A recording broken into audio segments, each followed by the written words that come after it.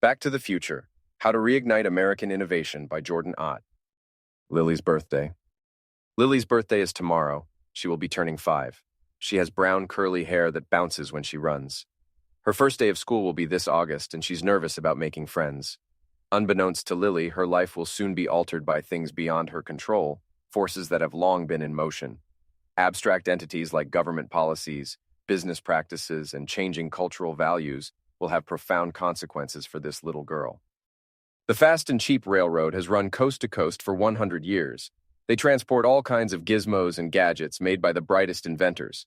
Their trains get faster and more powerful every decade, allowing more gizmos and gadgets to traverse the country more quickly than ever before. Their speed and affordability have enabled their customers to save bunches of time and money so they can keep on inventing. The very affordable steel company has made the strongest and cheapest rail track for as long as anyone can remember. The company invents new material composites that make stronger tracks, allowing the cars to go faster and carry more. Their steel allows the railroad to run very fast on their strong track and charge the lowest fares.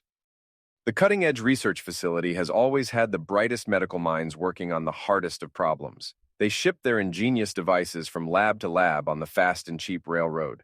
Because the cost of shipping has been super-duper cheap for such a long time, they almost have enough extra cash to start looking into some new diseases. Lily's birthday is tomorrow, and she's lying in a hospital bed. She has a disease that's kept her in and out of the hospital for the 5 short years of her life.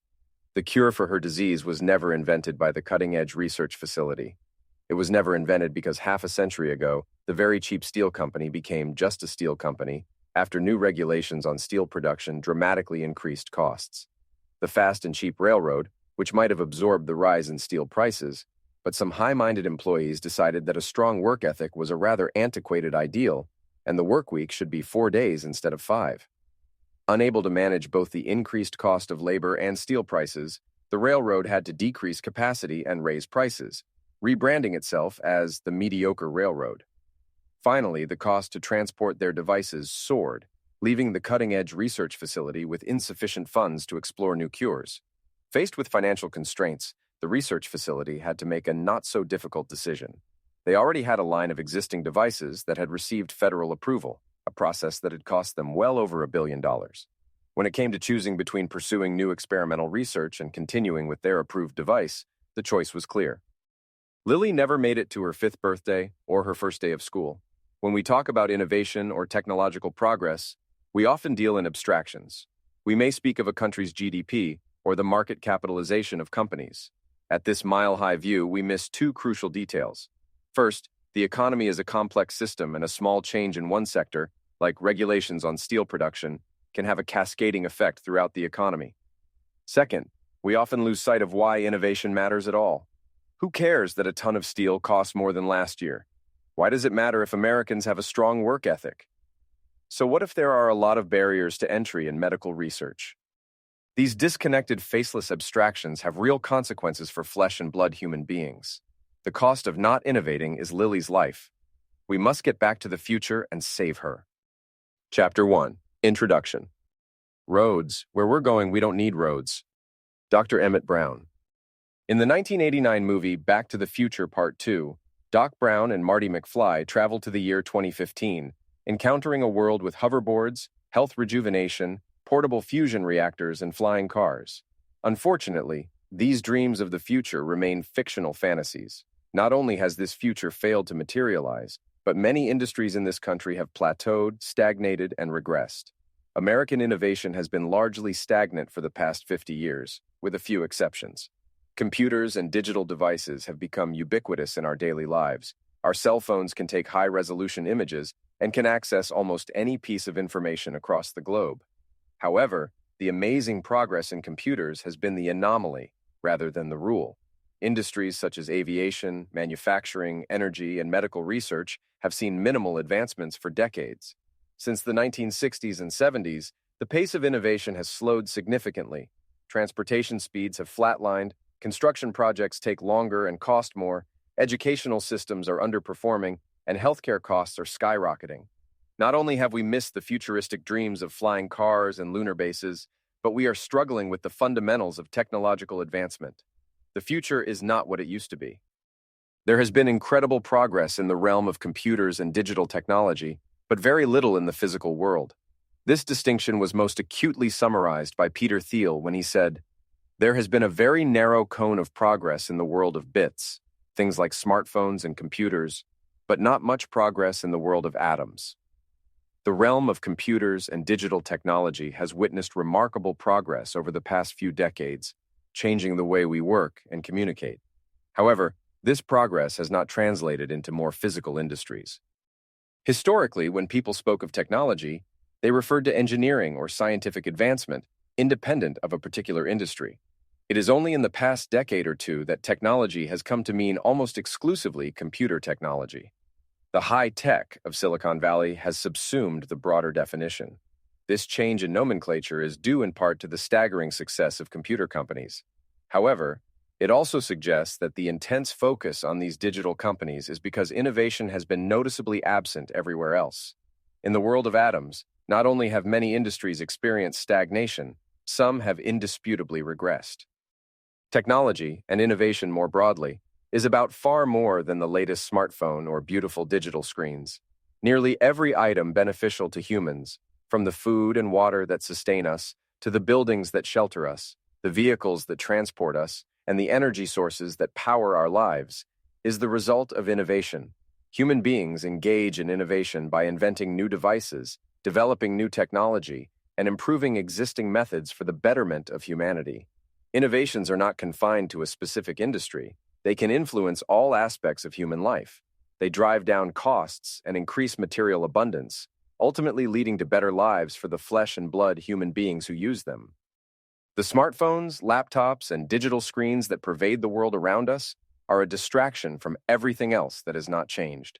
If you ignore the digital screens, you'll realize that the airplane you're flying on actually travels slower than it did 60 years ago. The New York subway works about the same as it did in 1950, but perhaps it was cleaner then. From 1969 to 1972, 12 astronauts set foot on the moon. We have yet to return. In 1971, Richard Nixon declared war on cancer, yet we still do not have a cure. Starting in 1976, a traveler could board an airplane in New York, fly at supersonic speeds, and reach London in less than 3 hours. Today, the same route takes 7 hours.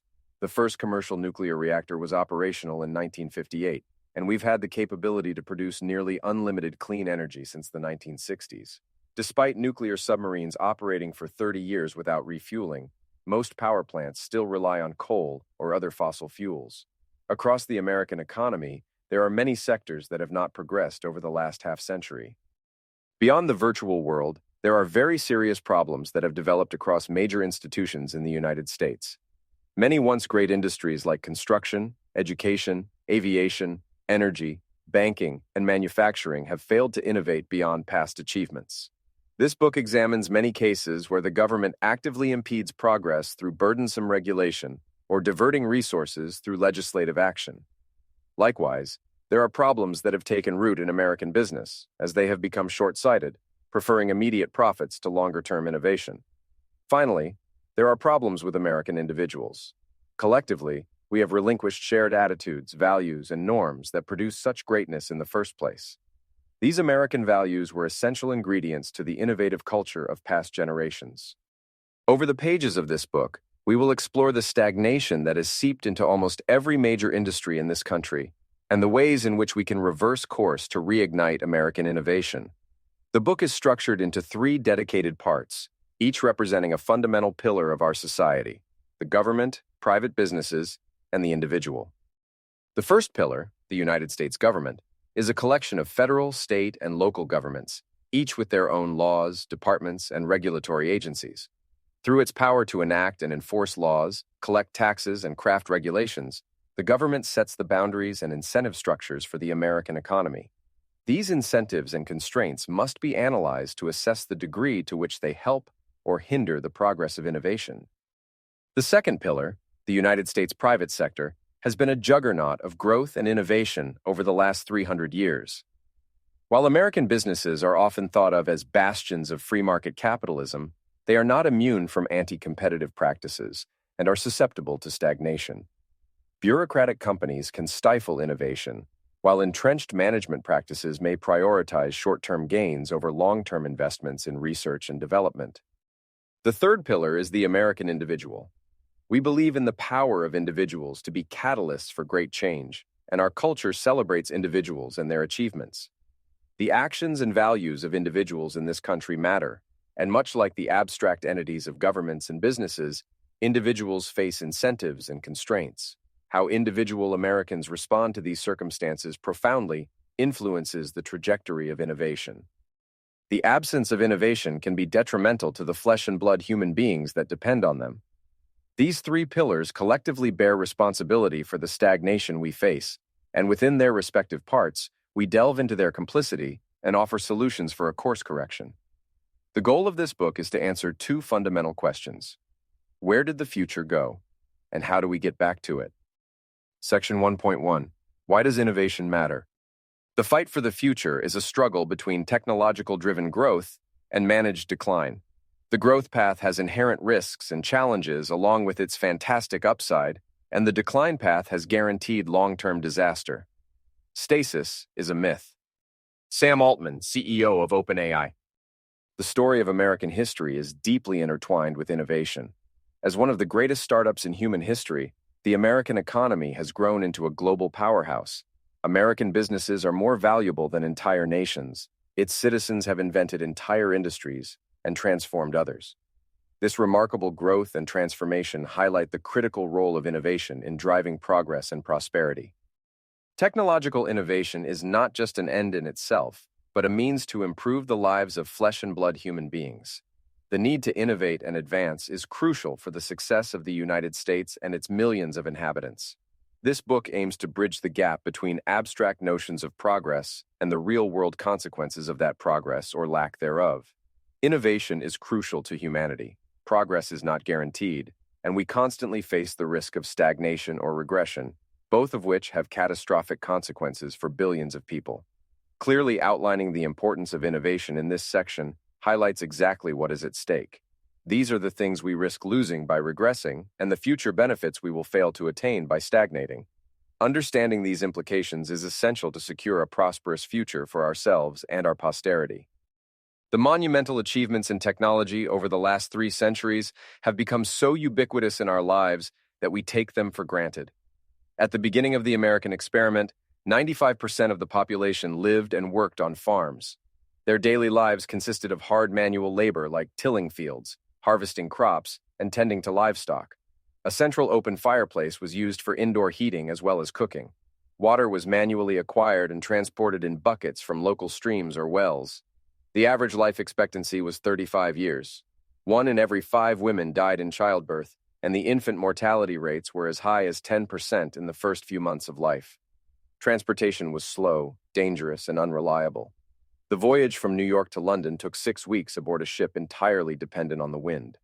Traveling by land was typically done on horseback, and a rider could expect the journey from Virginia to New York to take upwards of 10 days. Over the last 300 years, things have dramatically changed in all areas of life.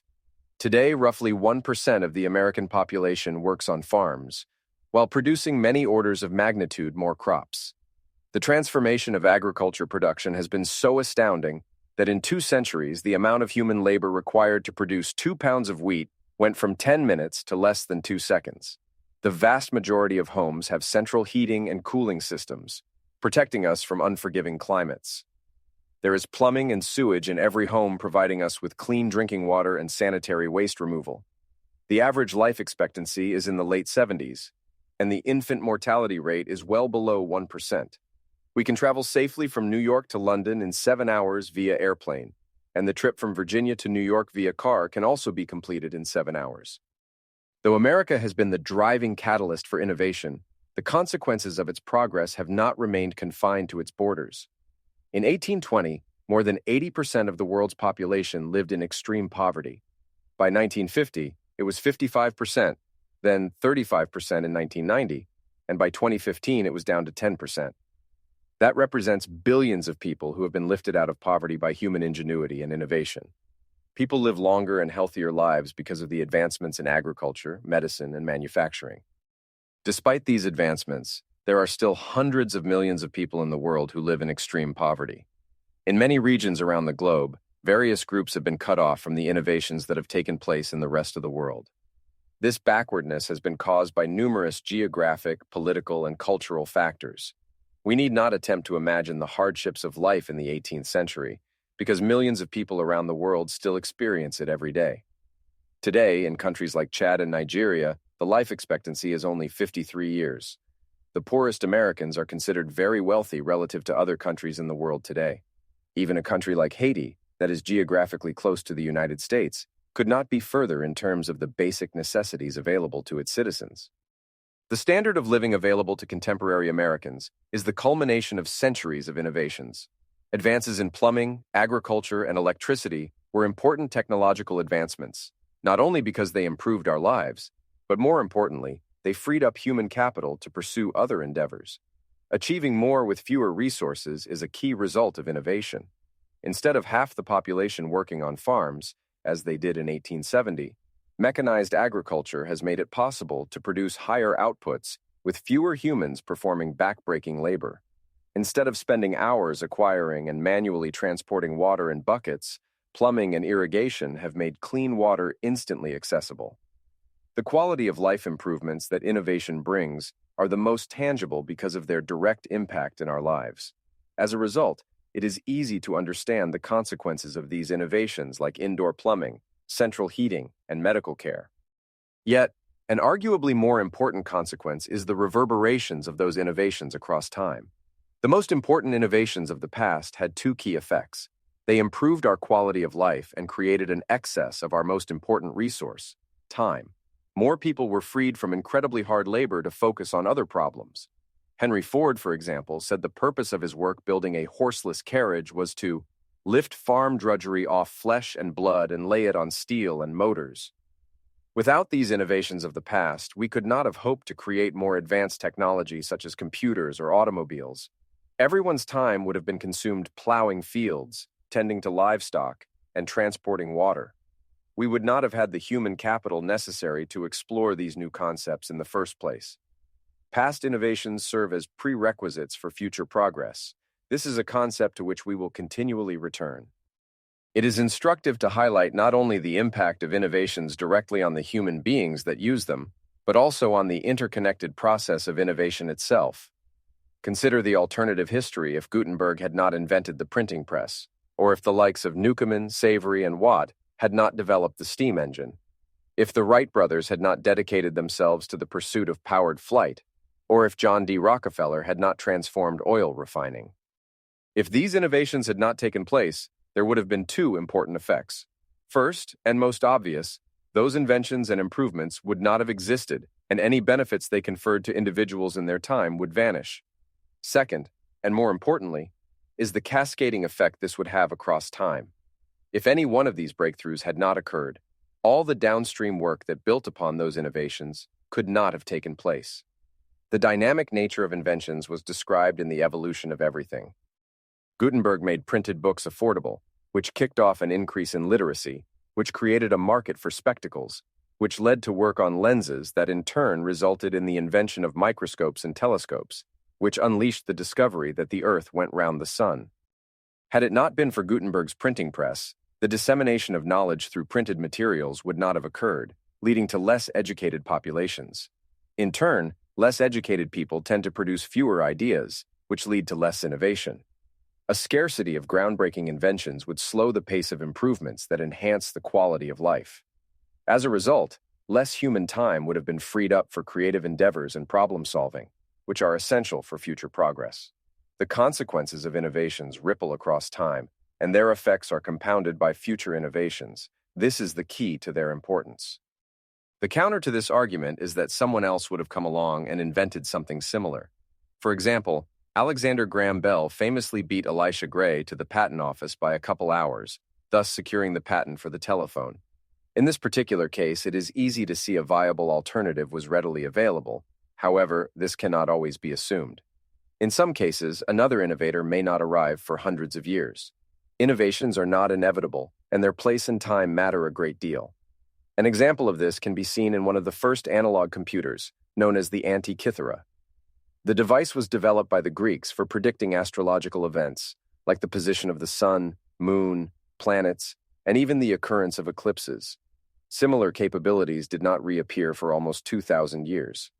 The great science writer Arthur C. Clarke explained the consequence of this technological gap.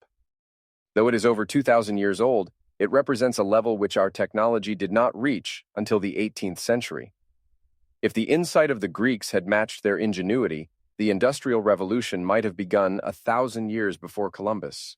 By this time, we would not merely be pottering around on the moon, we would have reached the nearer stars.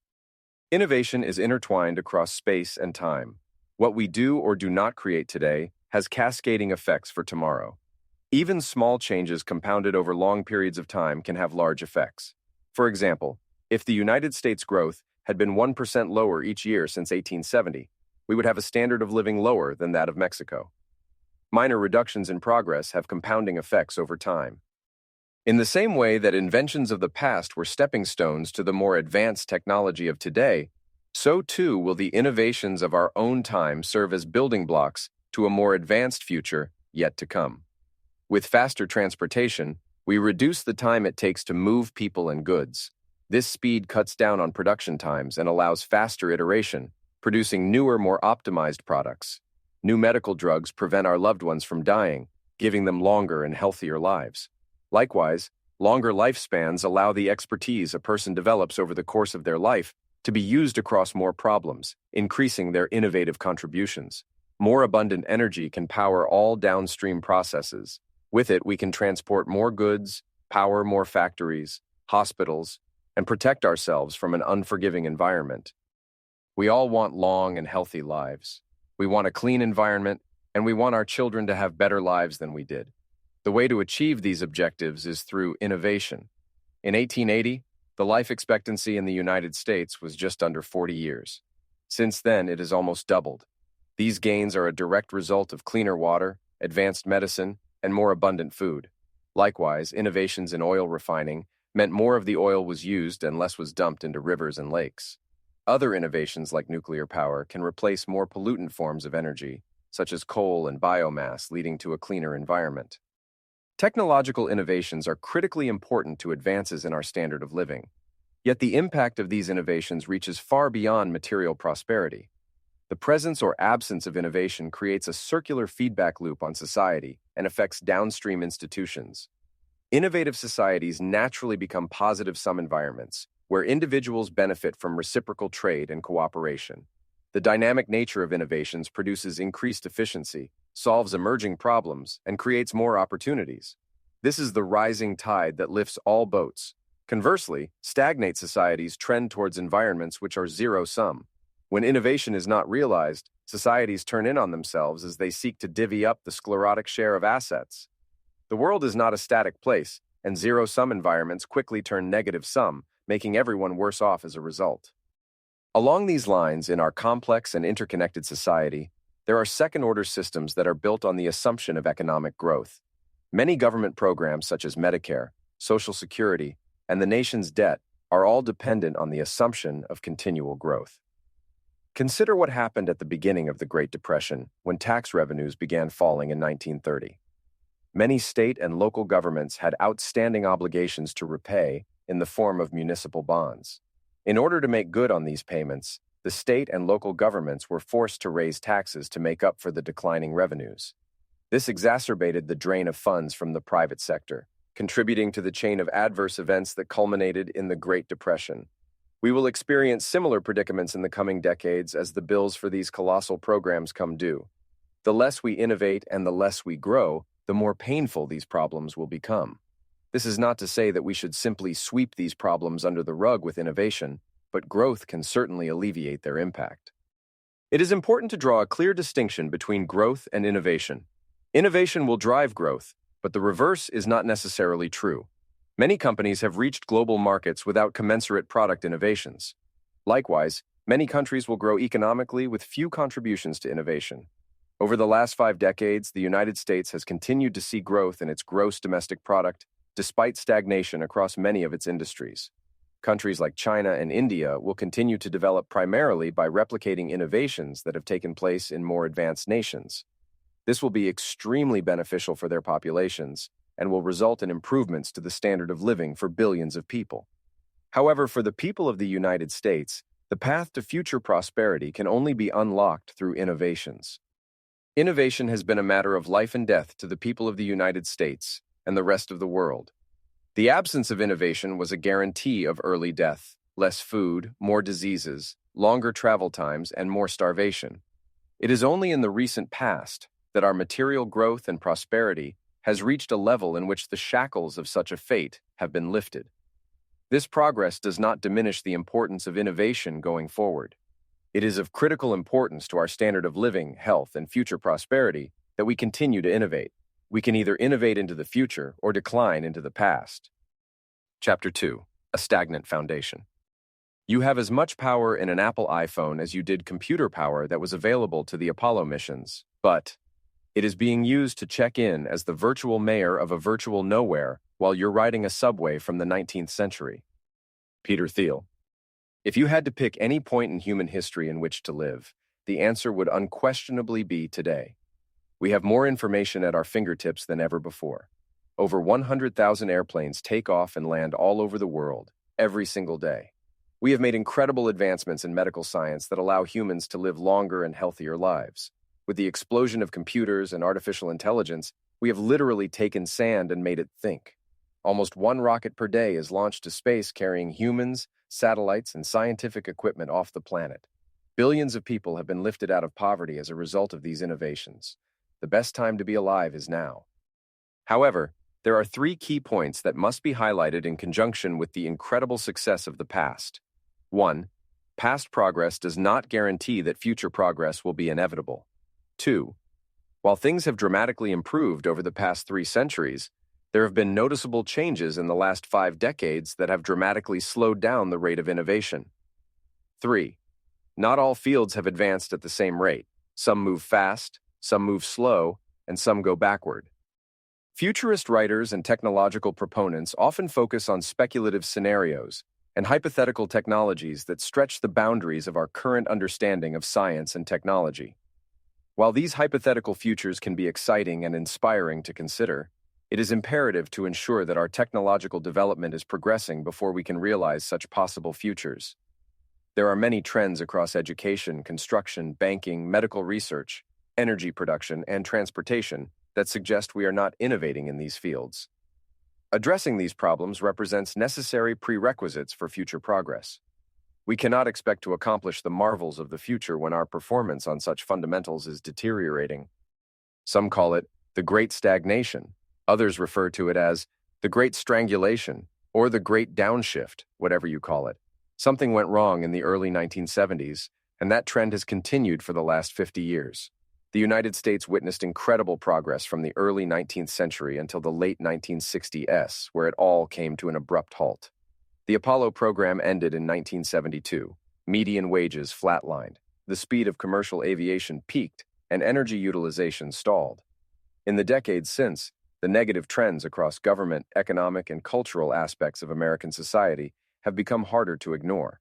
Not all of these trends began exactly in 1970. Some, like the slowdown in commercial aviation, began a decade before, but the early 1970s are a key inflection point for all of the trends we will discuss. There are many qualitative and quantitative indicators that suggest a general stagnation across major sectors in this country. In this section, we cover some of the concerning macro trends, while the individual analysis of specific industries will be addressed in other parts of this book. The banking sector in this country hasn't experienced innovation in almost a century. It's virtually impossible to create a new bank in the United States. Due to the heavy regulation and a large government presence, prices consistently rise, affecting investment in other industries. Commercial aviation was slightly cheaper and much faster decades ago. Since then, the travel experience has deteriorated significantly, both in time and quality of travel. The education system in this country is failing the next generation of Americans. Metric after metric shows a consistent decline in standardized test scores, while the price of higher education increases orders of magnitude more than inflation. American energy production has long been held back by self-imposed roadblocks.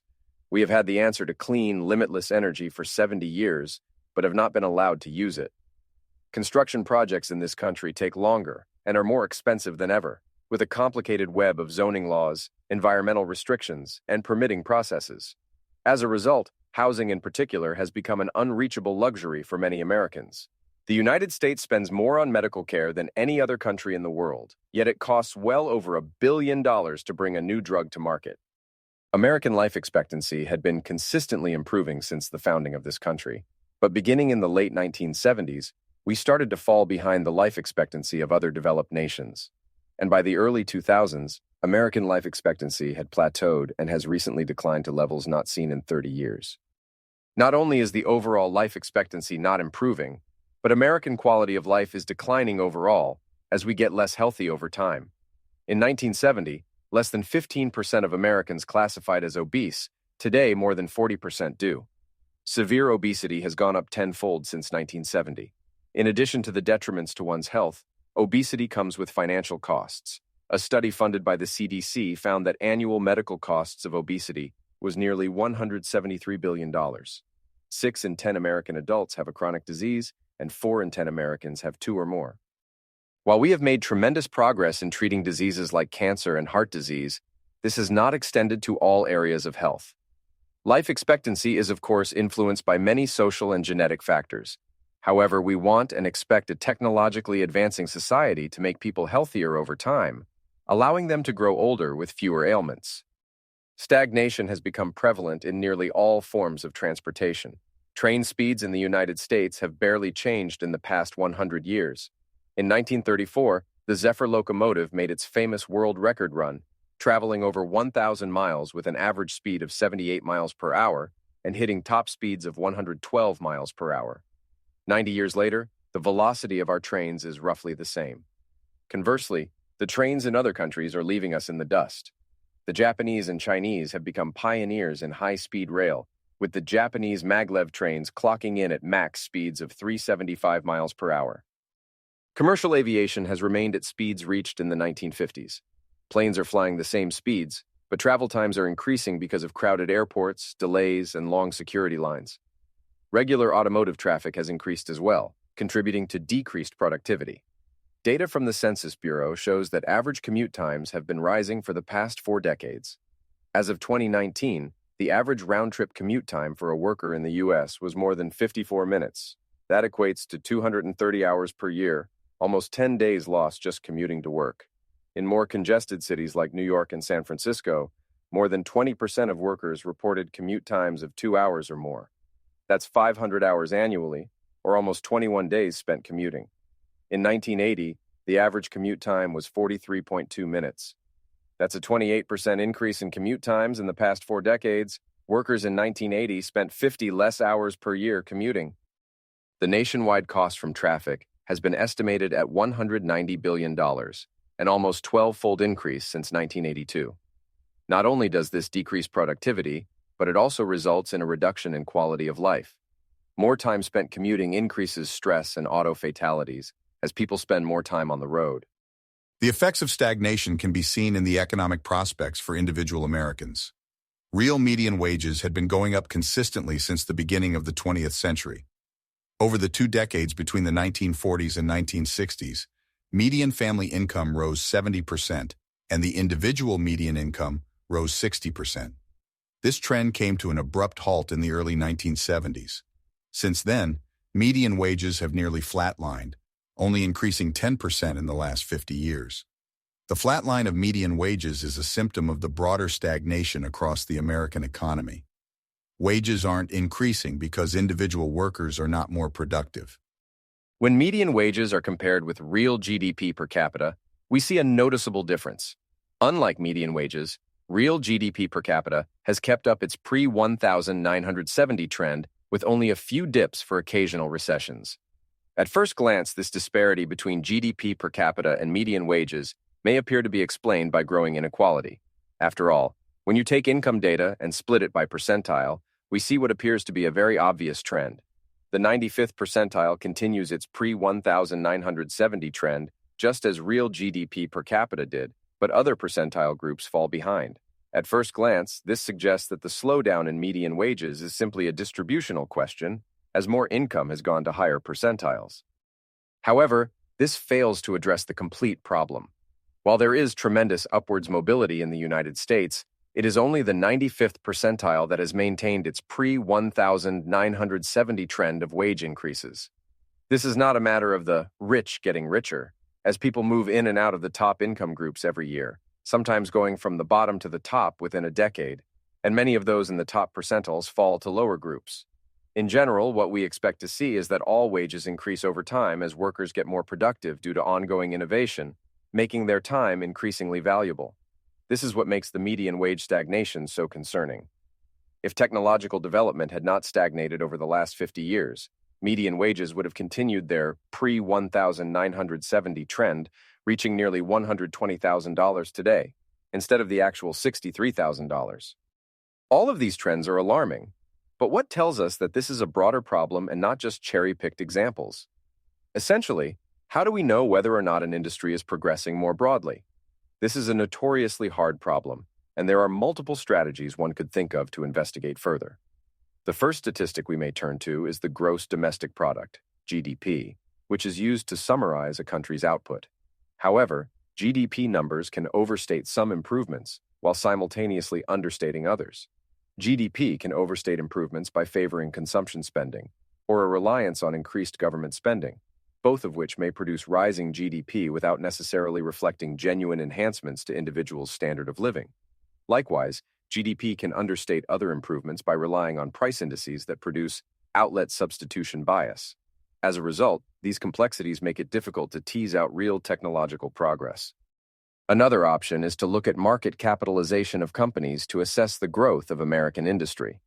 Alternatively, the number of patents filed every year could provide insight into the number of inventions and health of scientific fields. However, both strategies come with inherent drawbacks or more nuanced arguments, especially in the case of patents. Another strategy is to poll the members of each industry, giving a form of internal validation equivalent to a type of peer review.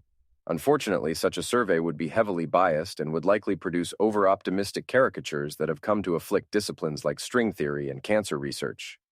One commonly accepted metric for assessing general technological progress has been total factor productivity, TFP. TFP is a metric that describes the relationship between the outputs and inputs of the production process. It allows us to determine how efficient we are with a given set of inputs. As a result, it quantifies the amount of efficiency or productivity that is taking place in an economy. TFP shows us that, contrary to statistics like income percentiles, the explanation for the flat line in median wages is not all about inequality. There is a clear trend of faster TFP growth prior to 1970 that abruptly halts and changes direction in the early 1970s.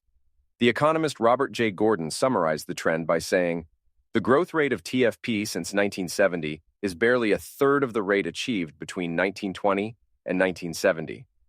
Even with the astounding progress in computers and digital technology, we have not been able to match the productivity growth of prior American eras."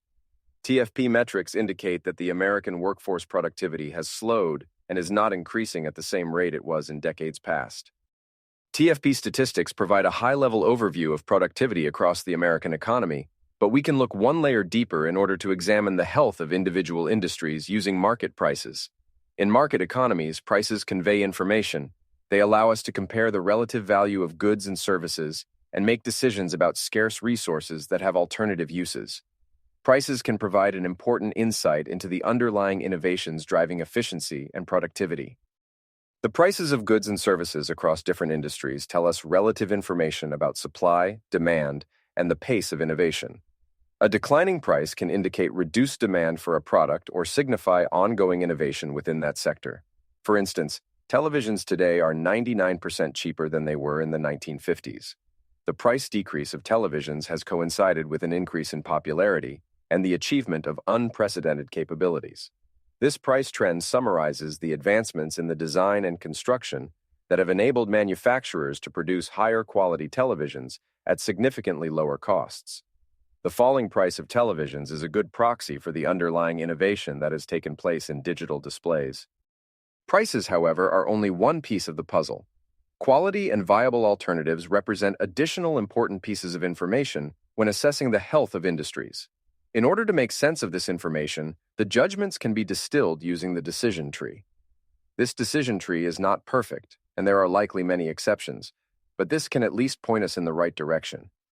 Going through the tree, the first branch deals with price. If the price of a product is falling, this could signal technological progress. The price of a transistor has plummeted over time because of tremendous innovation. Conversely, the price of a Yellow Pages book has dropped because no one wants to buy it. Again, not a perfect decision boundary, but directionally correct with some intuition. If the price is not dropping, that does not automatically rule out innovation. Progress may still be happening. Consider many first-generation products. The first computers were astronomically expensive, as well as major technological breakthroughs. The question at this branch is about quality. Are we getting something that is better, faster, or more efficient? If the answer is no, our last question asks if a better alternative was available in the past. 50 years ago, one could fly from New York to London in 3 hours. Today, it takes 7 hours for roughly the same price, hence technological regression has taken place. If nothing better was available previously, then stagnation has occurred. Using historical data collected from the Consumer Price Index, CPI, and other sources, different industries can be evaluated using this framework. Figure 2.7 contains the percent change of different items relative to their price at the start of the century. Sectors that have shown amazing progress are cell phone services, software, computers, and televisions. These items have declined in price by 41%, 73%, 93%, and 98% respectively.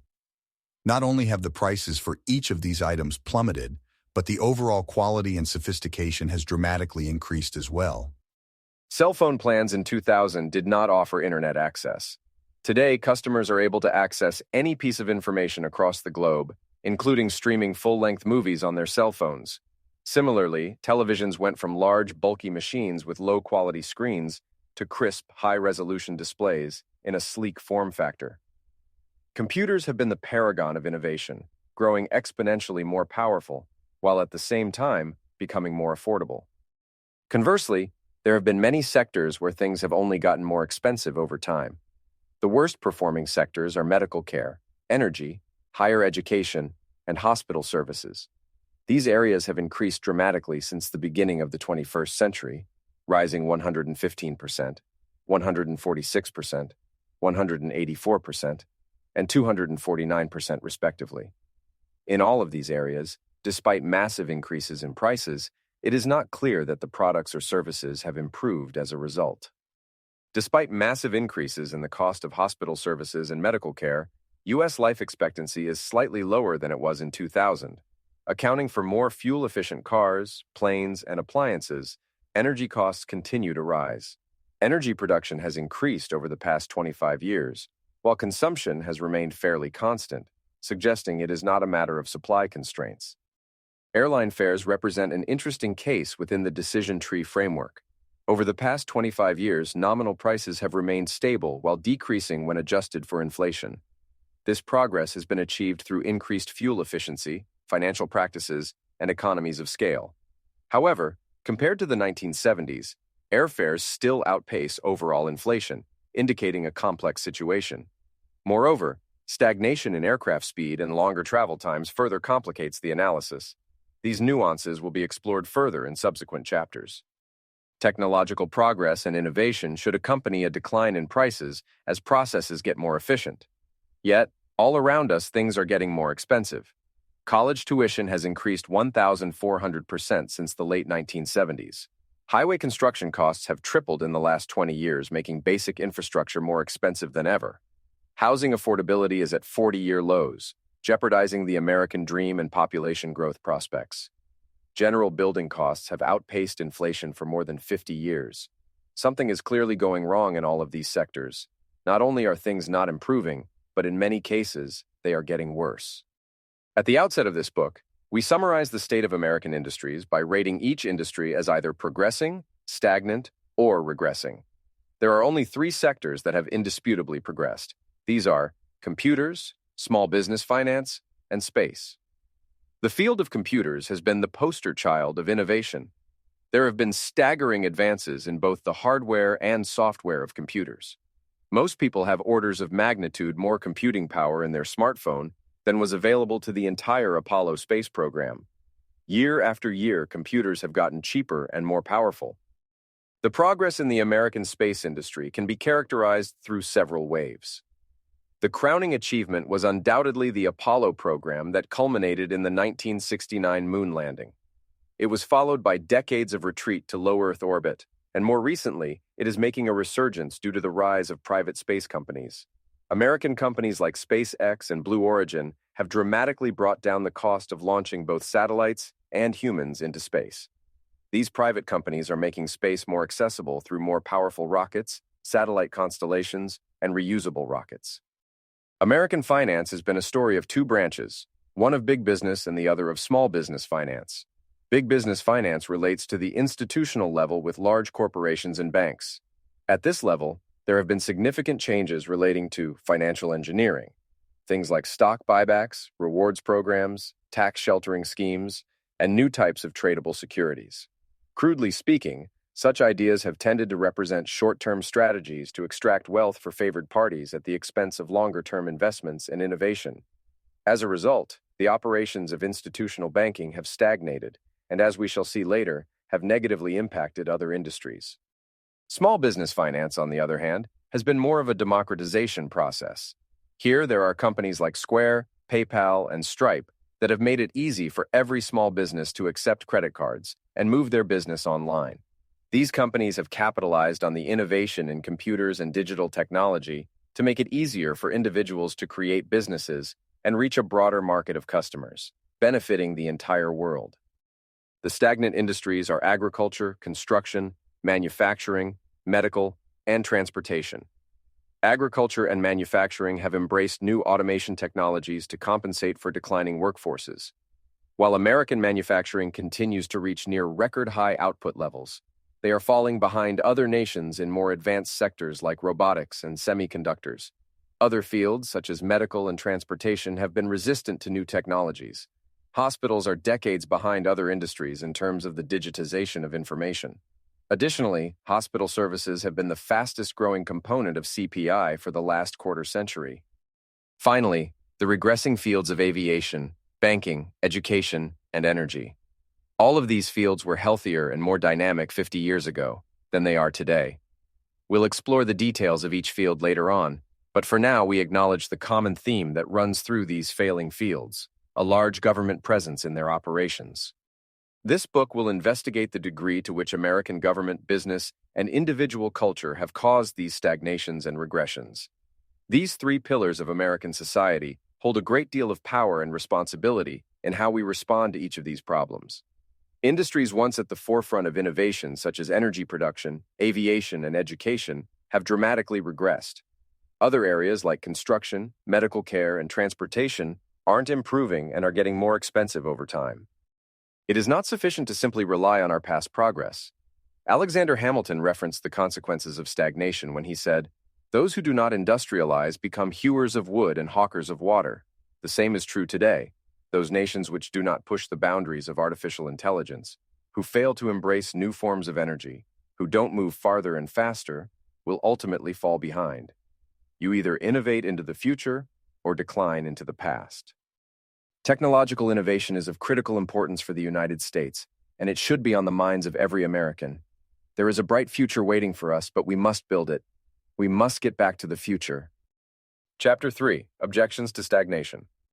Despite the empirical evidence of stagnation across various sectors in the United States, there are persistent objections to this reality. These objections can be deceiving and often blind us from ongoing problems. It is critical that we recognize these problems and take necessary actions to alleviate their detrimental effects. Failing to recognize the presence of stagnation inevitably leads to innovative and economic consequences for millions of Americans. The most obvious objection is that of physical limits or constraints imposed by the universe. There are, of course, upper limits on physical processes. The speed of light, to the best of our knowledge, appears to set an upper limit on the speed at which we can travel through the universe. Similarly, the Planck length theoretically sets the minimum measurable unit of length. The fixed size of atoms place limits on what we can expect from electronics, materials, and nanotechnology. Within the Earth's atmosphere, There are upper limits to how fast an object can travel, depending on the altitude and material composition. These physical limits will eventually place upper bounds on the height to which our innovations can reach. While we acknowledge and are cognizant of these limits, we reject them as an explanation for the current state of technology. In stagnant industries like transportation, energy, and medical care, we are nowhere close to these limits for them to inhibit innovative advancements. At some point in the distant future, we may begin to approach these limits, but that day has not yet come. This section handles two common objections to stagnation. The first objection is characterized by past expectations for the future. This objection claims that we are in fact innovating, but not in the ways we had expected. The second objection follows along the same lines, claiming that improvements and innovation are all around us. Section 3.1. Not the future we thought. If I had asked people what they wanted, they would have said flying cars. Henry Ford. The land of yesteryear was abundant in expectations for the future. There were prominent television shows like The Jetsons and Star Trek that promised a spacefaring civilization. There were books, movies, and comics filled with fantastic futures of space colonies, unlimited energy, and flying cars. Science fiction writers were regarded not merely as fanciful storytellers, but as authoritative voices on the future yet to come. Politicians, prominent figures, and scientists foretold cures to cancer and energy too cheap to meter, yet none of these expectations came to pass. The crux of this objection was best summarized in a 2011 article that stated, "In the 1950s, we thought the future would bring us flying cars, electricity too cheap to meter, and vacations on the moon. But none of that has happened. What gives?" The answer is prosaic. Forecasters in the 50s were wrong. It's not that the future never arrived. It's that the future brought us different stuff than we thought we were going to get. Our lack of flying cars simply doesn't tell us anything about the pace of innovation. At the core of this objection is a dismissal of past expectations in favor of the tangible reality that we have inherited. The objection can be distilled into two claims. First, we have been innovating, but in other ways. Second, incorrect forecasts don't tell us anything about the pace of innovation. While it is important to question past expectations, this objection ultimately fails to grapple with the stagnation in many industries. Claim 1. We have been innovating in other ways.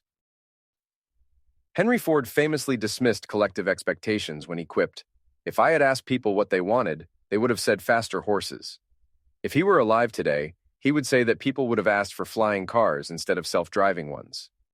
Claim 1 channels this sentiment, suggesting there has been innovation, but it has diverged from past expectations.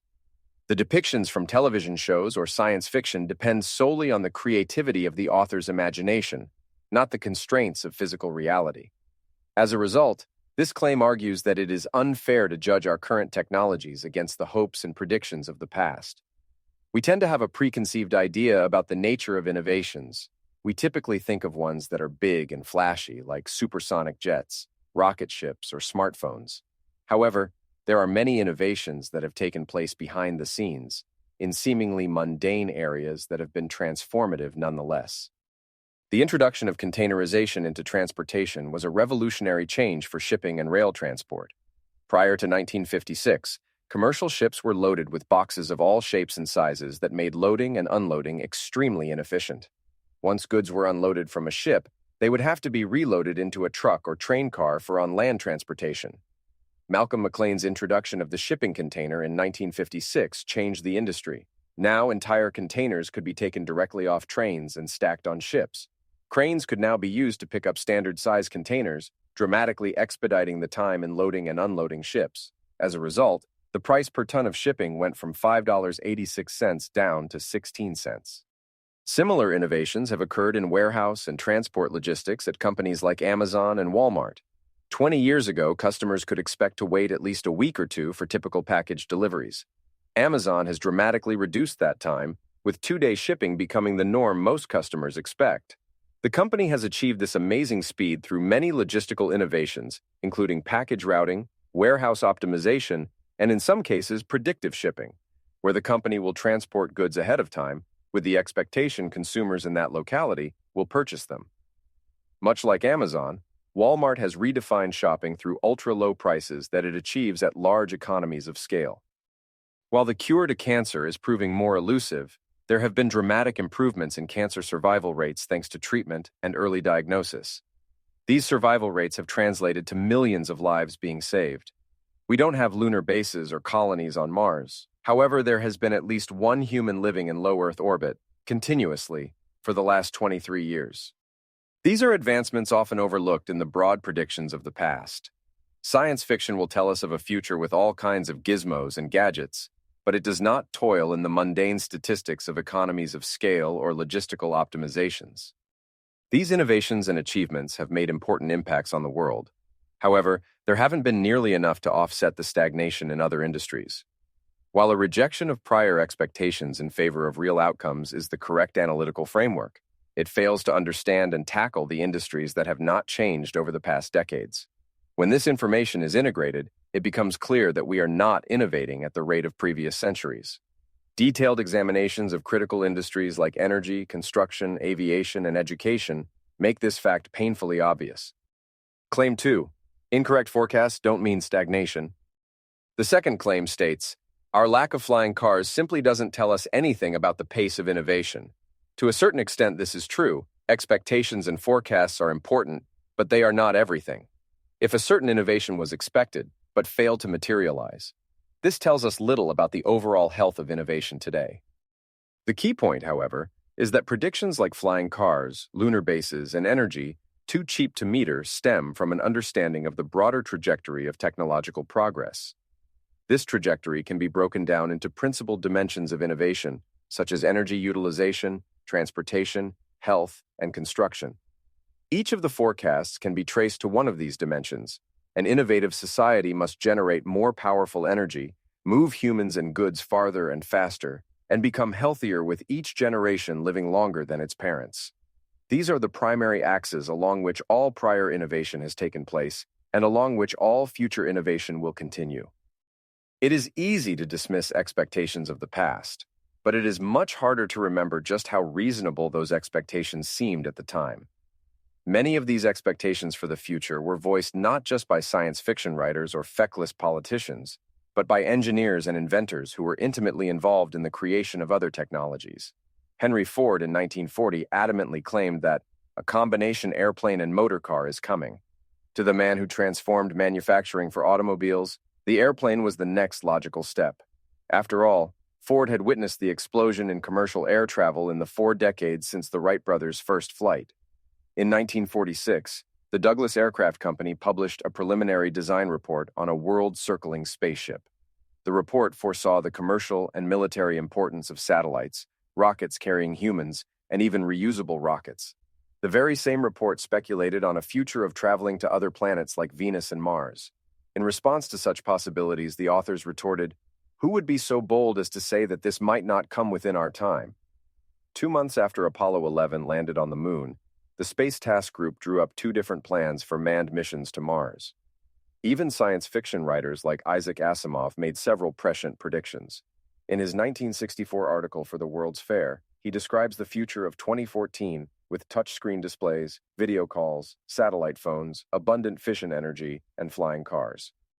It is a rather curious fact that so many of these predictions came to fruition. Their accuracy suggests that those predictions were not based on wild speculation, but rather an understanding of the current problems and their connection to the principal axes of innovation. In order to accurately access the health of innovation today, we must compare our progress to those principal dimensions. The expectation of flying cars was based on the assumption of travel becoming faster and more convenient. Yet commercial planes travel slower today than 50 years ago. The expectation of cures to cancer is based on an assumption of scientific innovations being able to extend the health and longevity of our lives. We have made progress on certain cancers. However, overall life expectancy has plateaued. Lunar bases assumed that we could build marvels here on Earth and that we could construct them on other worlds. Today, this is out of reach, given we can't keep basic infrastructure projects like roads and bridges on time or under budget. In many of these instances, the forecasters were wrong, not because their predictions were outlandish or infeasible, but because we failed to live up to them. The expectations and predictions of the past are useful to show us where we've fallen short. Our energy consumption peaked 50 years ago, life expectancy plateaued, transportation speeds flatlined, and construction takes longer and costs more. This is not the future we expected, but a stagnant version of the past. Section 3.2. Improvements all around us. The second common objection is that improvements are happening all around us, even in the fields that appear to have slowed down. Here, proponents claim that although the innovative leaps aren't as large or noticeable as the ones of the past, we are still making significant progress. We'll use aviation as an example here. The summary of this objection goes like this. Sure, we don't have supersonic commercial aviation anymore, but that's because it wasn't efficient enough. There have been numerous improvements in commercial aviation. There are more flights to more destinations, requiring fewer connections, and the planes themselves have gotten more fuel efficient. This has been accomplished through several advancements in engine design and wing optimization. Designing airplanes is an incredible feat of engineering, requiring thousands of specialized steps, and we've made improvements in every single one. The question is not what is happening at a micro level, but what are the tangible results at a macro level? Any researcher, scientist, or engineer working in their respective discipline will marvel at all the improvements and work taking place around them. But when you zoom out from the individual trees, the forest hasn't changed at all. Designing and manufacturing a Boeing 787 is incredibly complex. The plane has roughly 2.3 million components, and Boeing has optimized just about every stage of the manufacturing process. Instead of planes made from sheets of aluminum, the body is constructed from sophisticated carbon fiber reinforced plastics. The wing spars are made from carbon fiber composites, and the ribs of the wing footnote, the pieces which connect the spars, are made from aluminum composites. The change in material composition of the wings allows them to undergo increased deformation during flight. Consequently, this flexibility allows engineers to increase the aspect ratio of the wings. Wings with an increased aspect ratio footnote, meaning the wings are longer and skinnier, create much less drag, increasing the fuel efficiency of the aircraft. In addition, most modern planes use supercritical airfoils, footnote essentially the shape of the wing, that are designed to reduce drag at high subsonic speeds. These aerofoils are further optimized using computer simulations to squeeze every last bit of efficiency out of their shape. There have also been corresponding changes in the hydraulics of the landing gear, the shape and structure of the fuselage, reductions in turbulent flow, and engine design. We could go on to discuss every component of the Boeing 787, and we would likely find improvements and optimizations in every area. From this microscopic view, where we dissect every component of the aircraft in excruciating detail, it is hard to see anything but progress. The scale of such a complicated feat of engineering suggests to us that we must be making progress based solely on the utter complexity of it all. Stepping back from the myriad of technical details, we can gain a broader perspective by comparing events in the history of aviation. From the first commercial planes in the 1920s that used single propeller engines to the first jet planes introduced in 1958, very little time was spent determining the best wing shape, maximizing fuel efficiency, or optimizing the seat layouts. Instead, planes were built with more engines to fly faster and farther. The single-engine biplanes were quickly replaced by multi-engine pressurized planes like the Douglas DC-6, and those were superseded within 10 years by the jet engines of the Boeing 707. No engine, wing shape, plane body, or tail configuration received too much focus. The introduction of the Boeing 707 in 1958 marked the last time we made a serious leap in commercial aviation. Since then, the complexity of aircraft manufacturing has skyrocketed with ever-diminishing returns to show for it. If there was no proof of faster modes of transport, then we might say the complexity is necessary.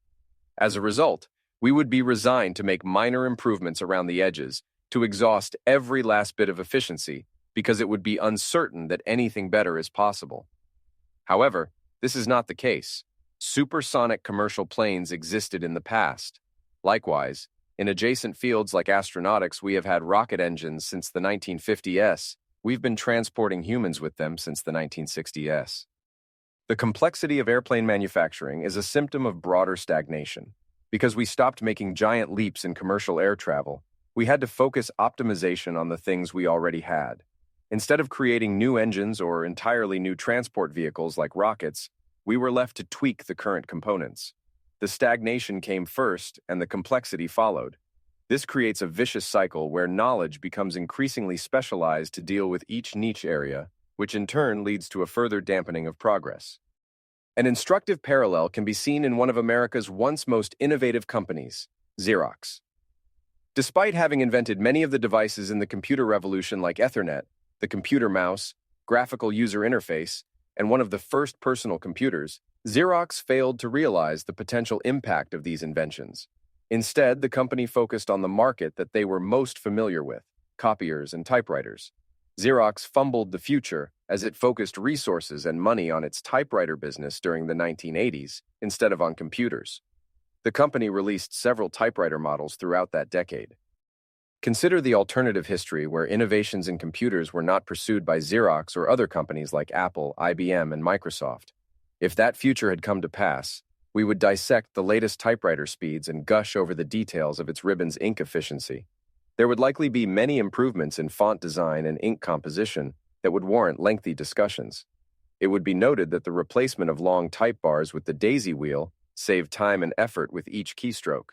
We would spend a great deal of time analyzing the quietness of keystrokes, the precision alignment of paper in the feeder, and the novelty of an automatic carriage return. Today, we don't speak of any such details because the innovation of computers relegated typewriters to antique stores. It is easy to get lost in the complexities of any one particular problem. However, when viewed from a broader perspective, the innovations or lack thereof become clear. The crux of this objection is one that is voiced again and again in opposition to the stagnation thesis. Everyone will have their own objection and be able to point to some specialized process in a niche subdiscipline where changes are happening. What about carbon fiber airplane wings? How about the latest ink ribbon development? The crucial question is what is happening at a macro scale. Are these improvements culminating in transformations that change the way people live, work, and travel? Are you able to get from New York to London faster and cheaper than you could 50 years ago? The answer is, unfortunately, no. In commercial aviation, the complexity and intricacy of modern planes distract us from the fact that the overall experience has changed very little. The cost of air travel is roughly the same as it was 50 years ago, while the flying experience has deteriorated significantly. We spend more time in the airport, crammed into seats with less legroom, and charged for every bag and meal on the flight. The ever-increasing complexity of commercial planes serve to distract us from the widespread stagnation that has afflicted that industry. Chapter 4. Misconceptions about stagnation.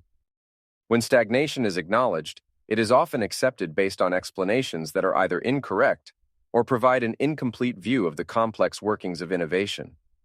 The way we view these issues is crucial, and it's imperative that we recognize not only the occurrence of stagnation, but correctly understand its underlying causes.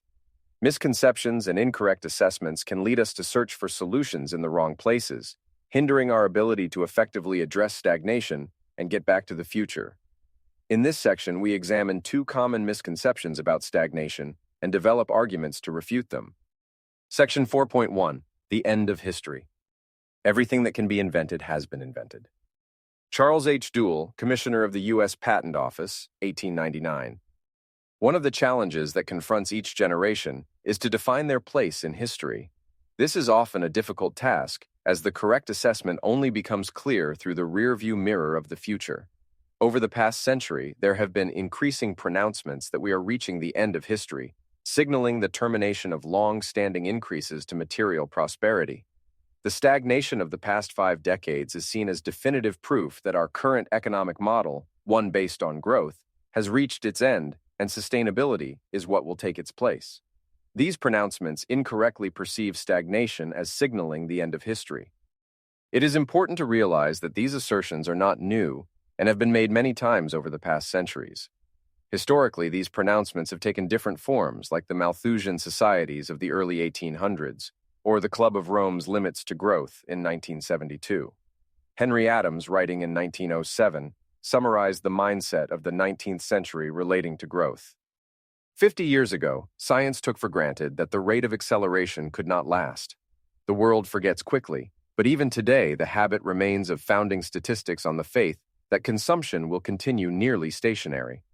Science, for 50 years, permitted or encouraged society to think that force would prove to be limited in supply. Nothing short of radium fairly wakened men to the fact, long since evident, that force was inexhaustible. Even then, the scientific authorities vehemently resisted. More than a century ago, Adams saw the same misconceptions that are repeated today. In our own time, these assertions gain credibility from the remarkable advancements of the past 3 centuries, juxtaposed with a noticeable deceleration in progress over the last 5 decades.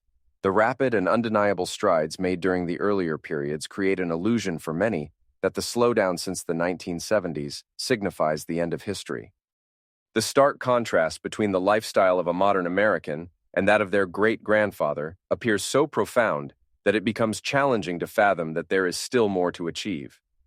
The incredible accomplishments of the past centuries across transportation, life expectancy, infant mortality, agriculture, digital technology, and space exploration seem to offer definitive proof that there is nothing left to accomplish. It seems as though the only remaining task is to quibble over the equitable distribution of our achievements. However, this perspective is both incorrect and narrow, as it fails to recognize the vast potential for future innovations and advancements that remain to be achieved. By stepping back and taking a broader historical perspective, we gain a clearer understanding. Consider what use were the bountiful coal mines of West Virginia that would power steam engines to the peoples who traversed the water in rowboats and ocean away. How could ancient scribes have conceived of a use for the abundant mines of copper, cobalt, and lithium that would one day power digital writing devices? What good were the principles of aerodynamics that would propel humans above the clouds to people who had not developed calculus? What use were the lush oil fields of Russia and the Middle East that would power freight trains and automobiles to the peoples who traveled solely on horseback? In the same way these people of the past had no use or conception for resources, ideas, or places, so too do we lack that understanding for things in the future. We are the people of the past, and it is only in this temporal perspective that our place becomes clear. How sophisticated can our machines be when they fail to match the complexity of biological systems? What good are the resources on distant planets and solar systems to a single planetary species? How can we grapple with the intricacies of complex systems when we struggle to grasp second-order effects? What use does a civilization have for interstellar travel when their people live a mere 80 years? The end of history was not reached when boats transitioned from man-powered oars to wind-powered sails. From our perspective, hundreds of years in the future, this is obvious, but it likely was not to those ancient sailors. Nor was it reached when those boats became powered by coal, diesel, or nuclear reactors. Innovation wasn't completed when gas-powered automobiles replaced horse-drawn carts. Economic growth was not finished when the icebox became a powered refrigerator, or when news was transmitted via radio waves instead of printed paper. Had the people of those civilizations pronounced the end of growth at each of these milestones, the consequences for our transportation, healthcare, and standard of living would have been disastrous. Our place in history is no different. There are faster modes of transportation to invent, undiscovered planets to visit, medical breakthroughs to achieve, and knowledge we cannot yet comprehend because we don't possess the intellectual tools. Section 4.2, Low-Hanging Fruit. I refuse to recognize that there are impossibilities. I cannot discover that anyone knows enough about anything on this earth definitely to say what is and what is not possible. Henry Ford. The most common explanation for the stall in technological innovation is that the low-hanging fruit has already been picked. According to this theory, the easy ideas have already been realized, and we are now seeing diminishing returns for our efforts. The low-hanging fruit theory has 3 central tenets. First, it suggests there are a discrete and finite number of ideas for us to discover. Second, it claims that some ideas are easier than others, as low-hanging fruits are easier to pick than ones higher up. Third, it assumes a static worldview.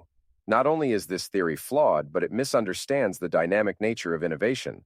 By misdiagnosing the causes of stagnation, we risk implementing ineffective solutions that fail to address the underlying issues and ultimately prevent us from getting back to the future. This theory is supported broadly by economists, thinkers, and futurists alike. The theory is used in the conservative futurists to explain some aspects of slower economic growth. It is the central thesis of the Great Stagnation, so much so that it appears in the title, How America Ate All the Low-Hanging Fruit. In Robert J. Gordon's The Rise and Fall of American Growth, similar ideas are used to explain the special century of American progress. Proponents of this theory typically focus on the century from 1870 to 1970. Over these 100 years, Americans experienced new inventions like refrigerators, air conditioning, airplanes, automobiles, and widespread electricity. Proponents correctly claim that these inventions can only happen once. However, those past inventions are viewed as being picked from the tree, leaving only higher and more difficult fruit. The mistake is to focus on the innovations themselves, not what the innovations make possible. It is likely that the next great inventions won't be refrigerators, airplanes, or household air conditioning. However, there will be breakthroughs in transportation, allowing humans and goods to move faster than ever before. There will be groundbreaking innovations in energy, making it clean, cheap, and widely available. There will be new forms of manufacturing, allowing us to build at scales previously unimaginable. The mistake is in the application of the analogy itself, for if technological progress is viewed as a tree, then the picking of inventions will appear to remove more opportunities from the tree, making future progress more difficult. The central problem with this theory is that by oversimplifying the process of ideas, we lose the spatial and temporal nature of innovation. The world is not a static place, and neither is the process of ideas or innovations. Instead, if you invert the view purported by the theory, the inventions of the past will make more opportunities accessible to you, not less. Progress and new ideas do not happen in a vacuum, but are heavily dependent on prior ideas and inventions. Additionally, once a new technology is invented, it does not remain confined to a particular field. It can be used in other disciplines to cross-pollinate or fertilize other industries with advancement. As our tools improve, we are able to tackle more problems with increasing efficiency. Larger computing clusters, faster transportation, and more powerful energy are just a few of the numerous examples. Additionally, new technologies will allow us to solve problems that were previously infeasible. In relation to apple picking, we will be able to reach higher on the tree, and sometimes we invent entirely new trees to pick from. The field of computers is a perfect example. Over the past 70 years, there have been incredible advancements in both the hardware and software of computers. Better software has been used in the creation of more advanced hardware that, in turn, has allowed for more powerful software. Progress in one area does not remain isolated, but is used to create a feedback loop with other scientific endeavors. Eventually, it spawns entirely new industries like information technology and artificial intelligence. Furthermore, these breakthroughs in computing have been spread across the entire economy to be used in different industries, from finance to automobiles. Again, the progress in one small discipline, like transistor design on silicon chips, does not remain confined to itself. It interacts with neighboring fields like hardware and is influenced by more powerful software. The scope of this feedback mechanism continues to grow, and eventually the advancements reach beyond its initial field to influence industries that were originally unrelated. Even the choice of words used to describe innovation can alter perceptions of it.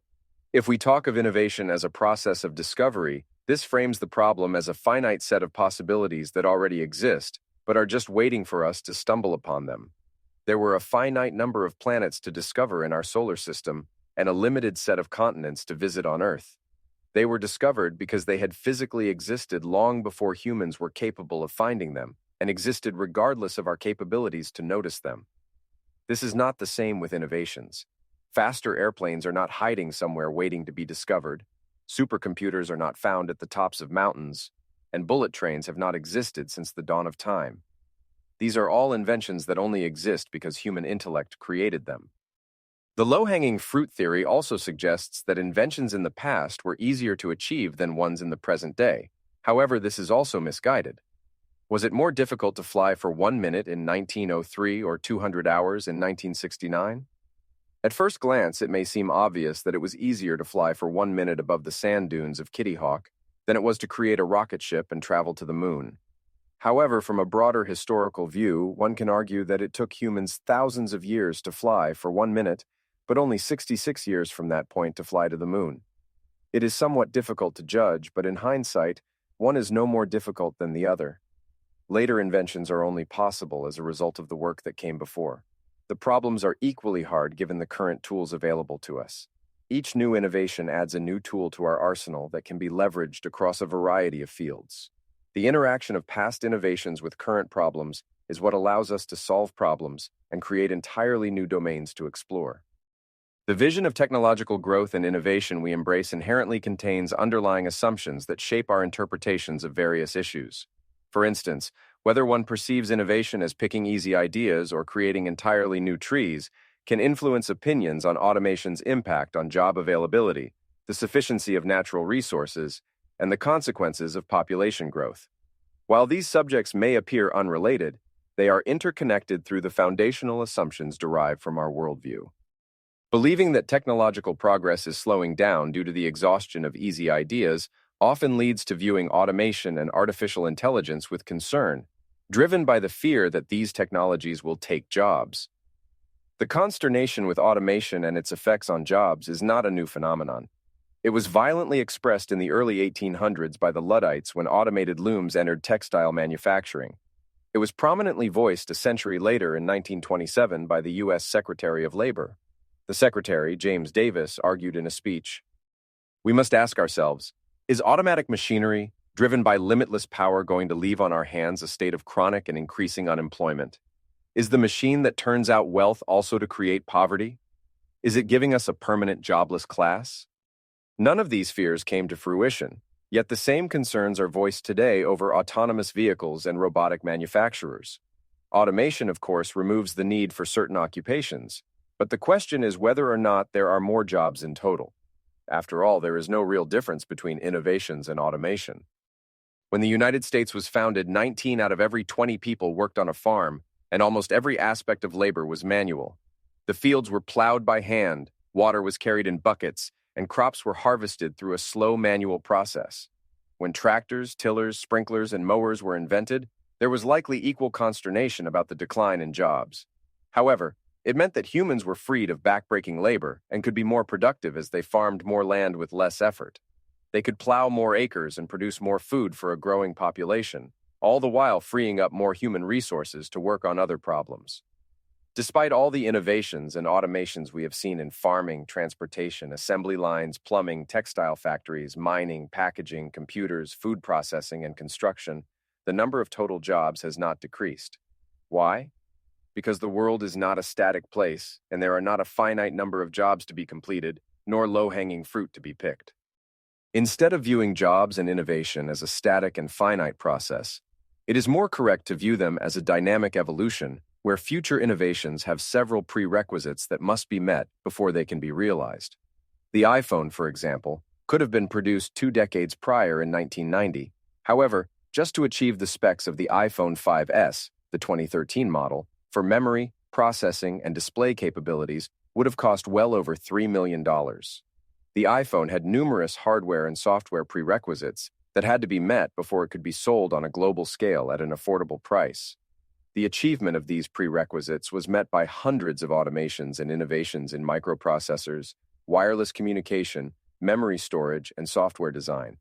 Just as the iPhone had prerequisites for its affordability, so too do innovations of the future.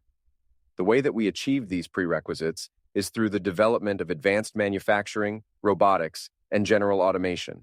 This process of automation will make certain occupations obsolete for humans, just as humans no longer manually till the fields, transport water, and harvest grain. However, the automation of these occupations and the resulting efficiency will make greater innovations available in the future. We are notoriously bad at predicting the future. The president of IBM, Thomas Watson, said in 1943, "I think there's a world market for maybe 5 computers." A Western Union internal memo in 1876 stated, "This telephone has too many shortcomings to be seriously considered as a means of communication. The device is inherently of no value to us." Thomas Edison in 1889 said, "Fooling around with alternating current, AC, is just a waste of time. Nobody will ever use it." The purpose of these examples is not to criticize the individuals who made them. It is to show the limits of our knowledge and our inability to forecast an invention's impact and course of development. Even the inventors of technologies and those closest to the problems cannot see how their inventions will develop and to what use cases they will be applied. As a result, it should not be surprising that we are also incapable of making accurate claims about whether a new technology will increase unemployment. We cannot see how the technologies will be used, what areas they will impact, and what new ideas they will inspire. Along the lines of automation scares, there have been similar panics relating to population growth, the most famous example being Paul Ehrlich's 1968 book, The Population Bomb. In the book, he made many apocalyptic predictions like the following. The battle to feed all of humanity is over. In the 1970s and 1980s, hundreds of millions of people will starve to death in spite of any crash programs embarked upon now. At this late date, nothing can prevent a substantial increase in the world death rate. Over this span of time, the world's population increased by 1 billion, going from 3.5 billion in 1968 to 4.5 billion in 1980. This prediction was decidedly wrong. From 1968, when the book was published, to the 1980s, the death rate from starvation plummeted. What caused such erroneous predictions? Ehrlich's vision of the world was based on a static model with a finite amount of resources like food, water, and supplies. This static vision of the world does not factor in the benefits from a growing population or the dynamic nature of ideas and innovation. Of course, a growing population will require more food and resources. However, more people also produce more ideas. There are more workers to scale production and more opportunities for knowledge specialization. The way we perceive the world matters. The worldview that we have does not remain solely in our heads but gets externalized. It affects our interactions with others, informs policy decisions, shapes cultural movements, and becomes a part of our societal norms. In essence, our visions and worldviews carry real-world consequences. The way we think about growth and technology matters. If a vision of the world suggests that as the population increases, so too will starvation, one will be led to make statements like the following. It cannot be overemphasized, however, that no changes in behavior or technology can save us unless we can achieve control over the size of the human population. The birth rate must be brought into balance with the death rate, or mankind will breed itself into oblivion. We can no longer afford merely to treat the symptoms of the cancer of population growth. The cancer itself must be cut out.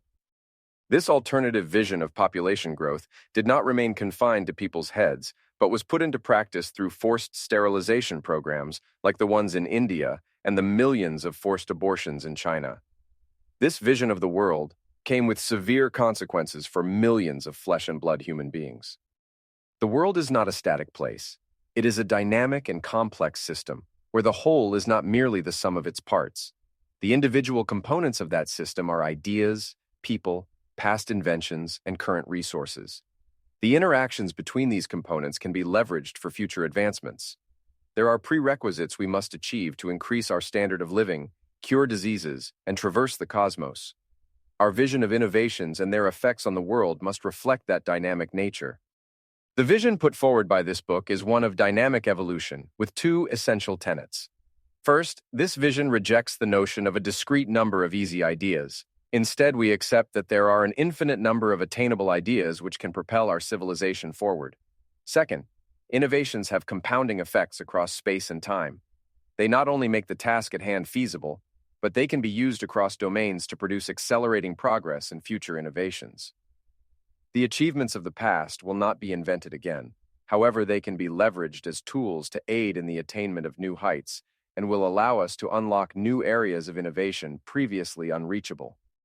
Chapter 5. Exceptions to Stagnation. We have already alluded to the world of bits as the crucial exception to the stagnation of the last 50 years. It is imperative to understand the factors that have created this precious anomaly and what, if anything, can be done to replicate it. Section 5.1. The world of bits. If the auto industry advanced as rapidly as the semiconductor industry, a Rolls-Royce would get 500,000 miles per gallon, and it would be cheaper to throw it away than to park it. Gordon Moore. Over the past 50 years, the world of bits has undergone astonishing progress that eclipses advancements in virtually all other fields. This extraordinary trajectory of innovation encompasses the evolution of computers, the proliferation of smartphones, and the establishment and expansion of the Internet. The incredible advancement in the world of bits has not only propelled technological progress, but has also catalyzed innovation in other domains. Fields such as artificial intelligence, machine learning, and data science have flourished, leveraging the immense computational power and connectivity provided by digital technologies. The evolution of digital technology over the last 70 years has been remarkable. Why has the world of bits been so incredibly successful compared to everything else? The world of bits exists in a sweet spot of low regulation, low barriers to entry, and high scalability. Until recently, the world of bits has had little to no regulation in most of its subsectors. Historically, there were no regulations mandating compliance of websites, the creation of social networks, and the design of flat-screen TVs. Only very recently have we seen the introduction of regulations in the form of data compliance, device export restrictions, footnote restrictions on chip sales to China, and government registries for chatbots. The absence of regulation had the downstream effect of allowing companies to limit overhead and offer competitive prices. Low capital requirements for legal compliance and regulatory oversight allows the majority of a company's resources to be directed towards engineering the product, ultimately driving down prices. Additionally, digital devices, specifically computers, have consistently decreased in price while getting more powerful over time. This affordability, combined with limited regulatory compliance, produce incredibly low barriers to entry. These are the two key elements that have produced such a vibrant startup ecosystem in Silicon Valley. The final ingredient to the success in the world of bits has been dramatic and unprecedented scalability. Historically, scalability in the world of atoms has been achieved through economies of scale, essentially large production volumes that drive down the price of individual products. In order to make a single car cost-effective for consumers, the Ford Motor Company produced thousands of them. These unit economics required a factory built around the assembly line to economize production. In the world of atoms, there are pesky physical realities that make development tedious and difficult. Consider building a factory to produce automobiles. Each piece of machinery must be procured, physically constructed, brought online with intricate settings, tested thoroughly, and integrated into the assembly process. Testing is notoriously difficult, time-consuming, and expensive. Extreme attention must be paid to ensure all materials are in the exact location where downstream processes are expecting them. Placing components and materials in the correct location to initiate a test often requires immense physical effort, with the collaboration of multiple workers or auxiliary help via cranes or lifts. Coordination of this effort can be time-consuming and costly. Once the machine is running, it must be serviced to ensure it doesn't break down. If it does, a portion of the assembly line is compromised and must be physically fixed or replaced. Finally, any inaccuracies or errors in the production process can induce costly errors, for example, company recalls on automotives. Conversely, in the world of bits, these pesky constraints and requirements vanish. The code for an app or a website can be written once and then replicated across millions of devices with the click of a button. There is no upkeep of hardware. The code does not get rusty and break down. It does not require oil and physical maintenance checks. The code is repeatable and can be tested on millions of variations with a handful of keystrokes. This allows programmers to find and catch errors quickly. This inherent digital resilience not only streamlines the deployment of technological solutions on a massive scale, but also underscores the unparalleled efficiency of the world of bits. Cloud computing providers, for instance, offer on-demand computing resources that can dynamically adjust based on the software's needs. Computer programs are often hardware independent, meaning they can be run on your laptop or on a server halfway around the world with little to no change. Sending software programs to another country has a negligible cost and can be completed near the speed of light. However, relocating a factory to another country will likely cost millions of dollars. This flexibility and efficiency of software allows collaboration at an unprecedented level. Software companies can leverage talent from across the globe, whereas hardware is restricted to a given locality. The difference between the world of bits and the world of atoms has obvious consequences for the speed of development. It is far easier to test, deploy, and iterate in software than on hardware. Physical problems such as industrial manufacturing are incredibly expensive to set up, both from a cost and time perspective. This helps to explain the massive shift in capital into the world of bits. Investments into software companies have been extremely lucrative because the companies can develop products rapidly and scale to immense sizes. These factors are desirable for investors, allowing smaller investments with larger potential gains that have made Silicon Valley tech companies some of the best returns over the last 50 years. The convergence of low regulations, low barriers to entry, and massive scalability has propelled a remarkable era of progress in digital technology. The non-existent regulatory structure has fostered an environment conducive to innovation, allowing tech companies to explore and implement novel ideas without being stifled by bureaucratic and regulatory hurdles. Low barriers to entry have democratized access to the digital realm, enabling startups and entrepreneurs to enter the market with relative ease. This accessibility has sparked intense competition, driving continuous advancements. Moreover, the ability to achieve massive scalability in the digital space has been transformative, enabling services and products to reach global audiences swiftly and efficiently. The combination of these factors has fueled a cycle of innovation, with new technologies emerging at an unprecedented pace in the world of bits. The world of bits provides a blueprint for ending stagnation in other industries by replicating the three factors that have made it so successful. It is incumbent upon the government and politicians to remove regulatory hurdles that have stifled innovation in other industries. Regulatory and legal frameworks often produce significant barriers to entry that prevent new innovators from entering the space. The historic lack of innovation in the world of atoms has kept prices prohibitively high, serving as yet another barrier to entry. Though it is unlikely the world of atoms will match the scalability achieved in the world of bits, innovations in advanced manufacturing and robotics will make it significantly more efficient and cost-effective. This will allow us to unlock previously impossible scalability in the world of atoms, taking us back to the future. Section 5.2. Artificial Intelligence. Machines will be capable within 20 years of doing any work a man can do. Herbert Simon, 1965. Every day, an artificial intelligence model amazes us with new capabilities. There are humanoid robots like Boston Dynamics' Atlas or Tesla's Optimus that can walk through cluttered environments and complete complex tasks. There are chatbots like Llama, ChatGPT, and Gemini that can converse with us and leverage different modalities like text, images, and audio. There are generative models like Dala, Midjourney, and Sora that produce dazzling images and videos based on textual descriptions. The capabilities of these models are progressing at a dizzying pace. Trained off large swaths of the internet, the models are able to learn from the collective knowledge of all of human history. They can pass AP exams, legal tests, and answer medical questions. The models are leveraged by scientists to generate material structures and evaluate new drugs. If this progress continues, one can imagine that these models would surpass all human capabilities, allowing them to create new innovations and solve impossible problems. At that point, artificial intelligence could solve all of our problems and bring a decisive end to stagnation. Building on the success in the world of bits, the pace of development and breadth of application that artificial intelligence has experienced makes it an obvious exception to stagnation. The open question is the degree to which artificial intelligence will be able to solve stagnation in other industries. There are two key points which will be addressed along these lines. More intelligence is necessary but not sufficient.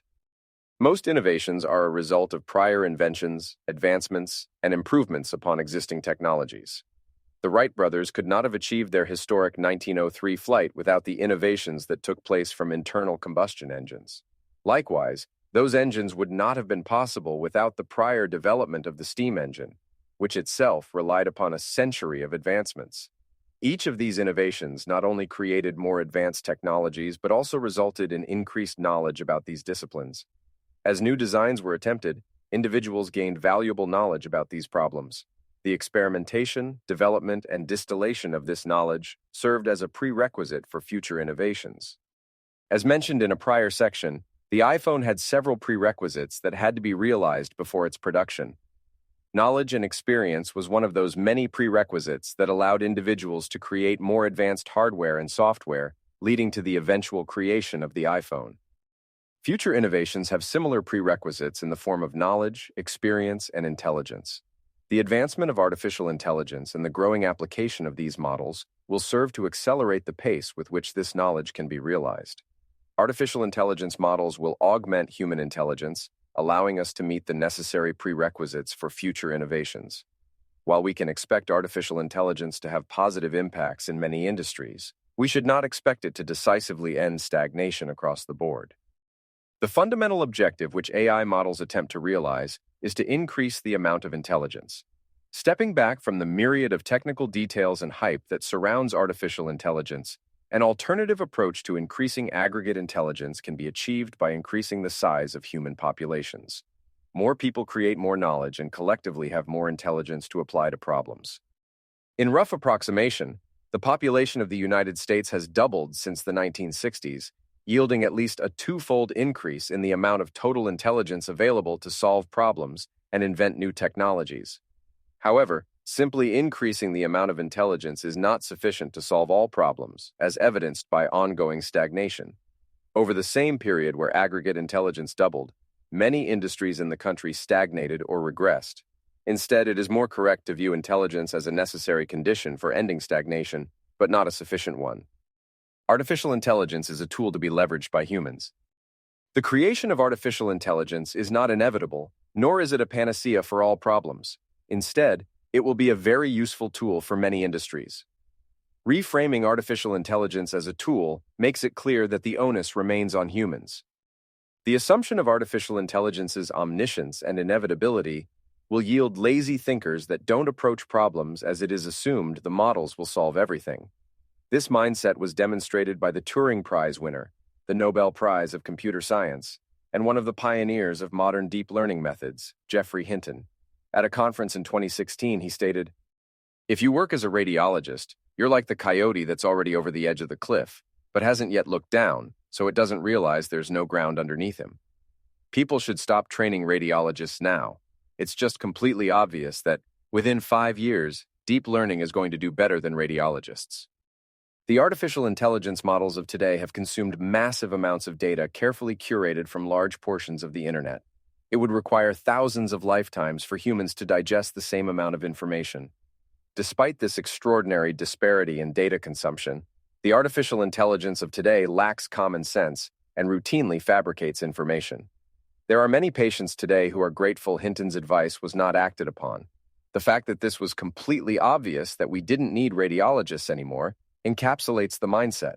This line of thinking places the responsibility on the future capabilities of artificial intelligence rather than on humans to create them. These developments are not inevitable. These problems are incredibly complex and rely on human ingenuity and innovation to solve them. If we believe these solutions are inevitable, then we should stop training radiologists. And why stop there? Perhaps we don't need doctors at all. This would have obvious consequences for flesh and blood human beings that depend on these medical experts and treatments. Alternatively, we can view artificial intelligence models as tools to augment the abilities of radiologists and other doctors, allowing them to serve more patients. The key difference is the locus of responsibility, placing it on doctors to leverage more tools at their disposal rather than on the capabilities of AI models yet to be realized. None of this is to diminish the incredible advancements of today's deep learning models. Many companies and research labs have been creating cutting-edge models that push the boundaries of science and help us make new discoveries.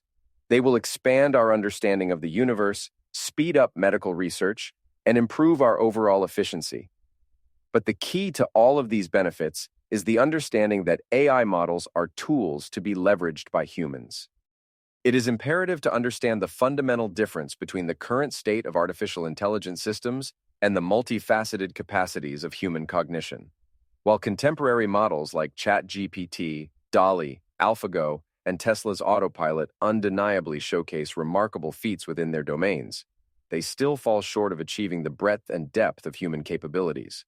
The flexibility, abstract reasoning, and common sense that characterize human intelligence present challenges that are yet to be fully addressed in the realm of AI development. These existing AI models function as tools, providing substantial support, but the onus remains on us to apply them correctly. AI is not a panacea. It necessitates human ingenuity to tackle complex problems and chart a course for the future. AI models are powerful tools that augment human capabilities rather than replace them, and understanding them as such is crucial for a realistic perspective on their role in innovation. AI models are not self-sufficient entities. They require human input for design, training, and ongoing refinement. They excel at processing vast amounts of data and identifying patterns, but the creativity, problem-solving skills, and ethical considerations involved in deploying AI remain firmly within the realm of human expertise.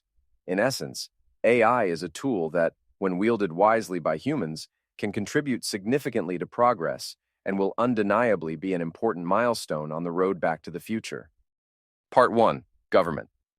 A wise and frugal government, which shall restrain men from injuring one another, shall leave them otherwise free to regulate their own pursuits of industry and improvement, and shall not take from the mouth of labor the bread it has earned. This is the sum of good government, and this is necessary to close the circle of our felicities. Thomas Jefferson, The United States government is not immune from the laws of economics or the consequences of stagnation. In an innovative society, we expect the government to get more efficient, cost-effective, and productive over time. Not only does the government fail to improve the basic services it provides, but its actions have significantly contributed to the stagnation and decline of many industries in this country. Technology is often defined as doing more with less. It is evident that the United States government achieves the exact opposite, which is to do less with more. The United States federal government has been transformed from an institution with limited, enumerated powers designed to protect the pre-existing rights of its citizens into an ever-encroaching bureaucracy. The government is bigger than it has ever been. Walmart and Amazon are the country's largest private employers, with 2 million and 1.5 million employees, respectively. The federal government dwarfs them both. It is the country's largest employer by far, with more than 9 million people working for its departments, its agencies, and its contractors. It is the largest organization in all of human history. More than half of American families receive some form of government handouts. Social Security, one of the largest expenditures, is expected to run out of funding sometime in the 2030s. In order to pay for these extravagances, most Americans must work from January to April just to pay taxes. To avoid the politically unpopular decision of raising taxes, the government results in deficit and inflationary spending, a tax without representation. If the tax burden wasn't enough, the government strangles its citizens in an ever-increasing web of bureaucratic regulation. It is harder than ever to start a business, file taxes, and comply with the never-ending stream of regulations. In order to fund its millions of employees, wealth transfers, and programs, the government spends $6 trillion per year. The U.S. debt sits at $34 trillion, which is more than 120% of the country's GDP.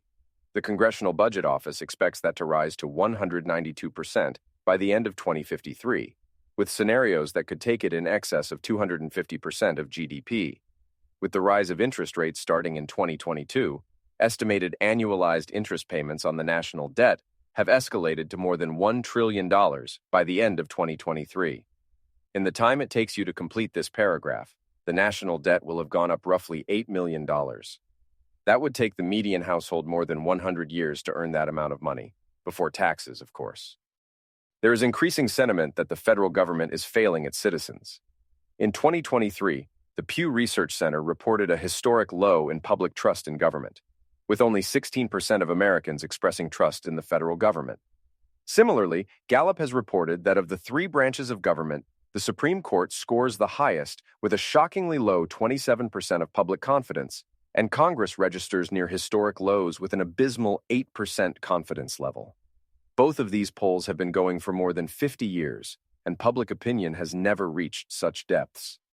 John Adams' beloved government of laws, not of men, has seen the breakdown in the rule of law. The government is increasingly viewed as a system to benefit politicians, lobbyists, and those of elite circles at the expense of everyone else. The 2020 census showed that 5 of the 7 richest counties in the United States are located directly around Washington, D.C. This is no coincidence, as the proximity to congressional members, federal agencies, and lobbying groups has become increasingly important and lucrative. Many large corporations have offices in or around the D.C. area, allowing them easier access to lobby for their preferred outcome on legislative decisions. In many cases, the decisions have billions of dollars hanging in the balance. Though taxation is not a primary focus in this book, it is instructive to briefly reflect on the scope of taxation and its presence in nearly every aspect of modern life. From income taxes to sales taxes, property taxes to excise taxes, the reach of taxation extends into our earnings, purchases, investments, and even inheritances. Consider the fictional widget company. It receives a single dollar in revenue that is taxed for corporate profits. With what remains, it uses the money to pay an employee as part of their salary. Immediately, 15% of the dollar is taken for a payroll tax. In theory, half is paid by the employer and half by the employee, but in reality, the employee receives a 15% lower wage. Then federal, state, and local taxes are levied. This means that a substantial portion of the employee's hard-earned dollar is allocated to various forms of taxation. Following this barrage of taxes, the employee could spend what's left on essentials like groceries, where they will be met with a sales tax. Should they choose to invest those remaining cents, they will be charged on the dividend and again on any gains the investment makes. If they prefer a tangible asset, such as land, they may purchase it and will again be met with yet another form of taxation, the property tax. Taxation creates tangible incentives and constraints.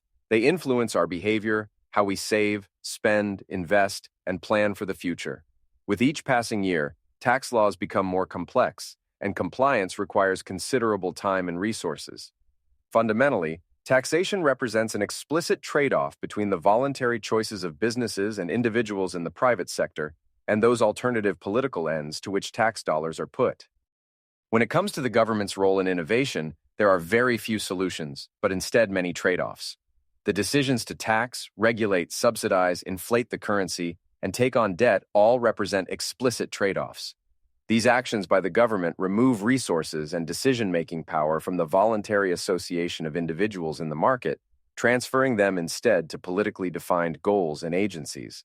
The question ought not be whether the government should do something, but instead, if the government does act, what are the trade-offs, costs, and incentives created by such action? Even sacred cows like the government's involvement in education and the funding of science come with trade-offs. It is often assumed that if the government were not to fund science and education, no one would. As a result, billions of dollars every year are allocated for the National Science Foundation, the Department of Education, and the nation's universities. Yet this ignores the trade-offs that come with such actions. In funding science, for example, the government must first tax the private sector, leaving it with fewer dollars to fund its own scientific endeavors. Second, government-funded research has the well-known effect of crowding out private research. In essence, the government funding of science is rarely additive, but instead tends to push out private investment in research. As a result, simply funding science or allocating more money towards education are not guaranteed to reignite innovation. Often, these actions by the government not only crowd out private funding, but can actively degrade industries and institutions because the government is under very different incentives and constraints than typical market actors. The government has a critical role to play in getting back to the future. Through its power to enact and enforce laws, the government defines boundaries, creates incentive structures, and alters constraints. Americans are not inert blocks, but instead actively respond to these incentives and constraints. Economic growth and the success of innovation are driven by the correct balance between trade-offs and the minimization of burdensome government action. The enactment and enforcement of laws is crucial to maintaining social order, protecting individual rights, and holding corporations accountable when those laws are violated. The government must also recognize where it actively impedes progress and reform itself to avoid harmful consequences on innovation and economic growth. Getting back to the future requires a government that protects its citizens, minimizes barriers to entry, and fosters an environment conducive to innovation and economic growth. Chapter 6. Regulated out of existence. Our civilization is being slowly strangled to death one regulation at a time. Elon Musk. Regulations can be implemented with the best of intentions, yet produce destructive and unintended consequences nonetheless. For the moment, let's assume that the low-hanging fruit theory of progress was true, that there are a limited number of easy ideas. Regulations, when implemented in certain industries, block off access to those low-hanging fruit. This has taken place in nearly every major industry over the last 60 years. By regulating many sectors, the government has condemned them to technological stagnation. Either through laws or regulatory agencies, we have blocked off certain industries and made progress in those fields illegal or cumbersome enough to prevent any activity within them. This prohibition on innovation has prevented us from advancements in banking, construction, aviation, energy, and healthcare. As we will see, government regulation shares a large portion of the blame for the ongoing stagnation. The examination of several industries will demonstrate the ways regulation has been complicit in their decline. While each industry will have its own nuance and differences in regulatory agencies, laws, and compliance mechanisms, it is important to keep in mind a few high-level ideas that will help to understand these effects at a broader scale. First, we must be very skeptical of the purported aims of regulation. Laws and regulations may be created with the best of intentions, but often come with unintended consequences and secondary effects. Second, like every choice in life, the choice to regulate also comes with trade-offs. There were 43,000 motor vehicle fatalities in the United States in 2022. That number could be brought to zero immediately by mandating a universal speed limit of 5 miles per hour. The reason we do not is because we understand that there is a trade-off associated with this decision. Life comes with risks, and while we should seek to mitigate them, we cannot remove them entirely. Finally, we must be aware of hidden consequences. Regulations are put in place in an attempt to prevent visible first-order consequences, like passengers killed in plane crashes or patients consuming unsafe drugs. What regulations do not capture are second-order hidden effects, like the money diverted to increased compliance of airplanes or individuals who die from not having a new medication. The number of federal regulations continues to grow every single year. There are now almost 200,000 pages in the Code of Federal Regulations. There was a modest 15,000 pages in the 1950s that dramatically increased through the legally revolutionary 1960s and has never looked back since. The number of pages in the Code of Federal Regulations has increased 250% since 1970. The same is true of laws passed by Congress. Laws are rarely voted on as single issues.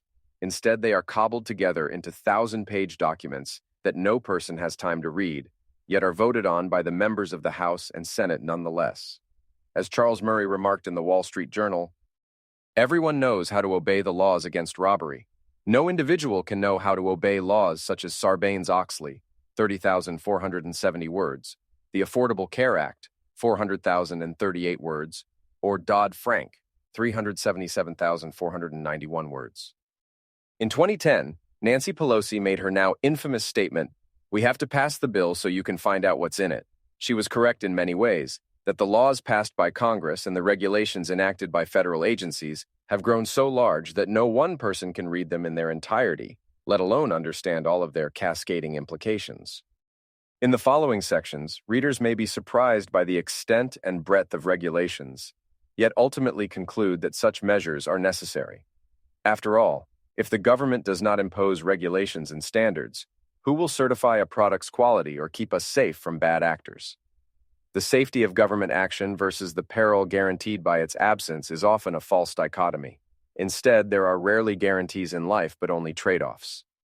It is crucial for us to also consider alternative approaches beyond regulations, ones that encourage innovation and foster competition. Free market competition has been the most powerful driver of economic growth and innovation. It rewards efficiency, drives down prices, and encourages businesses to continually improve their products and services. By prioritizing market forces and competition, we can harness the inherent self-interest of businesses to outperform their rivals, leading to more dynamic industries.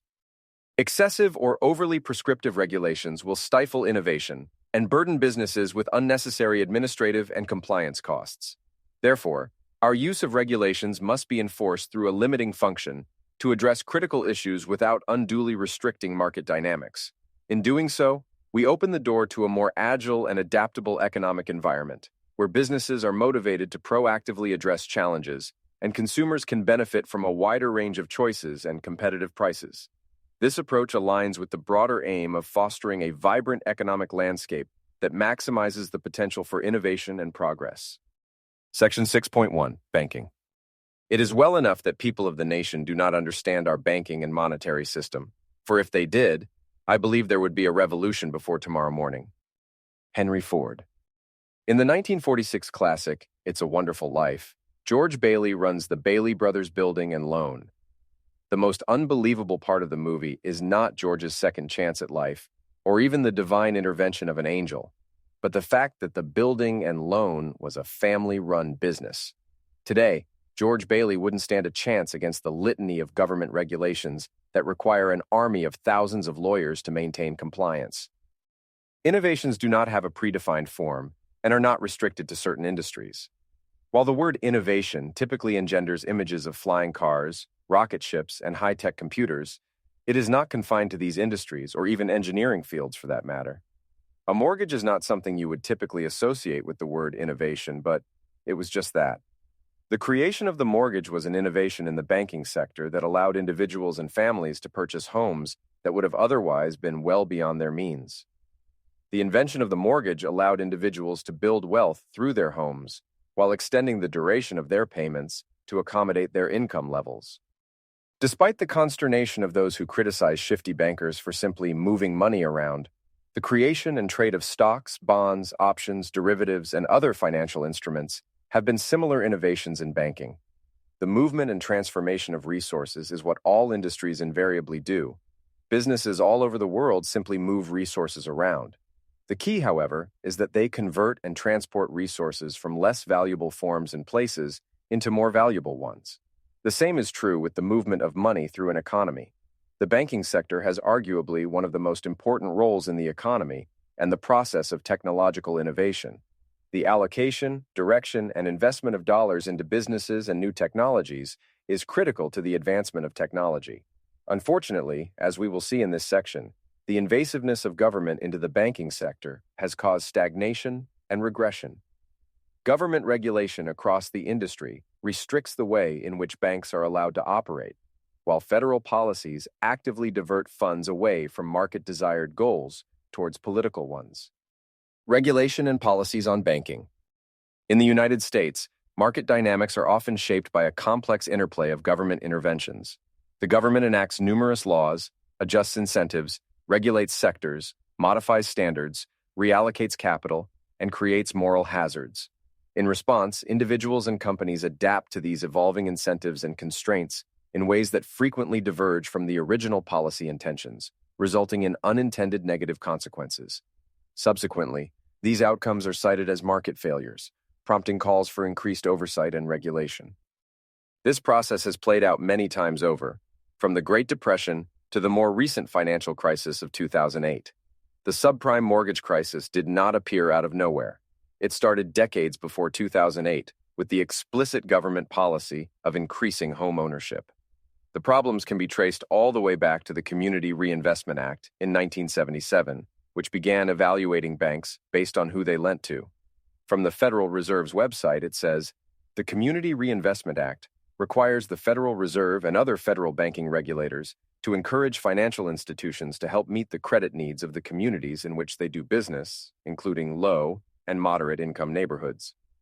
Starting in 1993, the Department of Housing and Urban Development, (CHUD), began bringing legal action against banks based on the demographic composition of their borrowers, which prompted lenders to lower standards in order to avoid legal action.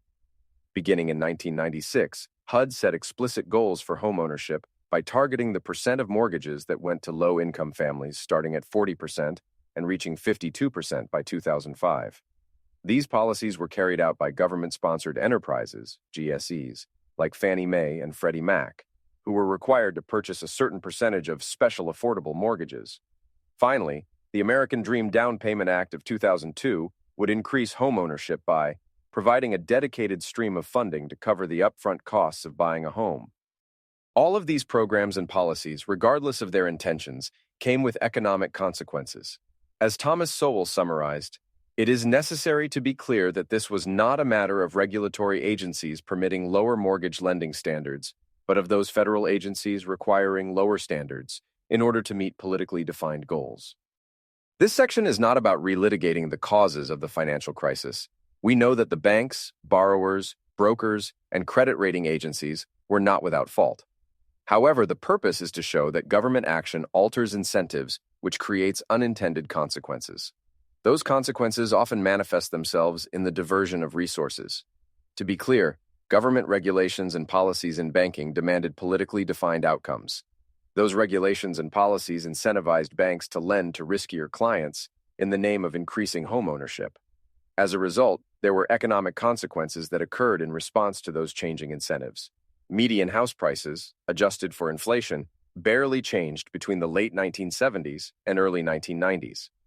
It was not until the mid-1990s and early 2000s, when the effects of the government policies had propagated through the economy, that resources in the form of dollars became increasingly diverted to real estate. Money that would have otherwise gone to productive use in companies building new innovative products was instead invested into speculative real estate. Since the Great Recession of 2008, the creation of new banks in the United States has flatlined. The Dodd-Frank Wall Street Reform and Consumer Protection Act of 2010 created a new set of regulatory measures for the banking industry. The act created new agencies and councils to monitor various aspects of banking and finance. Some notable aspects were raising capital requirements, increasing compliance costs, and restrictions on what banks are allowed to invest in. If you set out to create the Big Bank Protection Act in order to shield large banks from any new competitors, it would look eerily similar. The barriers to entry in banking have been dramatically increased because of Dodd-Frank. The Dodd-Frank Act made it nearly impossible to create a new bank, and despite the initial concern over institutions being too big to fail, since the act was passed, the effect has been to make the existing banks larger and more prone to failure. In 2023, 3 of the 4 largest bank failures of all time occurred: First Republic Bank, Silicon Valley Bank, and Signature Bank. All the agencies and offices created in 2010, along with the billions of dollars allocated to them, did not prevent the failure of these 3 banks. The American banking system has become so heavily regulated that creating a new bank is nearly impossible. Even if one succeeds in establishing a new bank, differentiating it from existing institutions presents a significant challenge. Issuing an independent currency is illegal, and investing a bank's assets in innovative ways is deemed too risky and is also prohibited by law. As government intervention in the banking sector has increased, innovation has correspondingly diminished. Consequently, the only innovations related to banking have emerged through digital services, such as payment apps like PayPal and Venmo, and various mobile applications that facilitate check deposits and money transfers. A vibrant and innovative economy necessitates a dynamic banking sector to efficiently allocate capital, optimize loans, enhance the currency's value, and make intelligent investments. Currently, our banking sector fails to fulfill these essential functions. The control of money? The distribution and circulation of money is a critical aspect of a market economy. Money allows us to trade our labor for goods and services via a common medium of exchange. In a market economy, prices convey information and determine the allocation of resources across space. When building a factory, the prices of construction materials like lumber, steel, and concrete provide valuable information and allow individuals to compare viable alternatives without knowledge of the complicated process that produced them. A significant increase in the price of lumber may indicate a supply shortage, prompting adjustments in lumber purchases or the consideration of alternative materials to maintain cost efficiency. Consequently, the cost of lumber will determine where geographically the lumber is to be allocated. Prices are critical in efficiently allocating resources to their most needed and productive applications. In the United States, many Americans possess a fundamental understanding that price controls are ineffective. Historical experiences such as the rationing and black markets resulting from the Office of Price Administration, OPA, during World War II, and the long gas lines of the 1970s caused by the Nixon administration's price controls serve as vivid reminders. Additionally, the extensive price-fixing regime in the Soviet Union has cemented a desire to avoid similar economic strategies. This understanding vanishes when it comes to interest rates. These rates, however, are simply another form of price, the price of borrowing money. Just as prices regulate the distribution of resources across space, interest rates determine the allocation of financial resources across time. Low interest rates suggest that money in the future holds no more value than money in the present, thereby reducing the cost of borrowing from the future to fund present needs. Conversely, high interest rates indicate that future money is significantly more valuable than present money, effectively encouraging the deferral of resource use from the present to the future. The artificial manipulation of interest rates can have adverse consequences, akin to the central control of regular prices. This manipulation can disrupt resource allocation, leading to inefficiencies and economic distortions. Understanding the role of prices and interest rates in the process of production and innovation is essential. These values provide critical information for decision-making regarding alternative investments, but their efficacy depends on their accuracy and freedom from arbitrary manipulation. When the government artificially alters the price of materials or changes interest rates, it creates cascading effects on consumer and business spending. For instance, a company deciding whether to invest in new research technology will make different decisions under varying interest rate conditions. Low interest rates make borrowing inexpensive, encouraging the company to take out large loans for speculative research projects. Conversely, high interest rates make borrowing costly, prompting the company to focus on safer projects with more predictable returns to ensure they can repay the loan. At first glance, it would appear that perpetually low interest rates would be beneficial for innovation. The cheap loans would fuel scientific research and investments in technological advancements. However, artificially low rates often incentivize riskier investments. shifting the focus from long-term projects to speculative short-term bets. A perfect example of this occurred in the early 2000s, as low interest rates fueled the rise of the housing bubble prior to 2008. Money that otherwise might have gone to investments in research were diverted to speculative California housing. On the other hand, prohibitively high rates deter borrowing altogether, as few investments could generate sufficient returns to cover the high loan payments. So if rates shouldn't be too high or too low, how should they be set? The key point is that determining the ideal interest rate cannot be precisely known or set by any single entity. Such a rate can only be determined through the interactions of millions of competing actors in the market, just as the price of regular goods is determined through a market with millions of complex processes. Thus, both prices and interest rates must be allowed to fluctuate based on market dynamics to ensure the efficient allocation of resources. Market-based pricing is essential for the free flow of information that will be used to build factories and research innovative products. The economists at the Federal Reserve are not omnipotent oracles capable of seeing the future. Despite the terabytes of economic data and thousands of brilliant economists, the Federal Reserve cannot effectively set interest rates any more than we can control the weather. There is a fundamental knowledge problem that exists when engaging in these activities. Consider the analogy given by the economic writer James Grant.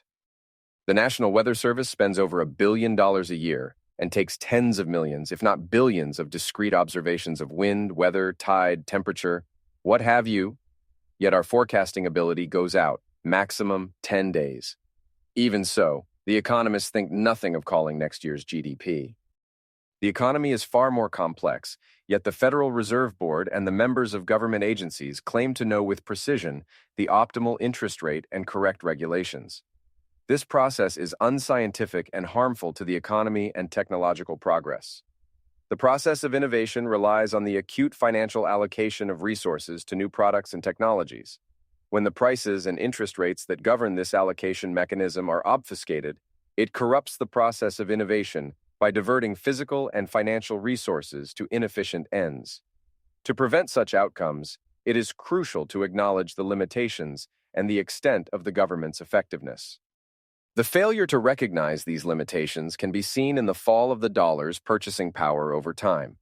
Since the creation of the Federal Reserve, both the supply and the price, that is, interest rate of money, have been centrally controlled, and the results have been disastrous. From 1913, the year the Federal Reserve was created, the dollar has lost more than 96% of its value. In order to purchase the same amount of goods that were sold for $1 in 1913 would require $32 today. This has significantly deteriorated people's ability to save and accumulate wealth. Any money that was saved from decades past is almost worthless because of the drastic fall in the dollar's purchasing power. This directly relates to falling living standards and the decreasing affordability of homes as people's savings are taken from them over time. It also has cascading effects on the investments in technology.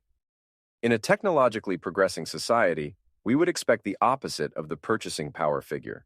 The currency should get more valuable over time as more goods and services are available at lower prices due to ongoing innovation and increased efficiency. The fact that this has not happened is a direct result of the central control of the money supply. The flow of dollars through the economy is significantly influenced by governmental interventions in the United States. Government control, whether through direct public operation, regulation, or government-sponsored enterprises, enables the manipulation of incentives within sectors. This manipulation negatively impacts prices, the overall economy, and future innovation by distorting market dynamics. The stringent regulation of American banks has stifled the remaining dynamism in the industry. With exclusive control over the currency, the government's unchecked money supply expansion fuels price inflation and erodes purchasing power. Moreover, the combination of money printing and artificial interest rates distorts investment strategies and long-term planning. These factors shift focus from sustainable technological investments to short-term speculative ventures that result in unsustainable bubbles. Consequently, the corrupted investment environment hampers the flow of capital to viable, innovative ventures, exacerbating stagnation across multiple industries. Revitalizing the banking sector necessitates reducing governmental intervention. It is crucial to acknowledge the economy's complexity. Despite the expertise within the Federal Reserve, accurately determining interest rates will remain elusive. Any such attempts perpetuate distortions within the innovative market forces. An essential step forward involves fostering a dynamic and innovative banking sector capable of allocating capital based on genuine supply-demand dynamics. This approach is vital to advancing our industries and reigniting innovation. Section 6.2, Construction. If you put the federal government in charge of the Sahara Desert, in 5 years there'd be a shortage of sand. Milton Friedman. In 1930, construction began on the Empire State Building. It was completed 1 year and 45 days later. Completed in 1936, after 5 years of construction, the Hoover Dam became the world's largest. The George Washington Bridge was built in 49 months and was, at the time of completion in 1931, the longest suspension bridge in the world. For the 1939 World's Fair, San Francisco built Treasure Island, a brand new island in the bay over a span of 2 years. The New York subway opened 28 stations in 1904 after 4.5 years of construction. World Trade Center Towers 1 and 2 were each built in 4 years and were, at the time of completion, the tallest buildings in the world. That was then, this is now. It took the Metropolitan Transportation Authority, MTA, 10 years to add 3 new stations to the New York City subway. A desalination plant in Huntington Beach, California was kept in bureaucratic limbo for 20 years before it was finally denied for good in 2022. The Georgia Port Authority spent 16 years waiting for environmental studies and agency approvals before it could even begin dredging the Savannah port. The replacement to the Twin Towers, One World Trade Center, faced 3 years of planning and delays before 8 years of construction. California's high-speed rail was approved by voters in 2008. 15 years later, not a single mile of track has been laid. The first line, from Merced to Bakersfield, is not expected to open until after 2030. Just to raise the deck of the already existing Bayonne Bridge required 47 permits, 5,000 pages, and 4 years of environmental assessments, taking the project 10 years to complete. We have been building massive structures in short amounts of time for more than a century, but in recent decades, these projects have taken longer to complete, while their costs balloon astronomically. Clearly, this is not a matter of technological ability. There are no secrets to building roads, bridges, and skyscrapers, but there are plenty of bureaucratic and institutional roadblocks that stand in the way of progress. Today in San Francisco, you will be lucky to get a building permit approved in under 2 years. San Francisco is perhaps the most egregious offender when it comes to killing construction projects. The city has a toxic combination of rent control laws, strict zoning codes, and a lengthy permitting process, all of which create significant obstacles for new construction. It should not come as much of a surprise that the city consistently ranks among the worst in terms of housing affordability and availability. According to data analyzed by the San Francisco Chronicle, in order to obtain a multifamily housing permit, applicants must wait 627 days. To be granted a single-family building permit takes even longer, 861 days. These are the median approval times. In other cases, the delays have been much worse, as the Chronicle explains. In more than 270 projects approved since 2012, city reviewers took 4 years or longer to approve a permit. 34 projects took 8 years or longer. San Francisco's building process is divided into 6 preliminary phases. These phases are described by the Chronicle. Steps 1 and 2 involve preliminary project assessments, 60 days, and project application filings, about 30 days, to the planning department that detail the overall housing project. Steps 3 and 4 entail the preliminary application review, which takes about 90 days, followed by any project refinements, typically another 30 days. Step 5 is the final project analysis, where comprehensive plan and design checks and environmental reviews are conducted, which can take at least 180 days. Finally, Step 6 is where, after receiving an official project approval, the developer can apply for building permits to begin construction, but it can take over 600 days. These policies have dramatic consequences on the price and quality of housing available in San Francisco. The price of San Francisco homes have increased more than anywhere else in the country. The median home price is nearing $2 million. This is true of apartments as well. Despite the city's rent control laws, it has some of the most expensive rental housing in the country, with 500 square feet apartments renting for $3,000 per month. We should not find this surprising given how difficult it is to build new housing in San Francisco. Just as it is nearly impossible to create a new bank in the United States, it is almost impossible to build new housing in the city. The domains are different, but the results are the same: stagnation, decreased quality, and ever-increasing prices due to an artificially limited supply. Housing in San Francisco and California more broadly are orders of magnitude more expensive than the rest of the country. This can be rationalized because California is a desirable place to live with good weather and lots of high-paying jobs. However, not long ago, the price of housing in California was very similar to the rest of the country. In the early 1970s, the median home price in California was only slightly above the U.S. median home price. The disconnect of California housing from the rest of the country only began to manifest when various zoning laws, environmental impact requirements, and open space restrictions started to be enacted. These policies connect to innovation more broadly by placing limits on what can and cannot be built and the timeframes in which they are allowed to happen. Like other sectors we will discuss in this section, it is not a matter of our technical or engineering capabilities. Constructing housing in San Francisco is not beyond our technical purview, but it has been made illegal in almost every way imaginable. The Tidewater Pipeline is a lesson from history on what incredible construction feats are possible in very short amounts of time. These lessons should broaden our perspectives to what is possible and turn our focus to the policies and regulations that stand in our way from such amazing progress. In 1878, the Tidewater Pipe Company was formed with an ambitious idea to transport oil via long-distance pipelines. Prior to this, oil was transported primarily by railcar. Throughout the 1870s, Rockefeller's Standard Oil Company operated the vast majority of oil transported by a large railroad network. In order to create these pipelines, the enormous undertaking required the creation of larger diameter pipes and a new type of pump, strong enough to propel the oil over the mountains. The company built 130 miles of pipeline through the Allegheny Mountains in less than 6 months. It was the longest pipeline ever built at the time. On May 28, 1879, more than 2 million liters of oil began flowing through the pipeline. The Tidewater Pipe Company teaches us 2 important lessons. First, massive feats of engineering can be completed incredibly fast. Much like the construction of the Empire State Building, the 130-mile-long oil pipeline was completed in record time. Second, the lack of regulation allowed new companies to directly challenge existing incumbents. If the brand new Tidewater Company had to receive regulatory approval, their fate would have been in the hands of regulators. If our current regulatory apparatus existed in 1878, the company would have been filing permits, appealing zoning codes, and waiting for the results of an environmental impact study for many years. Construction is not simply about housing or large impressive skyscrapers. These restrictive policies expand beyond our neighborhoods and cities.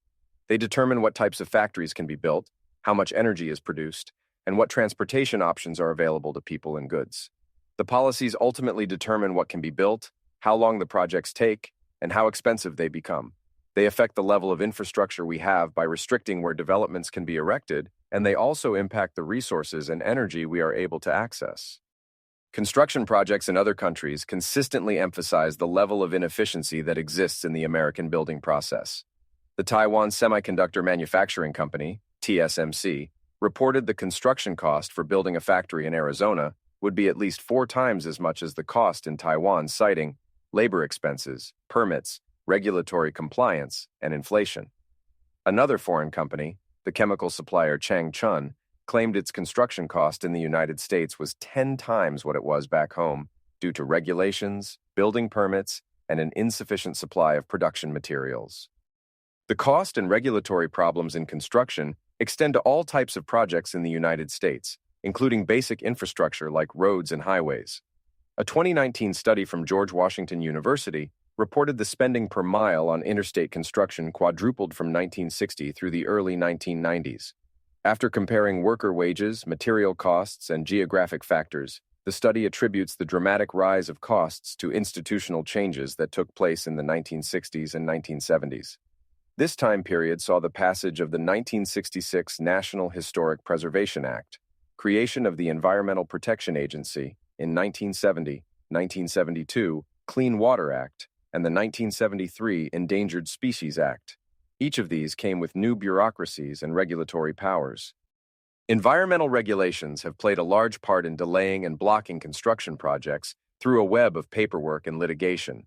There are more than 10,000 environmental assessments conducted each year. An assessment represents only the first step that determines whether a more involved environmental impact statement, EIS, is required. The 2022 National Environmental Policy Act (NEPA) analysis reported an average preparation time for EIS of 1,533 days. That's more than 4 years. Believe it or not, that was an improvement from the 2021 average of 1,678 days. These delays are mandatory for any federal project and any private project that requires federal permits. These artificial roadblocks prevent construction, increase delays, and drive up costs, making innovation all but impossible. There are issues in construction beyond environmental restrictions and cumbersome zoning laws. Government-run construction projects have been getting more expensive for years. The New York City subway system has been notorious for its high construction costs.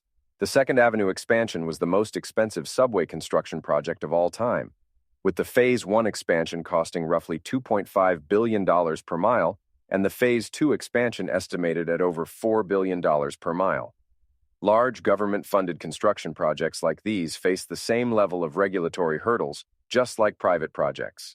However, the difference here is the decision-making apparatus that is under entirely different incentives than typical ventures in the private sector. As described in detail by the New York Times, the general playbook works as follows. Labor unions drive up costs through agreements with construction companies, who in turn upcharge public bureaucrats that face political incentives to accept those deals regardless of the over-budget costs, because the unions and contractors donate large campaign sums to get the politicians elected in the first place. The 2017 article explained, public officials have stood by as a small group of politically connected labor unions, construction companies, and consulting firms have amassed large profits. Trade unions have secured deals requiring underground construction work to be staffed by as many as 4 times more laborers than elsewhere in the world, documents show. Construction companies, which have given millions of dollars in campaign donations in recent years, have increased their projected costs by up to 50% when bidding for work from the MTA. The Times reported that for 150 contracts worth $10 million or more, each project received only 3.5 bids on average. Not only are these projects getting more expensive over time, but they cost much more than similar projects in other parts of the world. An extensive study from New York University found that the Phase 1 extension was 10 times as expensive as similar projects in other countries. We have been building subway systems in this country for over 100 years. One would expect these projects to improve in speed and cost, as newer technologies are developed, and generational knowledge about these projects is gained. Unfortunately, the incentive structures cultivated by regulations and self-interested politicians prevent innovative market forces from these advancements. Oil was first discovered in Prudhoe Bay, Alaska in 1968. Due to legal and environmental delays, oil was not pumped from the field until 1977. When it was finally allowed to operate, the field produced 2 million barrels of oil per day. The OPEC oil embargo of 1973, by comparison, removed roughly 4 million barrels per day from the global market. The devastating effects of the embargo could have been cut in half by Prudhoe Bay alone, if it had been allowed to operate. The almost decade-long delay imposed on the Trans-Alaska Pipeline produced the obvious consequence of skyrocketing oil prices during the crisis, as oil prices went from $2.90 a barrel before the embargo to $11.65 per barrel in January of 1974. What is much harder to measure is the unseen consequences of those higher prices. Money was diverted from alternative uses to pay for more expensive gas. Much like the price of steel in the opening story, rising gas prices affect more than just first-order consumers. Higher gas prices lead to higher transportation costs, which in turn raises the price of shipping. As a result, it becomes more expensive to power machinery, operate factories, and create products. When it becomes more expensive to produce and transport goods, individuals and companies have less money left over to invest in new projects, which reduces innovation at large. Construction projects face a myriad of challenges from government regulations such as environmental policies, political back-scratching arrangements, zoning restrictions, and exploding costs. These roadblocks affect both private construction projects as well as federally funded ones. They divert time and resources to wasteful processes that dramatically slow down construction projects and increase costs. Infrastructure projects are an essential piece to a modern nation, especially one that should be focused on technological advancement. We need faster and cheaper transportation through more roads, bridges, trains, and airports. The key to addressing construction stagnation is through regulatory reform. We must remove the artificial roadblocks that lead to long delays and skyrocketing prices. More precisely, the size and scope of environmental assessments and impact studies must be rolled back. A concrete and attainable reform is to place time limits on environmental studies. Such a constraint forces agencies to promptly respond and removes temporal ambiguity for builders, making clear how long they can be expected to wait. Spending more than 4 years simply determining the environmental effects of construction projects is untenable. Delays do not just postpone projects, but are actively destructive by imposing additional costs and preventing viable alternatives from being implemented. Unpredictable delays caused by the permitting process or regulatory scrutiny drive up costs by requiring increased capital investments as the current assets are frozen while projects wait in bureaucratic limbo. A 2015 report found that delays on construction projects cost the United States over $3.7 trillion. Uncertainty about regulatory decisions also comes with costs. When outcomes are uncertain, the safest course of action is not to play. Another avenue for reform is to streamline decision-making both within the federal government and at a local level. Democracy is a noble ideal, but it can be disastrous for construction projects where every citizen can voice their opposition, as in the case of San Francisco. At the federal level, this can be achieved by removing regulatory redundancy and not allowing every agency to chime in and require approval. We must look to our past for examples on limiting regulatory burdens. Our goal should be to build faster, cheaper, and bigger every year. Agencies like the EPA deliberately stand in the way. To conclude this section, let's take a step back to examine where we've been. We began with a microscopic view of one city's housing policies.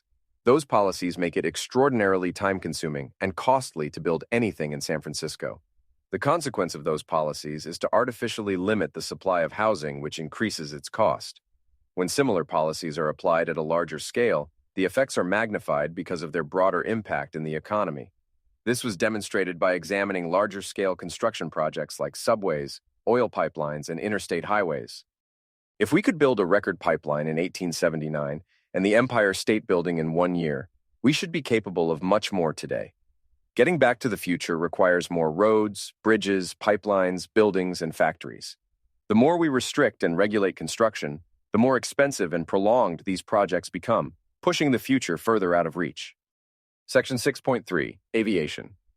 If, in 1900, Orville and Wilbur Wright had faced the regulatory and legal environment that we have now, the Flyer would never have gotten off the ground.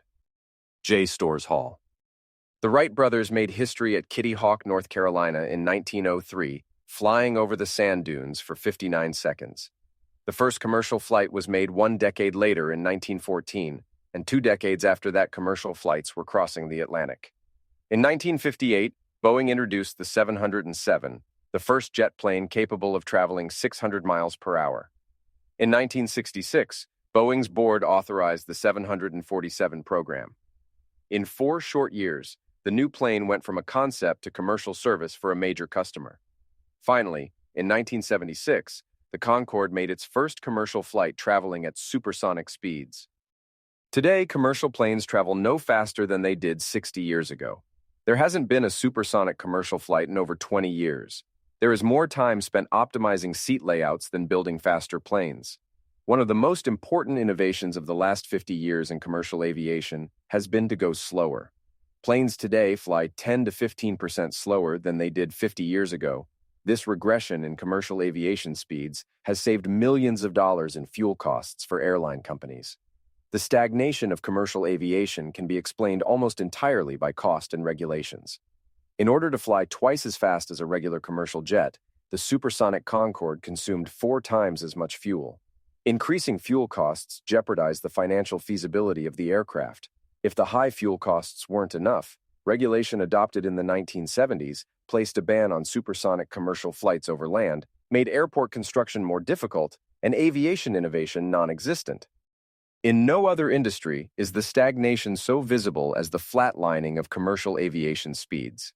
An innovative industry would transport passengers faster, cheaper, and safer over time. Huge strides in all 3 of these dimensions were made starting from 1903 through the 1950s, but everything changed in 1958. Boeing introduced their first commercial jet plane, the Federal Aviation Administration, FAA, was created, and the speed of commercial airliners began its 60-year stagnation. Regulations on commercial aviation have grown larger and more restrictive over time. Today, according to the FAA's website, the certification of a new aircraft type can take between 5 and 9 years. The monumental leaps in commercial aviation are now relics of history, rendered unattainable by the FAA's stringent oversight. Federal regulations play a significant role in hindering progress in aviation from multiple angles. These regulations dramatically increase the cost of aircraft production, making it nearly impossible for new companies to enter the market. As a result, commercial aviation in the United States remains a long-standing duopoly between the American giant Boeing and its European counterpart Airbus. Together, these two companies produce virtually all of the aircraft for major airline carriers in the country and around the world. Despite the presence of promising startups such as Boom, Joby Aviation, and Hermeus, navigating the regulatory landscape presents formidable barriers to entry and growth. Regulations serve to slow down the progress of startups and discourage many others from entering the industry. In Robert Gordon's The Rise and Fall of American Growth, he provides a comparison of a standard 1936 flight from New York to Chicago with its modern equivalent. Despite all of the changes in aircraft design and speed, the total flight duration is roughly the same. When this comparison is made with the jet planes of the 1960s and modern equivalents, it becomes clear that we have regressed, not only in flight speeds, but in total travel time. Today, for commercial flights, passengers typically arrive 2 and sometimes 3 hours before departure to account for long wait times when going through security. Flights typically board at least 30 minutes before departure. There are more options and destinations than there were in 1936 and 1960, and the flights are safer, but we should not dismiss the absolute loss in valuable time that passengers have experienced. Once through security, passengers can expect more than 20% of their flights to be delayed. According to data from the Department of Transportation, between 2019 and the end of 2023, more than 20% of flights were delayed. That equates to 6.6 million hours of delayed flights during that span of 4 years. The time that passengers spend in long security lines and waiting for delayed flights cost billions of dollars annually. Not only are planes not getting faster, depriving passengers of quicker travel, but delays and poorly run security checkpoints are costing us billions of dollars in wasted time. All of these aspects have economic consequences on the rest of the economy. Over time, the fatality rate for commercial airlines in the United States has consistently improved, even as air travel becomes more common. Since 2002 in the United States, there have been fewer than 300 fatalities involving commercial aviation, despite more than 16 million flights per year, making aviation by far the safest mode of travel. This incredible achievement in airline safety has been realized through changes in aircraft design, engine reliability, improved training, and procedure standardization. English has been established as the official language of aviation to avoid miscommunications with air traffic control. There have been rules established at the personal level as well. No pilot is allowed to fly more than 32 hours during 7 consecutive days and must follow a standardized checklist of procedures and paperwork before taxiing to the runway. Footnote: See Code of Federal Regulations. Section 121.481. Pilot training programs must be approved by the FAA. Footnote: See Code of Federal Regulations, Section 121.405, including the use of any simulation device for training purposes. Footnote: See Code of Federal Regulations, Section 121.407. The FAA has certainly contributed to safety improvements, ultimately reducing airline fatalities. However, the safety of commercial aviation has been achieved only by sacrificing future innovations. The FAA has been given increasing amounts of regulatory authority over more of the aviation industry. In pursuit of safety, the FAA has implemented a rigorous testing process. To obtain certification for new aircraft, manufacturers must complete years of expensive and thorough testing, subject to the metrics and approval of the FAA. The 2006 certification of Airbus's A380, for example, required 2,600 flight hours and 5 test aircrafts. Each A380 costs roughly $20 million to produce, and in order to reach 2,600 flight hours, one must fly 8 hours a day for nearly an entire year. This is just for the flight testing. Each component of the aircraft must be certified per regulations. Everything from landing gear, electrical controls, and even the seats must be independently tested and verified, all of which extend the certification process. The issue lies not with testing, but rather who decides the testing and what information they have available when making those decisions. In pursuit of safety, the regulatory framework has become more expansive, controlling every facet of aircraft design and construction. This growth creates a fundamental disconnect between the resources and methodologies available to manufacturers and regulators. Manufacturers must navigate real-world trade-offs, balancing innovation, cost efficiency, and safety imperatives to deliver airplanes for customers. Conversely, regulators operate with standardized guidelines based on historical data. This reliance on historical paradigms solidifies existing designs, increases complexity, and impedes technological progress and innovation, eventually impacting safety. Regulatory incentives. Regulations are implemented in an attempt to avoid first-order visible effects, like plane crashes in the case of commercial aviation. Yet the implementation of regulations do not exist in a vacuum. They create a set of incentives and constraints that alter the behavior of the individuals and companies being regulated. The regulations and procedures used to certify an aircraft change over time. Thus, many older aircrafts that were certified years or decades ago may not be able to achieve certification under the current standards. As a result, changes made to older aircrafts would be unlikely to meet the current certification levels. In response to this, there is an exception in the FAA's regulation found in the Code of Federal Regulations, Title 14, Chapter 1, Subchapter C, Part 21, Subpart D, Section 21, 101B. It reads, an applicant may show that a changed product complies with an earlier amendment of a regulation, provided that the earlier amendment is considered adequate and meets the criteria in Section 21.101, B, 1, 2, or 3. When design changes involve features or characteristics that are novel and unusual as compared to the airworthiness standard at the proposed amendment, more recent airworthiness standards and/or special conditions will be applied for these features. Essentially, applicants are able to recertify newer airplanes using prior standards, as long as the changes do not exceed certain limitations. This loophole, along with the aforementioned costs of certification, creates obvious incentives for aircraft manufacturers. When considering a new aircraft, the manufacturers must decide between a new aircraft design or an updated version of a prior model. Obtaining certification for a new design requires up to a decade of time that requires lengthy and expensive testing. Conversely, updating existing designs face less strict testing and certification procedures, as they are granted under an amended type certificate. Designing new aircrafts is a challenging endeavor in its own right, but regulation adds to the cost, complexity, and time required. Each of these points serves as a disincentive that discourages companies from designing and building new aircrafts. The ongoing saga with the Boeing 737 MAX provides a glimpse into this process of regulation and the decisions companies make in response to those rules. The original 737 was designed in 1964 and made its first flight 3 years later in April of 1967.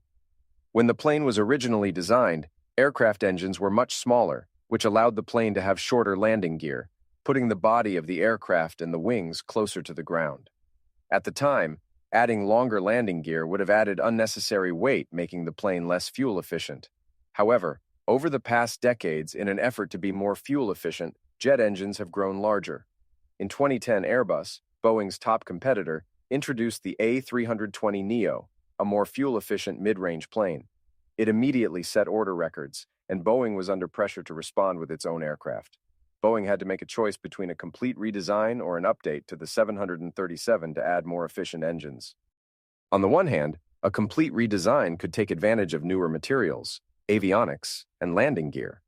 However, a new aircraft design would be subject to a higher level of scrutiny from the FAA, likely pushing out the delivery date of the new aircraft. It would also require pilots to be trained on this new aircraft. This was another major consideration, as Southwest Airlines, one of Boeing's largest customers, flies exclusively planes from the 737 family, allowing its pilots to easily move between planes in its fleet. Not only would a new aircraft design require a longer certification process, but also the retraining of pilots. This would discourage airlines like Southwest from purchasing these new planes. On the other hand, adding new engines to the 737 would not be trivial. Boeing's most recent update of the 737, the NG variant in 1997, was already pushing the limits of engine size. Increasing the distance between the wing and the ground would most likely require redesigning the landing gear, which in turn would have essentially meant designing a completely new aircraft. So if the landing gear couldn't get long enough for the engine to go lower under the wing, the engine would have to move up and forward relative to the wing. The placement of the engine interfered with airflow over the wing, causing problems during takeoff. Boeing attempted to correct for this issue with automated software known as MCAS.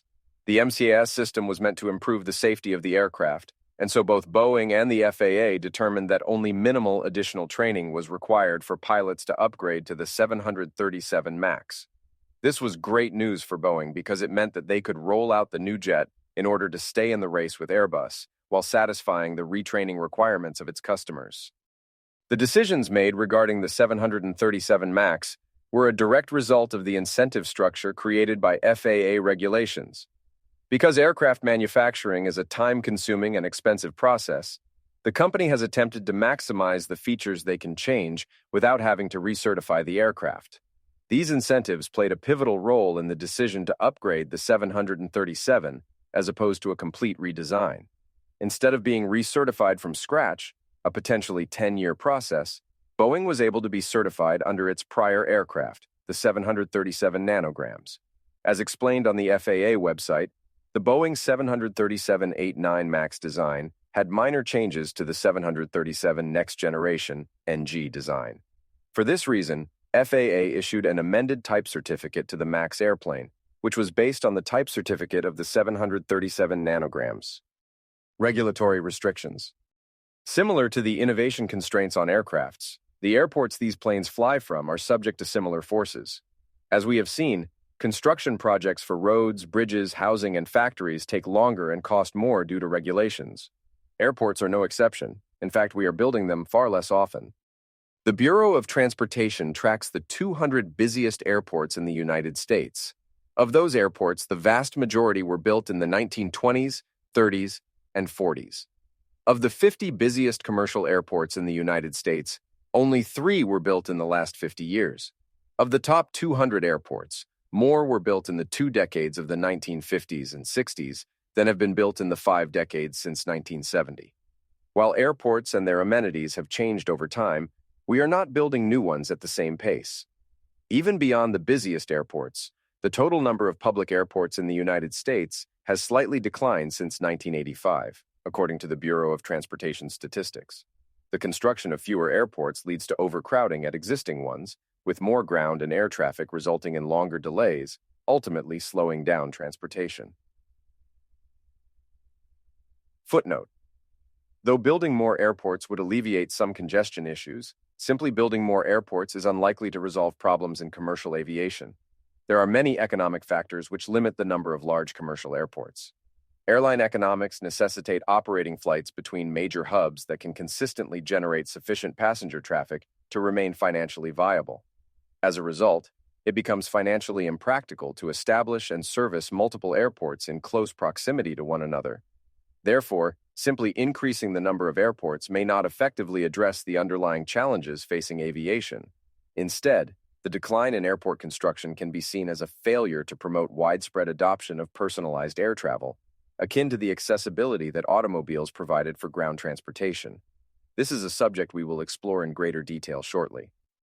Airports face all the existing obstacles that affect normal construction projects from the regulatory and political side. However, one area that has uniquely plagued airport construction is noise. The high levels of noise from airplane engines during takeoff and landing has prompted environmental studies and motivated political action. In response to mounting public pressure, Congress amended the Federal Aviation Act in 1968, giving the FAA the ability to consider relevant available data relating to aircraft noise when granting aircraft approval. As a result, the FAA could now factor the noise created by the aircraft when making its certification decision. Not only was it irrelevant to safety, but this amendment regarding noise levels for aircraft certification served as the precursor to the FAA's action 5 years later. In 1973, the FAA implemented an outright ban on supersonic civilian air travel. According to the FAA's fact sheet on supersonic flight, in 1970, acting under this authority, The FAA proposed a regulation that would restrict operation of civil aircraft at speeds greater than Mach 1. In essence, that regulation prohibits anyone from operating a civil aircraft at a true flight Mach number greater than 1 over land in the United States, and from a certain distance offshore where a boom could reach U.S. shores. In 1973, the FAA instituted a speed limit on commercial aviation, making it illegal for companies to innovate beyond this artificial barrier.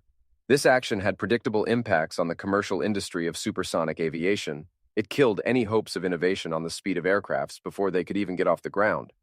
Why would aircraft manufacturers invest valuable time and resources into developing supersonic planes when they would not be allowed to fly in the vast majority of domestic flights? This left aircraft manufacturers with no viable path to develop supersonic planes. Instead of an outright ban, the FAA should rescind its ruling in favor of noise standards with specified decibel levels and implement preferred flight plans to minimize sonic booms over densely populated areas. One viable innovation to minimize sonic booms is to alter the direction of shock waves from an aircraft. This idea has been around since the 1960s, but has not been commercially explored because of the legal barrier. Not only have we been deprived of supersonic flight, but we have lost out on decades of research that would have made supersonic planes quieter and more affordable.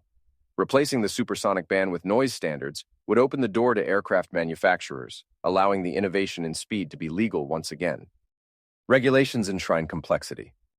It is commonly acknowledged that regulations can hamper the speed of progress by imposing additional safety, testing, and design requirements than would otherwise be followed. However, an equally important consequence of regulation is the degree to which it solidifies existing designs, increases complexity, and decreases general accessibility. The history of automobiles provides an instructive parallel to understand these consequences. Though much less sophisticated than today's vehicles, the first steam-driven motor cars required constant attention and expertise from the driver, and often a ride-along mechanic. Prior to the adoption of electric starters, early automobiles required mechanical cranks, operated manually in order to start the car. The literal translation of the French word chauffeur means to heat, because the first chauffeurs were employed to continuously heat steam engines and the engines of the first mechanized vehicles. Even the famous Ford Model T was notoriously difficult to operate. One enthusiast described the complicated process by saying, "To make the car move, the hand lever needs to be put into first gear, the throttle needs to be increased to raise the RPM of the engine, and the clutch needs to be completely pressed in. With the car moving in first, the clutch must be held in the entire time until the hand lever is dropped and the transmission is put into second gear." This complicated procedure was referred to as the Model T dance. In short, early motor vehicles were difficult to operate and required specialized knowledge, making them inaccessible to the masses. Early regulations on automobiles served to enshrine these complexities and constrain the dissemination of vehicles. One set of laws required a minimum crew of at least 3 persons and speed limits as low as 5 miles per hour in cities and 10 miles per hour on open roads. Other laws required motor vehicles, upon encountering a rider on horseback, to pull to the side of the road, shut off the engine, and wait for the horse to pass before manually cranking the engine again. Red flag laws required power-driven vehicles to be preceded by a person on foot carrying a red flag. Implemented first in England and later in the United States, these regulations were estimated to obstruct the progress of industry by nearly an entire generation. Today, automobiles have electronic ignitions, and the operation of them is simple and almost indistinguishable from video games played by children. Conversely, airplanes have remained stuck in the past, mired in complexity and esoteric knowledge. What explains the vast difference in accessibility and complexity of automobiles versus airplanes? The most important distinction is that many of the early regulations on automobiles were lifted in the late 1800s and early 1900s, allowing manufacturers to innovate. This freedom allowed automobiles to become more accessible, powerful, and safer over time. In pursuit of perfect safety, the FAA has been given increased regulatory authority over every inch of the aircraft. In the Code of Federal Regulations Title 14, Chapter 1, Subchapter C, Part 25, you can find the 400-page document that outlines the regulations for transport aircrafts.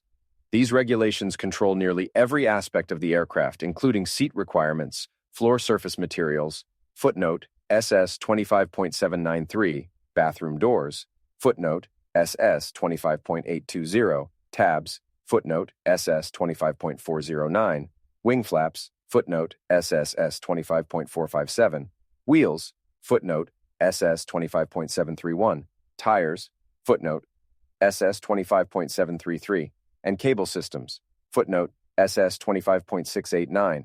While these regulations may improve aviation safety, they also serve to enshrine the existing designs and complexity of current aircrafts. This is one of the reasons why airplanes from 60 years ago are not appreciably different from aircrafts today. Consider the alternative history for automobiles, where 10-mile-per-hour speed limits, red flag laws, minimum cruise sizes, and regulations for manual cranks remained in place. These automotive laws would not be substantially different from the FAA's supersonic ban, nor the thousands of regulations which the FAA enforces. In this alternative history, automobiles would have maintained their 19th century speeds, complexity, and inaccessibility similar to the history of aviation. In J. Storr Hall's detailed investigation into the absence of flying cars in today's world, he summarized the impact of regulation writing. Over the long run, unchecked regulation destroys the learning curve, prevents innovation, protects and preserves inefficiency, and makes progress run backward. The future should be filled with faster and more convenient travel, mirroring the transformative impact that automobiles had on short-distance transportation accessibility. Just as cars made it possible for individuals to traverse short distances quickly and conveniently, commercial aviation should evolve to offer swifter and more efficient long-distance travel. This requires not only accelerating flight speeds, but also enhancing overall travel efficiency. To achieve this, we need to build more airports, allowing for better distribution of air traffic and reducing congestion at major hubs. Moreover, it's imperative to legalize and embrace supersonic flight technologies, which have the potential to significantly reduce travel times across the country and the globe. Additionally, streamlining security procedures and other logistical aspects of air travel will further contribute to making flying a seamless and time-saving experience for passengers. Aviation stands as a quintessential example where the pursuit of safety, while undeniably important, has led to regulatory overreach that stifles innovation. In some cases, such as with the development of supersonic aircraft, stringent regulations have effectively made certain innovative technologies illegal or impractical to pursue. As a result, commercial aviation speeds have remained stagnant for over 6 decades. This stagnation limits the potential for faster air travel. Therefore, it is critical to strike a balance between safety concerns and fostering an environment that encourages and facilitates innovation in aviation, allowing for the development of new technologies and advancements that can revolutionize air travel and propel humanity back to the future. Section 6.4, Energy. The steam engine itself, with the gigantic powers conferred upon it by the immortal Watt, will dwindle into insignificance in comparison with the energies of nature which are still to be revealed, and that the day will come when that machine, which is now extending the blessings of civilization to the most remote skirts of the globe, will cease to have existence, except in the page of history. Dionysius Lardner, 1840. In Dwight Eisenhower's famous 1953 speech, Atoms for Peace, to the United Nations, he said, "Experts would be mobilized to apply atomic energy to the needs of agriculture, medicine, and other peaceful activities. A special purpose would be to provide abundant electrical energy in the power-starved areas of the world." 5 years after that speech, his dream started to become a reality with the completion of the first commercial nuclear power plant in the United States. In response to the 1973 OPEC oil embargo and the ensuing oil crisis, President Richard Nixon announced Project Independence. The goal was to achieve energy self-sufficiency in the United States. In order to reach that goal, Nixon called for the construction of 1,000 nuclear power plants by the year 2000. 50 years later, there are only 93 operational commercial nuclear reactors at 54 power plants in 28 different states. The average reactor in the United States is 42 years old. We haven't completed construction on a new power plant since 1996, and we haven't started construction on a new power plant since 1978. Footnote Sharon Harris in North Carolina. Energy is arguably the most important industry because all other production relies on it to function. As a result, the stagnation of this industry should generate serious concern. Out of all the industries that we cover in the government section, energy production is the sector where stagnation has been most severely self-inflicted. When it comes to innovation, energy has two important aspects. First, there is innovation in the energy sector itself. This relates to new technologies for energy production, like more efficient solar cells, unlocking new energy sources, and better models of nuclear reactors. Second, are all the ways that energy is used to power innovations in other sectors. There could be no steamships without the mining and production of coal, no Model T without the revolution in oil refining, no Apollo program without liquid hydrogen, and no massive data centers without a powerful energy grid. In this section, we will focus primarily on the first aspect of energy production. Our purpose is to investigate the ways that energy production has been regulated into stagnation. Our very lives depend upon energy production. Gasoline powers our cars, trucks, and planes that transport humans and goods around the world every day. Coal and natural gas provide heat on demand to keep us warm during cold winters. Our electric grids are powered by coal, nuclear, and solar power that light our cities and power our digital devices. Before we even think of innovation and future technologies, energy production is a more fundamental need. Air conditioning our homes and refrigerating our food are things we take for granted every day. However, these are luxuries to many people around the world. Energy production is required to operate irrigation pumps and the machinery that harvests our food. Over the past century, deaths from climate-related disasters have fallen by 98%. This is due in large part to our amazing ability to produce energy. Such power allows us to construct stronger buildings that withstand the elements and generate energy on demand to heat and cool during large temperature fluctuations. The importance of energy production and consumption in the lives of human beings cannot be overstated. Historically, the more energy we have produced, the more problems we have been able to solve, leading to significant advancements in technology, healthcare, and overall quality of life. By increasing energy production and consumption, we can expand its deployment to a wider range of use cases, thereby enhancing material abundance and driving technological growth for humanity. Unfortunately, we have been heading in the wrong direction. Per capita energy consumption peaked in the 1970s and has been declining ever since. For the last 300 years, we had a remarkably consistent trend of increasing energy consumption, roughly 7% per year. This trend was more or less constant since the Industrial Revolution, until it abruptly stopped in the 1970s. The obvious explanation for this is that we are getting more efficient with our energy use. Even though per capita consumption is declining, we are able to achieve the same level of output, but with less energy input. This observation is logical, considering that devices such as air conditioners, automobiles, and refrigerators have become more energy efficient over time.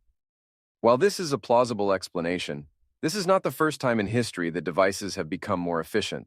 Consider the history of lighting. Open fires changed to gas and then kerosene lamps. Bulbs with filament were replaced by fluorescent bulbs that were finally superseded by our modern LED lights. Each iteration produced a more energy-efficient lighting device. Writing in 1907, Henry Adams summarized the efficiency of the steam engine's use of coal. He said, "The coal output of the world, speaking roughly, doubled every 10 years between 1840 and 1900 in the form of utilized power, for the ton of coal yielded 3 or 4 times as much power in 1900 as in 1840. Even though steam engines became more efficient, we continued to use more and more coal. The same trends can be found in automobiles, ships, trains, and computers. The critical point is that improvements in energy efficiency have happened many times over since the Industrial Revolution. Yet at no point until the 1970s did we see a corresponding drop in energy consumption. The key difference was that in history, each new advance in energy efficiency led to increasing applications of that technology. Writing in 1838, Josiah Parks stated, "Whatever, therefore, conduces to increase the efficiency of coal and to diminish the cost of its use, directly tends to augment the value of the steam engine and to enlarge the field of its applications." This was later expanded on by William Stanley Jevons, for whom the Jevons paradox is named.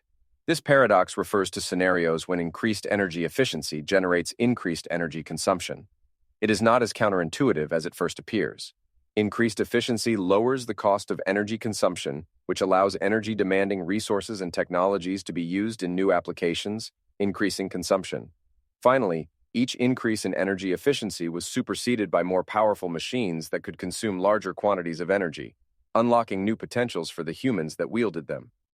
If we had followed the dreams of Eisenhower or the plans laid out in Project Independence, we would have continued along this exponential trajectory of greater energy production and consumption.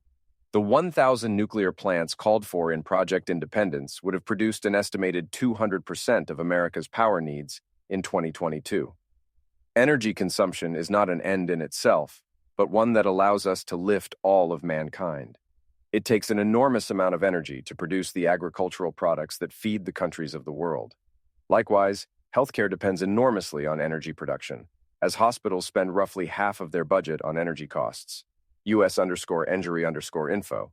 The supersonic Concorde consumed 4 times as much fuel as the Boeing 747, and the 747 uses more gallons of fuel in one trip than you are likely to use in your entire life driving a car.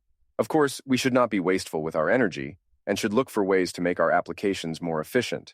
However, the goal should be to put more energy to use, not less.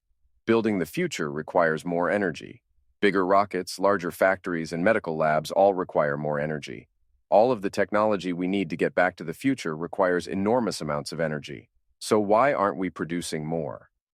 The government's actions regarding energy over the last 50 years have produced a complicated web of lengthy permitting processes, environmental restrictions, regulatory agencies, and even direct price controls on individual resources. These actions often contradict the government's own stated goals of national security, energy independence, or lowering carbon emissions.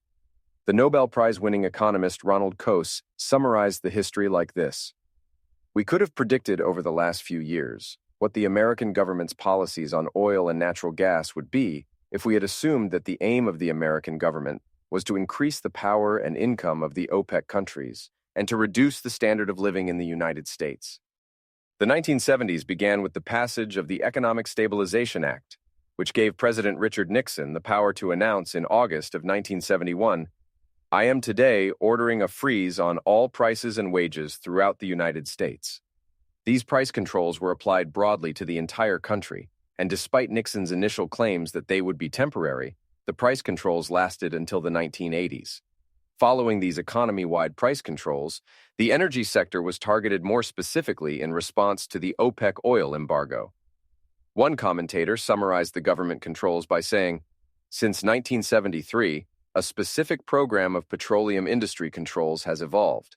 The key to this system is a multi-tiered structure of controls on crude oil prices, regulations on subsequent stages of production, from refining to retail distribution, tie ceiling price increases to cost factors." Even from this brief description, it is clear how complex and far-reaching these policies were, the consequences of which were nothing short of disaster. It was later estimated that domestic crude oil output declined by 1.4 million barrels because of the price controls. Recall that 2 million barrels of oil per day could have been pumped from Prudhoe Bay, Alaska, but were delayed from domestic production for nearly a decade. Combine that with the 1.4 million lost to price controls, and you have almost recovered all the oil taken offline by the OPEC embargo. Milton Friedman summarized the energy policy of the 1970s by saying, "My mistake was in not realizing how perverse and irrational are the Federal Energy Administration's regulations." Friedman went on to further explain the counterproductive nature of federal energy policy, which in effect subsidized foreign producers while taxing domestic ones. Through the voluntary exchanges of individuals, the market is able to allocate resources where they are most in demand. This distribution hinges on the freedom of prices to convey accurate information. When these prices are artificially manipulated, as they were with price controls on oil, the results are disastrous.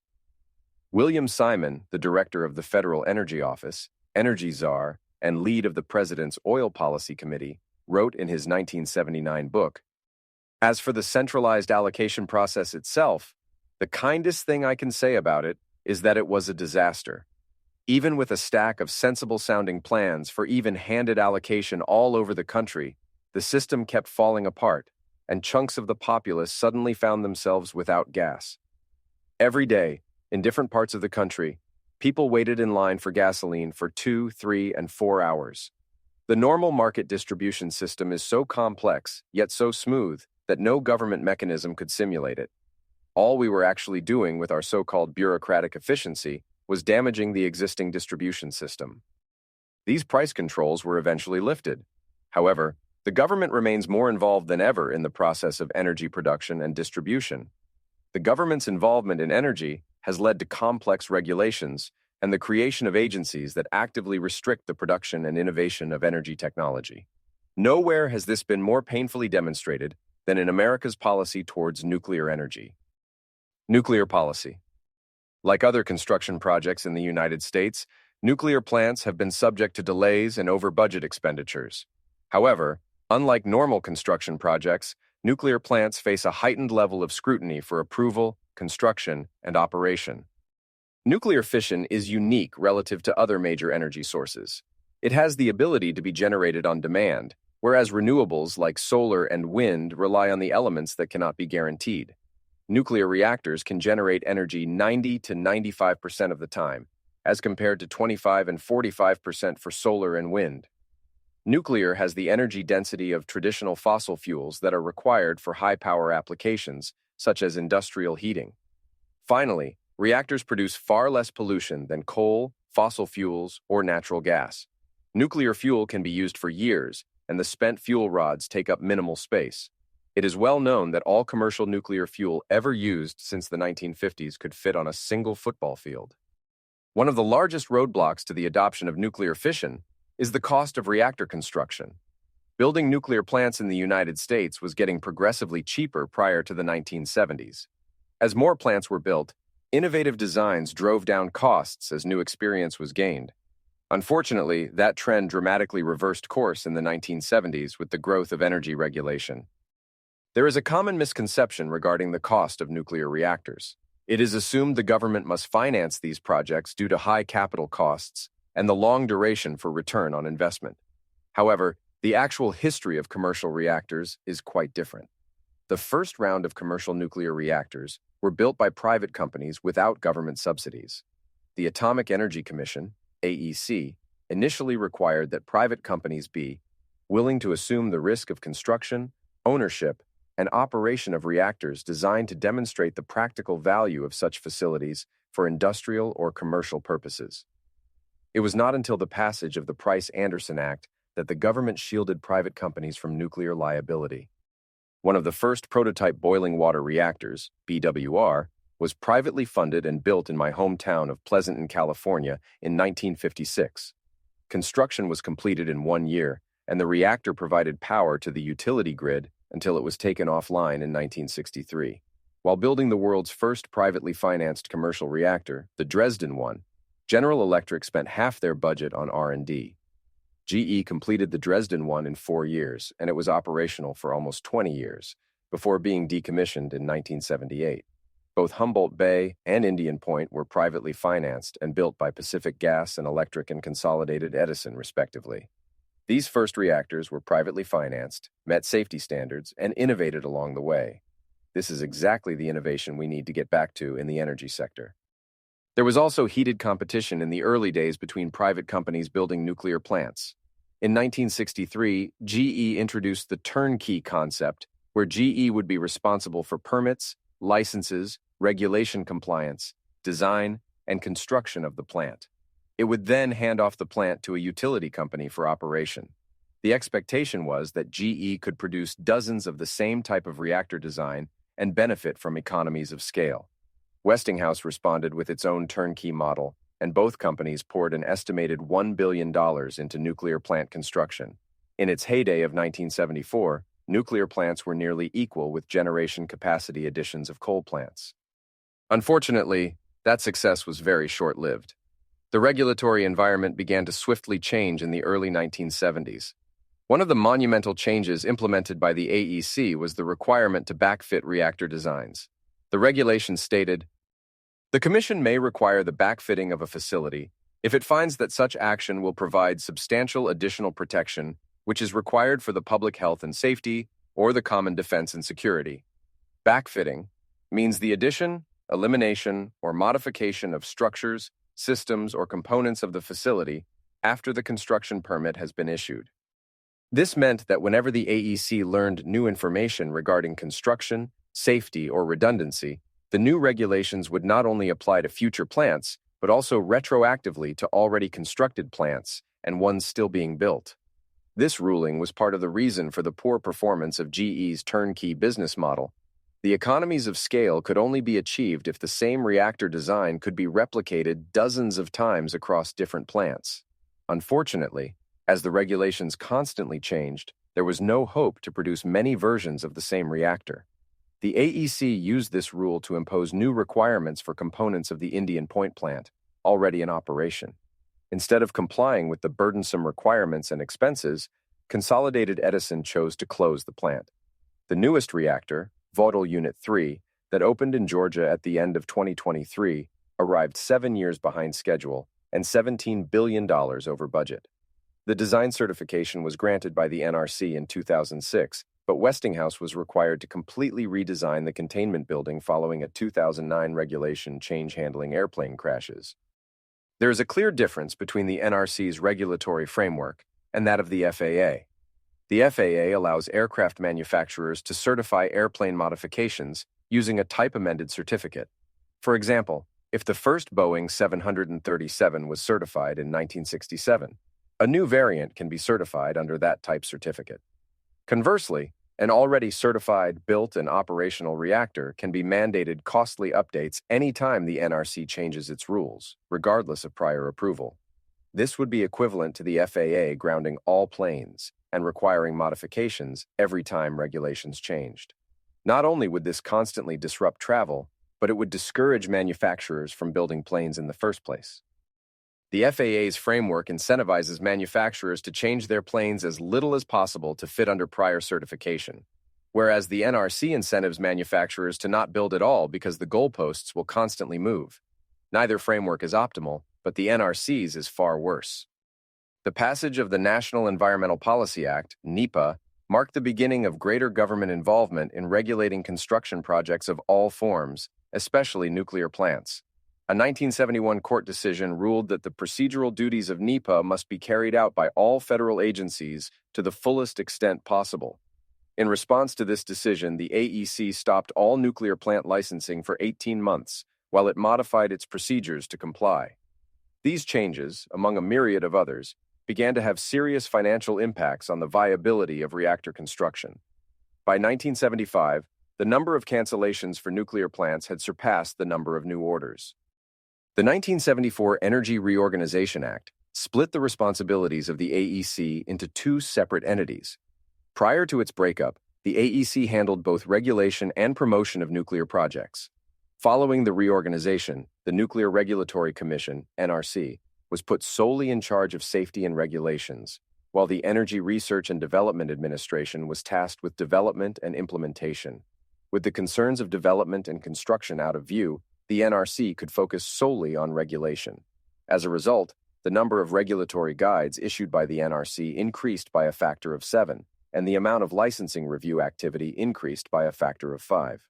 The sharp increases in regulatory activity came with severe financial burdens for the nuclear industry. A study from the Department of Labor in 1980 reported, "It can be seen that regulation increases during the 1967 to 1974 period resulted in an average total plant cost increase of 176.6%, an average total labor increase of 137.2%, and a reduction of 73% in construction output of new LWR capacity." These financial costs came in the form of increased permitting, legal battles, and general compliance. As a result, it became necessary to hire more workers for longer periods of time, as designs were constantly changed to keep up with the latest AEC rules, all of which delayed construction, drove up costs, and made it harder to innovate on reactor designs.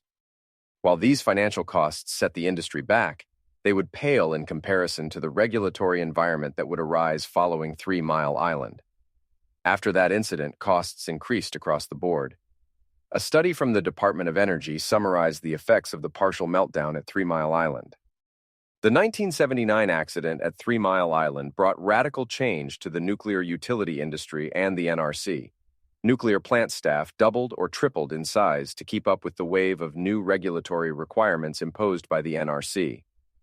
Operational costs for existing plants increased dramatically, and delays increased for plants under construction.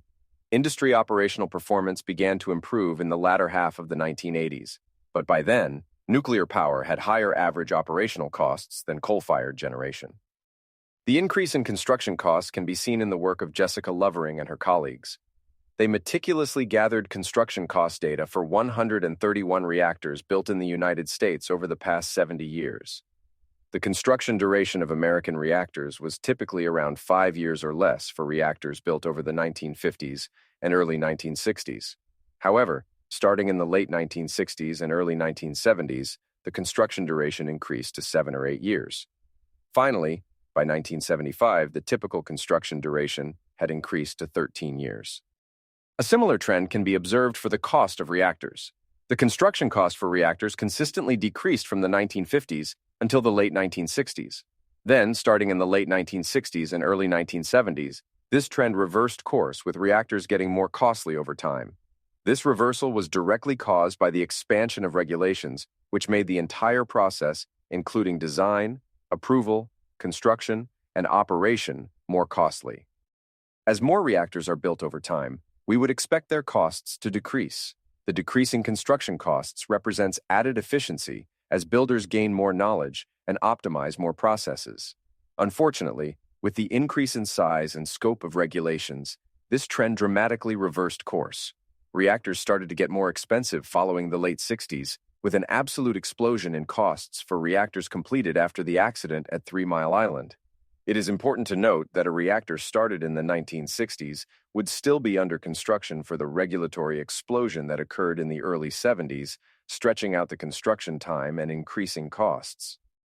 The Lovering study also includes data from 6 other countries: France, Canada, Germany, Japan, India, and South Korea.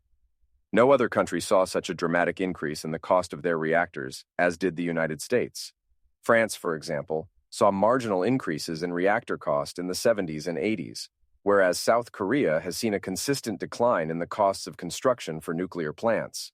The engineering skill and access to resources is roughly equivalent across the countries surveyed. The primary difference is the regulatory environment that existed in the United States.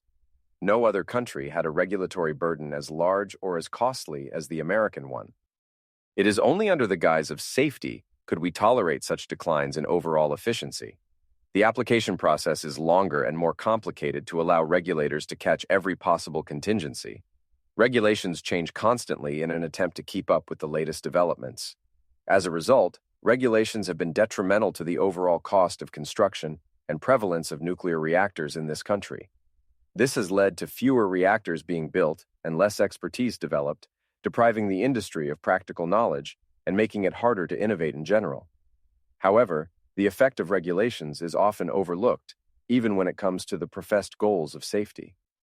The worst accident at an American commercial reactor occurred in Pennsylvania at 3 Mile Island in the spring of 1979. Fortunately, there were no injuries, deaths, or direct health effects from the accident. Following the events at 3 Mile Island, President Jimmy Carter commissioned an investigation into the partial meltdown.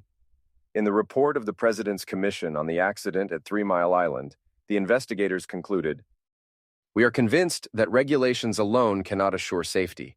Indeed, once regulations become as voluminous and complex as those regulations now in place, they can serve as a negative factor in nuclear safety. The regulations are so complex that immense efforts are required by the utility, by its suppliers, and by the NRC to assure that regulations are complied with. The satisfaction of regulatory requirements is equated with safety.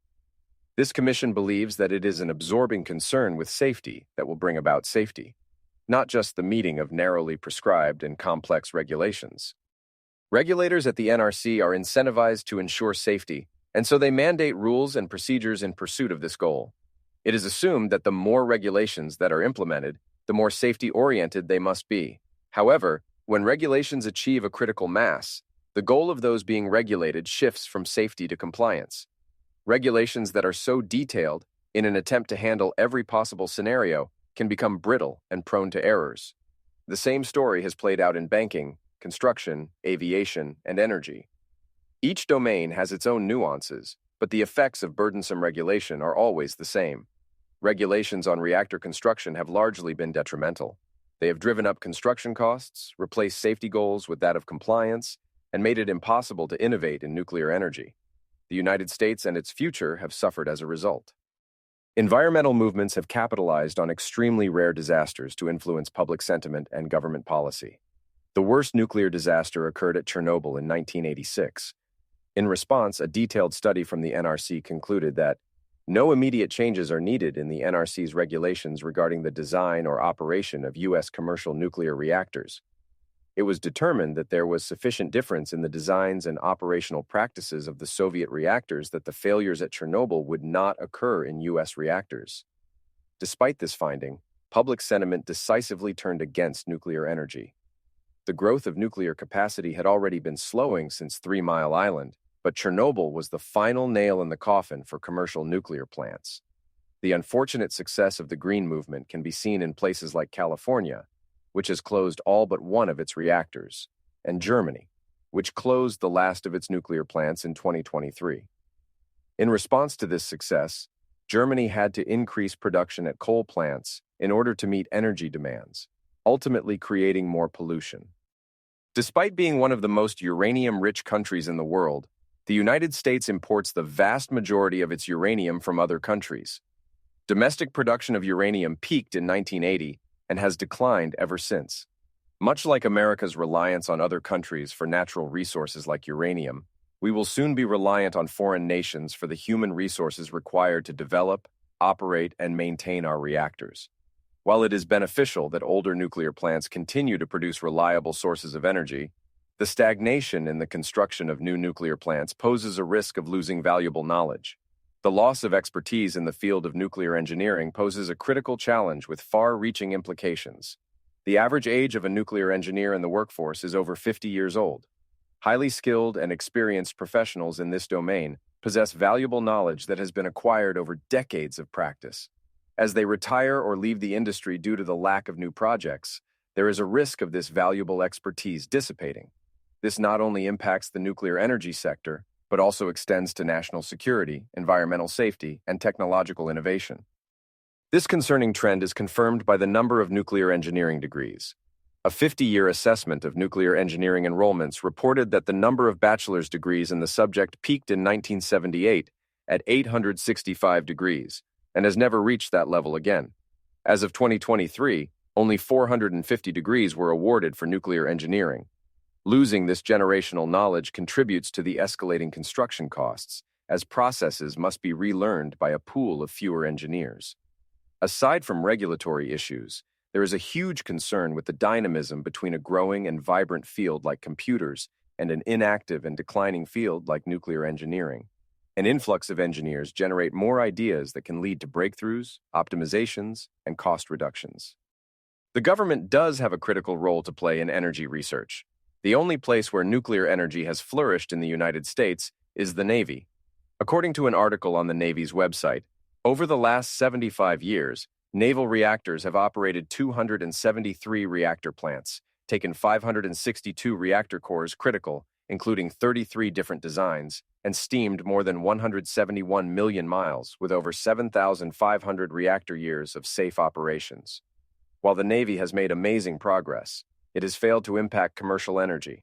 The government should disseminate its nuclear experience along with a concerted effort to reform its burdensome regulations.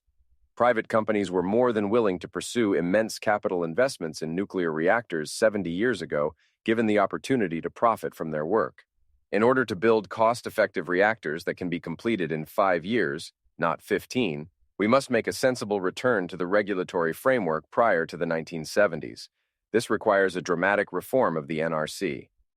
Cultural movements and environmental crusades have hijacked our cognitive faculties for 50 years and co-opted government agencies and regulations to adopt an anti-energy framework. The government's presence in the energy sector has been extremely detrimental, both with direct price controls on oil and the regulatory explosion of nuclear energy. The construction costs of reactors have been made excessively high due to untenable regulations and restrictions. If the same framework had been applied to the computer industry, we would still be using room-sized computers with punch cards and vacuum tubes. The energy industry has been held back at nearly every level, resulting in higher prices and less energy available for other industries. Getting back to the future will require using more energy. We need larger data centers, better factories, faster planes, and more powerful rockets. The more energy we utilize, the more we improve our standard of living. Fewer children die because we have the energy to power life-saving medical equipment. There is less hunger because we can create more fertilizer to grow more crops. Our energy needs should increase, not decrease. We've seen how advancements in energy production are not squandered, but put to effective use, lifting all of humanity. With more energy, we will conquer diseases and explore the stars. Section 6.5, Medical. In all of FDA's history, I am unable to find a single instance where a congressional committee investigated the failure of FDA to approve a new drug. But the times when hearings have been held to criticize our approval of new drugs have been so frequent that we aren't able to count them. The message to FDA staff could not be clearer. Alexander M. Schmidt, former FDA commissioner. Average life expectancy in the United States went from 40 years in 1880 to 50 years by 1910, 60 years in 1940, and 70 years in 1970. Every 3 decades saw an increase of 10 years in the American life expectancy. That consistent trend ended in the 1970s. Since then, life expectancy has only increased by 6 years. Life expectancy is complicated by numerous factors, but fundamentally, the American medical system has been heading in the wrong direction. Government involvement has increased prices, deterred innovation, and kept life-saving treatments from those desperately in need. There are many areas where health and medical care has improved over the past 5 decades. There have been significant improvements in diseases like breast cancer, heart disease, and colon cancer, thanks to treatment advances and early screening. However, despite significant progress in some areas, there are problems that have not improved and some that are getting worse every year. Over the past 2 decades, deaths from drug overdoses have increased more than 5-fold. Obesity was a relatively rare condition, affecting fewer than 15% of American adults in 1970. But today, more than 40% of adults are obese. The age-adjusted suicide rate has increased 35% since 2000. 6 in 10 American adults have a chronic disease, like heart disease, cancer, lung disease, diabetes, stroke, and 4 in 10 Americans have 2 or more. While we have seen significant improvements in some cancers, others are proving harder to fight, and some are becoming more prevalent at younger ages. These negative health trends are exacerbated by a fundamentally broken medical system. In order to develop and bring a new drug to market takes 10, 15 years and upwards of $3 billion. The United States spends over $4.5 trillion per year on healthcare. That's over 17% of the country's GDP. Hospital and medical services have been the fastest rising price index over the last 3 decades. Unfortunately, with an aging population and increasing prevalence of chronic diseases, these costs are only expected to rise. According to the CDC website, 90% of the nation's $4.1 trillion in annual healthcare expenditures are for people with chronic and mental health conditions. The cost of cancer care continues to rise and is expected to reach more than $240 billion by 2030. In 2020, the estimated cost of caring for and treating people with Alzheimer's disease was $305 billion. By 2050, these costs are projected to be more than $1.1 trillion. Investigations of life expectancy can be very complicated, as the number of years a person lives can be influenced by all sorts of confounding factors. An individual's genetic code may predispose them to certain diseases. The availability or lack thereof to healthcare can be the difference between routine trips to the hospital and life-threatening complications. Finally, their personal choices have a dramatic effect on their quality of health and subsequent longevity.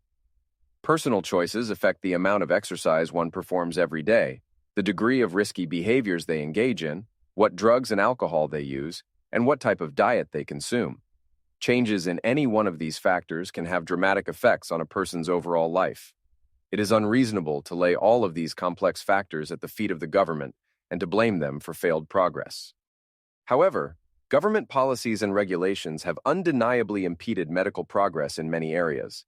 It is crucial to understand the challenges hindering innovation in the medical field and the consequent stagnation of American healthcare. The exorbitant costs underscore the urgent need for innovation in the medical industry. Hospitals, in particular, are known for their resistance to technology, frequently depending on physical paper records, outdated computer systems, and antiquated devices. Although numerous dynamic companies are engaged in drug research, they often face such immense regulatory pressure that many innovative ideas, including promising drugs, are abandoned due to the regulatory burden. The government's role in medical care typically falls into one of two categories. First, there are government programs directed towards medical coverage, the two largest being Medicare and Medicaid. Second is the government's role in quality assurance of drugs and medicines through the FDA. We will examine the government's role in both of these areas and identify key aspects that are holding back innovation. Government programs. Discussions regarding technology and innovation in the medical field often elicit unique perspectives. Economic principles that are universally applicable, from manufacturing widgets to producing cell phones, are frequently overlooked when applied to healthcare. Free market dynamics, which have successfully created entire industries and lifted billions out of poverty, remain largely unchallenged in sectors such as electronics, groceries, automotive, and household goods. However, when it comes to the medical field, central planning often becomes the predominant approach. The Medicare and Medicaid programs are the largest purchasers of medical services in the country. The prices these programs pay for medical services are set by a unit inside the Department of Health and Human Services called the Centers for Medicare and Medicaid Services, CMS. Every year, the directors and regulators from CMS determine the prices for various drugs and services purchased by their accompanying programs. CMS disguises their price-fixing routine through a complex formula that converts relative value units, RVU, the unit each good or service is worth, into dollars via a conversion factor. CMS publishes this data in its fee schedule in the Federal Register every year. In 2024, the fee schedule was 2,709 pages, which was much shorter than the previous year at 2,953 pages. The published fee schedule determines how many RVUs each service is worth, the change in conversion factors relative to the previous year, what services will be covered, and for how much. Due to the size of the Medicare and Medicaid programs, they often determine the prices for the majority of medical care. Medicare and Medicaid combine to account for almost $2 trillion in healthcare spending in 2022, whereas private health insurance only totaled $1.3 trillion. As a result, private medical insurance typically follows the fees set by CMS, which means for these services, the medical industry is centrally controlled by CMS. When the federal government instituted price controls on oil in the 1970s, the effects to the public were readily apparent. The price at gas stations were visible to everyone, as were the ensuing lines of cars those artificial shortages created. The situation in medical care is much more opaque. Payments are made almost exclusively by third parties, rather than directly by consumers. The prices for medical care are often not known even to the doctors administering the services, as the price of the exact same service may vary patient to patient depending on the insurance provider. At the hospital, they may recommend a suite of services such as MRIs, X-rays, or blood tests. But as a patient, you have no idea what these will cost until it is processed by insurance. As a result, there is a complete distortion of the market mechanism to allocate goods and services. Prices do not fluctuate via supply and demand, the way they do in other industries, but only according to the yearly changes determined by RVUs and conversion factors. There are two key problems with centralized price controls in regards to innovation: knowledge and incentives. Because prices cannot fluctuate freely, producers of medical services do not know which items are more in demand than others. Even if this information can be inferred through consumption statistics or surveys, there is no incentive to improve or innovate on those services because the prices are artificially controlled. The prices may be set too high for some services or too low for others, we don't know. An instructive comparison are elective procedures, ones typically not covered by insurance. These are operations like LASIK eye surgery, Botox, laser hair removal, and plastic surgery. These procedures differ in two key ways. First, their prices are not set by CMS, and second, they are typically paid out of pocket, directly by consumers, as insurance providers will not cover them. As Mark Perry from the American Economic Institute has documented, between 1998 and 2021, the average price of all goods increased 66%, while medical care increased 132%, and hospital services increased 230%. Conversely, the average price of cosmetic surgery, Botox, liposuction, hair removal, etc., only increased 31%. These elective procedures, whose prices were allowed to fluctuate freely, were subject to competition and innovation, decreasing prices relative to inflation over the past 2 decades. Quality assurance. In computing, Moore's law describes the trend that the number of transistors doubles roughly every 2 years. This trend has continued since the 1970s and has been directly responsible for the incredible advancements in computing, both in terms of the capabilities of computers, but also in regards to their increasing affordability. Every year we get cheaper and more powerful machines. Conversely, Eroom's law describes a very different trend in medical research. This law tells us that the cost of developing new medical drugs doubles roughly every 9 years. This is not mere stagnation that we have seen in other industries, but exponential regression. The research, development, clinical trials, and FDA approval typically takes between 10–15 years and costs more than $3 billion. As a result, pharmaceutical companies bring fewer drugs to market, giving physicians less options to combat diseases. An innovative medical space would develop new drugs faster and cheaper every year. More life-saving treatments would be available to those who desperately need them, and many diseases could be prevented before even occurring.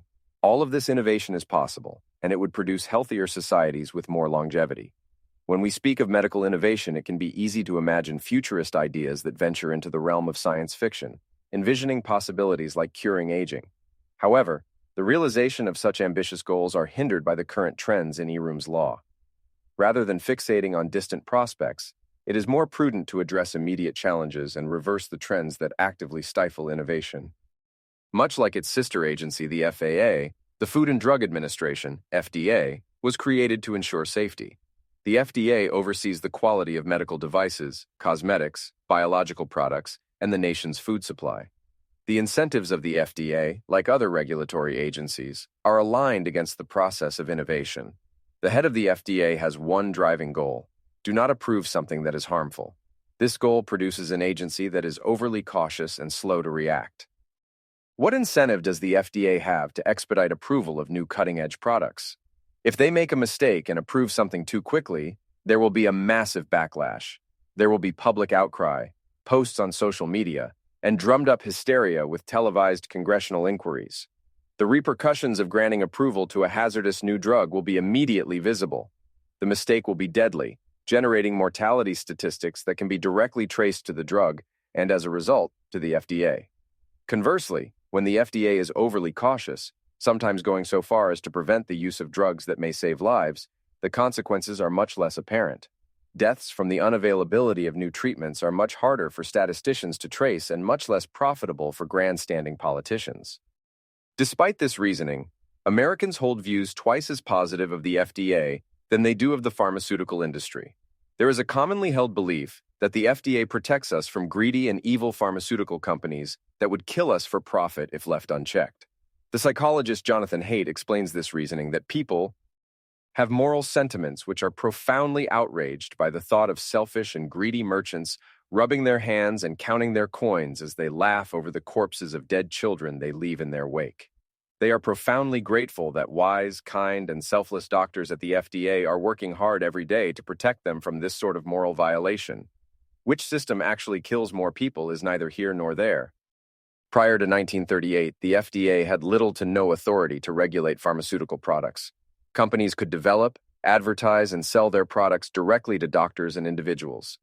As predicted by the theory of evil profit-maximizing corporations, a wave of corpses followed. In 1937, the Massengill Company produced elixir sulfanilamide that killed more than 100 Americans. The company mass-produced, marketed, and distributed the elixir without conducting any toxicity tests. The FDA's quick reaction to remove almost all of the deadly elixir from the country was estimated to have saved 4,500 lives. An interesting historical point is that politicians had tried and failed numerous times to expand the FDA's powers. Despite a long history of snake oil sales and educational material like American Chamber of Horrors, curated by the FDA itself, these congressional attempts failed each time. It was not until the death toll produced by elixir sulfanilamide that New Deal proponents and members of the FDA had enough public support to capitalize on and pass the 1938 Food, Drug, and Cosmetic Act. Following the 1938 Act, the FDA was granted the power to approve or reject new drugs, medical devices, and food additives. The FDA was given a 6-month window from the time a new drug application was filed until an approval design had to be rendered. Footnote: the newly empowered FDA would get its first test that same year, in the fall of 1938. By the 1930s, the American public was well acquainted with the tragedy of losing a presidential child, following the death of Calvin Coolidge's son in 1924. When FDR's deathly ill son was cured by a new miracle drug, Prontosil, a sulfa-based drug, in 1936 it gained widespread interest. Research in sulfa-based drugs quickly ramped up as a result. In October of 1937, the British company May and Baker produced a sulfa derivative that was found to kill pneumococcus, a bacterium in most of the world's deadly pneumonia cases. It was shown to cure pneumonia in mice and was effective against strep diseases, meningitis, staphylococcal, and gonococcal infections. By March of 1938, it was being tested on British patients, and by May it had demonstrated a threefold improvement against pneumonia. May and Baker, in a partnership with the American company Merck, submitted it to the newly empowered FDA for approval in October of 1938, right at the start of pneumonia season. But the FDA was in no hurry. The tougher approval regulations of the 1938 Act were just beginning to be put into practice. Sulfapyridine was one of the first important drugs to be put through the revised system. The FDA wanted more toxicological data, more details on the metabolism of the drug, and more information on human tests before the agency would approve its use in the United States. No one was quite sure exactly what was required under the new drug law. How many new tests, how many patients, how safe was safe? No one wanted to make an error. While still under view, and with pneumonia cases rising in 1939, Walter Campbell, the head of the FDA and a leading champion of the 1938 legislation, wrote, "I do not want to feel I was mistaken in doing this, but cannot help occasionally wondering if the present lack of a drug for seriously ill patients is not worse than operating under the old Food and Drug Act." The 1938 law required a decision from the FDA in 6 months, so in March of 1939, the FDA finally approved the drug. In following years, the drug saved more than 33,000 American lives annually. Unfortunately, for the thousands of Americans who died from pneumonia during the 1938 season, their cure sat on a desk waiting for the FDA's stamp of approval. With the passage of the 1938 Act, the American government made an ill-fated bargain. It would prevent another elixir tragedy with 100 deaths at the expense of keeping a cure out of the hands of tens of thousands. This bargain and the heightened level of caution still envelops the FDA to this day. No sane person would argue against drugs being thoroughly tested before they are used on human patients. That is not in dispute. However, there are two questions to consider: how much testing and who decides. The answers to these questions have profound effects on innovation in the medical space. If the FDA truly wanted to guarantee safety in medical products, they would require testing procedures that spanned entire lifetimes. After all, how can we be sure something is safe when negative side effects do not become visibly apparent for multiple decades? Much like the government's meddling with interest rates or price controls, there is a fundamental knowledge problem with the FDA's decision-making process. Bartley J. Madden, in his book Free to Choose Medicine, explains, "How much regulation of new drugs is too much? Neither the FDA nor Congress knows, because consumer choice is currently eliminated from our drugs-to-patient system. Instead, rigid adherence to statistical averages and the evaluation of clinical trials for tightly specified patient populations dominates the FDA's approval and rejection decisions. This is the opposite of a market process that fosters great variety, enabling the best solution for each customer to be selected." Again, the critical point is not a criticism of testing, but a realization that the FDA inherently understands the trade-offs in getting new drugs to patients sooner. The trade-off is between new drugs that are potentially risky and not having those drugs at all.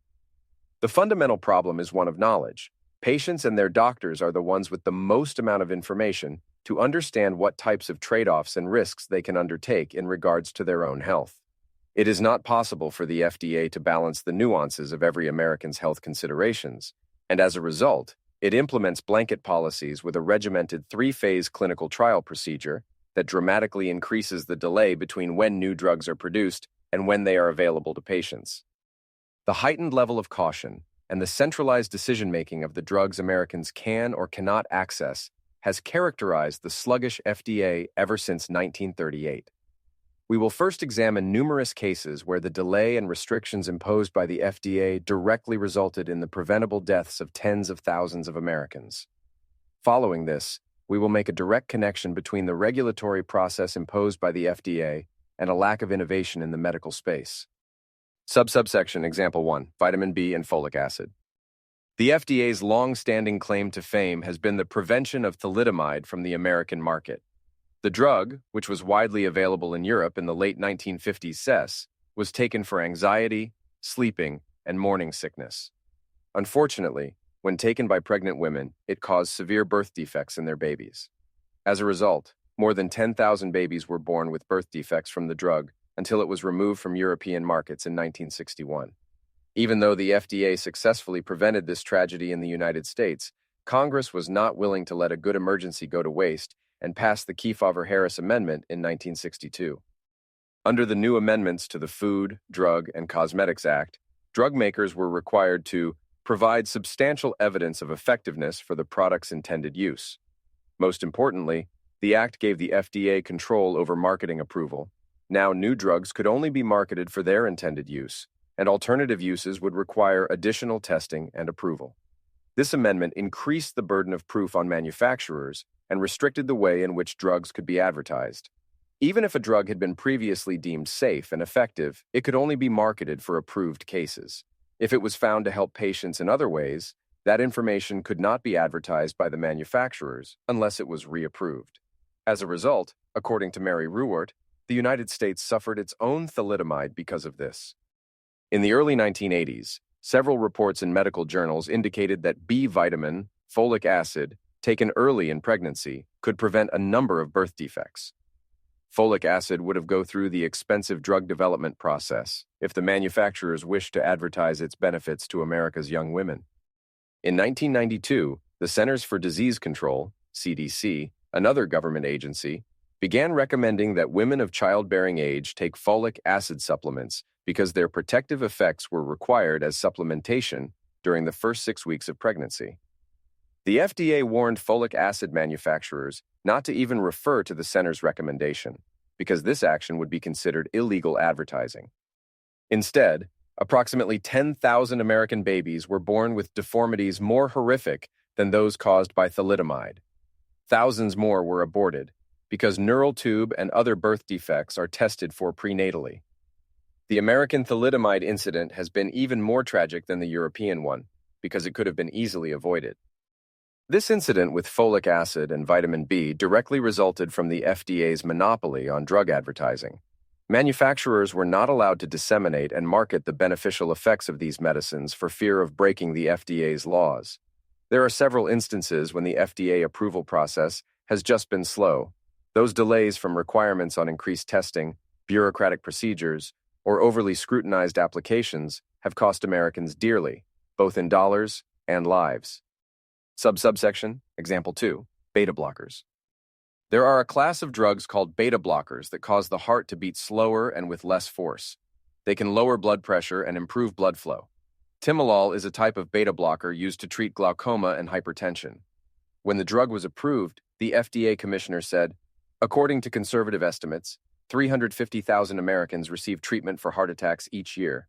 Without treatment, about 15%, or 50,000, can be expected to die of their heart disease within 2 years, referring to timolol. Specifically, he said, that will mean that about 17,000 of these people will live longer. We may save 7,000 to 10,000 Americans a year. What the commissioner failed to mention was that drugs like timolol had been available in Europe since the mid-1970s, but the FDA did not approve this drug until 1981. The commissioner inadvertently admitted that by not approving the drug sooner, the FDA was restricting its use by these Americans. As a result, the FDA was killing 10,000 Americans every year the drug had not been approved. Subsection Examples 3, Septra. A similar case is the drug Septra, a combination of 2 antibiotics, sulfamethoxazole and trimethoprim, that is used to treat a wide variety of bacterial infections like ear, urine, respiratory, and intestinal infections. The drug can also be used to prevent and treat certain types of pneumonia. It was originally approved for use in England in 1968, but was not available in the United States until 1973. During these 5 years, many Americans died from not having access to Septra, even though it was already available in other countries. The Nobel laureate George Hitchings estimated that delay in approval by the FDA cost 80,000 American lives. These are just 3 examples from the invisible graveyard of the FDA. When the FDA moves quickly and approves a new drug too soon, there are congressional hearings and media hysteria.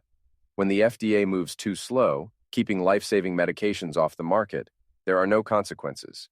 This is an incentive structure which serves to protect the entrenched interest of the FDA bureaucracy, and to some extent the pharmaceutical companies who need only to appease them.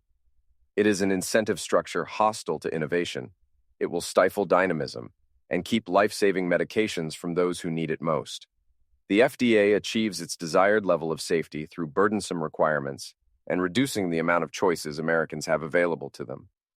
Getting new drugs to market relies on a highly complicated chain of scientists to research and invent new molecular sequences, businesses to hire these scientists and develop their products, and investors to fund companies creating these miracles.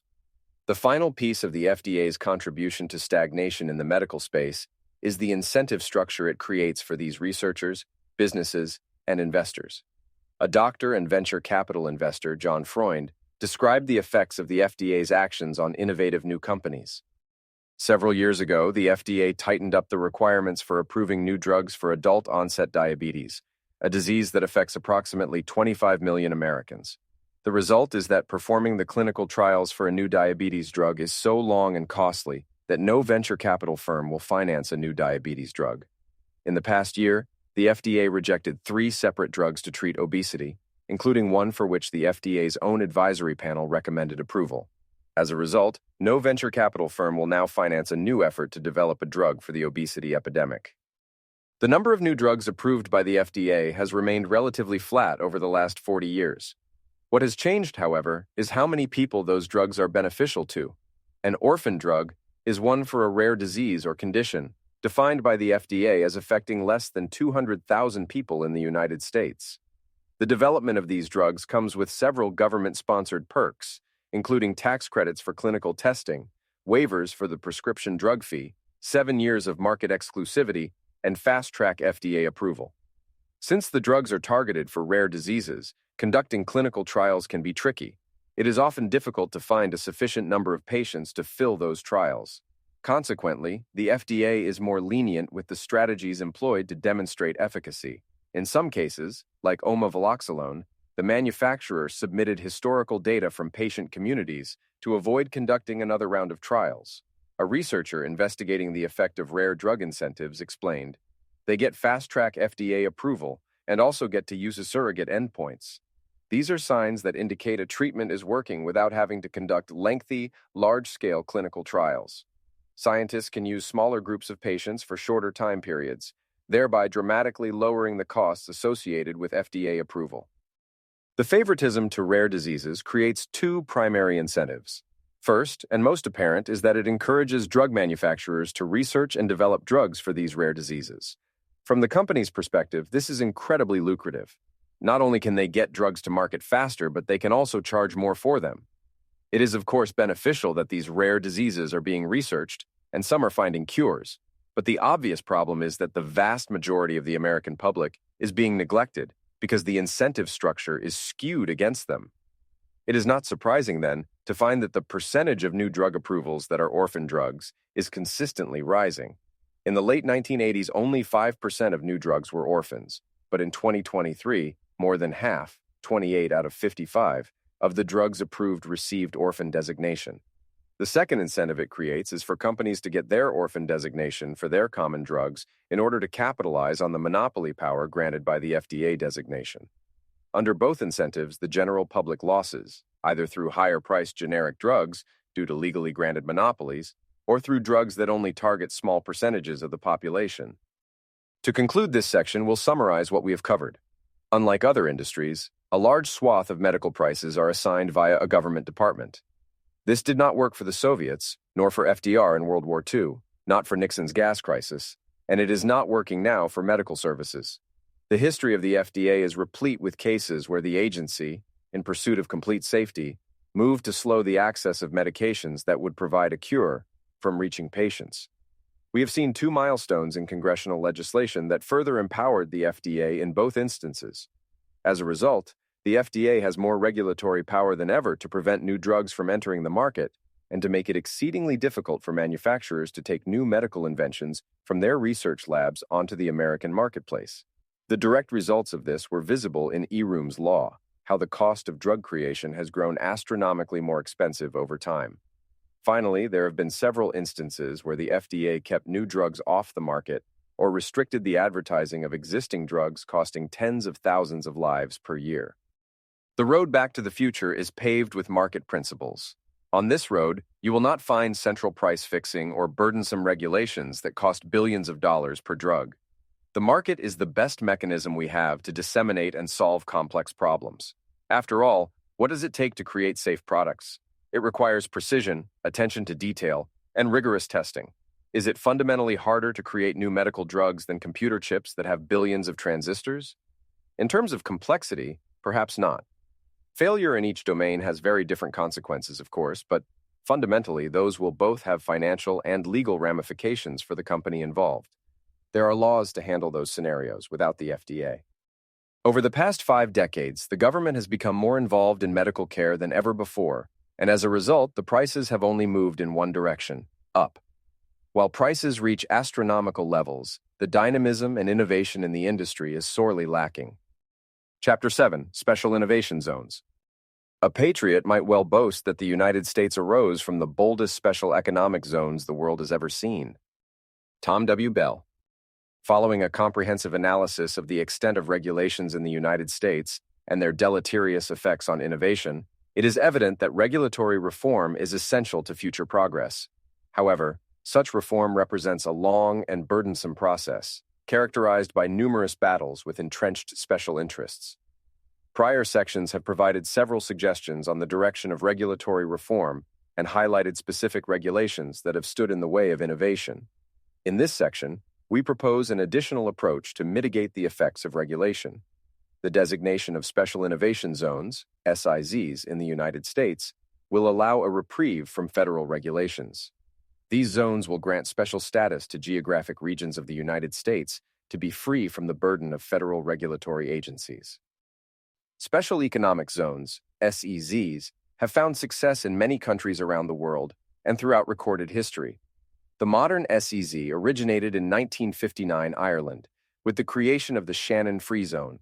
Most famously, they have been implemented in China as a way to lift a backwards and poverty-stricken nation that suffered mass famine inflicted by Mao's Great Leap Forward. Shenzhen was designated an SEZ in 1980 through the economic reforms of Deng Xiaoping. Starting as a modest fishing village, it has been transformed into the manufacturing capital of the world. The SEZs in China were granted extreme freedom in relation to the rest of the country. They were given lower tax rates, openness to foreign investments, the ability to negotiate contracts, allowed worker mobility, and the local authority to enact laws. The freedoms granted in the SEZs were so drastic, some party officials saw them as creating spiritual pollution by allowing capitalist ideals to corrupt the pure socialist ideology. Regardless of ideological opposition, the results were undeniable. After touring the SEZs in 1984, Deng Xiaoping summarized their success in a speech to the Central Committee proclaiming, "A special economic zone is a medium for introducing technology, management, and knowledge. Through the special economic zones, we can import foreign technology, obtain knowledge, and learn management. As the base for our open policy, these zones will not only benefit our economy and train people, but enhance our nation's influence in the world." Outside of China, SEs have found tremendous success across the world. A study from the World Bank concluded that private zones are less expensive to develop and operate than their public counterparts and yield better economic results. The United States is no stranger to the special designation of geographic zones for economic purposes.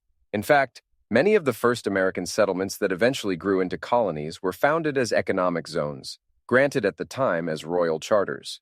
Settlements like Jamestown, Plymouth, and New Amsterdam were established with specific economic privileges and incentives granted by the respective colonial powers.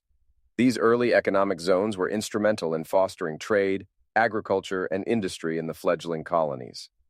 Over time, the concept of special economic zones has evolved to include tax incentives, customs loopholes, and infrastructure support to attract investment and stimulate economic activity in specific geographic areas. In recent American history, special zones made a resurgence in the Foreign Trade Zones, FTZs, Act of 1934.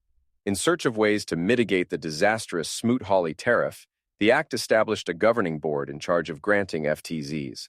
The zones are defined as secure areas under U.S. Customs and Border Protection (CBP) supervision that are generally considered outside CBP territory upon activation. Located in or near CBP ports of entry, they are the United States version of what are known internationally as free trade zones. In short, the FTZs are a way to mitigate the costs of tariffs by designating geographic regions where goods can be imported and utilized prior to customs enforcement.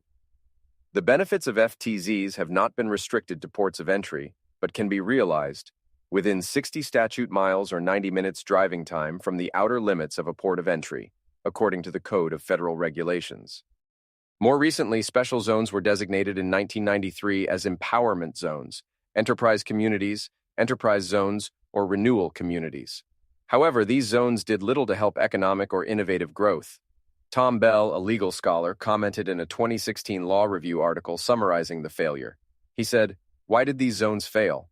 Most likely because they offered relatively little relief from federal authority." The American Federalist system inherently contains decentralized economic zones, as state governments have different tax, business, and legal frameworks. Within states, different cities can be more or less business-friendly than their neighbors in terms of zoning laws and tax exemptions.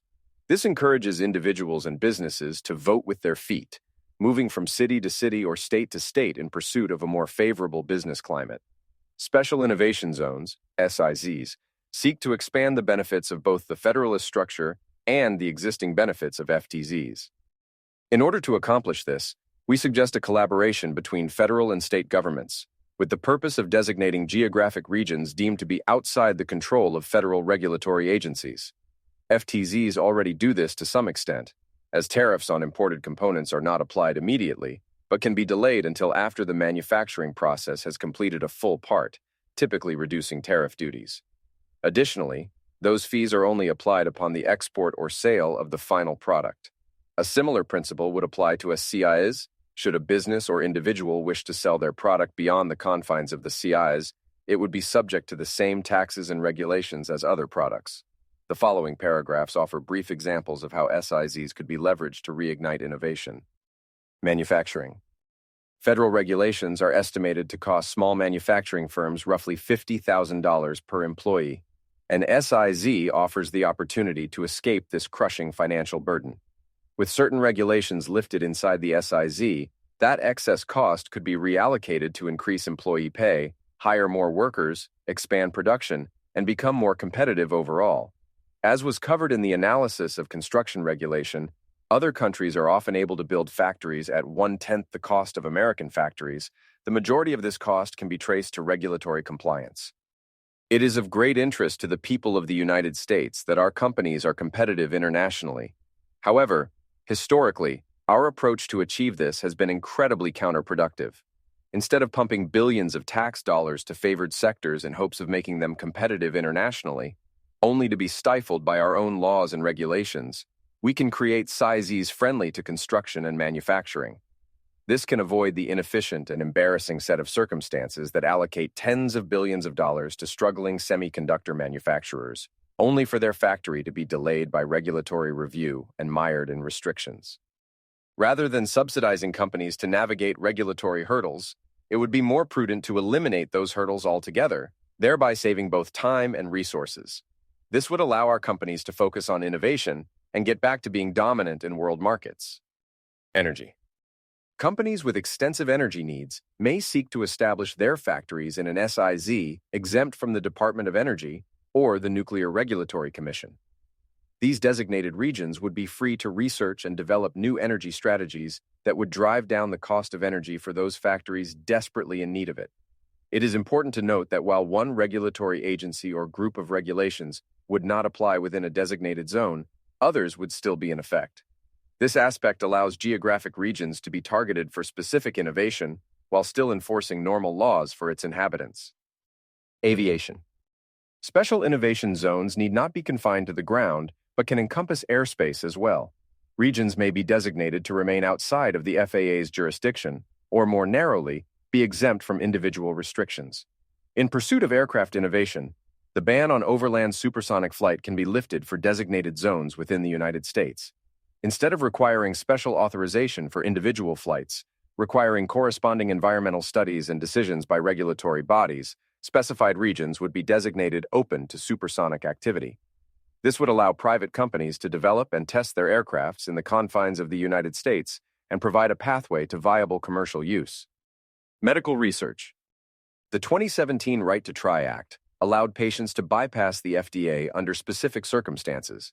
The legislation requires that patients be diagnosed with life-threatening diseases, have exhausted all treatment options, and be unable to participate in clinical trials. Special innovation zones could expand on this by allowing pharmaceutical companies and medical laboratories to offer new treatments to patients without the criteria of right to try or the extensive FDA process. Only products manufactured and sold within the designated zone would be available in this way. Products outside the zone on the regular market would be subject to the standard regulatory oversight. The important piece is that patients would need to physically travel to the designated zones, thus knowingly accepting the risk associated with unregulated products. This freedom to innovate outside of the FDA's overbearing rules would allow Americans to receive cutting-edge treatments in the United States, decades before they would be available under normal circumstances. This would avoid what has come to be known as stem cell tourism. Instead of traveling abroad in search of medical advancements, Americans could receive them within the confines of the United States. This would give them access to more skilled physicians and higher quality facilities than could be found abroad. Additionally, this would incentivize medical companies to conduct research in otherwise overlooked applications, as many drugs are shelved early on due to the costs of intense regulatory compliance. Special innovation zones will come with inherent risks. However, for the innovative health and longevity of the United States, the biggest risk is to not take any risks at all. The straitjacket of current regulations attempts to mitigate all possible risks at the expense of future innovations. This is a trade-off that should not be allowed to continue. SIZEs represent an alternative designation that will create an opportunity for innovation within the confines of the United States. The United States federalist structure is one of its many strengths. Special innovation zones seek to capitalize on that decentralization by designating geographic regions beyond the purview of specific regulatory agencies. In all SIZEs, federal, state, and local laws would still exist and be enforced. The key distinction is that one or multiple federal regulatory agencies would not have jurisdiction over the economic activities of the region. This system would allow increased competition between states as businesses, and individuals would vote with their feet, moving to zones more favorable to innovation. This would incentivize state governments to apply for SIZes in an effort to attract more human capital. The experimentation inside the SIZes would serve as regulatory laboratories, informing policymakers to apply these learnings nationally. Decentralization is a key aspect of SIZes. It would allow individuals and companies to operate outside the centralized rigidity of current regulations. Breaking up the monolith of federal regulation enables more dynamic, localized solutions that can better address specific economic and social needs, fostering innovation and clearing a path to get back to the future. Chapter 8. Not taught in school. A man who cannot think is not an educated man, however many college degrees he may have acquired. Henry Ford. Innovation in every sector is important, but education is arguably the one with the most future-oriented consequences. If you want to build to the stars, you need a very strong foundation. Education is a long-term investment. Our children spend the first 18 to 20 years of their lives in school before doing anything remotely productive. For these reasons, education deserves a heightened level of scrutiny when it comes to innovation. In this section, we focus on the institutional aspect of education, specifically K-12 and post-secondary education such as colleges and universities. Education is a topic within the government section because federal, state, and local governments play such a significant role in the funding, standards, and quality of schools in the United States. According to the National Center for Education Statistics, over 90% of K-12 students are enrolled in public schools. There are almost 1,900 public universities that enroll nearly 12 million students. Public colleges and universities enroll nearly 80% of the undergraduate population. Every year, over 60 million students spend time in a public institution, 50 million K-12, and 12 million undergraduate students. That's more than 60 million opportunities to mold and inspire the future generation. However, that requires a dynamic and innovative education system. Unfortunately, our government-run education system is failing an entire generation of students, and as a result are standing in the way of getting back to the future. Before examining the dismal performance of the American education system, we'll discuss what innovation in education can look like. The standard schoolhouse model of education has been around for hundreds of years. One teacher stands at the front, dictating instructions and facts to a room full of bored, uninterested students. This paradigm has seen little change over time, and it is laughably worse in universities where a single professor, or worse yet, a graduate student, instructs classes filled with hundreds of students. Innovation in education would reshape antiquated structures to foster more engaging, personalized, and effective learning experiences. It should consider alternative models that embrace individualized approaches, collaborative learning, and real-world applications to better prepare students for the challenges of the modern world. Education would focus more on understanding and application rather than regurgitation and memorization. Quantitative results would come in the form of consistent outperformance on standardized tests and the need to re-normalize course material, pushing more complicated subjects to younger-age students. The distillation of abstract and complicated concepts into digestible forms is key for allowing students to learn material that has historically been reserved for older students. Therefore, if we are innovating the process of education, we would get better at communicating and teaching concepts over time. However, this requires drastic changes from the education system.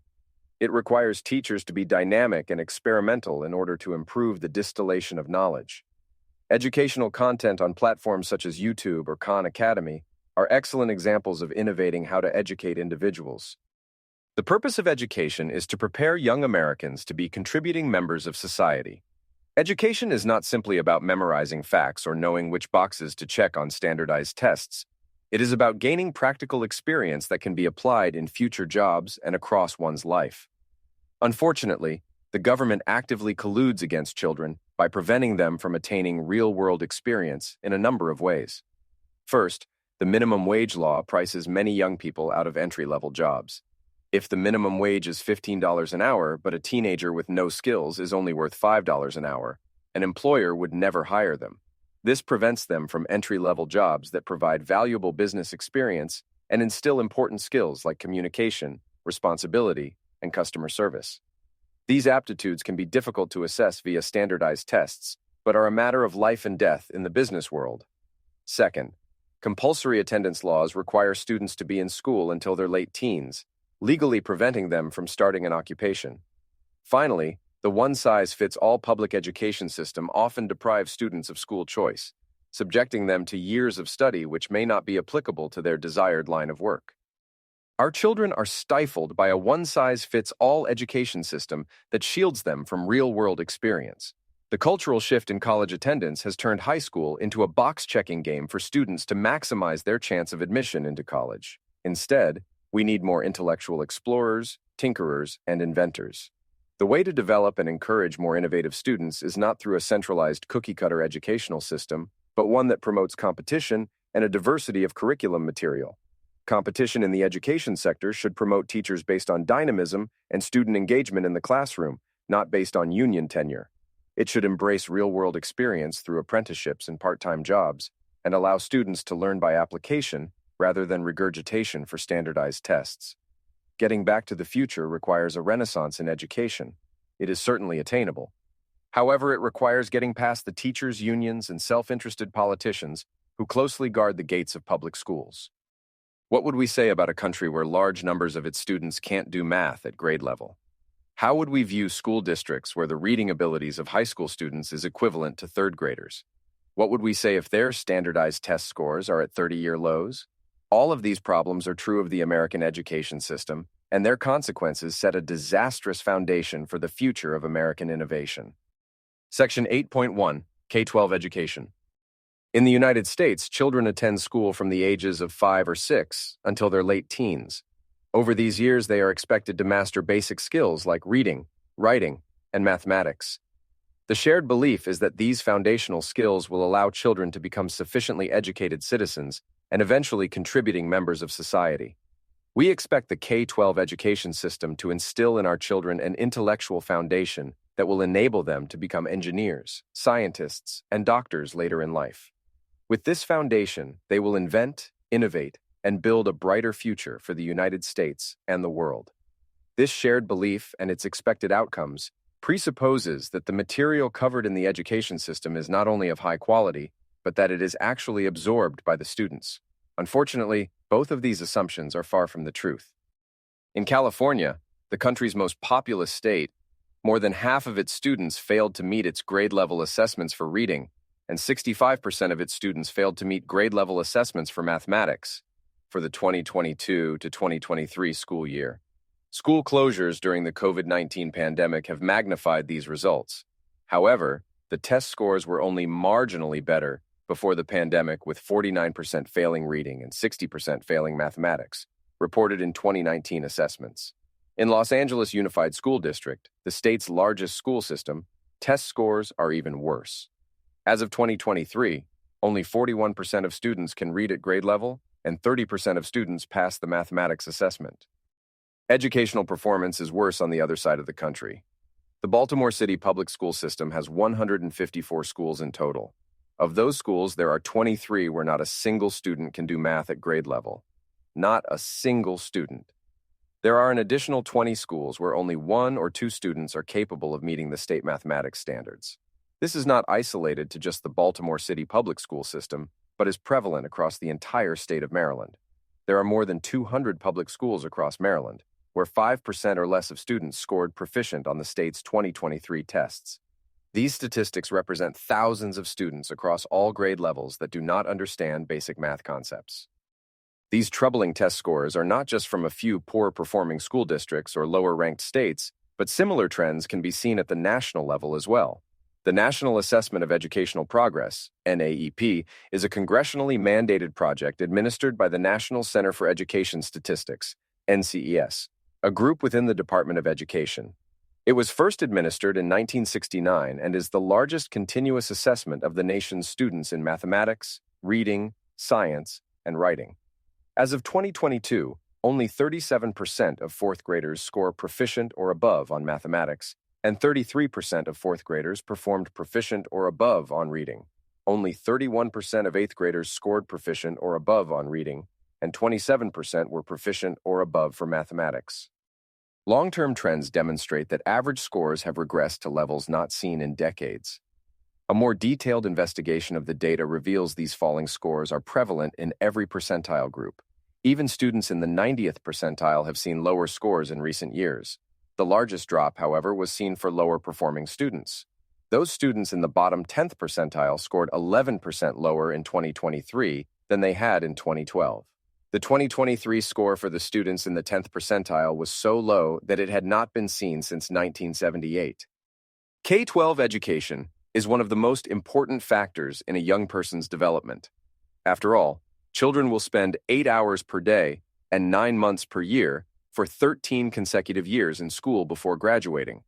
A student's performance in elementary, middle, and high school ultimately determines the type of college they will attend and the occupation they achieve. Performance in school has a compounding effect.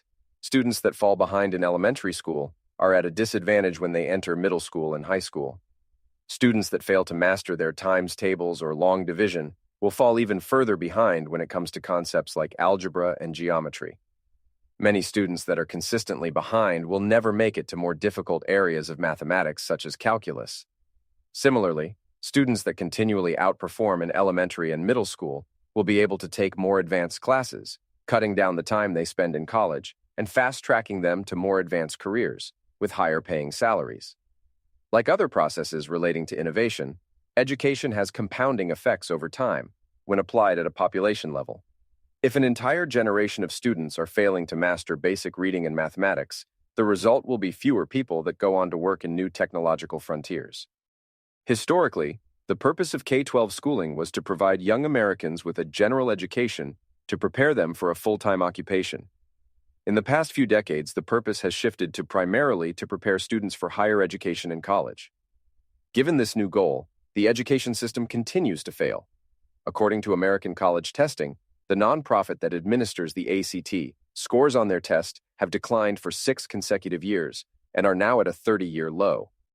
The challenges posed by failing public schools as evidenced by low test scores and students not attaining proficiency in fundamental concepts, have far-reaching implications for the overall pace of innovation in the United States.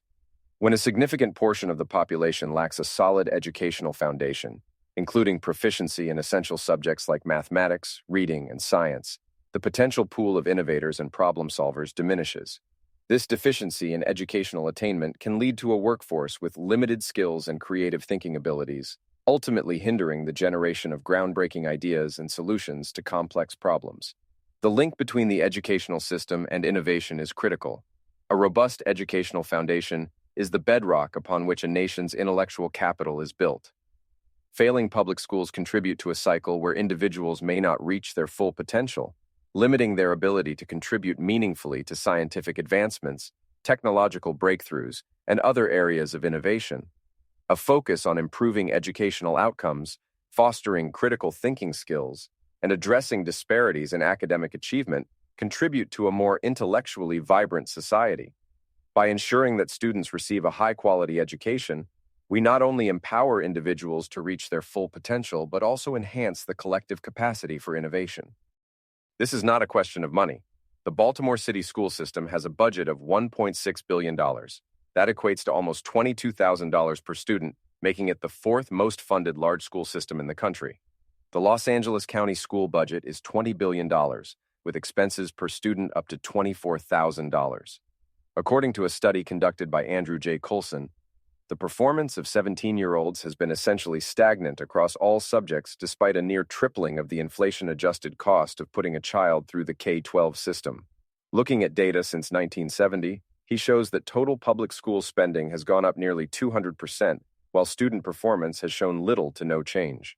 In 1989, another researcher, Eric Hanushek, reviewed 187 studies and concluded that there is no strong or systematic relationship between school expenditures and student performance. A decade later, he reaffirmed this conclusion, covering 400 studies. It is not about money. It is about the incentives and constraints faced by teachers, administrators, and politicians. The atrocious performance on standardized tests and our inability to improve the results, despite spending billions of dollars every year, suggests much deeper problems in our country. These problems are symptoms of a society that does not value long-term investments and has little to no efficacy on public matters. Public school performance does not change because it is not responsive to an apathetic electorate. It is difficult to comprehend the degree to which we have failed our children. In a culture that values education, these results would spark national outrage. Millions of parents would pull their children from public schools in search of better options. The reason many parents do not take their children out of these failing schools is because they have no other options. In many school districts, children are assigned to schools based on their home address, and there is no way to switch to another school. While private schools can be geographically available in many areas, they may not be financially available, as this would require parents to double pay for school, once in the form of property and local taxes, and again in the form of private tuition.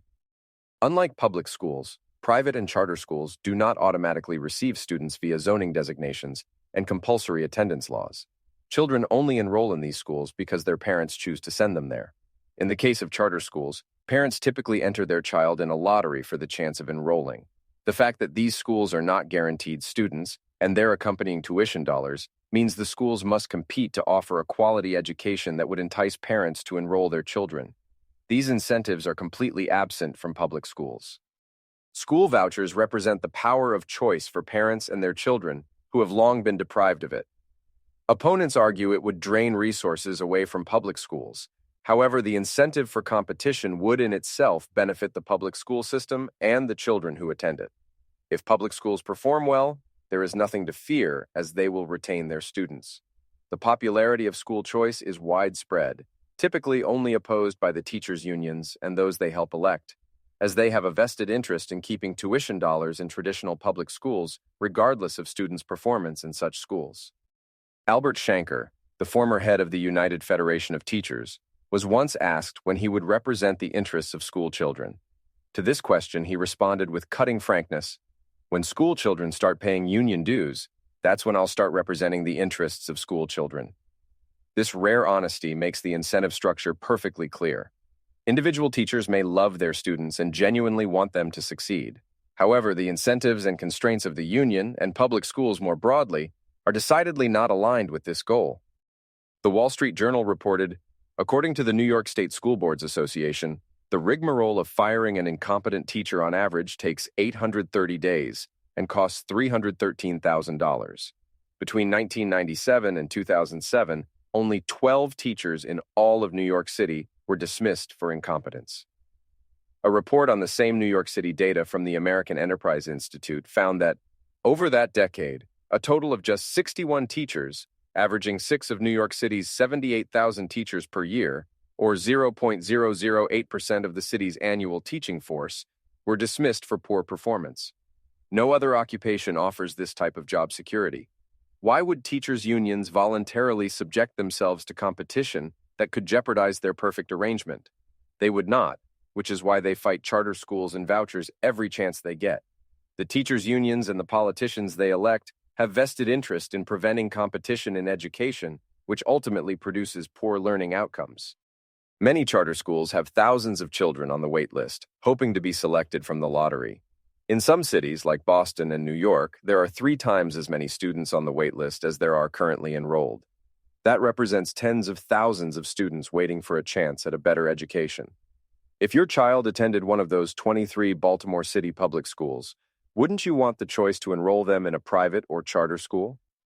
To connect this back to innovation, public schools are failing our students because the current bureaucratic structure of government-run education is immune from competitive pressures and incentives for improvement. Introducing school choice injects competition into the school system, where schools must improve the quality of their education or go out of business. This will help to fix falling test scores and also introduce more variety into K-12 education. Schools will begin to experiment with different teaching methods and curriculum material as a way to attract new students. Clearly understanding the incentives and constraints imposed on schools is critical to fix an underperforming education system. We want our children to have the best education available so they can be successful and improve the world they inherit. To give them such an education requires dynamism in the schooling industry that can only come through competition.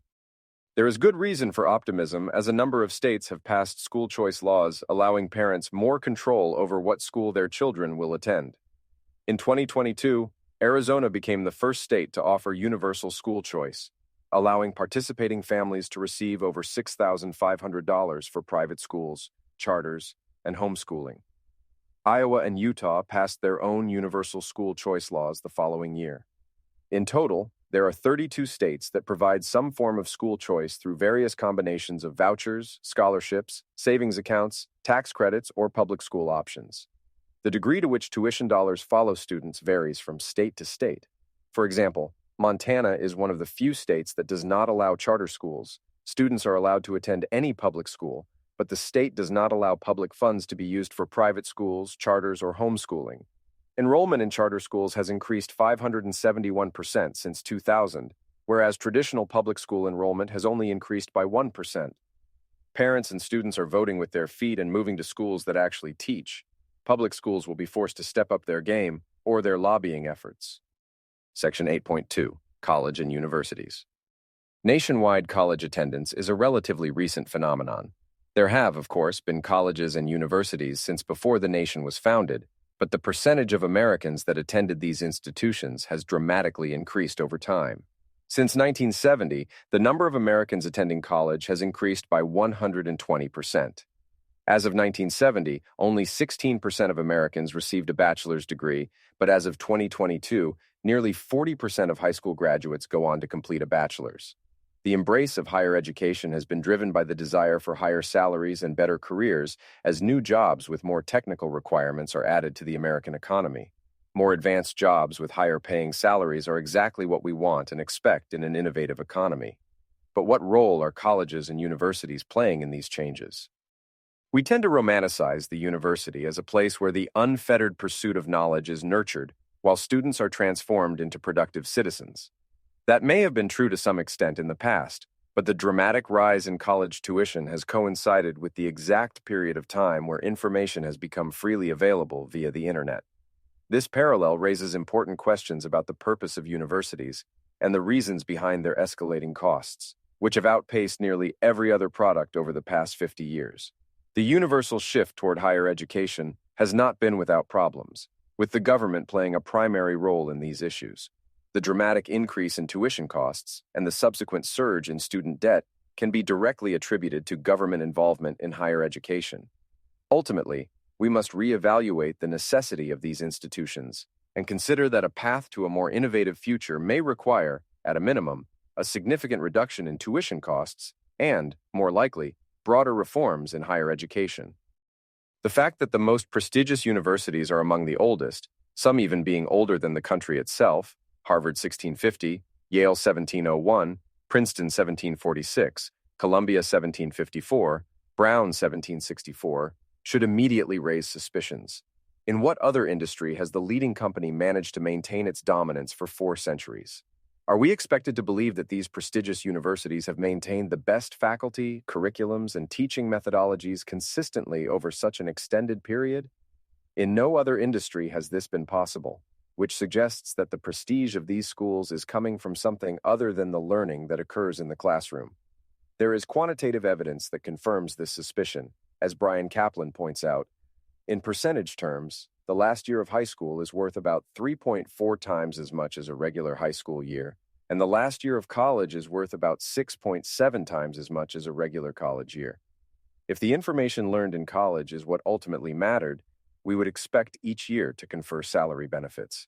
However, Kaplan's analysis shows that roughly 70% of the compensation benefit from a bachelor's degree is achieved in the last year, while only 10% of the benefit is attained in each of the other 3 years.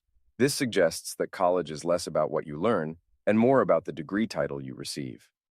In 1987, the Secretary of Education, William Bennett, saw into the future when he said, "Increases in financial aid in recent years have enabled colleges and universities blithely to raise their tuitions, confident that federal loan subsidies would help cushion the increase." As predicted 40 years ago, the universities have done just that. The cost of college tuition has gone up over 1,400% relative to 1980. That is more than 4 times the rate of inflation over that period. Meanwhile, median wages have only increased 10% during that time, decreasing the return on investment college provides. Over this same period of time, the price of information has essentially gone to zero with the growth of the internet. Almost all course material from college lectures can be found online, along with homework and exams. Anyone with a computer is able to watch lectures on artificial intelligence from Stanford or learn about quantum physics from MIT. Additionally, there are thousands of YouTube channels dedicated to educational content across all age groups, disciplines, and skill levels, as well as numerous online forums where users can post questions and get help with a variety of academic topics. If that isn't enough, you can hire tutors from all over the world to get personalized instruction on any subject you desire, at a fraction of the cost of a college degree. Despite the unprecedented nature of information, the cost of attending college has skyrocketed. This is rather puzzling because if the value of attending college was really about the information and skills acquired there, the price of a degree should have gone down over time. For example, if colleges and universities made the same price improvements as computers, a 4-year degree would cost less than $100. Why hasn't this happened? Over the period of time when information was becoming freely available, the United States federal government began pumping more money into student loans than ever before. The total amount of student loan debt in the United States sits at a record high of $1.7 trillion. It has nearly tripled in the past 15 years alone. As of 2023, there are roughly 44 million Americans with federal student loans. To make matters worse, the percentage of students who complete college is only around 60%. As of 2021, there were more than 40 million Americans who did not complete their college program. This means there are millions of Americans with student loans who did not complete their degree. As a result, these individuals typically do not receive the benefits of higher salaries that come with a college degree, making loan repayment difficult. This is confirmed by the fact that the default rate on student loans for non-graduates is twice that of graduates. The astronomical amount of student loan debt can be traced directly to the federal loan programs. As more federal aid becomes available, universities are incentivized to raise prices, requiring students to take out larger loans. This vicious cycle has been going for 50 years and is directly responsible for the rise in tuition prices and the corresponding debt that accompanies it. Federal loans account for more than 90% of all student loans demonstrating the government's outsized role in creating the debt crisis, not to mention the moral hazard it is playing with when it forgives student loans. Essentially, implementing wealth transfers from people who never went to college or who paid off their loans to people that did not. One would expect that as tuition prices have increased astronomically over the past decades, students would be getting a far higher quality of education for such a large price tag. Salaries have increased over that period, mostly due to inflation, but nowhere close to the comparable rise in tuition. As a result, the return on investment that students can expect from a college degree is decreasing over time as wages continue to fall behind tuition expenses. Yet just as more dollars do not translate into improved performance for K-12 schools, the same is true for higher education. The rise in tuition costs does not translate into more advanced educational material, but instead allows the university to take on more expenses. Higher tuition rates yield more administrators, bureaucracies, sports programs, and campus facilities. In addition, these institutions are almost completely immune from typical business cycles, unlike the rest of the economy. Colleges and universities rarely do layoffs, so their employment continues to grow. College accreditation serves as a quality assurance mechanism that ensures higher education institutions and programs meet acceptable standards. More importantly, it determines the ability of these institutions to receive federal aid dollars. As described by the Department of Education's website, in order for students to receive federal student aid from the U.S. Department of Education, Department, for post-secondary study, the institution must be accredited by a nationally recognized accrediting agency. But the Department of Education is not the one who determines the standards or grants the accreditation. That function is performed by independent private agencies. Brown, Harvard, and MIT, for example, are accredited by the New England Commission of Higher Education, NECHI. Who exactly controls the standards imposed by NECHI and the new universities it accredits? It is the very institutions that it oversees. According to the NECHI website, the commission comprises at least 27 persons elected by its member colleges and universities. Brown, Harvard, MIT, and the other schools in NECHI elect members that determine their accreditation status and new admittees.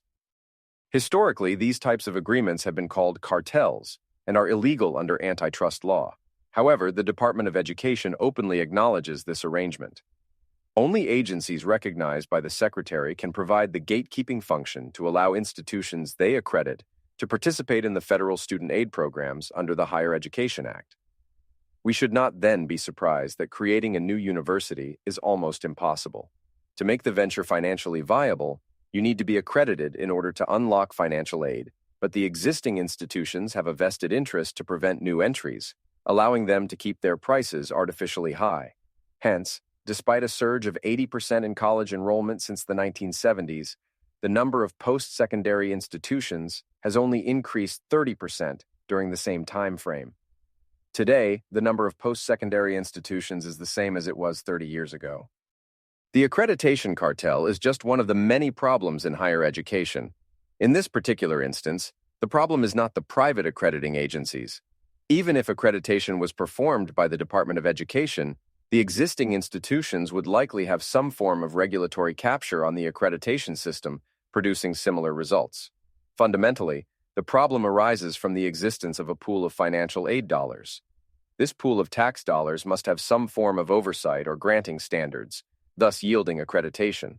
However, federal aid has become such an integral part of the university financial model, the removal of it creates risks that could collapse the entire system. But the system is under pressure from students as well, as the return on investment continues to decline and student debt grows astronomically. The problems in higher education are becoming harder to ignore for the American public. The 2023 Gallup poll showed a massive decline in America's outlook on higher education, with 36% of Americans claiming confidence in the institution, down from 57% only 8 years prior. Reform of higher education can come from a variety of directions. The first and most important is the removal of federal dollars from loan programs. This will force a number of changes. First, it will hinder the inflated rise in tuition costs. Second, it will slow the number of people that choose the higher education route. Just as the government's policies to incentivize homeownership diverted resources into the housing market, creating a bubble in home prices, the same has been true of the government's actions in higher education. College is not always the best choice for everyone. Many young people have been diverted to four-year colleges, partly due to the abundance of federal loans. As a result, there has been a widening gap in common trades. This has deprived many Americans of debt-free occupations that would provide valuable services to the economy. Third, it will reduce future student loan debts by reducing the source of their funding. Fourth, it will remove the importance of accreditation, making it easier to start new universities and innovate in the education space. The static nature of these institutions raises questions about the adaptability and responsiveness of the traditional education model to the evolving needs of students and the demands of a rapidly changing world. It prompts us to reevaluate the alignment of higher education institutions with the principles of innovation and progress that should define our educational systems. Innovation in the education sector requires the exploration of alternative models that prioritize dynamic teaching methodologies, embrace real-world experience, and adapt to the diverse learning styles. In summary, parents and students need more choices and control over their educational options. This can be accomplished through state voucher programs, private schools, or public charter schools. Increasing choice by eliminating the public school monopoly on K-12 tuition dollars will foster competition amongst schools to produce diversification in curricula. In higher education, tuition costs show no signs of slowing down. The government's student loan program has created this problem and is now exacerbating it through the loan forgiveness programs. The return on investment for most four-year degrees continues to decline as tuition soars and wages fail to keep up. Information is more freely available now than at any point in all of human history. Education should be getting more efficient and lower cost every year. Our students should be mastering concepts at younger ages and applying them through internships and apprenticeships. The students of today will determine the future of tomorrow. Getting back to the future demands innovative changes to our education system in both K-12 and higher education. Part 2. Business. The business of America is business. Calvin Coolidge. The American economy has been the world's largest since the beginning of the 20th century. The United States is responsible for 25% of the world's GDP, despite having only 4% of the world's population. Even with China's incredible rise in recent decades, its GDP per capita is still less than 1/6 that of the United States. America's largest companies like Nvidia, Microsoft, and Apple are more valuable than the entire stock markets of many countries. The United States dominates in terms of new companies as well. As of late 2023, there are over 1,200 unicorn companies around the world. A unicorn is a private company with a valuation over $1 billion. Of the 1,200 companies, more than half, 653 companies of them, were founded in the United States.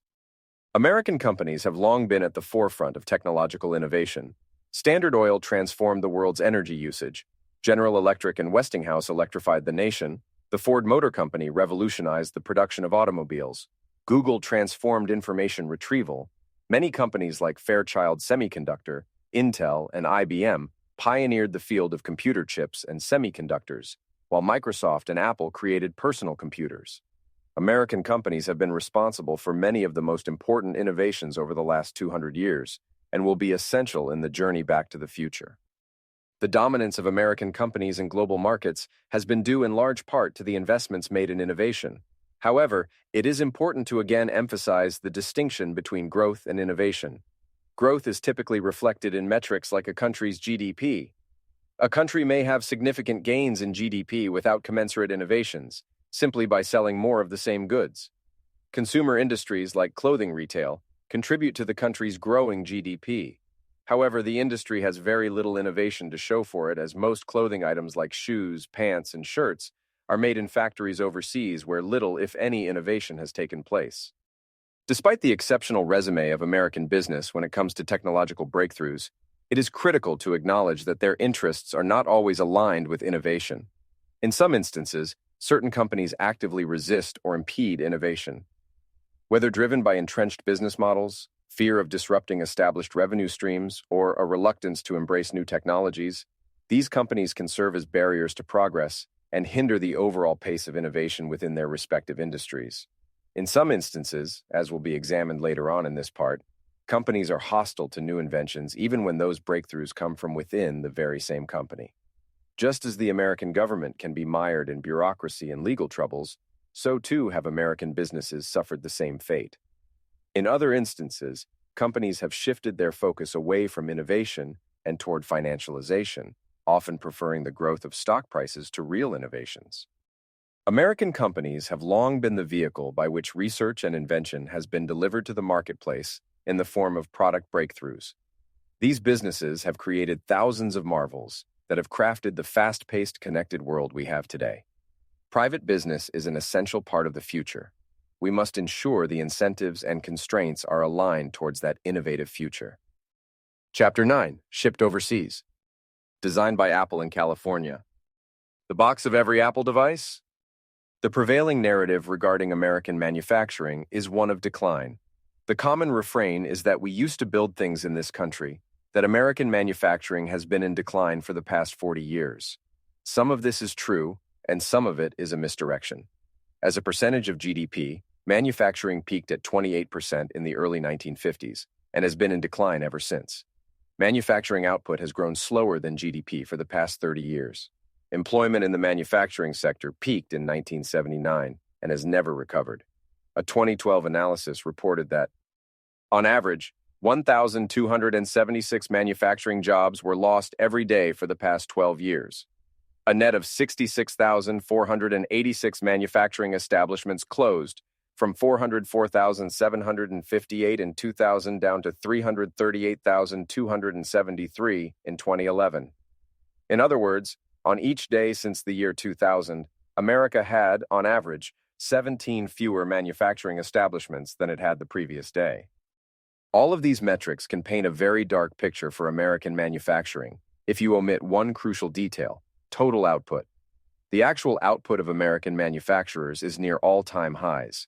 Manufacturing output has grown slower than GDP, in part because prices have declined relative to overall inflation. Televisions, for example, barely register in GDP numbers, not because they're in a state of decline, but because they have gotten so cheap relative to everything else. In fact, manufacturing as a share of real GDP has remained fairly constant for the last 70 years. The decline of manufacturing employment has certainly been devastating for various American cities and regions, but it does not imply that overall manufacturing is in decline. In fact, the reduction in employment while output continues to rise signals that the industry is becoming more efficient in general. After all, would we express the same level of concern over agriculture? In the 18th century, 95% of the population worked on farms. Since then, there has been an absolute decline for 300 years in agricultural employment.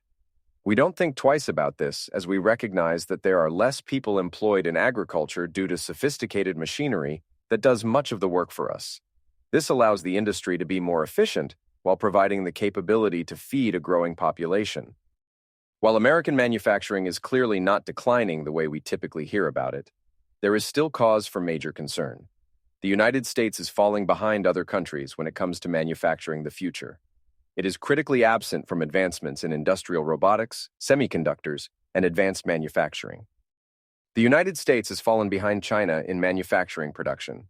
As recently as 2006, China's manufacturing output was half that of the United States, but as of 2021, China's manufacturing output is more than double that of the U.S.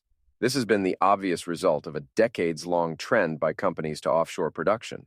From a business perspective, this was the obvious choice. If your competitors can produce their products overseas for cheaper, they'll be able to undersell you to customers. This outflow of manufacturing was exacerbated by American regulations, such as zoning laws, permits, and labor agreements. The end result has been to move thousands of manufacturing processes overseas, ultimately decreasing costs and increasing production volumes. From journalists to politicians, there is a reason so much attention is paid to manufacturing. There are the obvious reasons: jobs, GDP numbers, supply chains, and the general production of goods. However, there is the more subtle fact that physically building something forces innovation. Such a process makes clear what aspects of production are too heavy, which take too long, what parts are too costly, and where efficiency can be gained in order to optimize the manufacturing process and enhance overall productivity. Consider the example given by Henry Ford in his autobiography regarding the use of wood in his cars. Ford was able to recognize his use of wood in automobiles was suboptimal and hypothesized that in the future this would be transformed, writing, "Someday we shall discover how further to eliminate weight. Take wood, for example. For certain purposes, wood is now the best substance we know, but wood is extremely wasteful. The wood in a Ford car contains 30 pounds of water. There must be some way of doing better than that. There must be some method by which we can gain the same strength and elasticity without having to lug useless weight, and so through 1,000 processes. His observation foreshadowed the introduction of plastics and eventually carbon fiber composites into automobile manufacturing, replacing wood with stronger and lighter materials. This is one of the many reasons that manufacturing is so critical to innovation. It is the physical process by which the future is built. Some may think the future looks like the metaverse or the matrix. However, there will always be a physical aspect to our world. There is more to the future than the world of bits, and manufacturing is the process by which the world of atoms is transformed to that new reality. Without manufacturing, the vision of a technologically advanced future will be incomplete. Manufacturing is the bridge between the conceptual and the real, where ideas are transformed into tangible products that drive progress and innovation. On the box of every Apple product, it reads, "Designed by Apple in California." These 5 words encapsulate the last 50 years of American manufacturing. The substitution of the word made with the word designed is the difference of a couple letters, but it has come with trillions of dollars worth of consequences for American companies and even greater implications for the skill sets of its workers in the country's future. Apple, like many companies today, does not physically produce products at the company's American offices. Instead, a majority of its products are made and assembled at factories in other countries. A similar trend can be seen with other computer companies like Dell and HP, shoe brands like Nike and New Balance, and even the items most associated with American culture like Levi denim jeans and baseballs used in the MLB are not made in the United States. There are 2 disclaimers we must address before we continue. First, discussions of American manufacturing quickly transition to arguments in favor of protectionism, tariffs, and subsidies for favored companies or industries. There is a fine line of highlighting the absence of American companies among the cutting edge of high-tech manufacturing, while at the same time avoiding those policies which would compromise a competitive and innovative environment. Second, the principles of comparative advantage, the division of labor and free trade are not in dispute here. We should not protest that some countries can produce certain products more efficiently or cost-effectively than others. The fact that Japanese steel has long been cheaper than American steel is detrimental in much the same way that free light from the sun is an undue burden on candlestick makers. If baseballs made in Costa Rica and Dell computers assembled in Mexico are cheaper than those made in the United States, the purchasers of those products and the companies making them will benefit. While a long line of thinkers from Adam Smith to David Ricardo and John Stuart Mill have shown the economic benefits of this specialization, it leaves out the consideration of consequences that offshoring represents for a country's future.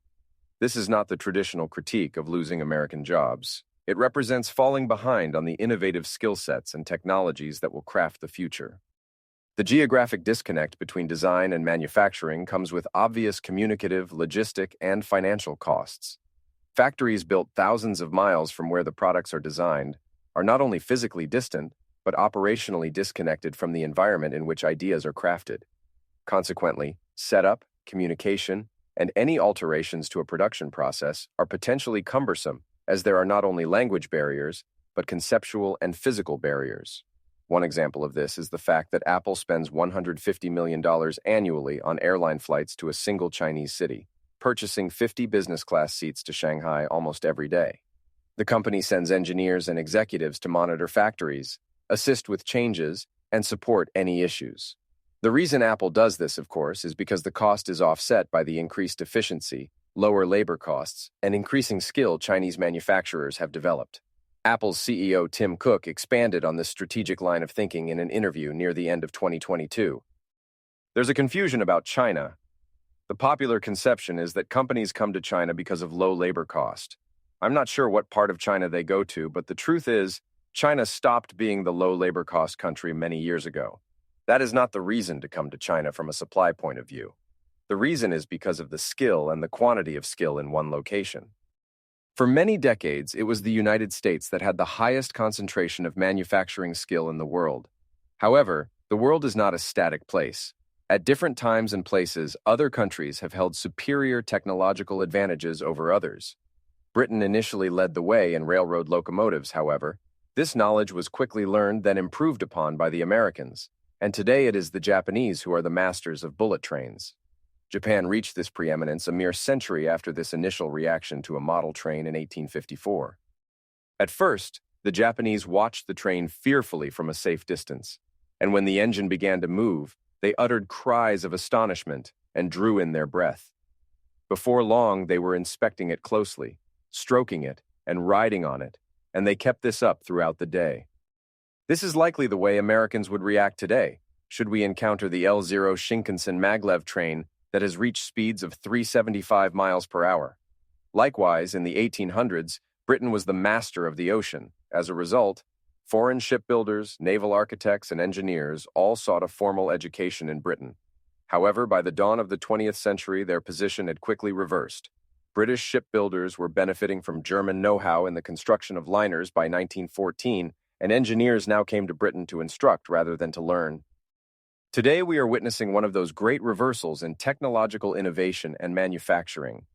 The United States was at the forefront of world manufacturing for less than a century. Its place has now been superseded by China in general manufacturing and Taiwan in the production of sophisticated computer chips. Morris Chang, the founder of Taiwan Semiconductor Manufacturing Company, TSMC, speaking directly of the United States, said, "There's a lack of manufacturing talents to begin with. It's a bad thing for trying to do semiconductor manufacturing in the U.S." Chang went on to explain some of the history and how the United States lost its way. In the 50s and 60s and the very early part of the 70s, the U.S. was very strong in manufacturing talents.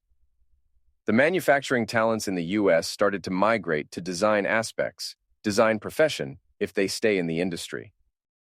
And 1980 was actually the watermark, the dividing line, when banks started to be deregulated and so on in the 70s. Then after 1980, a lot of young talents went into the finance industry. You could just tell from where the business school graduates went. They used to go to big industrial companies, the GEs, the IBMs, and so on. Chang's comments touch on several key details. He points out the growth of the American finance industry, as well as the decline in American manufacturing skill. This decline has been coupled with both financial as well as cultural changes in the American workforce. Despite creating the entire industry of semiconductors, only 7 decades later, engineers from the United States now travel to Taiwan for training. The result is that numerous American companies do not manufacture their own products. The "designed by Apple in California" motto is an economy-wide practice. NVIDIA makes graphics cards that handle the rendering and visualization capabilities of your computer. The cards are also used to power the boom in artificial intelligence. Much like Apple, NVIDIA, based in Santa Clara, California, only designs the graphics cards. The silicon chips are manufactured overseas in the fabrication facilities at TSMC, and the assembly of the cards is managed by Foxconn. Other American TSMC customers include Broadcom, Advanced Micro Devices, Marvell Technology, Qualcomm, and Apple. What difference does it make that American companies don't manufacture things in the States? It is unreasonable to expect one country to be at the forefront of every industry. After all, other countries will specialize in various disciplines, making everyone better off. The concern with American companies not manufacturing goods domestically goes beyond mere specialization. The issue lies in the potential long-term consequences for the domestic economy and its ability to innovate. There are immediate concerns such as job losses and potential supply chain disruptions. However, the longer-term implications include failing to develop critical skill sets that become necessary prerequisites for future innovations. As the United States has fallen behind in its manufacturing capacity, so too has it missed out on the development of more advanced industries. Nowhere is this more evident than the alarming absence of the United States from advanced manufacturing. Of the 13 largest robotics companies in the world, the United States only has 2 of them. Of the top 10 industrial robotics companies, the United States has 0. If you walk the assembly line of Boeing, Tesla, and SpaceX, you will find KUKA robots from Germany. At the Ford and GM plant, you will find FANUC robots from Japan. In many packaging warehouses and distribution centers, there are ABB robots from Switzerland and Universal robots from Denmark. Where tractors are produced in John Deere factories, you will see robots from another Japanese maker, Yaskawa. The United States is noticeably absent from the sector of industrial robots. This sector is a key building block for advanced manufacturing in the future. In World War II, the Allies were able to defeat the Axis powers due in large part to the United States' unprecedented manufacturing capacity. The United States built 7 times more trucks than did Nazi Germany. By 1944, the Ford Motor Company's Willow Run plant was producing one B-24 Liberator every 63 minutes. Joseph Stalin praised American manufacturing during the Tehran Conference, saying, "The United States is a country of machines. Without the use of those machines, we would lose this war." The conflicts of the future, like those of the past, will be determined by manufacturing capabilities. However, this time it will be silicon wafers, integrated circuits, and industrial robots that will determine the victors. The supply chain disruptions caused by the COVID-19 pandemic were a wake-up call for many Americans. The supply chain shortages magnified just how little is made in America and our dependence on other countries. This is even more dramatic for advanced industries. One recent development that holds promise is the rise in American humanoid robotic companies. These are bipedal robots with human forms, typically having dexterous fingers or grippers for manipulation tasks, and a host of cameras and lidar for vision. These humanoids have started to work with automotive manufacturers to assist in assembly line tasks. Figure has partnered with BMW, Tesla is creating their Optimus robot, and Boston Dynamics Atlas has several robots used for warehouse logistics. While these are exciting companies with tremendous potential, it is a rather curious fact that it appears easier to invent, build, and deploy humanoid robots rather than put our own population directly to work in factories. There are several factors contributing to this conflict. From an economics perspective, American labor is notoriously expensive, and it is a package deal bundled with a host of tax and regulatory burdens. There is a cultural component as well that has shifted much of the American workforce into professional occupations and out of trade work. The rise in college attendance has traditionally been understood to be driven by a pursuit for higher-paying occupations. However, a growing aversion to manual labor and a stigma for trades must be considered as well. Due to demographic changes in the American workforce, soon there will be a generation of Americans without the skills required for basic manufacturing and manual trades. The prices of these products and services will continue to rise without the necessary expertise. We will become increasingly reliant on other nations for the skill sets required to manufacture. The degree to which we are able to automate these problems away is an open question, but one that is still a serious area of concern. It is imperative that American companies not only embrace manufacturing, but that they are leaders in the development of advanced manufacturing capabilities. An article from the past decade demonstrated just how dramatic the change has been for once great American manufacturing hubs like Detroit, Michigan. In 1960, before the Great Society, Detroit was the wealthiest city per capita in America among cities with more than 200,000 residents. In those years, the United States was the world's largest creditor nation. Today, Detroit is the poorest city per capita in America among cities with more than 200,000 residents. Today, the United States is the world's largest debtor nation. Those regions in the northeastern and midwestern United States that were once prominent producers of steel, automobiles, and coal, and have since dissipated, are characterized as the American Rust Belt. The Designed by Apple in California movement has hollowed out these regions of manufacturing, and it has done so in an incredibly lucrative manner by transforming the skill sets of American workers into areas of design that boost their salaries while capitalizing on cheaper labor in other countries. That trade-off comes with a cost to the manufacturing skill set of America's future. We have fallen behind in the semiconductor race, purchasing more than 90% of our chips from Taiwan, and are completely absent from the developments taking place with industrial robotics. Getting back to the future will require more than targeted subsidies in American companies. It requires a recognition that it is not simply a matter of moving semiconductor production to American soil, but getting such manufacturing knowledge into the heads of American workers. Chapter 10. Lobbied Against. Competition always has been and always will be troublesome to those who have to meet it. Frederick Bastiat. Competition has been a driving force of innovation in the private sector for all of American history. The battle between early steamship companies brought down the cost and time of transatlantic travel, making it available to everyone. It pushed giant oil refiners to waste less and do more with the extracted oil, ultimately making kerosene so cheap that anyone could illuminate their home. Through the pressure of competition, companies produced innovations like the automotive assembly line and the personal computer. Where competition has been allowed to operate, it has driven companies to transform industries with products, inventions, and new ways to solve problems. The economist William J. Baumol explained the power of competitive pressure on businesses in the economy by saying, "What differentiates the prototype capitalist economy most sharply from all other economic systems is free market pressures that force firms into a continuing process of innovation, because it becomes a matter of life and death for many of them. It seems indisputable that innovation accounts for much of this inevitable growth record. In key parts of the economy, the prime weapon of competition is not price, but innovation. The result is a ferocious arms race among the firms in the most rapidly evolving sectors of the economy, with innovation as the prime weapon. The key point is that innovation becomes a matter of life and death. Companies must engage in ferocious arms race, deploying innovation as the prime weapon. The beauty of this system is that there is incredible freedom to try different approaches and methodologies, but all are subject to the same financial death should they fail. No company is forced to adopt one method or the other, yet they often willingly adopt new and innovative systems rather than lose money. Thomas Sowell gives the example of J.C. Penney's innovation of the department store in his book, Basic Economics.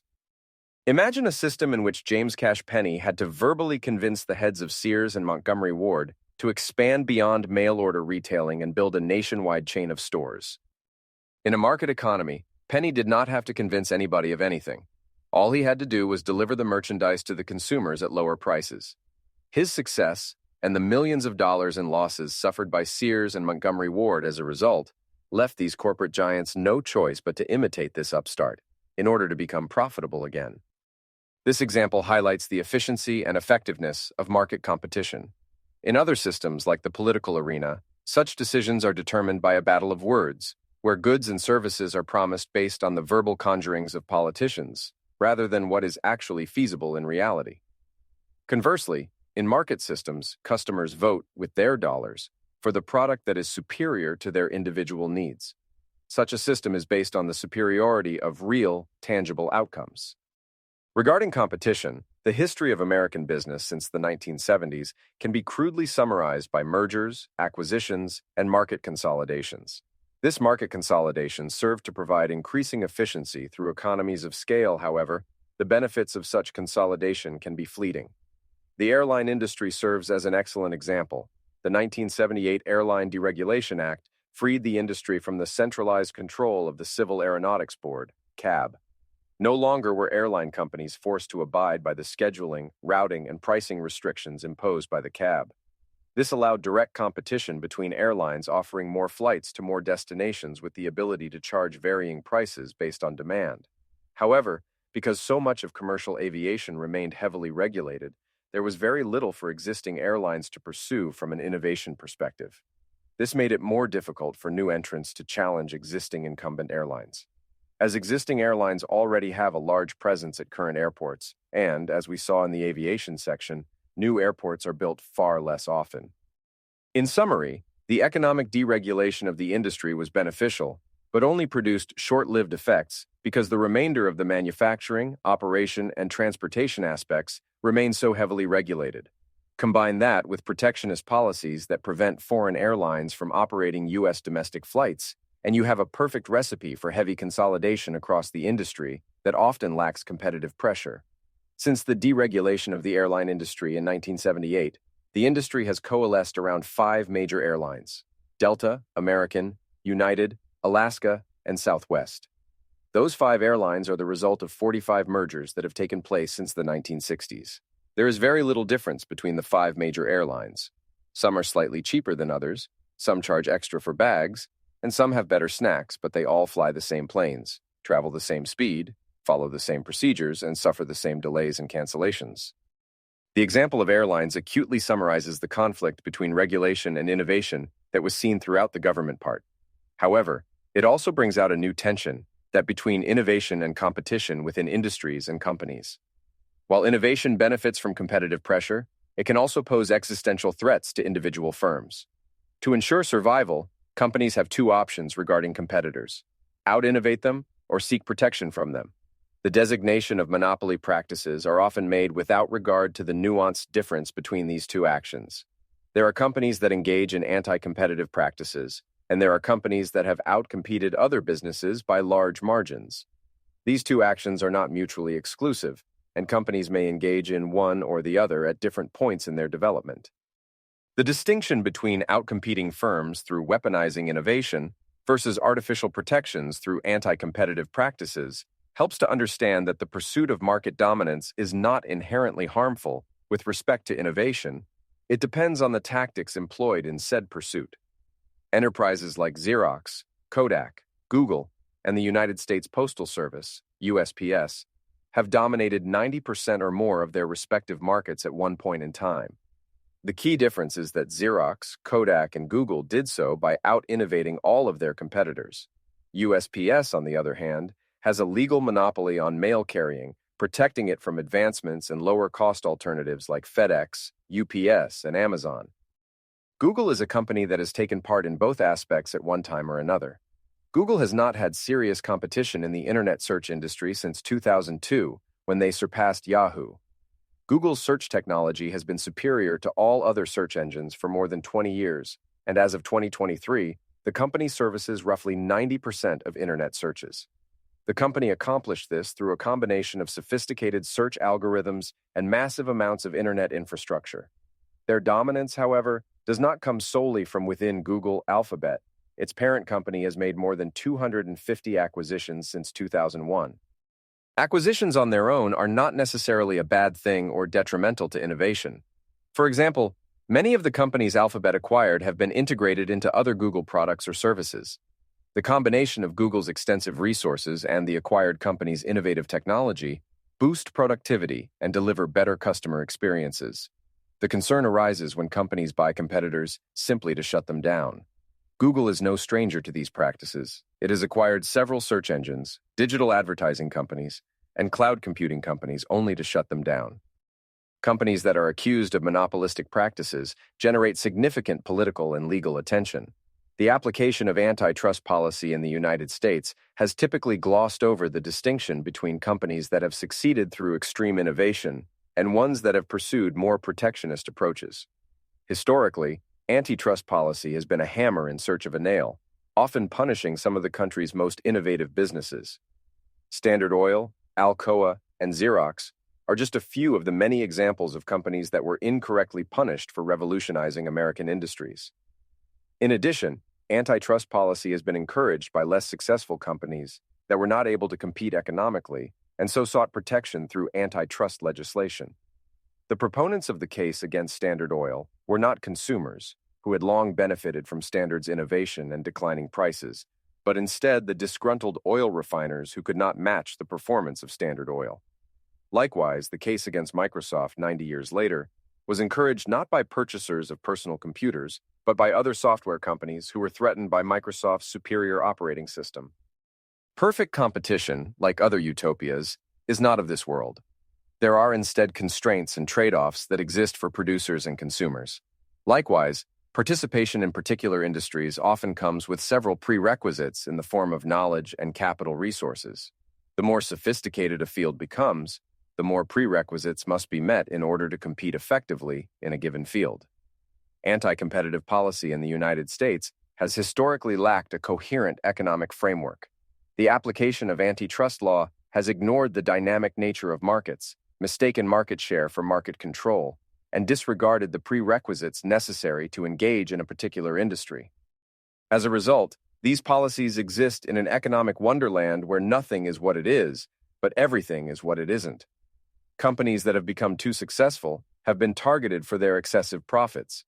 Simultaneously, companies that have achieved too little profit can likewise be deemed antitrust violators nonetheless. In still other cases, profits have been deemed entirely irrelevant. Courts have repeatedly asserted that mere size is not an offense worthy of prosecution, yet market share and profits are repeatedly given as proof for monopolistic actions. The correct lens for competition policy must be grounded in economics. A more effective policy begins from the recognition that competition is a dynamic and evolving force, instead of a static worldview that defines market control based on narrow slices of a complex world. This view recognizes that prices and output are of paramount concern, as the consumers of one sector are often the producers and competitors in another sector. This understanding highlights the dynamic nature of competition. Finally, this policy framework must recognize that the superior skill and increased efficiency achieved by the few is always exclusionary to less efficient many. For the economic health of the United States, companies which engage in anti-competitive practices should face legal consequences. However, we must recognize that superior performance, market share, and company size are not anti-competitive by themselves. Instead, we must recognize that in many cases, it is special privileges granted by the government which protects companies from their competitors. Section 10.1. Protection from competition. Economic competition is a driving force of progress. It creates the pressure under which new innovations are forged. When that pressure is removed either by legislative fiat or company action, innovation can suffer as a result. There are many historic examples to pick from, but U.S. Steel is one particularly striking case. It was the first company to be worth $1 billion, and it was once the most valuable company in the world. Today, it is a shadow of its former self. The history of U.S. Steel is a perfect example of a company whose risk-averse culture preferred government protection to innovation.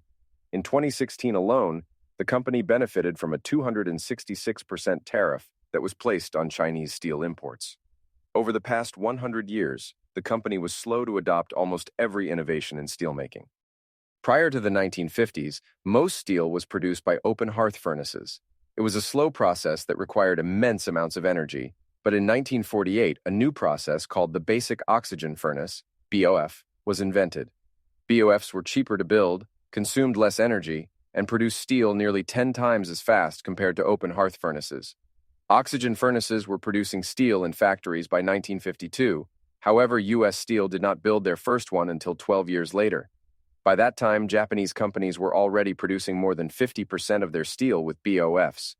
Japanese companies were not only adopting more innovative methods, they were also pushing the boundaries of the size and scale of steel production.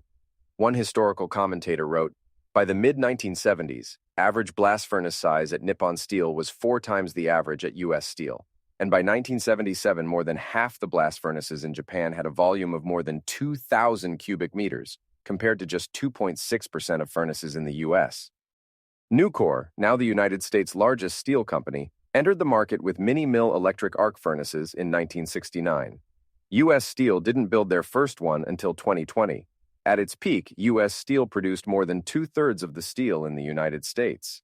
Unfortunately, it pursued a long history of protection and anti-competitive practices in hopes of insulating itself from both foreign and domestic competitors. Very similar stories can be told about hundreds of other companies. Interested readers should refer to the histories of companies like IBM, Kodak, Intel, and numerous automotive companies. The market does not care how much your stock is worth or how much of the market you control. If you do not innovate, smaller and more future-oriented companies will catch you and destroy you. Government protectionism may delay the inevitable, as it did for U.S. Steel, but it will not innovate for you. Companies often engage in lobbying efforts to influence government policies and regulations in their favor, creating barriers to entry for competitors and securing advantageous market conditions. By advocating for regulations that align with their interests, these companies can maintain market dominance and limit the entry of new players. Open Secrets is a nonprofit that tracks campaign contributions in federal and state elections, as well as lobbying efforts across industries and organizations. From their datasets, you can find the amount of money spent lobbying broken down by industry, company, and political party. Figure 10.1 shows the amount of money spent lobbying by the top 5 industries over the past 3 decades. Together, these 5 industries spent more than $1 billion in 2023 lobbying for preferred regulations and laws. The huge sums of money spent on lobbying is concerning for multiple reasons. First, it represents an obvious diversion of resources. Every dollar spent on lobbyists and campaign contributions are dollars not spent improving the companies and products in these industries. Unfortunately, in many areas, this form of legalized bribery is a cost of doing business. If a company doesn't lobby regulators or donate heavily to a politician's campaign, one of their competitors will. Second, companies do not lobby out of the goodness of their heart, and certainly would not spend their cash in pursuit of regulations to benefit their competitors. Companies lobby for exceptions, exemptions, special privileges, and protections. Both the diversion of resources and protectionist policies harm innovation, as product innovation becomes a secondary pursuit to the protection granted by political access. It is very easy for analysts and commentators to suggest that companies should spend less money lobbying and more on product development. However, these suggestions ignore the very real incentives and realities that business leaders face. The existence of government agencies and regulatory structures attract opportunities for regulatory capture, lobbying, and protection. If you build it, they will come. When there are avenues available to thwart competitors and preserve revenue streams, they will be pursued, especially if those options are easier and more guaranteed than innovative research. Money spent on campaign contributions or lobbying firms has a direct impact on the level of preferential policies a company can expect. This money will directly influence politicians crafting policies like tariffs, licensing requirements, special permits, and contracts, all of which can give a company a leg up on its competitors. This is contrary to research investments that may yield little tangible results for long durations. In short, companies pursue options available to them and are more likely to pursue options that are easier and more guaranteed than speculative research or untested products. As a result, ensuring competitive industries must be pursued from not only the business side, but from the political and regulatory side as well. Free market competition is an essential part of getting back to the future. Instead of a battle over words and promises like the political arena, competition between private firms involves a conflict with tangible actions and innovations. No one company is forced to adopt any particular strategy, yet firms often embrace more efficient practices for fear of losing out to competitors. Getting back to the future requires companies to weaponize innovation and market competition. This pursuit demands changes from both the government and business side. It is incumbent on the government to remove artificial barriers to entry like licensing, tariffs, and antitrust policies against innovatively successful companies. While it is important to pursue policies that yield competitive industries, we must not ignore the harsh reality that participation in many industries requires numerous prerequisites. The fact that not every company can meet those prerequisites does not necessarily make the market less competitive, nor should the government punish more successful companies that meet and exceed those prerequisites. If and when the government intervenes, it must do so cognizant of the clear distinction between out-innovating competitors and seeking protection from them. Businesses, for their part, must pursue research and innovation over protectionism. The history of U.S. Steel serves as a cautionary tale. Only innovation can truly differentiate a company from its competitors. Anti-competitive practices and government protection will delay the inevitable, but they will not innovate for you. Chapter 11. Litigated to death. Only lawyers think the United States has the world's best legal system. Niall Ferguson. The legal profession has incentives that are, in many ways, at odds with the rest of the economy. The more lawsuits they are able to bring, the higher the job security there is for lawyers overall. The more laws and regulations there are, the more lawyers are needed to interpret and protect companies from them. The more complicated the laws become, the more lawyers are relied upon to navigate through the litigious minefield. There is a growing consensus that American progress has slowed over the last 5 decades due to significant changes that occurred around the 1970s. We have already discussed a number of concerning trends across government regulation and anti-competitive business practices. However, one of the most overlooked reasons for this stagnation is the role the legal profession has played in it. Since the 1970s, the number of lawyers in the United States has skyrocketed, increasing more than 300%. The tumultuous cultural movements that began in the 1960s had numerous downstream consequences, one of which was an expansion of the government's role in American society. President Lyndon Johnson's Great Society introduced new responsibilities and powers for federal, state, and local governments. These governmental changes, coupled with ongoing legal activism during the decade, resulted in a substantial demand for lawyers. This trend continued throughout the 1970s, as new regulatory agencies generated thousands of pages of regulations, to which companies had to comply. In conjunction with these external pressures, there have been changes within companies as well. Many corporations began to weaponize litigation as a strategy against competitors, using legal action to stifle innovation, secure market advantages, and limit competition. There were also ways that progress in other industries enabled the growth of the legal profession. Previously, the limiting factor on the size and scope of contracts, legal documents, and policies was a person's capacity to read and write these contracts, either by hand or with a typewriter. However, with the advent and dissemination of copy machines, fax machines, and computers, the length and detail of these legal documents are apt to grow. As the documents became more complex, it required more lawyers to understand and advise on these arrangements. The growth of the legal profession, like other sectors discussed in this book, should be analyzed through the lens of its incentives and constraints on innovation. The growth of the legal sector has come with costs, both in terms of financial costs to companies and to the career prospects for individuals. Large numbers of highly talented individuals have been diverted away from occupations in other fields towards legal careers. The stagnation in other sectors also served to direct more people into the legal field. As a result, the high-paying jobs for attorneys and lawyers reflected the growing demand for their services. Additionally, it is more straightforward to craft lawsuits, regulations, and contracts about new products than it is to create them in the first place. This leads to a circular relationship where the more you litigate and regulate new products, the harder it becomes to create them. Consequently, companies are encouraged to defend their existing products through legal means, all the while increasing the number of lawyers. The growth of the legal sector has significant effects on the rest of the economy. In 2012, for example, companies like Apple and Google spent more on legal fees than on research and development. The New York Times reported in the same year that as much as $20 billion was spent on patent litigation and patent purchases in the smartphone industry alone. The Times article gave examples of startups that have been crushed, not by the innovative superiority of larger companies, but by their legal bills. The company Vlingo was one particularly striking example. Vlingo made voice recognition software that was in prospective partnerships with Apple and Google to be part of their mobile assistants like Siri. When the company was hit with fallacious patent suits, they were forced to reallocate. The millions of dollars set aside for research and development were redirected to lawyers and court fees. This incentive structure has created a patent system that is about blocking off competitors rather than creating new inventions. The patent system has morphed over time from granting protection to inventors of their novel ideas to a convenient weapon for large corporations to wield against competitors.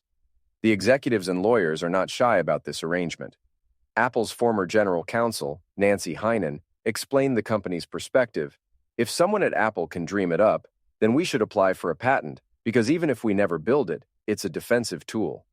Patents and intellectual property represent a significant portion of the legal expenses of American companies. Many of the largest companies file and are granted thousands of patents every year. The traditional argument in favor of intellectual property laws is that legal structures like patents protect individual inventors from the predations of large companies, which could easily monetize their inventions and ideas. Regardless of the merits of this argument, there are very real costs that are imposed due to intellectual property laws. Just as legal monopolies granted by the FDA to drug companies have economic costs, so too do legal monopolies granted in the form of patents. Companies spend billions of dollars every year paying lawyers, going to court, and adjusting product directions, all in response to patent suits. Google, for example, purchased a piece of Motorola in 2011 for $12.5 billion. Most analysts believe the purchase was motivated almost exclusively by Motorola's 17,000 patents. Larry Page, the former CEO of Google, explained this when he said, "Our acquisition of Motorola will increase competition by strengthening Google's patent portfolio, which will enable us to better protect Android from anti-competitive threats from Microsoft, Apple, and other companies." For an industry that pays a great deal of lip service to the supposed benefits of open-source software, their legal actions do not reflect that sentiment. An alternative reality can be seen in China, where intellectual property laws are not followed to the same extent as in Western countries. There is a greater degree of information sharing in the companies and factories. As a result, the companies spend far less valuable time and capital paying attorneys and litigating. Instead, they expend those valuable resources on innovation and product development. The results are undeniable. Shenzhen, one of China's first special economic zones, has been transformed from a modest fishing village to the manufacturing center of the entire globe. A documentary from Wired on the region claimed that hardware products that take 9 months to 1 year to create in the United States can be completed in less than 3 months in Shenzhen. The speed of development is due to a high concentration of physical resources as well human capital that has developed over many years and benefited from the openness in which information has been shared. Many Western companies and nations have criticized China for stealing. These come down to cultural differences and legal disputes and trade agreements. For our purposes here, we simply acknowledge that there are economic and innovative costs associated with such intellectual property laws. Those differences are demonstrably shown between the speed and costs of Chinese companies versus their Western counterparts. One of the many reasons we do not have flying cars today is because of the astronomical rise in the cost of private airplanes. That increase can be traced directly to liability costs for manufacturers. This monumental change began in the early 1960s with the transformation of product liability law. Prior to the 1960s, product manufacturers could only be sued for negligence, meaning the company knowingly produced faulty or dangerous products. Following the 1963 California Supreme Court case of Greenman v. Yuba Power Products, this dramatically changed. The court stated in its decision that a manufacturer is strictly liable in tort when an article he places on the market, knowing that it is to be used without inspection for defects, proves to have a defect that causes injury to a human being. The Greenman case introduced two novel interpretations. First, it ruled that these types of cases could be handled as tort claims. This broke from prior courts that had required the plaintiff to have a contractual relationship with the manufacturer.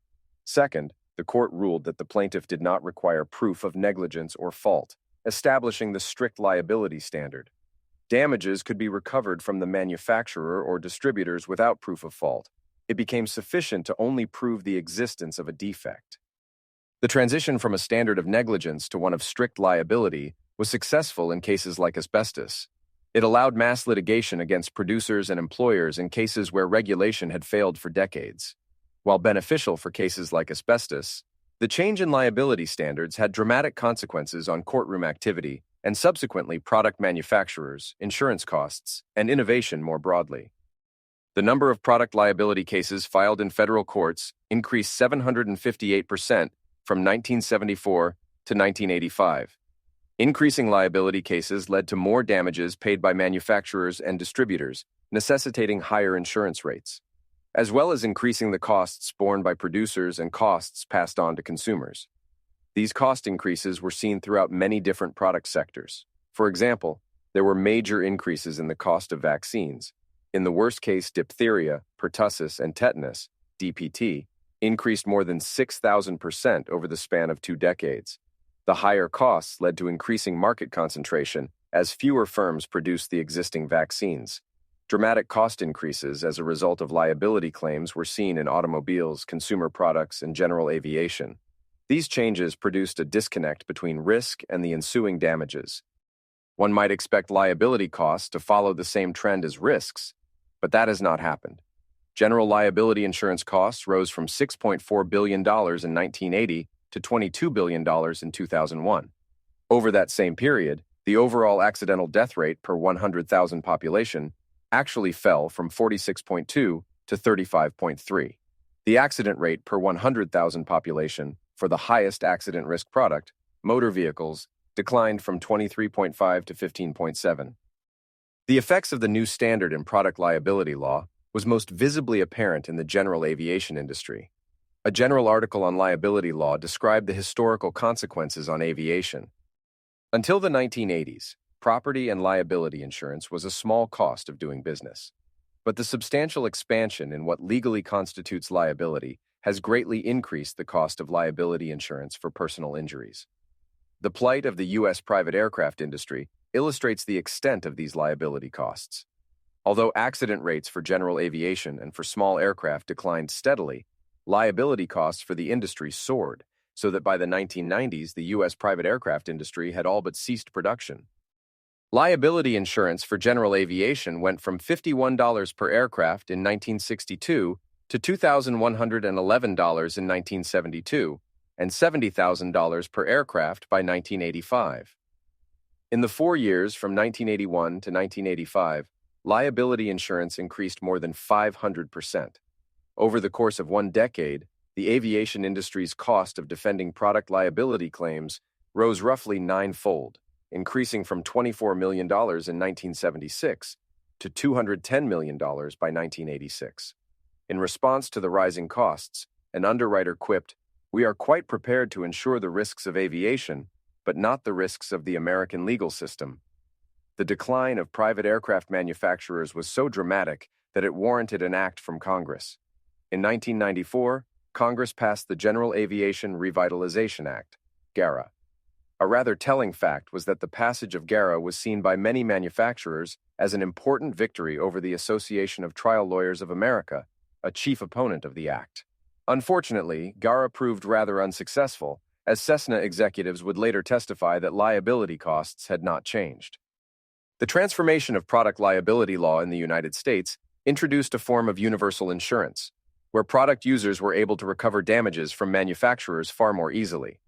This more broad form of social protection came with obvious costs. Instead of plaintiffs having to prove the manufacturer acted negligently, the burden of proof shifted to the defendant, requiring them to prove the use of all possible precautions. These changes in legal minutiae had far-reaching implications for product costs, as manufacturers were required to protect against risks not only from the product's intended use, but also from all reasonably foreseeable use. As a result, producers had to bear higher costs in the form of liability insurance, as well as damages paid in the court. This made some ventures like general aviation financially unviable and discouraged innovation in other industries. All the while, the number of people entering the legal profession increased, as it became easier than ever to sue producers and harder than ever to innovate. The growth of the legal profession should be viewed as a diversion of resources. Just as a tax diverts money away from the private sector and laws discourage certain behaviors, the growth of the legal profession diverts intellectual capital away from other productive industries. The time spent in law school is time not spent starting a company or working on engineering advancements. The time spent scrutinizing contracts and searching for loopholes is time not spent innovating at the frontier. The competition between companies in the market produces inventions and new products, unlike the battles fought by teams of lawyers in the courtroom. Their effort and time is mostly a waste. One company may win the legal dispute, but innovation loses overall from not having those brilliant minds and dollars focused on new products. We are not suggesting that companies disband their legal teams. This would lead to financial ruin. The companies are making the correct decision to protect their products through legal means. We are merely highlighting the trade-off this entails for innovation more broadly. A more litigious society is a more stagnant society. The legal profession today is a required cost of doing business. It siphons off valuable resources from the economy and can be weaponized by large corporations against competitors.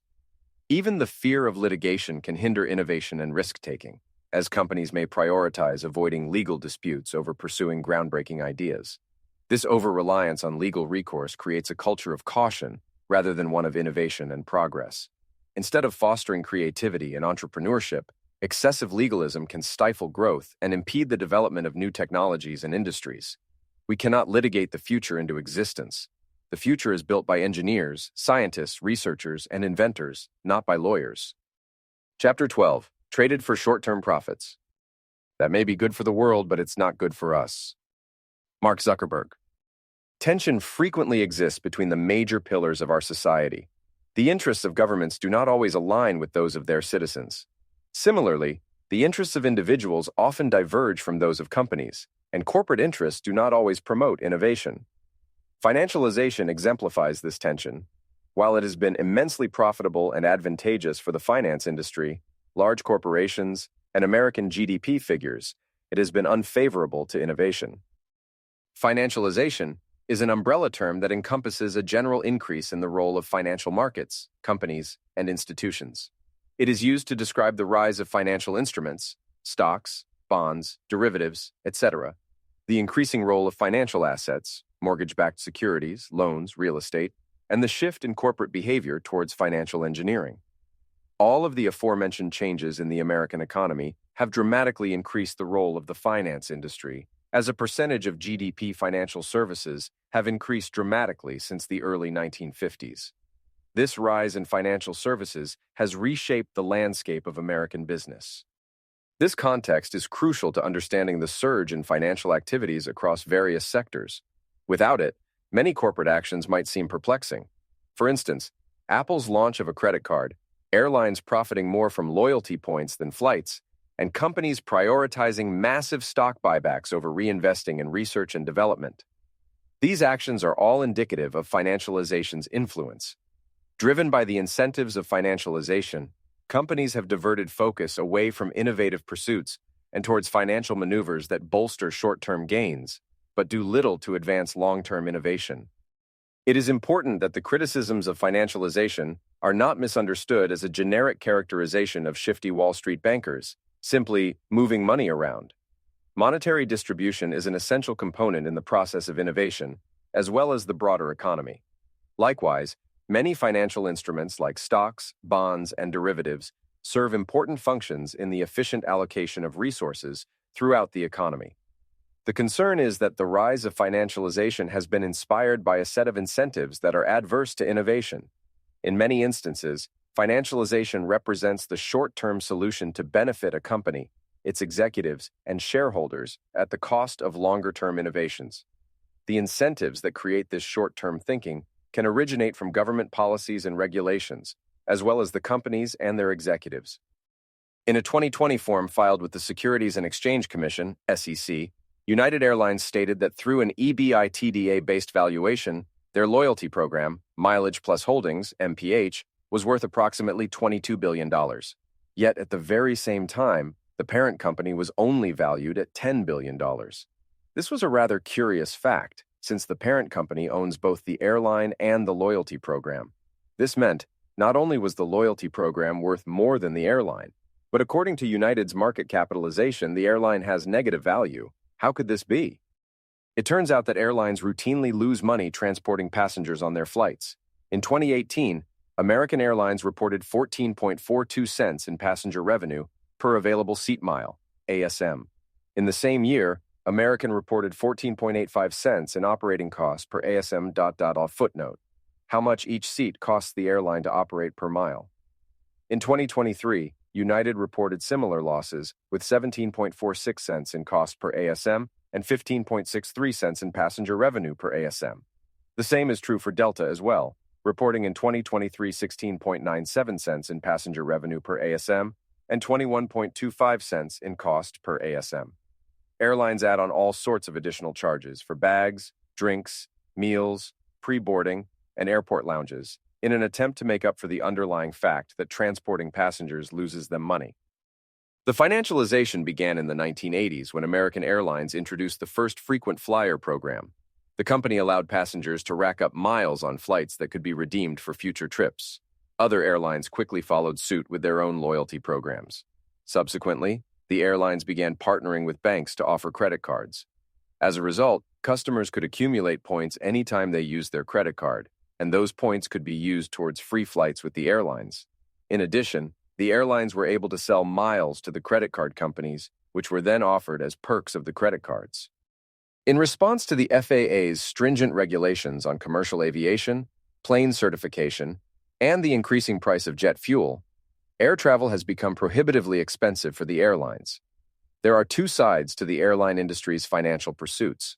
On the one hand, financialization has been one of the few viable options for existing airline companies. The FAA's regulations have made air travel more costly, so the airlines need an easy way to make up for the losses operating fleets of aircrafts. On the other hand, the airline companies have done very little to push the envelope of progress. One reason for this is that airline companies are essentially a cartel.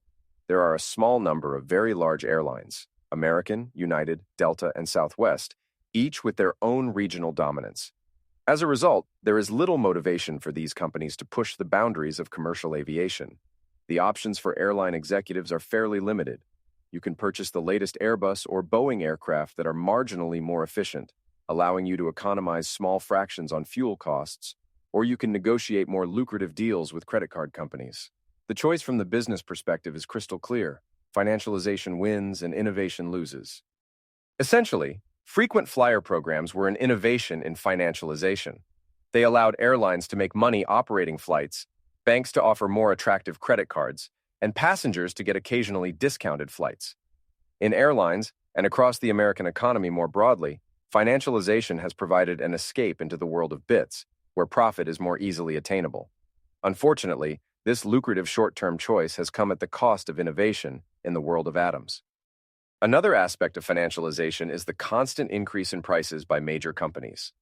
Arbitrary price increases are easy short-term wins for a business, but prove costly in the long run.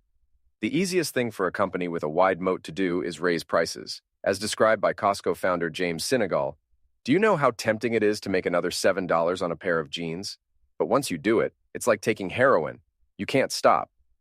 Raising prices will immediately generate massive amounts of profit for the company, as revenue increases while costs remain exactly the same. However, this is a dangerous strategy to follow.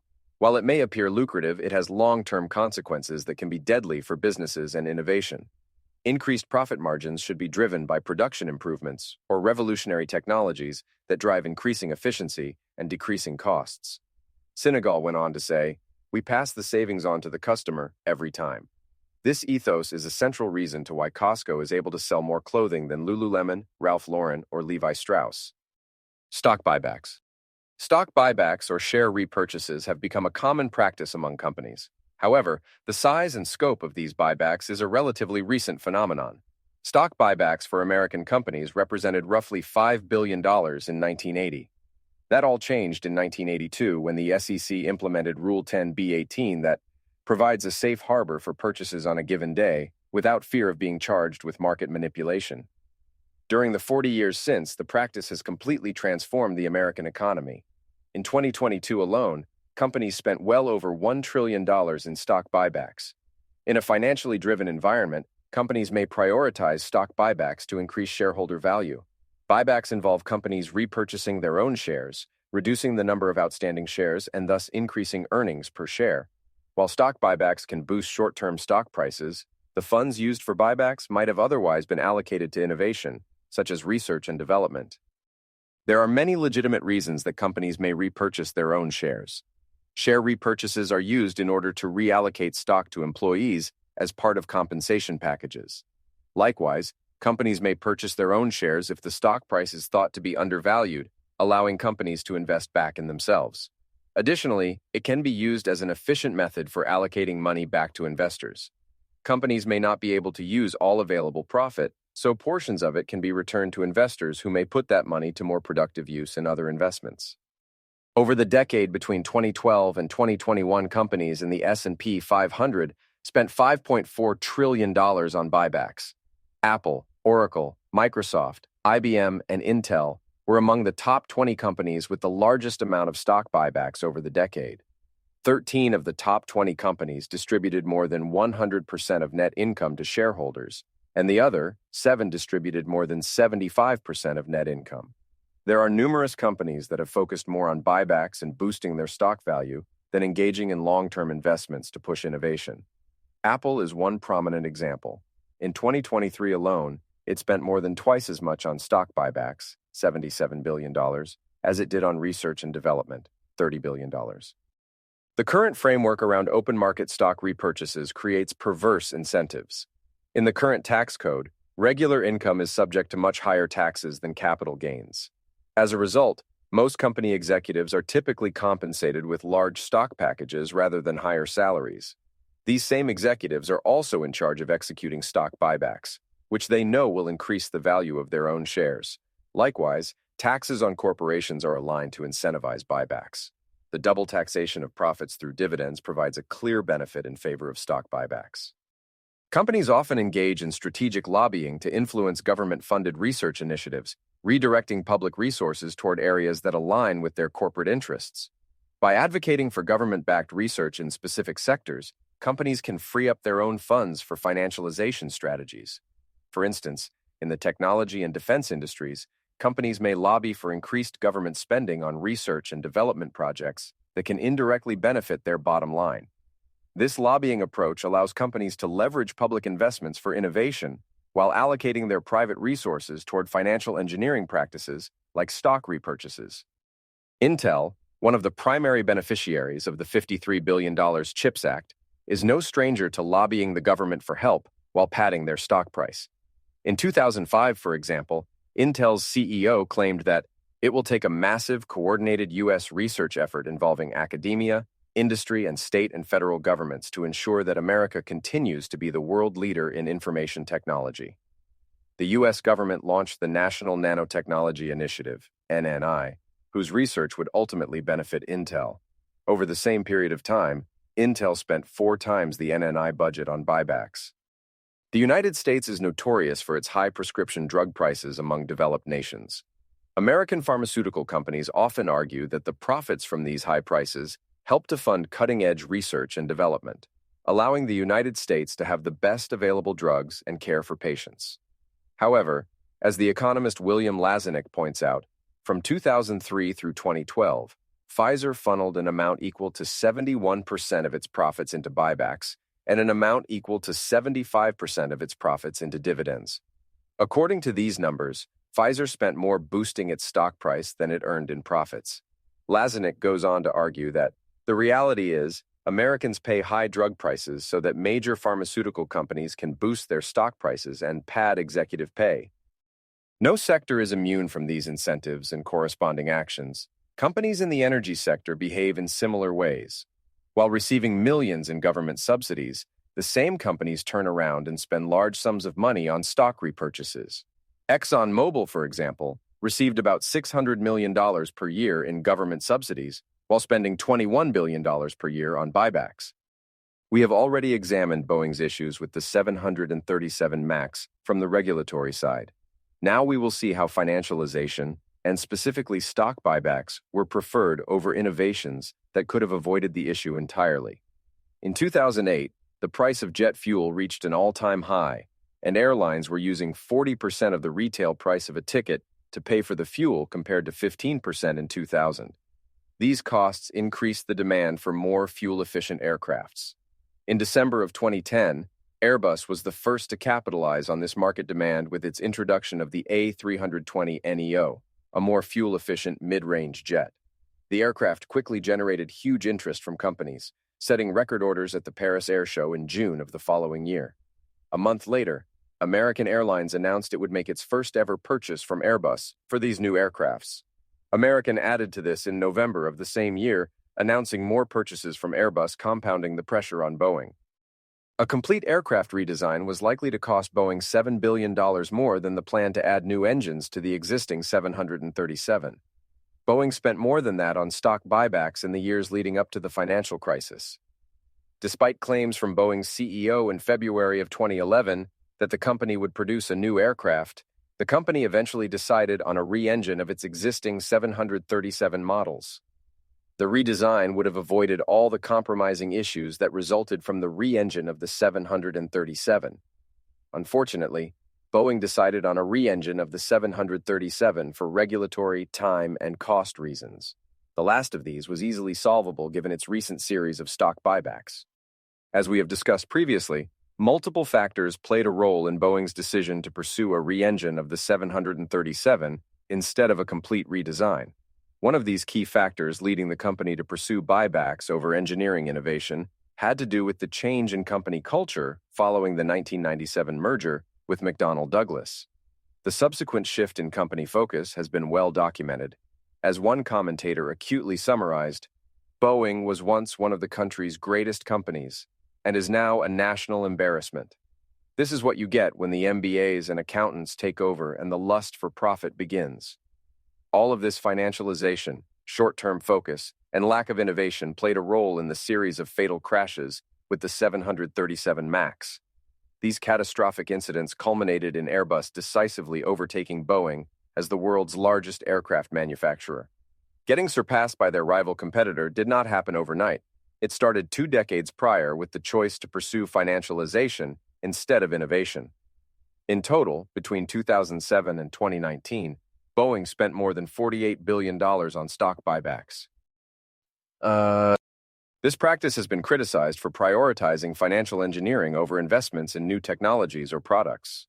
This sentiment was expressed by former Starbucks CEO Howard Schuklas, explaining the decision to suspend the company's stock buyback program. He said, "This decision will allow us to invest more into our people and our stores, the only way to create long-term value for all stakeholders." Of importance is Schuklz's use of the words long-term. Buybacks may be the most effective way to generate short-term gains, but they won't win in the long run, and they certainly won't drive innovation. Elon Musk has also voiced his opinion on this topic as well. In a recent interview, he said, "There should be more focus on the product and service itself, less time on board meetings, less time on financials. The financials come as a result. You say, like, what's the point of a company at all? A company is an assembly of people gathered together to create a product or service and deliver that product or service. Sometimes people lose sight of that. A company has no value in and of itself. It only has value to the degree that it is an effective allocator of resources to create goods and services that are of greater value than the cost of the inputs. This thing we call profit should just mean over time that the value of the output is worth more than the inputs." This exact sentiment was expressed a century prior by another great automotive pioneer, Henry Ford, when he said, "Profit must and inevitably will come as a reward for good service. It cannot be the basis, it must be the result of service." These entrepreneurial giants understood better than most where true value comes from and how to create it. Profit-driven enterprises are not the problem. However, existing incentive structures often permit the maximization of profit without a corresponding commitment to innovation. Identifying appropriate changes to address this issue is essential. Banning airlines from pursuing loyalty programs, for instance, is impractical, as it could lead to their financial ruin. Similarly, forcing companies to forego profits is neither feasible nor desirable. Instead, a potential solution lies in encouraging companies to engage in innovation and conduct their own research. This can be achieved by reducing reliance on government-funded research, thereby motivating companies to invest in and undertake their own research initiatives. As we have seen in other chapters of this book, the key is not to control individual actors or companies, but to ensure the incentives are aligned to innovation and prosperity. A key change in this direction is to modify tax rates. Ever since taxes on income surpassed that of capital gains, executive compensation shifted to be more stock-heavy. A flat rate across all income would shift executive compensation back to being more salary-based, thus removing the perverse incentive executives have to boost their own assets through company buybacks. While this will marginally improve things, it will not solve the problem entirely. Another option would be to rescind SEC Rule 10b-18, thus removing a company's ability to pursue large open market buybacks. Repealing 10b-18 would still allow companies to purchase shares through tender offers, direct to shareholders, but it would remove the ability of large open market operations. While rescinding this SEC rule would certainly decrease the volume of buybacks, it misunderstands the incentives for why those buybacks happen in the first place. There are still many other constraints on corporations that influence financial practices. Compliance with burdensome regulations creates necessity for financialization in an effort to offset those costs. Corporate tax rates incentivize companies to maximize deductions, incentivizing debt-based growth as interest can be deducted from taxes. If these other factors are not equally addressed, financialization will merely take other forms. The pursuit of buybacks may diminish, but it will not necessarily transfer to innovation. A company's pursuit of profit has been an incredible motivator for spectacular growth and innovation. It has created thousands of companies that generate more value for their customers than they could ever hope to receive in profits. Financialization tends to invert this paradigm where companies turn into value extractors rather than producers. Certain regulations, such as those imposed by the FAA, force airline companies into financialization practices out of desperation. Other regulations, such as SEC Rule 10b-18, give companies the green light to boost their stock price. Getting back to the future requires companies to pursue innovation. It recognizes that profits come as a result of innovative products and technologies, not the other way around. Chapter 13, Crushed Under Bureaucracy. As we have grown, we have become an unwieldy bureaucracy, with a bureaucracy's tendency to bloat. As we have become more complex, it has become more and more difficult to either give or take responsibility. As it becomes more difficult to see whom to praise or blame, it becomes ever more difficult to determine the cost of product, the cost of operation, the cost of everything. And, as this happens, we are putting increasing burdens on ourselves in the competitive marketplace. Peter McCullough, former CEO of Xerox. Bureaucracy has been a plague on innovation and progress wherever it has been allowed to grow. The increase of governmental regulation and the lethargic pace at which the government responds to issues is much a function of its large bureaucracies that are isolated from external forces. Bureaucracy, however, is not confined to the realm of government and can persist and grow all the same in the private sector.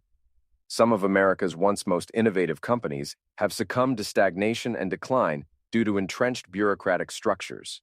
These bureaucracies, with their rigid hierarchies and adherence to established protocols, can stifle innovation by discouraging risk-taking and rewarding adherence to the status quo. As a result, once dynamic organizations may lose their competitive edge and fail to adapt to changing market dynamics, leading to their downfall. The benefit of market competition is that as companies become more sclerotic, they will be less competitive and more vulnerable to startup ventures. As a result, these organizations are subject to the evolutionary pressures of competition, thus providing a constraint upon the growth of their bureaucracies. While this is true in some cases, there are concerning trends across entire industries that suggest companies are becoming less competitive and more bureaucratic. One macro reason for this is the growing size of American companies. Large companies, in general, tend to be more bureaucratic than smaller ones. A detailed analysis from the Wall Street Journal reported that in the 1970s, Americans were more likely to work for a company with fewer than 100 employees than a firm with 2,500 or more. Today, however, Americans are far more likely to work at larger companies. Data from the Census Bureau showed that nearly 40% of American workers are employed by large companies with 2,500 or more employees. We have already seen two primary examples of bureaucratic growth in the legal and financial professions. Both of these have cascading effects into the rest of the business. The rise of financialization has led to a tripling in the number of students graduating with business degrees. Likewise, according to occupational employment data from the Bureau of Labor Statistics, employees classified in human resources have increased 175% relative to 2000, and the number of American lawyers has increased 300% in the last 50 years. The increase in litigation and legal liability has prompted large companies to expend huge sums of money hiring lawyers, administrators, and HR personnel. The lawyers and patent attorneys are required to protect the company's products from external competitors, whereas the human resource staff and administrators are required to protect the company from its own employees. The growth of companies' expenditures on legal services depicts the vicious cycle of an escalation trap. As soon as one company in a market begins arming their legal team and filing patent infringement cases, other companies must follow suit, even if the action is less economically efficient for all parties involved, as more resources are diverted away from product growth. This trend is amplified by increasing regulation on the government side and negative trends on the cultural side.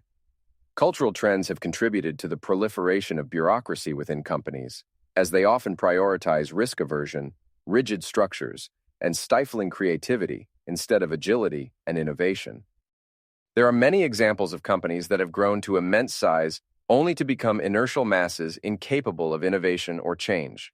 Through a combination of risk aversion, complacency, and rigidity, many companies have failed to innovate into expanding industries. An instructive thought experiment is to consider why a search engine company was the first to create detailed mapping and routing software. Why was Google Maps not created by the auto industry or by trucking companies that had existed for decades? Alternatively, why have self-driving cars been pioneered by a relatively young company like Tesla, as opposed to century-old incumbents like Ford and General Motors? No other automaker thought to capture the necessary data from the millions of cars they've had on the road for decades.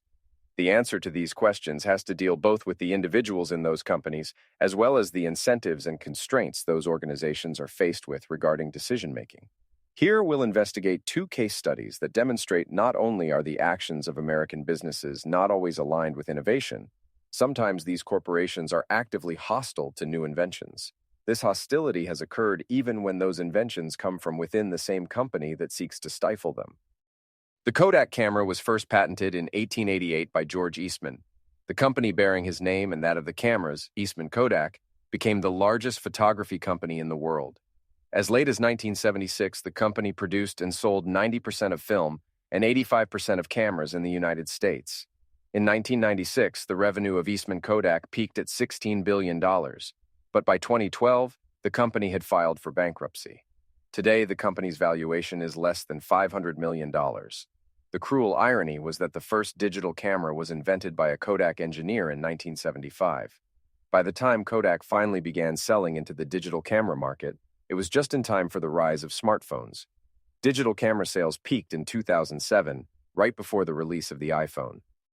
The key to understanding Kodak's downfall is to recognize the incentives and constraints that the executive management faced. The company's core business was heavily reliant on film and could not adapt to the fast-changing digital landscape. Productizing the digital camera represented a tremendous risk to Kodak. Not only would the management have to authorize huge sums of capital to fund such an unproven product, but the potential success of said product would jeopardize the company's massive revenue from film. In hindsight, it is easy to view these decisions as catastrophically obvious, but to the people at the time, it was not.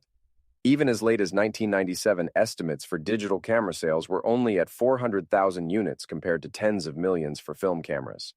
The management could back up their decisions with data, both from the product sales side and from a financial risk perspective. An attribute that is shared by most bureaucratic organizations is that it lacked an affirmative vision for how to embrace research and innovation for its products. Kodak's demise was a function of its own bureaucracy that was complacent with its dominant market share, risk-averse with new technology, and slow to act in response. The beauty of the competitive business market is that it is often not sufficient for companies to invent new technologies, but they must also be able to commercialize them, thus getting them into the hands of customers. Most of the modern internet and personal computer revolution was developed in Xerox's Palo Alto Research Center, PARC. Their engineers invented Ethernet for local area networks, the first mouse, graphic display, being able to display concurrent windows on a screen, and the first object-oriented programming language. PARC also had the first versions of the personal computer, the Xerox Alto, as well as initial tablets with a touchscreen and stylus. The company's CEOs like Joe Wilson and Peter McCullough did not just pay lip service to research and development, but actively supported it through the creation of PARC and funding its various projects. Xerox's management realized early on that its monopoly in office copiers would not last, and the company needed to diversify into the growing architecture of information market. Despite this realization, and despite the fact that Xerox's own research team at PARC invented most of the modern computing devices, they failed to capitalize on them. Xerox struggled with the same dilemma as Kodak. The vast majority of Xerox's profit came from copier sales, paper, and toner. However, unlike copiers, computers didn't need toner or paper. As a result, any investment into personal computers could jeopardize sales in other parts of Xerox's business. The Xerox management team made mistake after mistake in organizational structure, overemphasizing financials and failing to execute on their vision for the future. They supplanted individual decision-makers with committees and burdensome processes of minute tasks. Management shut down promising projects, disrupted collaborations, fomented internal strife, and demanded perfection while discouraging risk. Kodak and Xerox are two striking examples of companies that failed to realize the potential of inventions their own employees had developed. Bad management and focus on the wrong priorities will impact the innovative potential of companies, just as it did for the digital camera at Kodak and the personal computer at PARC. Overly bureaucratic organizations will avoid risks, emphasize short-term financials, and stifle its employees in their pursuits. The competitive and dynamic nature of the American market guarantees that there will always be winners and losers. There will certainly be more companies that fail to innovate and lose out to new startups. There will be more examples like Xerox, Kodak, IBM, and Sears that once dominated their respective fields only to become shells of their former self. From these historical case studies, we now turn to modern companies. There are important lessons to be learned from the great entrepreneurs of today. Every one of them has confronted growing bureaucracies and had to respond accordingly. The late Charlie Munger wrote in a letter to Berkshire Hathaway shareholders that bureaucracy should be treated like the cancers they so much resemble. Andrej Karpathy, the former director of Tesla's artificial intelligence team, described how his former boss actively fights against bureaucratic structure. He said in a recent interview, "Elon is a very efficient warrior in the fight against entropy in organizations. Entropy is process, its inefficiencies, meetings. He hates meetings. He has a very good intuition for streamlining processes, making everything efficient, simplifying, focusing, and removing barriers." In an interview in 2011, Mark Zuckerberg shared advice about risk-taking. He said, "You are going to make a ton of mistakes. You don't get judged by that. The biggest risk is not taking any risk. In a world that's changing really quickly, the only strategy that is guaranteed to fail is not taking risks. Jeff Bezos echoed this philosophy, describing his mission at Amazon and now his space venture, Blue Origin.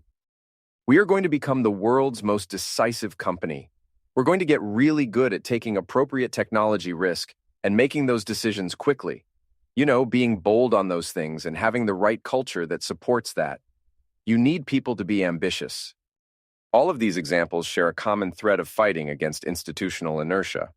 Large bureaucratic structures are not conducive to risk-taking, innovation, and fast-paced decision-making. As a business grows, the responsibilities get dispersed over greater numbers of people, reducing direct accountability.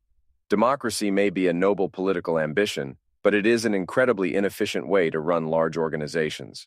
When the decision-making in companies is outsourced to committees allowing every possible stakeholder to voice an opinion, the development speed naturally slows. These attributes are not intrinsically bad, but they must be closely watched as an organization grows. Bureaucratic norms are more than just attitudes expressed by executives at certain companies.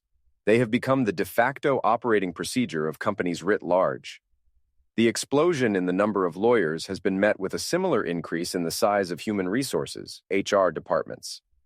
More employees are needed to comply with the ever-expanding legal requirements in order to protect the company from legal action.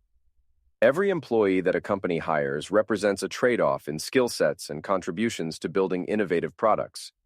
Hiring more HR personnel means the company hires fewer engineers or scientists. Larger HR departments produce more compliance training and seminars, which decreases worker productivity. Companies would be unwise to disband their HR teams, as it would leave them open to severe litigation, just as disbanding their armies of patent attorneys would leave their products vulnerable. Not only has there been a change in composition of companies, but so too has there been changes in their organization and structure. As companies have grown larger, with more shareholders and increased public accountability, the people chosen to run those companies need to be safe bureaucratic picks so as to not upset investors or make drastic, risky decisions. Elon Musk has termed this the "embization of America." He expanded on this sentiment in a 2020 interview, saying, "Are CEOs in corporate America focused enough on product improvement? I think the answer is no. I think generally my advice or my recommendation would really be spend less time on finance, spend less time in conference rooms, less time on PowerPoint, and more time just trying to make your product as amazing as possible." I think there might be too many MBAs running companies. There's the MBIzation of America, which I think is maybe not that great. There is nothing inherently wrong with individuals who obtain MBAs. There is, however, a key distinction between managing a company and leading a company. On this distinction, Steve Jobs connected it to innovation by saying, "Innovation distinguishes between a leader and a follower." This difference is most apparent between founder CEOs and professional or managerial CEOs. Founder-led companies tend to embrace risks, invest more in research, take longer-term views, and be more innovative overall. This has much to do with the incentives and constraints faced by the CEOs themselves. Founders are well acquainted with risk. Starting a company is a tremendous risk personally, professionally, and financially. The ability to calculate and navigate risk is a tremendous asset that founders are able to employ when considering new markets and products. Starting a company is extremely hard, and one can always think of reasons to dissuade oneself from such an endeavor. Founders typically have an affirmative vision for their company that is stronger than those doubts. That vision provides clear direction and naturally requires innovation. In the case of Kodak, the company lacked an affirmative vision for its future. Instead, the company had a lucrative film business that was being managed, and decisions were made in response to that. Several studies over the years have consistently backed up the claim that founder-led companies are more dynamic, innovative, and successful than companies run by professional CEOs. A 2005 article from the Harvard Business Review showed that founder-led companies had higher rates of returns, as well as higher survival rates than companies led by professional CEOs. In a 2016 paper, researchers demonstrated that founders are more effective and efficient innovators than professional CEOs, as well as suggesting that founders are more likely to take their firms in a new technological direction. Obviously, not every company must be led by its founder in order to be successful. There are notable exceptions. Apple's Tim Cook and Microsoft's Satya Nadella stand out as non-founder CEOs who have continued to transform their respective companies. Under Cook, Apple has introduced new product lines and made a bold investment in Apple silicon chips. Microsoft with Nadella has made heavy investments into cloud infrastructure and machine learning research. There may be a survivorship bias in the aforementioned studies. Clearly, not every founder-led company is successful, as there is a high rate of failure in startups, and those studies only evaluate companies that survive long enough to be noticed. The point, however, is not to overemphasize the founders themselves, but the incentives and constraints they typically face in their companies. These incentives tend to yield an embrace of risk-taking, longer timescales, and an affirmative vision for the company. These attributes are in stark contrast to that of bureaucratic companies. Bureaucracy, with its rigid structures and mandated compliance, often acts as a significant barrier to innovation. In some cases, like that of Kodak's digital camera and Xerox's personal computer, the bureaucracies were actively hostile to those inventions. The growth of legal compliance and human resources departments is an alarming trend that inadvertently means companies have fewer resources to apply towards innovation. The key for management is to weaponize calculated risk-taking and innovation in their business. At the same time, company leaders must be vigilant in the fight against bureaucracy. If left unchecked in an organization, it can metastasize and compromise the dynamism of once great companies. The threats can come from overspending on legal services, a fixation on financials, or an overemphasis on human resources departments, all of which come at the cost of product innovation. Section 13.1, Unionization. The parties have agreed that in the event of a skilled trades opening at a GM facility, the following placement procedure is to be utilized in sequential order. A. In plant movement new line. B. Area hire new line. New line. G. New hires. UAW and General Motors 2023 contract. Newly established businesses, often referred to as startups, typically operate in dynamic, fast-paced environments where the primary objective is rapid progress. Working in such an environment teaches practical economics in a way that most classrooms or textbooks can only theorize about.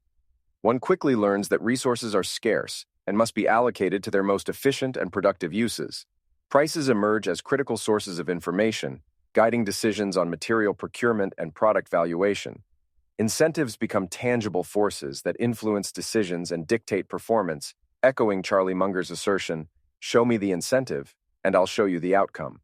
It becomes evident that solutions are rare, and instead, numerous trade-offs must be considered with each decision. Despite the myriad lessons and insights gained in a startup setting, one system that is conspicuously absent is that of the labor union. The labor union stands in direct opposition to everything the startup represents. In a startup, prestige, compensation, and influence are given to those most capable. The union, on the other hand, doles these equally and favors members based on temporal seniority. Where the startup moves fast, the union moves slow. Where the union operates in a rigid structure, the startup shape shifts on the fly. The startup asks those who can to go above and beyond by helping those who cannot. Conversely, the union asks its members to abide by their occupational classification and not to step outside those lines. The startup is engaged in an existential battle to innovate, while the union often bites the hand that feeds it. In the startup, those who fall behind are left behind. But in the union, every straggler is kept regardless of merit.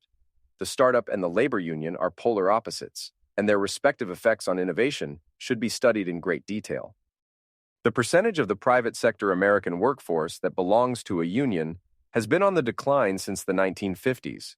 However, union membership still remains relatively high in more stagnant industries like energy production, education, aviation, construction, and manufacturing. While unionization cannot explain the problems in every industry, it does represent one extreme of the rigid structure imposed upon American companies. It is important to understand the incentives and constraints of this extreme in order to demonstrate bureaucratic effects on innovation more broadly. Unionization has typically been accompanied by several requirements and constraints on the employer, such as compensation levels, occupational classification, working conditions, hiring and firing stipulations, as well as control over promotions and incentive structures. These features of labor unions have traditionally benefited those inside the unions, but come with costs to the companies that deal with them and to the health of innovation and dynamism in an industry. The traditional critique of unions is from a labor market perspective. The explicit goal of a union is to negotiate better pay and working conditions on behalf of its members. Labor unions leverage the collective bargaining power of their members to negotiate and artificially raise the prevailing wages compared to what would typically be realized in the market. As a result, it is expected that the costs to the employer would rise as they are forced, through union agreements, to pay more for the same amount and quality of work. The degree to which this occurs and the financial cost imposed upon the business is an empirical question that will not be addressed here. What will be examined is the bureaucratic nature of these organizations and the degree to which they have hampered innovation in the industries which have nurtured them. The more members a union has, the more dues it collects, and the more powerful its bargaining power. In short, unions are incentivized to grow. The caveat is that unions must find work for all of their members, leading to contracts with extremely rigid job classifications. Workers are assigned to specific roles and are not allowed to deviate from them. If a worker completes his task early and his colleague requires assistance, he is legally barred from offering help. Similarly, if a task needs to be performed and a worker possesses the requisite skills but is not assigned to that job, performing the work would constitute a contractual violation. If you notice a way to improve the business and make it more efficient, but doing so would require work outside of your job classification, you better think again before going above and beyond. The company I work for took our product, a robotic welding system, to a manufacturing trade show. The workers hired by the trade show were part of a union. Their job was to help companies set up their product booths, wire the electrical, and connect to the network. The product has a very complex initialization sequence before it is ready to weld parts. We can't run the initialization sequence until all the power is connected. There was one worker who was certified to do electrical work, but on that particular day, he was classified as a carpenter. Therefore, he was legally barred from performing electrical work. Despite standing right next to the electrical cables and possessing the full knowledge of what needed to be done, he was not allowed to complete the task, as that would put him in breach of his contract. Instead, our team waited an additional 3 hours for another worker who was classified as an electrician that day to come and assist. These are the incentives and constraints that unionization brings to the economy. At times, unions have been able to increase the salaries of their members and improve their working conditions. However, this has come at the cost of more rigid workplaces where innovation is discouraged. When the situation arises for a worker to go above and beyond, there are legal consequences that workers will avoid at all cost. Anyone who has worked in a startup or small business knows that this type of rigidity is detrimental to progress. Dynamic companies require people to wear multiple hats and who are able and encouraged to employ the full range of their skill sets.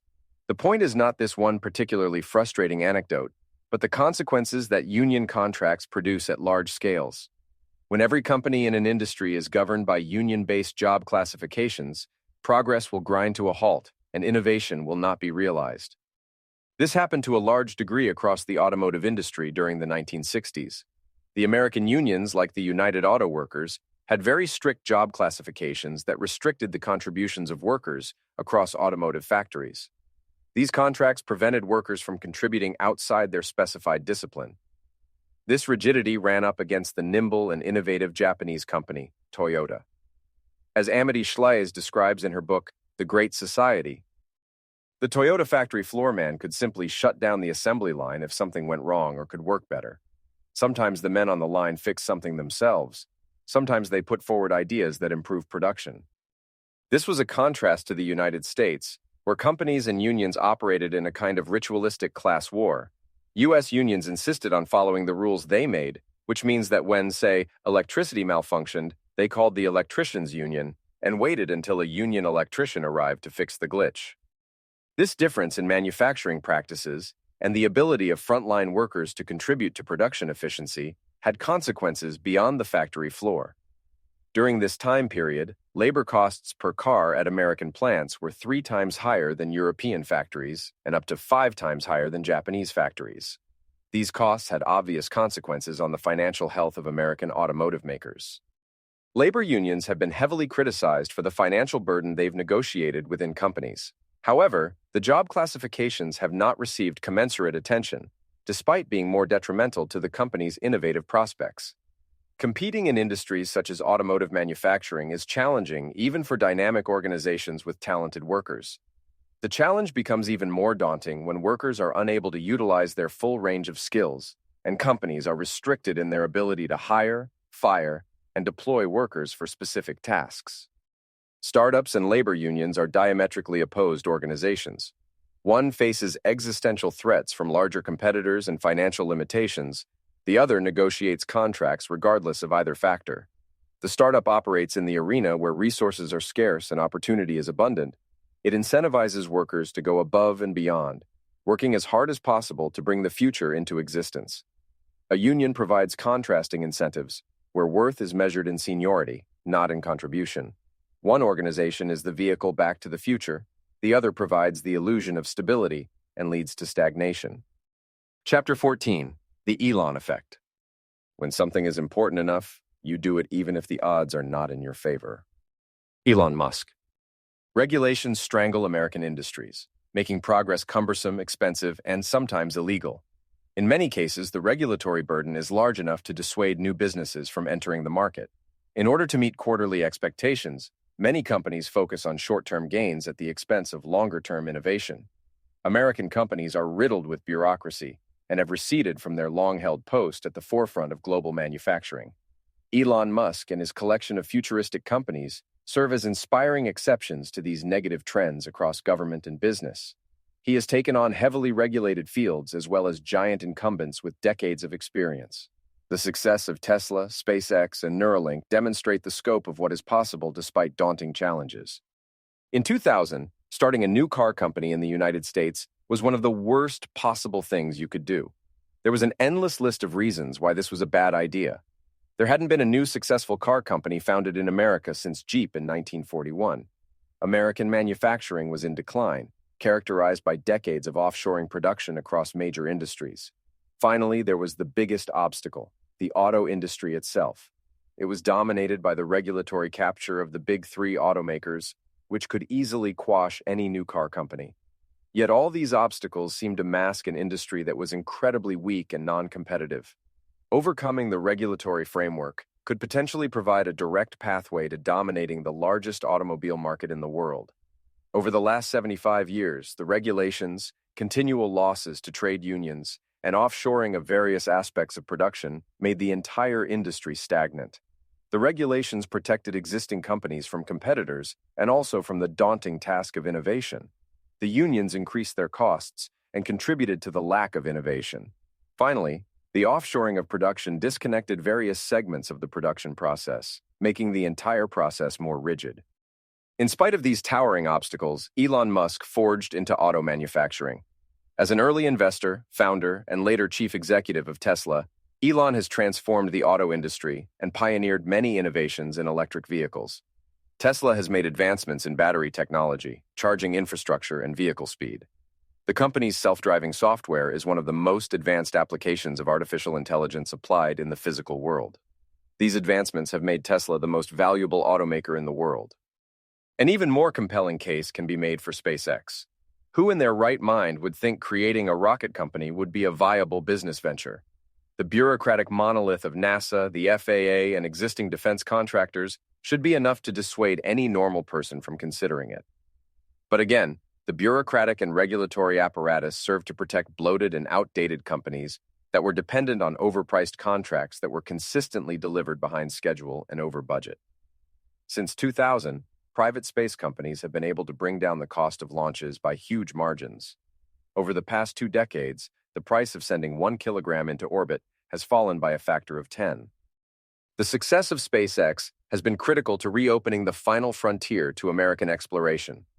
The end of the Apollo and Space Shuttle programs left the United States reliant on Russian rockets to ferry its astronauts to the International Space Station. SpaceX has revitalized the nation's space capabilities, restoring a sense of national pride and advancing the potential for future missions beyond low Earth orbit. The important lesson to draw from these companies is that innovation is possible even in sectors that are heavily regulated and stagnant. Elon's success demonstrates that incredible progress can be made by blazing trails in conventionally undesirable industries. The challenge for new companies is not to find comfort in the herd, but to chase the hard problems that have remained elusive and stagnant for so long. Where can we hope to find similar success stories in the future? Likely in the very fields that appear equally as undesirable as the automobiles and rockets did in the early 2000s. We know innovation is possible in aviation, high-speed rail, healthcare, energy, and manufacturing. We know it is possible to make trains go above the artificial limits imposed by regulations because other countries have been doing it for 50 years. We know we can make commercial aircrafts that travel at supersonic speeds because we used them in the 1970s. We know that abundant energy can be produced through safe and clean nuclear reactors because we built them in the 1950s. Innovations in these fields are possible. It is not a question of our capabilities or intellectual limits. Instead, it is a question of willpower and our ability to take on the regulatory regime and static incumbents. The size and scope of regulations have been disastrous for innovation, yet the removal of them is not a panacea for all problems. Even with sensible regulations, the burden is still on inventors and entrepreneurs to create better technologies for the United States and the rest of the world. While regulation can make this more difficult, progress in many areas is still possible. Elon has demonstrated time and again what is possible, despite the actions of regulatory agencies or sclerotic incumbents. Getting back to the future requires more entrepreneurs to take on these daunting challenges. Part 3. Individual.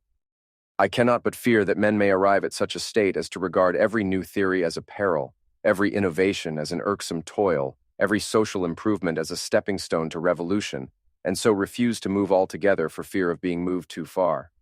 I dread, and I confess it, lest they should at last so entirely give way to a cowardly love of present enjoyment, as to lose sight of the interests of their future selves and those of their descendants, and prefer to glide along the easy current of life, rather than to make, when it is necessary, a strong and sudden effort to a higher purpose.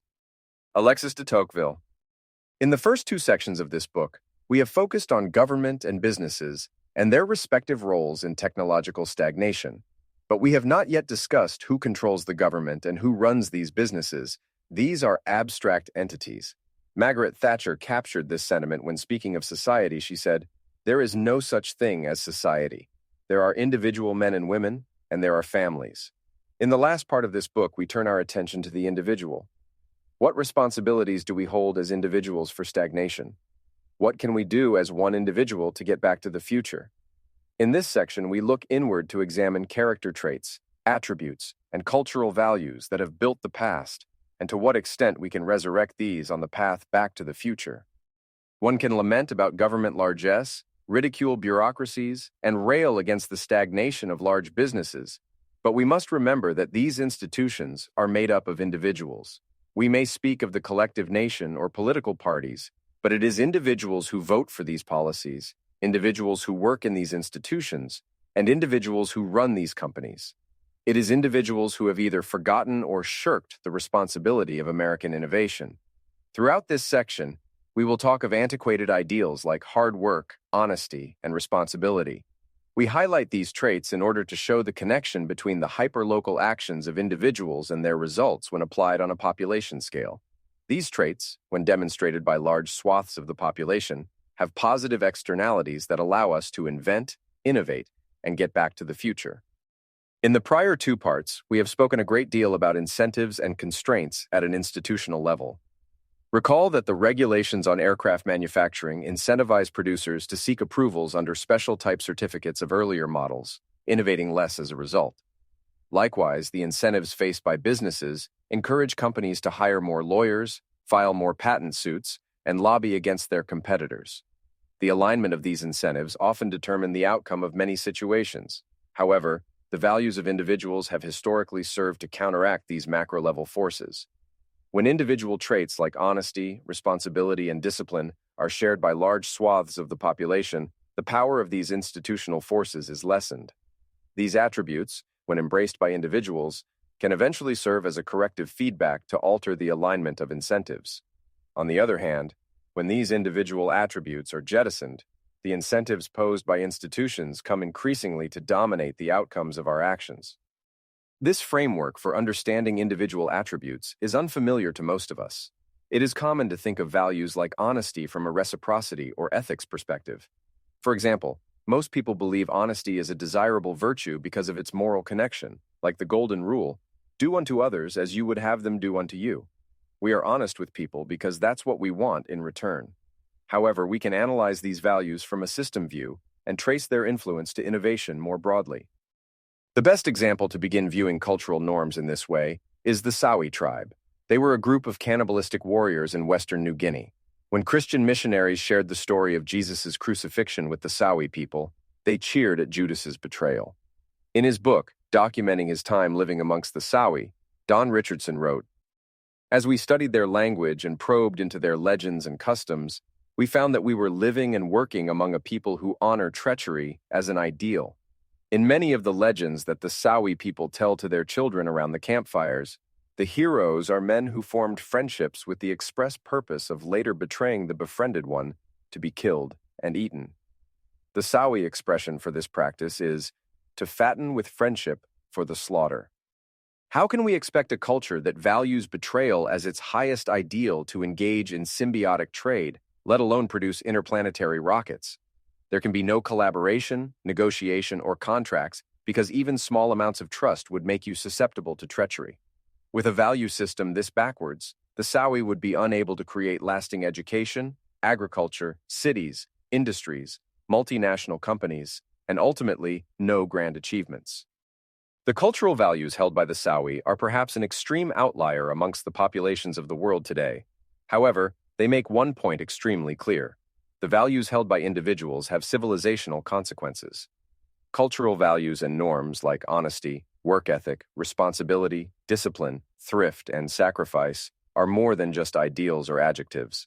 They ultimately form the cultural substrate that enable individuals to work together, creating the foundation of innovation and progress. Another example can be found in Thomas Sowell's Race and Culture. In the book, he examines different groups around the world and draws connections between cultural traits held by those groups and the outcomes those traits produce.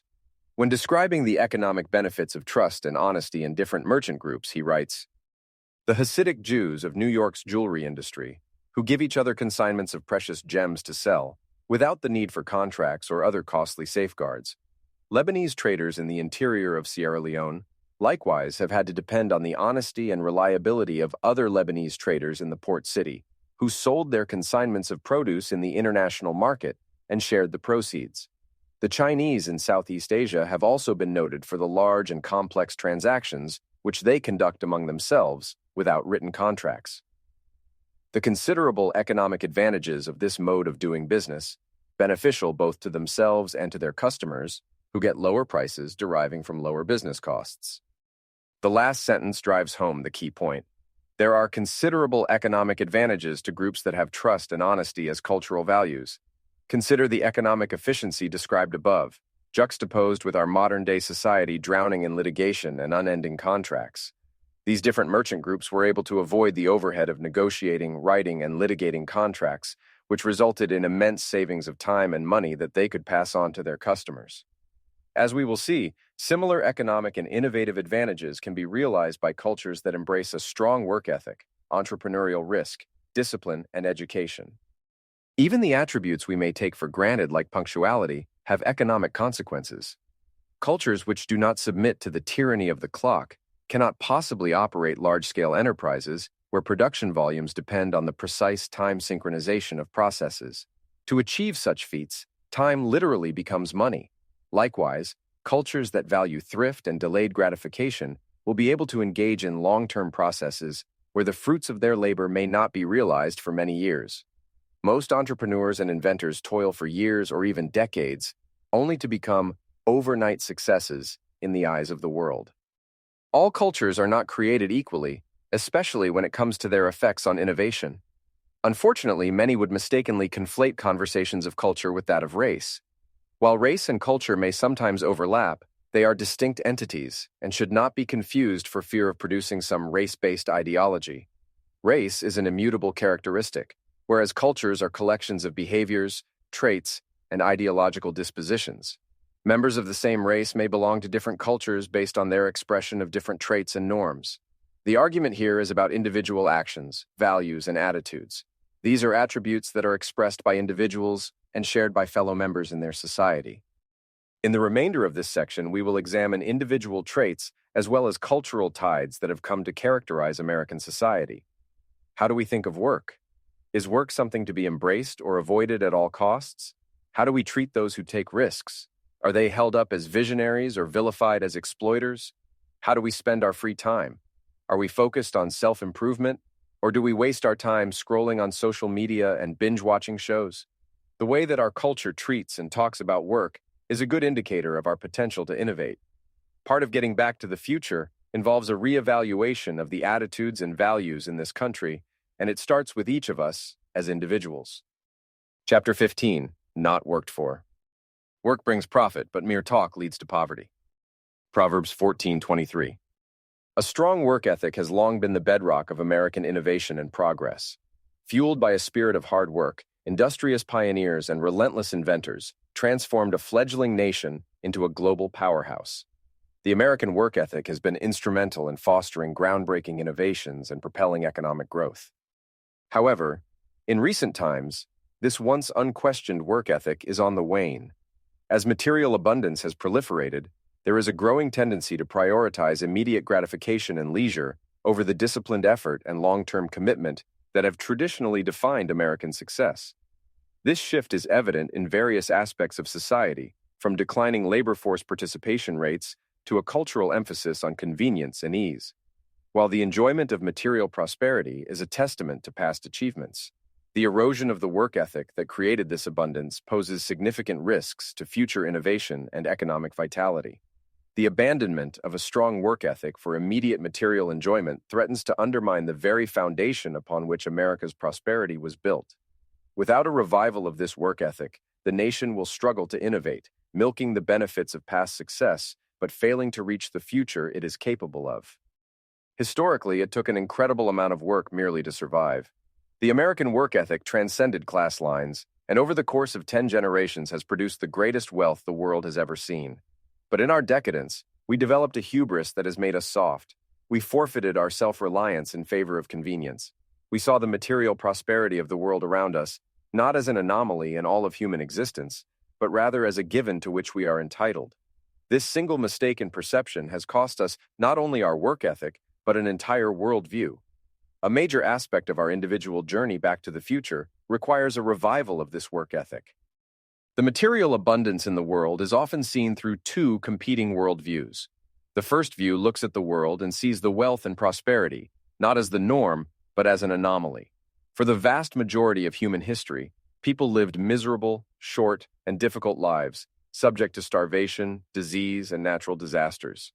This view focuses on what has made that precious anomaly so successful. It recognizes that prosperity is a delicate flame that must be nurtured and cultivated through hard work and discipline. The second view looks at the world and sees the wealth of today as the norm and the remaining poverty as the exception. This view tends to see the world as zero-sum, where those who have wealth got it by taking from those who have not. The holders of this worldview focus on redistribution as a way to boost the material wealth of those less fortunate. Unfortunately, this top-down redistributionist approach completely ignores the process that generated the wealth in the first place. These two different worldviews were acutely summarized by the musician Bono when describing the difference between the mindset of Americans and that of the Irish. He said, "In America, you look at the mansion on the hill and you say, 'One day I'm going to live in that mansion.' In Dublin, people look at the mansion and say, 'One day I'm going to get that son of a bitch.'" Americans have typically viewed wealth and prosperity as an attainable goal, but one that requires a sacrifice and a prolonged investment of work. The necessity of a strong work ethic has often run up against a contrasting desire for a leisure ethic. Historically, the work ethic has won out because of the immediate need to produce and survive. However, the leisure ethic is on the rise due to the abundant material prosperity of today. The leisure ethic was best summarized in a recent article. Its central premise is a steady and deliberate reduction in working hours to the point where work becomes secondary to leisure as an occupier of time, a source of identity, and an activity of esteem. The article went on to hypothesize of a future where the leisure ethic has been embraced. For decades, most people have organized their lives around the 40-hour, 5-day week. What if it were 15 hours a week? What if it were 0?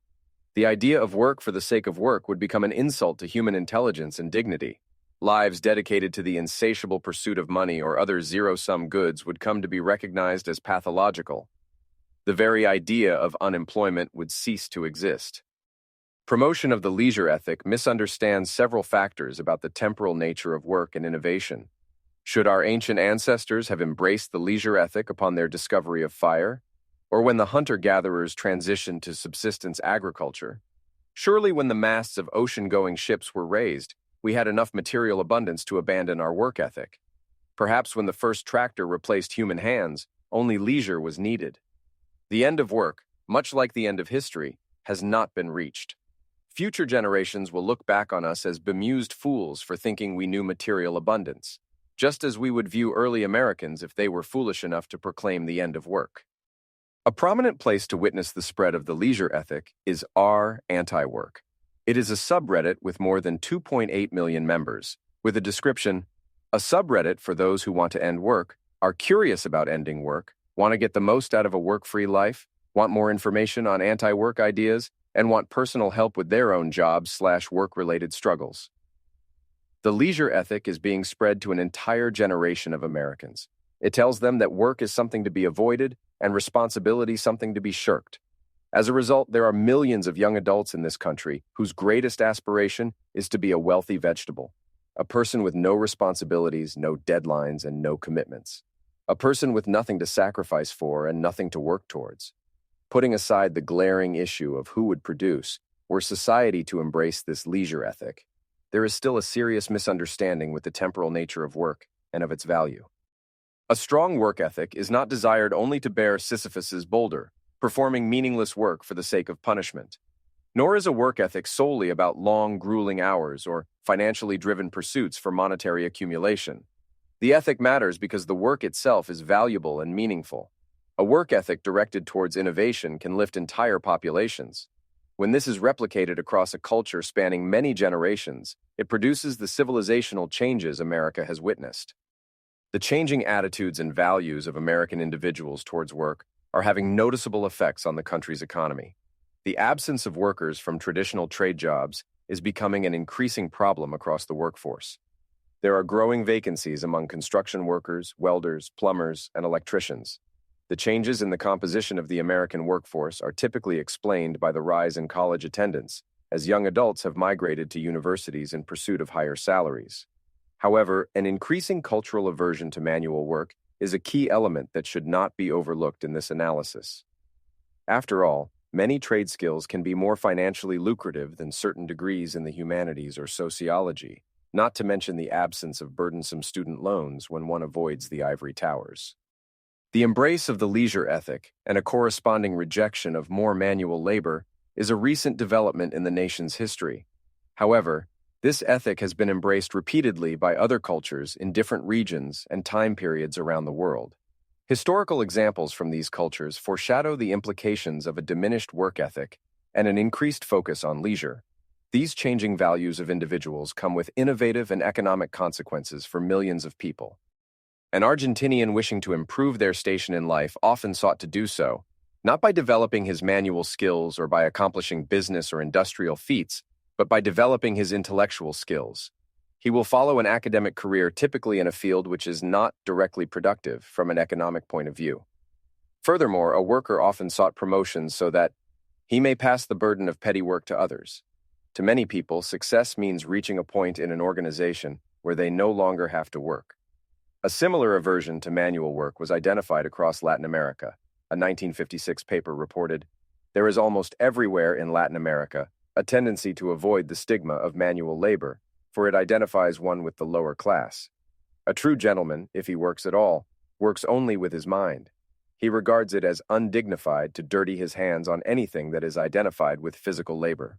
In places like Sri Lanka, for example, manual labor was looked upon with disdain, as one observer remarked, "Only coolies did things with their hands."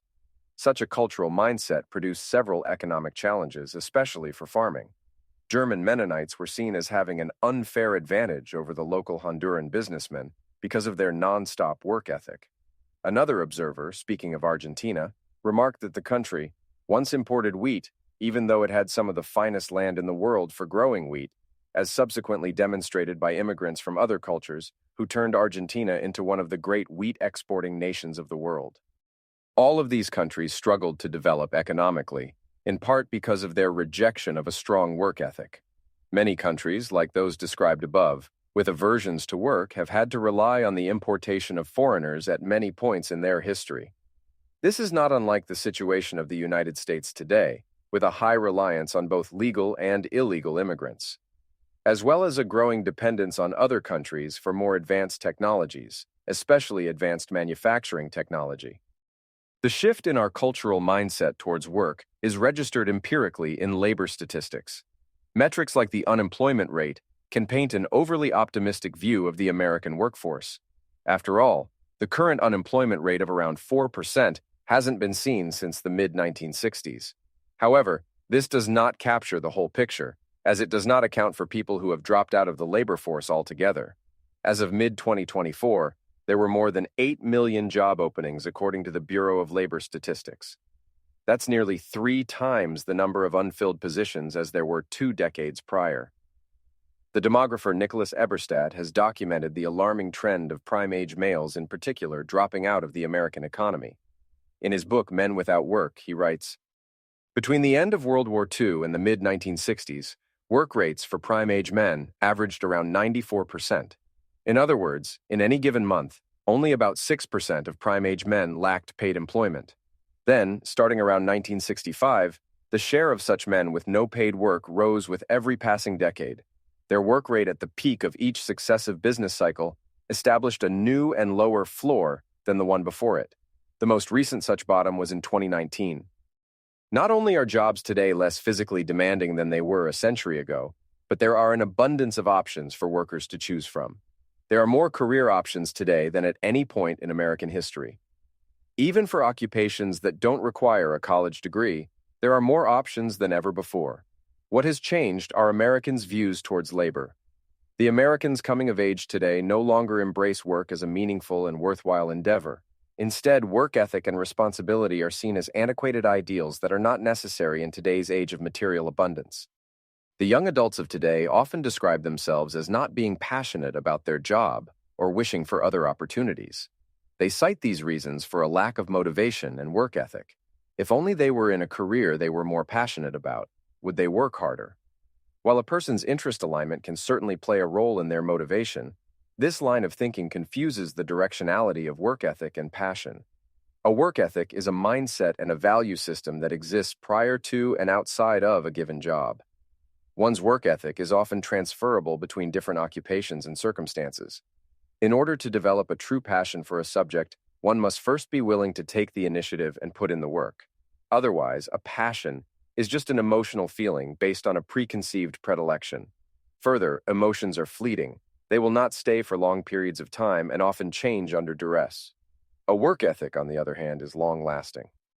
The way that our culture views work directly maps to what type of standard of living we can expect to see in the future. Many individuals work primarily to survive or provide the necessities for their children.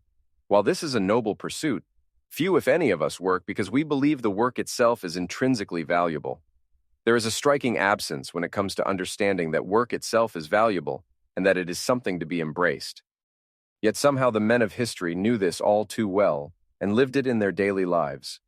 Cyrus McCormick, the Virginia farmer who revolutionized agriculture with his mechanical reaper, was a man of intense work ethic and determination. He took over tinkering with mechanical reapers from his father in 1831, but it was not until the late 1840s that his product began to gain popularity. A biographer of McCormick described his brush with bankruptcy. In this hour of debt and defeat, Cyrus showed that indomitable spirit which was, more than any other one thing, the secret of his success. He kept this mindset throughout his entire life, even until death. His final words were, "Work, work, work." Andrew Carnegie wrote fondly of his early working days in his autobiography. "From the dark cellar running a steam engine at $2 a week, begrimed with coal dirt, without a trace of the elevating influences of life, I was lifted into paradise. Yes, heaven." James J. Hill was one of the greatest businessmen of the 19th century, amassing nearly $2 billion in today's dollars. He was the chief executive of the Great Northern Railroad that ran from St. Paul, Minnesota to Seattle, Washington. Near the end of his life, he was asked about the secret to his success. He responded by saying, "Work, hard work, intelligent work, and then more work." Henry Ford wrote in his autobiography, "In my mind, nothing is more abhorrent than a life of ease. None of us has any right to ease. There is no place in civilization for the idler." Ford saw the purpose of his work was to lift the farm drudgery off flesh and blood and lay it on steel and motors. Likewise, John D. Rockefeller said, "Let the good work go on. We must ever remember we are refining oil for the poor man, and he must have it cheap and good." The late Charlie Munger was one of the greatest investors of the past century. A staunch believer in a strong work ethic, he once said, "The only way to win is to work, work, work, work." These are not mere words from the pages of history. These are guiding principles that governed the lives of the greatest entrepreneurs and inventors in American history. It was not easy for them to build the future in their own time, just as it is not easy for us to build it today. It requires incredible amounts of work from every one of us. Similarly, many immigrant groups to the United States brought with them incredible work ethics. Lebanese immigrants to the United States were known for long hours, with their businesses open 18 hours a day. In Atlanta, Korean store owners worked an average of 60 hours per week, with 1/5 working 80 hours or more. Prior to being able to run their own businesses, they worked on average 4 years in order to save enough for the initial investment. This same pattern was seen from Koreans in New York businesses in the second half of the 20th century. One author provided this recounted episode from a journalist in his 1981 book. Mr. Kim and his son daily purchase vegetables. At 4 o'clock every morning when the dawn is coming, they get up and drive to Hunts Point in the Bronx, where a city-run wholesale market is located. In the market, they run and run in order to buy at low prices as many as 170 different kinds of vegetables and fruits. All the transactions are made in cash. At 7 o'clock, they return to the store and mobilize the rest of the family members in order to wash and trim vegetables. Here we can find the Korean secret of economic success in the business. In American supermarkets, they do not wash and trim. It is not solely about long, grueling hours, but about the dedication and commitment to future-oriented labor. This is what building the greatest and most innovative economy requires. The United States is losing this work ethic, and as a result, falling behind on innovative technologies. Taiwanese engineers from the Taiwan Semiconductor Manufacturing Company, TSMC, reported avoiding the company's expansion facilities in the United States after realizing they would have to pick up the slack for American workers. Another engineer said, "Some Americans struggled when assigned multiple tasks, sometimes rejecting a new assignment instead of working harder to complete everything."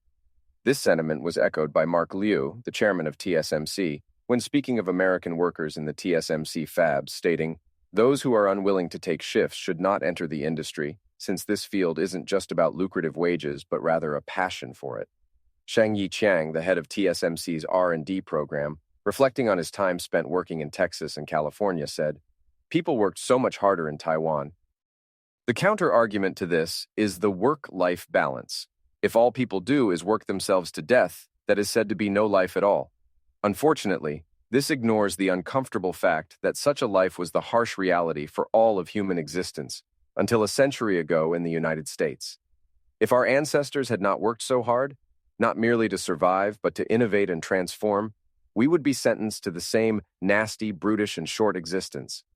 The cold, hard truth is that such a work ethic, like those depicted above, is what it takes to build the future.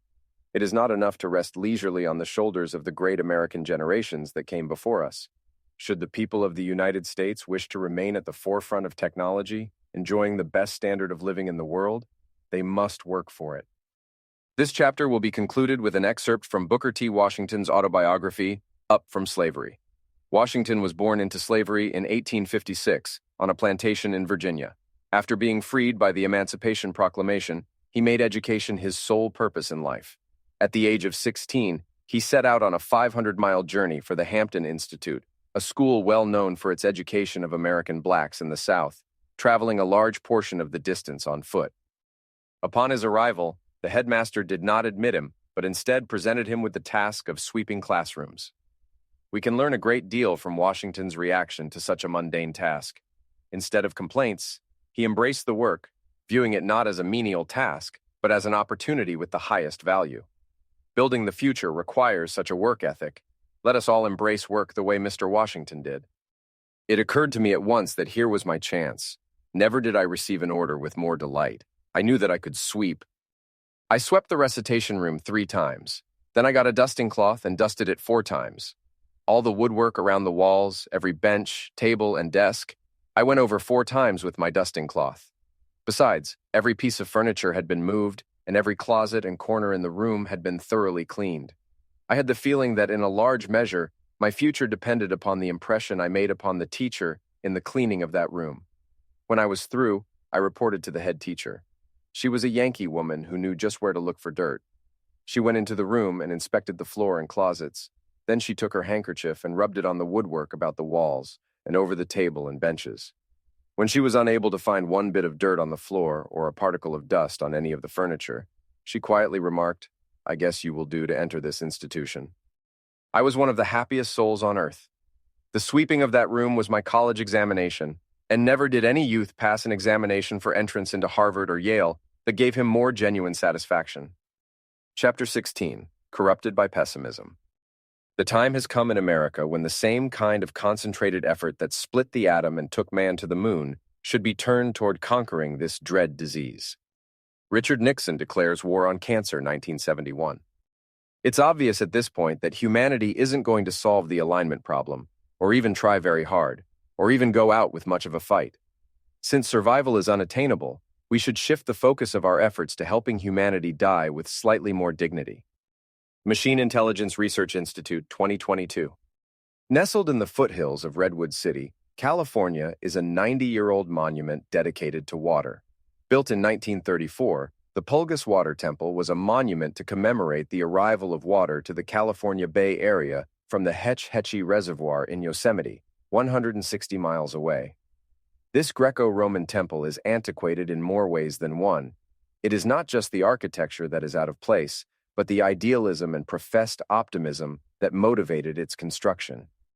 Having suffered the devastating 1906 earthquake and the ensuing fires that ravaged San Francisco, the population was in desperate need of water. In response, the O'Shaughnessy Dam was constructed in 1923, creating a reservoir in the Hetch Hetchy Valley. On October 28, 1934, thousands of people gathered at the temple to celebrate the arrival of water to the Bay Area. Speeches comparing the builders of the dam to pioneers, explorers, and gold rush miners were broadcast on national radio. Crowning the temple is an inscription from the book of Isaiah that encapsulates the mindset of the builders. "I give waters in the wilderness and rivers in the desert to give drink to my people." Today, the O'Shaughnessy Dam could not be built. There would be environmental studies, public hearings, and protests before the project could get off the ground. The celebration of construction projects is a cultural attitude from a bygone era. The juxtaposition of this outdated sentiment with the pessimism of today can be seen in California's reservoir capacity. Since the 1970s, the capacity of the state's reservoirs have flatlined, while its population has doubled over that same time span. This stagnation has exacerbated the state's unending droughts and constant wildfires.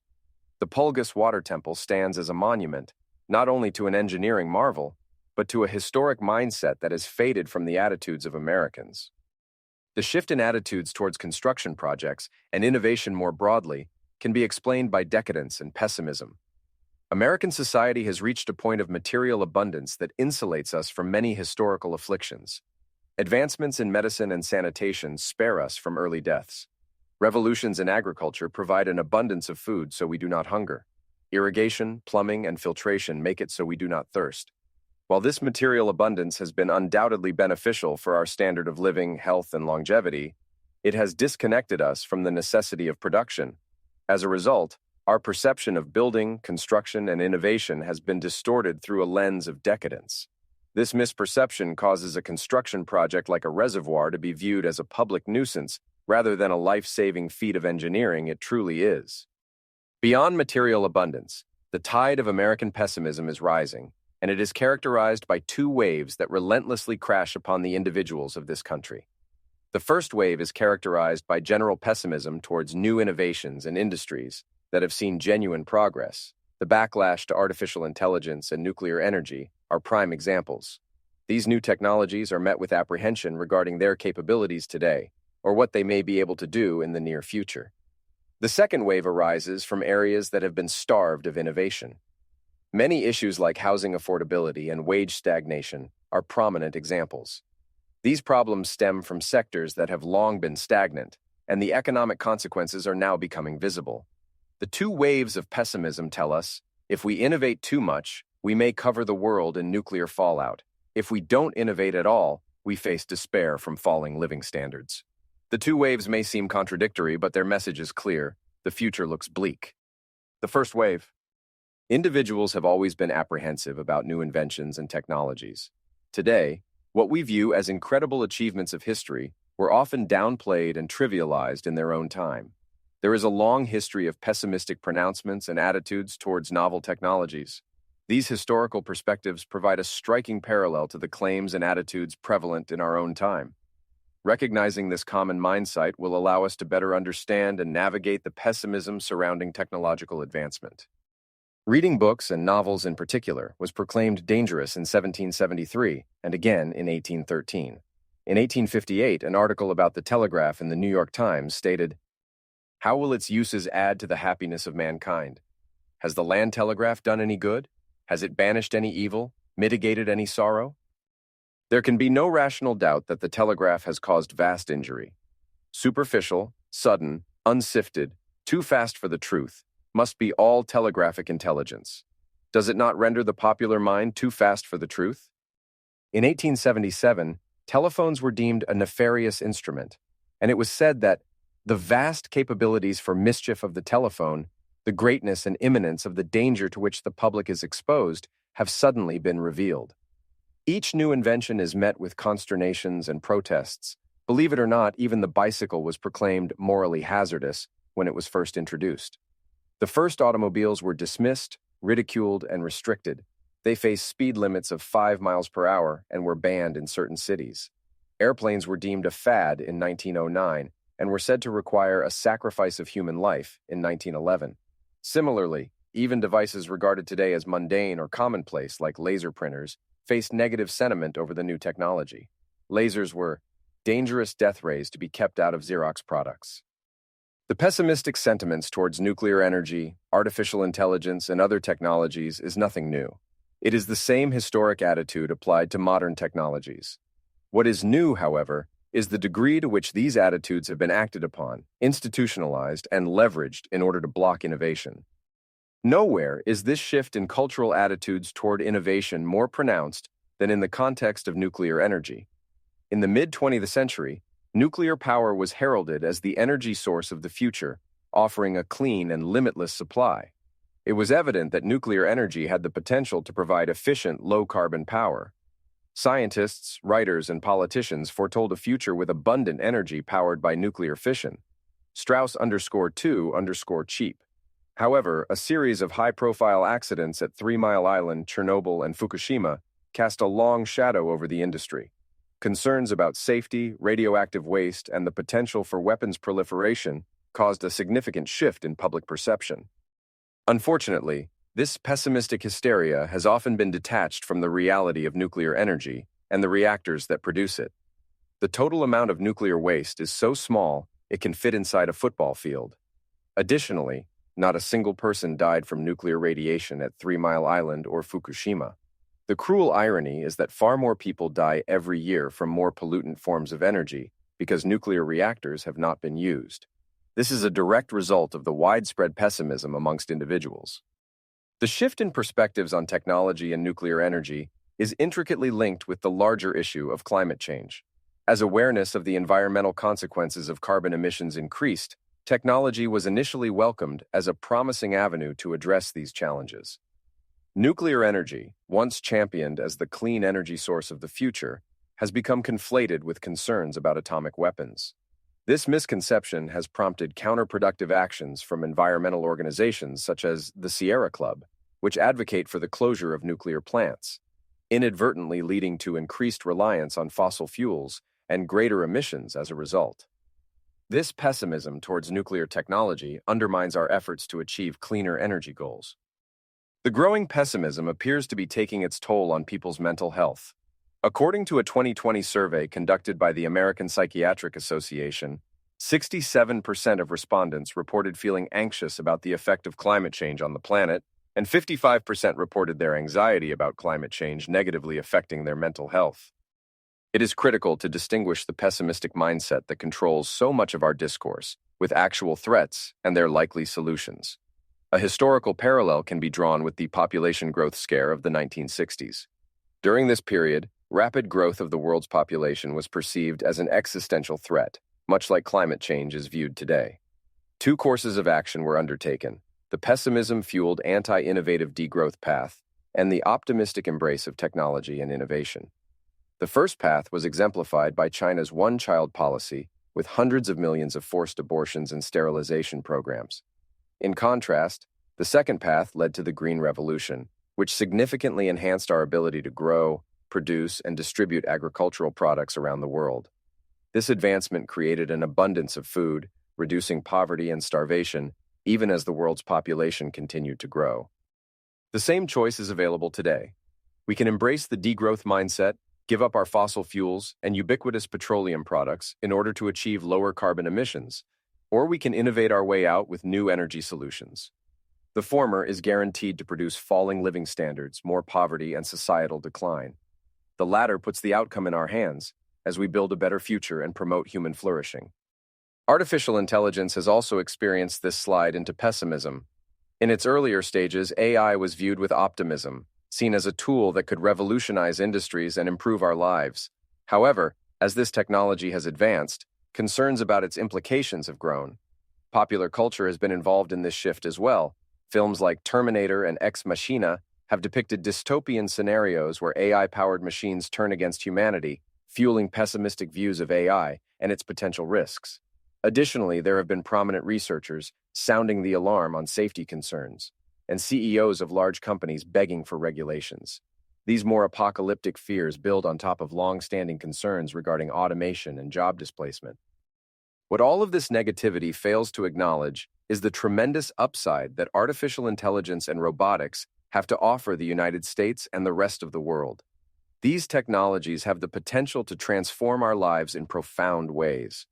AI and robotics can enable us to build at scales previously unimaginable, vastly improving our cities and transportation networks. They hold the promise of curing diseases that have plagued humanity for centuries, significantly extending lifespans and enhancing the quality of life. In agriculture, AI-driven technologies can revolutionize food production, ensuring food security for a growing global population. These advancements are made possible by the increasing levels of intelligence embedded in these technologies, allowing us to tackle complex challenges with unprecedented precision and efficiency. However, these beneficial aspects cannot be realized if pessimism wins out. We must adopt an optimistic perspective on these technologies and deploy them effectively for the betterment of humanity. The crux of the first wave is an enduring mindset of pessimism. That cultural attitude ridiculed the automobile, dismissed the airplane, and deemed reading and telephones as harmful inventions. All new innovations will have dual uses, just as artificial intelligence and nuclear energy have dual uses as facilitators of harm and destruction. So too did airplanes, telephones, and automobiles. We can choose to innovate and leverage these breakthroughs for human flourishing, or we can embrace pessimism, outlaw them, and decline into the past. There is no middle ground. The second wave.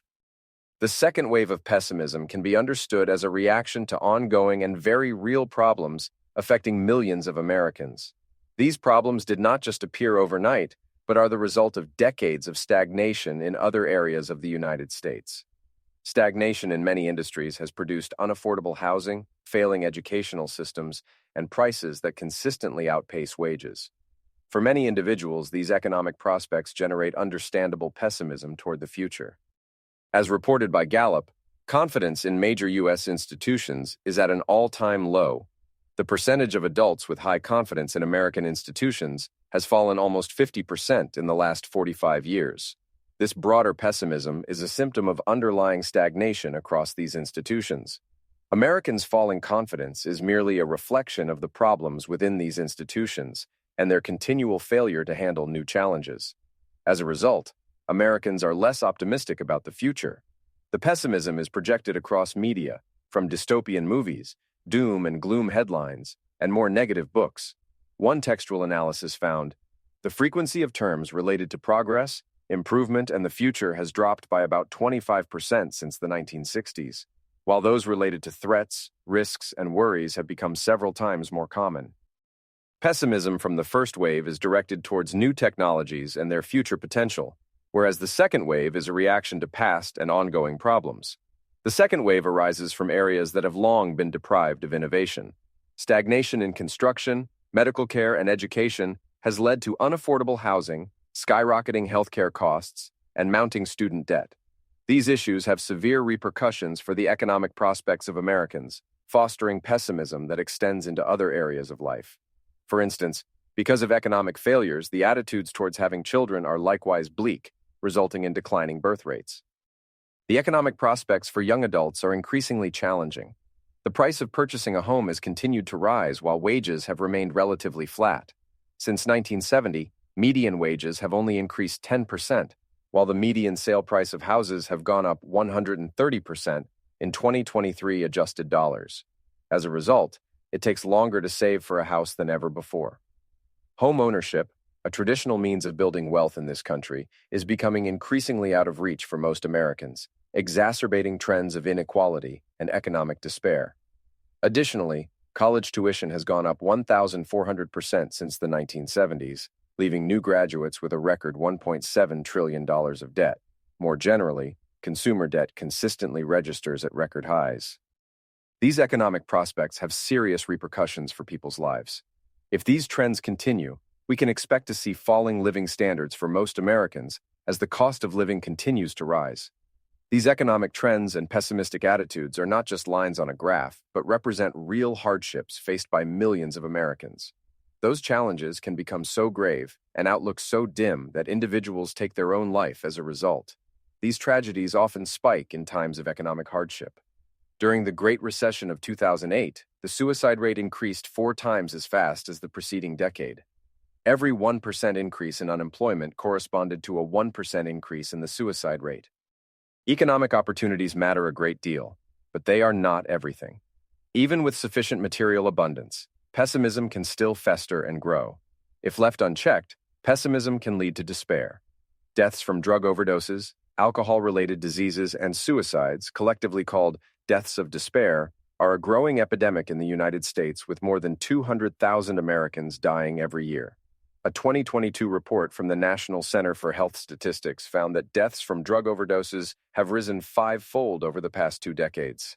An article from The Economist reported that deaths of despair are equivalent to a Boeing 747 falling out of the sky every day with no survivors.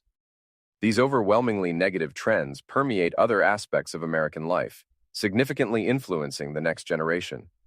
People's attitudes towards having children are shifting due to their perceptions of the future.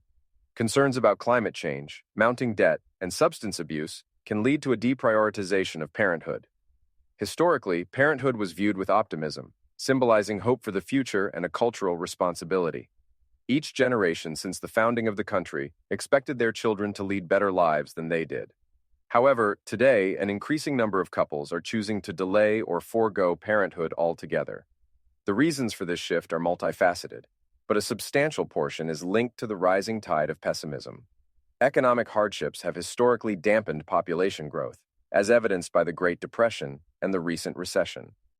A falling birth rate comes with its own set of problems. As the birth rate declines, the population ages overall.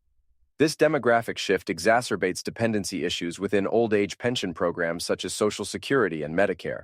These programs operate on the premise of having more contributors than beneficiaries. However, as the population ages, the funding pyramid upon which these programs rely begins to invert, leading to a scenario where more funds are drawn out than contributed. As a result, governments are compelled to raise taxes to sustain support for seniors, further burdening young adults economically. The diminishing birth rate and aging population also result in a shrinking labor force, which can hinder economic growth by reducing both the size of the workforce as well as innovative ideas. Demographic changes divert financial resources as older adults allocate spending differently compared to younger generations. Funds that could have fueled entrepreneurial ventures, housing construction, and innovative products shift towards healthcare facilities, assisted living centers, and elder care services. Pessimism from the second wave is driven by stagnation and unaddressed past problems that affect the basic fundamentals of life for average Americans. Ongoing issues dampen economic prospects and foster a pessimistic outlook on the future. These negative attitudes have downstream consequences, such as declining birth rates, which further amplify existing problems. Addressing this stagnation is critical to mitigating the second wave of pessimism and improving the lives of fellow Americans. Through embracing a renewed sense of optimism and leveraging innovation, we can overcome these challenges and create a brighter future. The case for optimism. Of all the problems discussed in this book, the most difficult thing about getting back to the future is the fight against the seemingly inevitable. All of the trends appear to be on an unstoppable trajectory of decline. Government bureaucracy and regulation will continue unabated because there is no competitive or limiting mechanism to say otherwise. The political prospects available to citizens deteriorate more every election because the potential benefits to a well-informed voter are far outweighed by the costs in time and effort, which often yield few individual benefits. As a result, many voters choose to remain rationally ignorant, worsening the political body and making even mundane problems appear insurmountable. Businesses will continue to engage in financialization, anti-competitive practices, and short-term thinking because that is easier and often more lucrative than real product innovations. The elected officials will pay lip service to free markets while crafting legal frameworks that cripple industry's ability to grow and innovate. Despite all of these problems, in order to find cause for optimism, we need only look to our past to see just how far we have come in such a short period of time. We have lifted billions of people out of poverty, we have cured deadly diseases, and we have journeyed into the void of space and safely returned. The poorest citizens of this country have luxuries that were beyond the reach of the richest kings and queens a few centuries ago. Even the poorest Americans today have a standard of living that could not be bought by the richest Americans of the 19th century. Life today is better than at any point in all of human history. That is the case because of human ingenuity and our ability to build the future. The solutions to our problems will not be found in fear and withdrawing from technology, but in embracing it. Pessimism has manifested itself as frequent pronouncements that we have entered a new phase of the economy, one not predicated on growth, but rather on sustainability. These statements have taken different forms over the past decades based on the latest social fad, but share a common message, that we have reached the end of history and growth is no longer needed. There are still billions of people who live on less than $5 per day. Who are we to deny those in poverty the opportunity to uplift themselves through growth? There are diseases not yet cured. Who are we to condemn future generations to problems we would not attempt to solve? The pessimism towards new innovations has real consequences for flesh and blood human beings. We must have the courage to take on new challenges and the optimism to deploy our technological mastery for the betterment of humanity. The future has not yet been written. Pessimism is an instinctual and enduring response to immediate problems and ongoing trends. As human beings, we have incredible agency over our lives, and trends from the past need not continue. Pessimism is a temporary outlook and decline is a choice. In response to the first wave of pessimism, we must recognize that all innovations come with alternative uses, just as all choices in life come with risks and trade-offs. In order to perfectly mitigate risk, you would have to lock yourself away and be completely insulated from the world, but that would be no life at all. The same is true of innovations. In pursuit of perfect safety, we could become absolute Luddites and outlaw any experimentation or research. This would be a death sentence for humanity. We must recognize that innovations will always bring new challenges with them, but no technology is inherently good or evil. It is how we use them that matters. The way we view the Luddites for smashing mechanized looms is the way future generations will view us for closing nuclear power plants or regulating supercomputers. In response to the second wave, we must look to the past. The problems from the second wave are no more difficult than problems we have already overcome. Some of these problems are economic, some are regulatory, and some are cultural. An optimistic embrace of technology and our innate ability to build and solve problems is the way forward. Through innovation, future Americans will be richer than Elon Musk and Jeff Bezos, just as Americans today are materially richer than John D. Rockefeller or Andrew Carnegie. Blind optimism without substance to back it is a recipe for despair. Getting back to the future begins with optimism, but it must extend to our attitudes towards building and innovation. The problems are daunting and there will be failures and setbacks, but the arc of history is bent toward progress by innovators.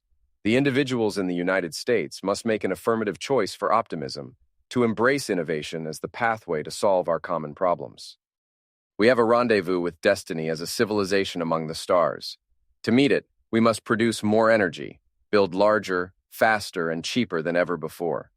The optimistic mindset is hungry for technological progress and rejects the status quo.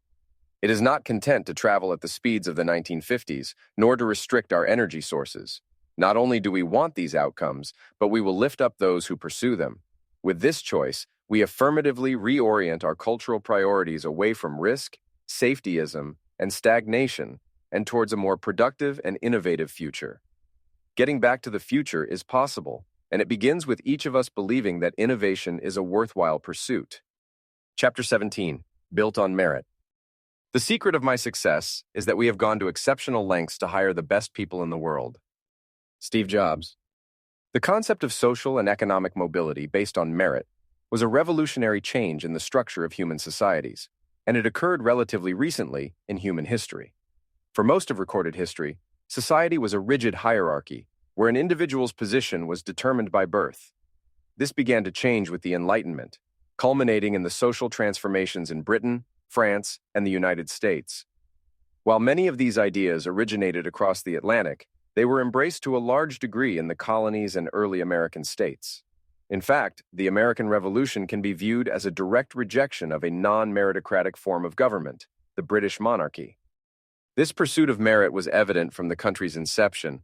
As Alexander Hamilton wrote in Federalist 36, "There are strong minds in every walk of life that will rise superior to the disadvantages of situation, and will command the tribute due to their merit, not only from the classes to which they particularly belong, but from the society in general.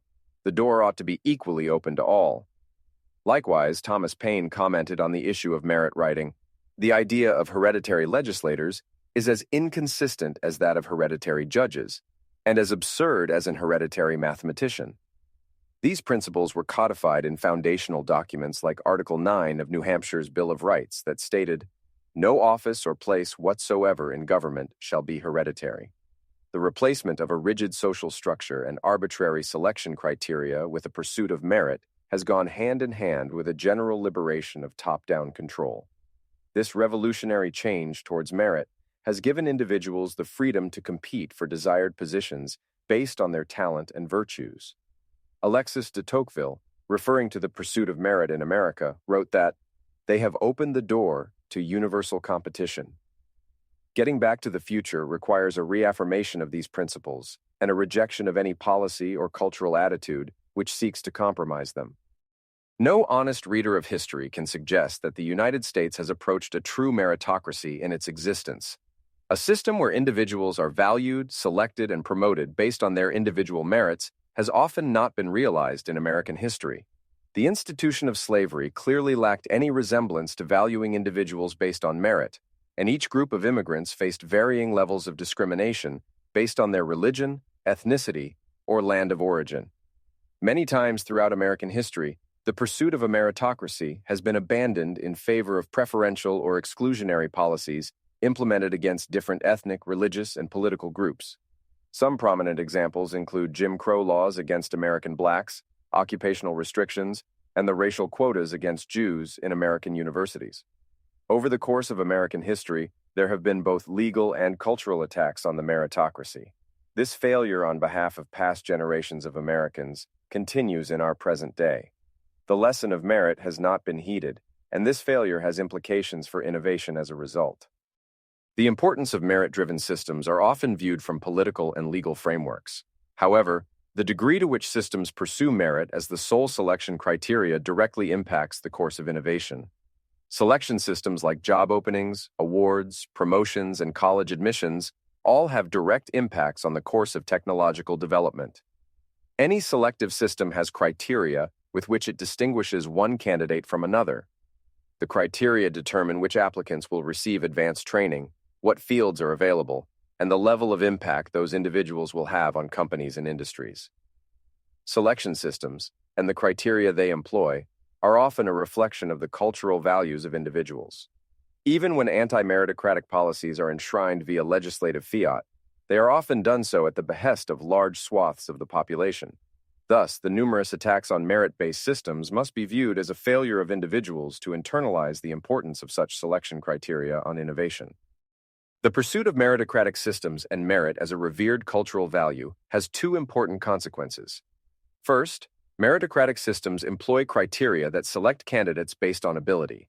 It may be self-evident to some, but it is indeed desirable to have the most qualified candidates tackling the most challenging problems. As we have seen over the course of this book, there are challenges across many industries that demand our best and brightest to solve them. Second, the importance of merit-based systems extends beyond immediate candidate selection. Individuals' views towards merit influence the selection criteria of systems that eventually determine broader incentive structures. The way that individuals regard merit creates a feedback loop in the system at large. If merit is lauded by the individuals of a society, then it is used as criteria in their institutions, which further creates incentives to be oriented towards merit. When this takes place, individuals are incentivized to improve themselves, thus raising the overall standards and capabilities within the society. This process can lead to a culture of excellence, where the pursuit of knowledge, skill, and achievement becomes a shared goal. In such a merit-based system, education and personal development are highly valued, as they are seen as the primary means of increasing one's merit. This pursuit of merit can foster a competitive yet collaborative environment where the emphasis on merit can drive innovation and efficiency, as individuals and institutions alike seek to optimize their performance. Selection criteria. Elite teams in the United States military demonstrate the value of merit-based selections at one particular extreme of the spectrum. The capability and performance of individuals on a given team, quite literally, is a matter of life and death. Universally revered as one of the most elite groups of soldiers in the world, the Navy SEALs have a ruthless selection process where more than 90% of applicants fail to complete basic training. Along the same lines, the United States was successful in the Second World War for many reasons. Chief among those was its military leadership. Prior to 1940, generals were chosen on the basis of seniority. This historical precedent was overturned with FDR's selection of George Marshall as the Army Chief of Staff. The promotion of Marshall to the highest-ranking position bypassed 33 more senior generals. In his new post, Marshall was instrumental in persuading Congress to remove seniority as the sole qualification for promotion. In a personal letter, Marshall pushed for the ability to select and promote officers based on merit writing. Officers with knowledge, initiative, drive, and leadership must be placed in important command and staff positions. We have the officers, and they can be so placed, provided authority is granted to select and redistribute them without the normal peacetime restrictions as to seniority. With the passage of multiple congressional acts in 1940, the Army moved to enforce mandatory retirements for older members as well as selective promotions for more capable leaders. The leadership of the United States military benefited greatly from incorporating merit into its promotion structure. In particular, George Patton and Dwight Eisenhower both benefited from these changes. Patton was spared an early retirement, as the Army was given merit-based discretion over forced retirement, which allowed it to push out older, less capable members. Eisenhower, on the other hand, was promoted rapidly to his ultimate post of supreme command of the Allied forces in Europe. The consequences of merit in the military are far more apparent due to the immediate presence of life-threatening situations. However, as we have seen from the history of innovations and their impact on the lives of human beings, the pace of technological progress is also a matter of life and death. As a result, our value of merit should be no different for engineers, scientists, teachers, and doctors. Over the course of American history, attacks on the meritocracy have taken various forms like seniority-based promotions, legacy admissions, racial quotas, and preferential or exclusionary policies in favor of particular groups. In short, any criteria used to select individuals besides direct qualifications or prerequisites is by definition non-meritocratic. Today, the assault comes from diversity programs or preferential policies for disadvantaged groups. Both types of programs are not meritocratic but substitute various criteria in place of tangible prerequisites and objective merit. Under the guise of diversity, candidates are selected from varying backgrounds with the purported claim that a more diverse candidate is a more qualified candidate. Yet the connection between diversity and merit is tenuous at best and typically comes with more insidious repercussions. One of the most striking examples came from the University of Michigan's admissions, where an Asian with the same GPA and SAT scores as the median black admit had zero chance in 2005 of admission. A white with those same scores had a 1% chance of admission. This attack on merit-based selections continues into the nation's medical schools and determines what individuals go on to become doctors and what qualifications they achieve. Referencing data from the Association of American Medical Colleges, the New York Times reported in 2017 that, for low-range MCAT scores of 24, 26, GPA of 3.2 to 3.4, 57% of blacks were admitted, 31% of Hispanics, 8% of whites, and 6% of Asians. In the same article, the Times concluded that race is a substantial factor in medical school admissions, not one of many. This, of course, is entirely backwards. Race should be irrelevant, and only merit-based qualifications should matter. The supremacy of merit is not only legally and morally correct, it yields better results for technology and innovation, as more qualified and skilled individuals earn positions of higher influence. More recently, college admissions, like those in California's UC system, have been barred from using race as an explicit deciding factor and have instead moved to selecting candidates from disadvantaged groups. Students and job seekers from disadvantaged backgrounds may very well have overcome incredible obstacles on their personal journey. While this may tell you a great deal about an individual's resolve, it tells you very little about the concrete skills and prerequisites they meet in order to participate successfully in higher-level institutions. None of this is to say that groups targeted by preferential policies are inferior in some cosmic sense. However, particular occupations and professional endeavors often come with numerous prerequisites that must be met prior to participating in a given field or industry. Compromising the meritocracy in the form of preferential policies, regardless of their intentions, serves to disconnect the important process of producing the most qualified candidates that meet and exceed those prerequisites. The way that individuals in a society view merit is not just an abstract concept, but is put into practice through job requirements, hiring committees, college admissions, and other selective programs. Due to inherent constraints, there are often more candidates than there are available spots to fill. As a result, some form of criteria is employed in order to select a limited number of candidates. The people on hiring committees are not oracles capable of seeing the future. They have limited time, resources, and information available to them about prospective applicants. As a result, it is impossible to know with absolute certainty who the optimal candidate is. Knowing this would require selecting all candidates, letting them perform every task, and measuring their accomplishments after the fact. This is rarely feasible, as institutions often have limited resources. However, in response to these constraints, the solution is not to abandon objective merit-based criteria, but instead for institutions to become better at evaluating candidates, maximizing the amount of information they can obtain about candidates relative to the position for which they are applying. In pursuit of arbitrary political goals like equity, some governments and institutions have not only replaced merit as a selection criteria, but attacked the very programs which allow for upwards mobility and advanced training. Some local governments and school boards have gone so far as to remove talented and gifted programs in their public schools. Since 2014, San Francisco Unified School District, SFUSD, has embraced detracking, a policy that removes the honors and advanced math courses for more talented children. Seattle public schools have likewise moved to eliminate gifted and honors programs, instead placing all students in the same class, regardless of ability. The removal of advanced classes has done little to boost the performance of lower-performing students, as the decade-long experiment by SFUSD has demonstrated. However, what is achieved is blocking off the advanced training and upwards mobility to more gifted students. These advanced programs have been essential to fast-track the development of young students who demonstrate aptitude beyond their age group. The removal of these advanced programs in hopes of leveling the educational playing field is not compassionate nor desirable, as it leaves everyone worse off. The absence of such programs deprive gifted students of reaching their potential, as well as depriving all members of society from the fruits of their labor. Incentive structures. Policies that compromise the meritocracy or favor particular groups for arbitrary reasons often receive a great deal of scrutiny. However, what is often overlooked is the direct impact these policies and preferences have on incentives for individuals. Selection systems with a limited number of spots are often zero-sum, meaning that if some candidates are accepted, others must necessarily be rejected.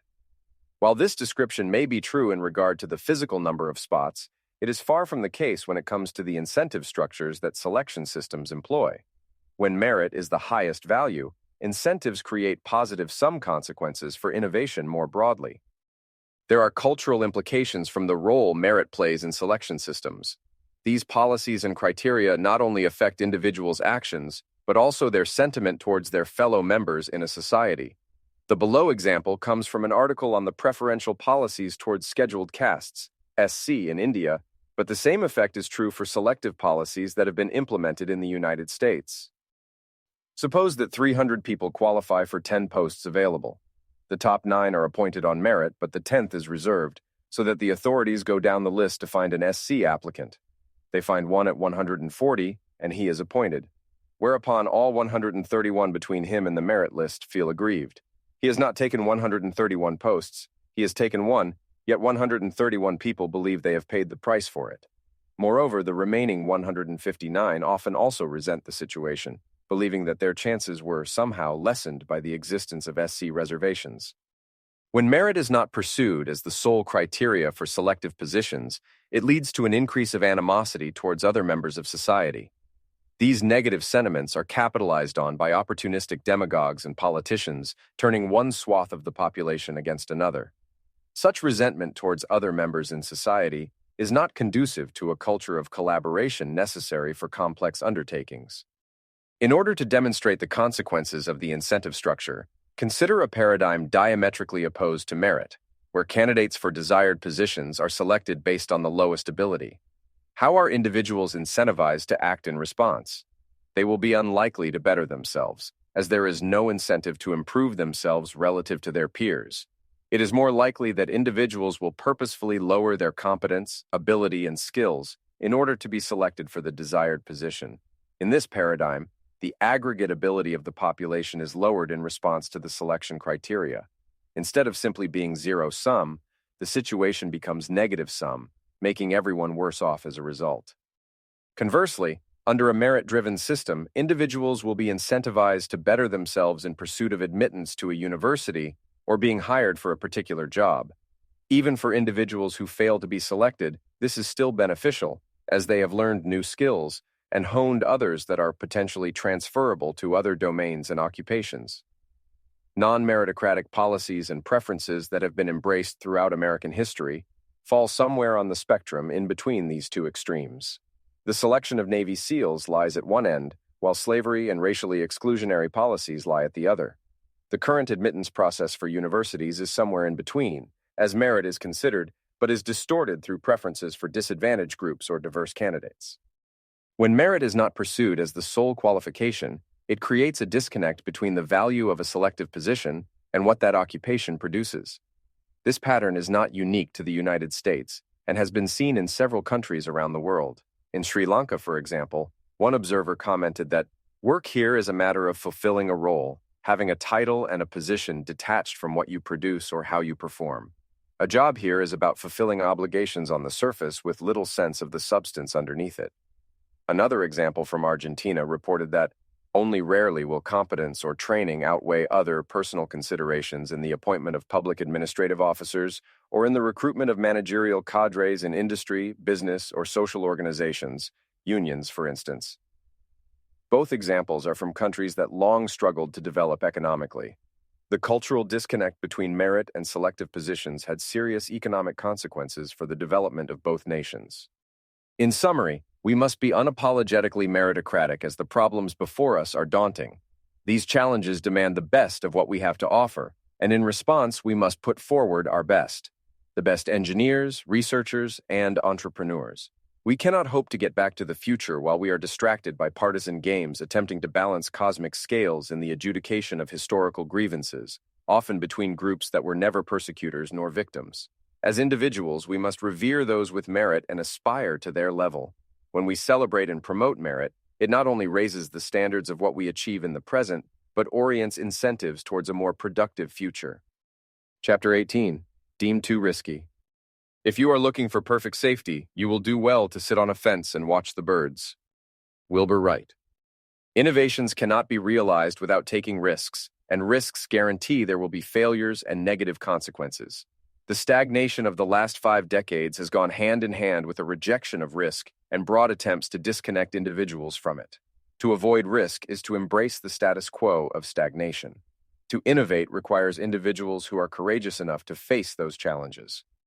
The people who founded and built this country were risk-takers. The original colonies were started by individuals who left everything in their European homelands in search of a better life. Nothing was guaranteed on this journey, and many of the first settlements faced high mortality rates. The winters were harsh, and the terrain was unforgiving. Many died from the elements or starvation. In settlements like Jamestown, more than 60% of the colonists died within the first few years. The country itself began with a tremendous risk. The ensuing constitution and structure of government was an unprecedented attempt at self-rule.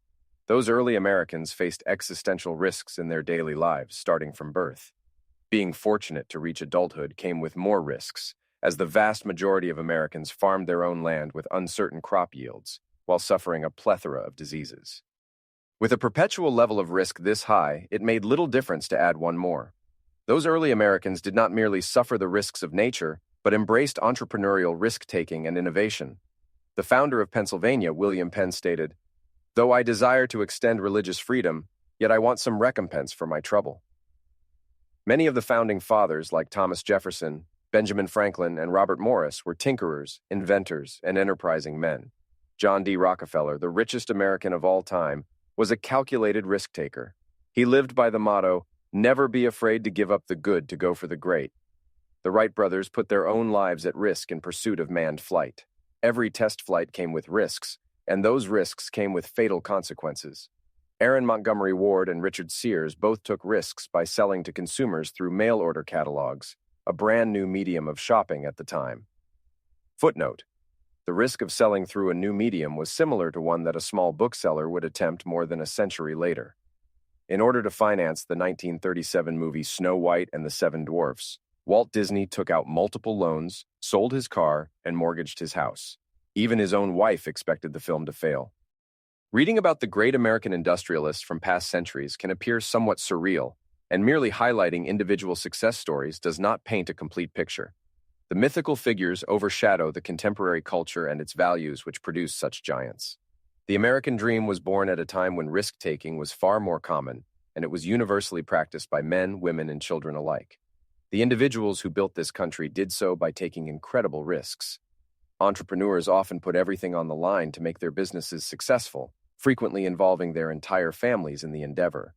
Even common laborers were exposed to considerable risks through unsafe working conditions in most early factories.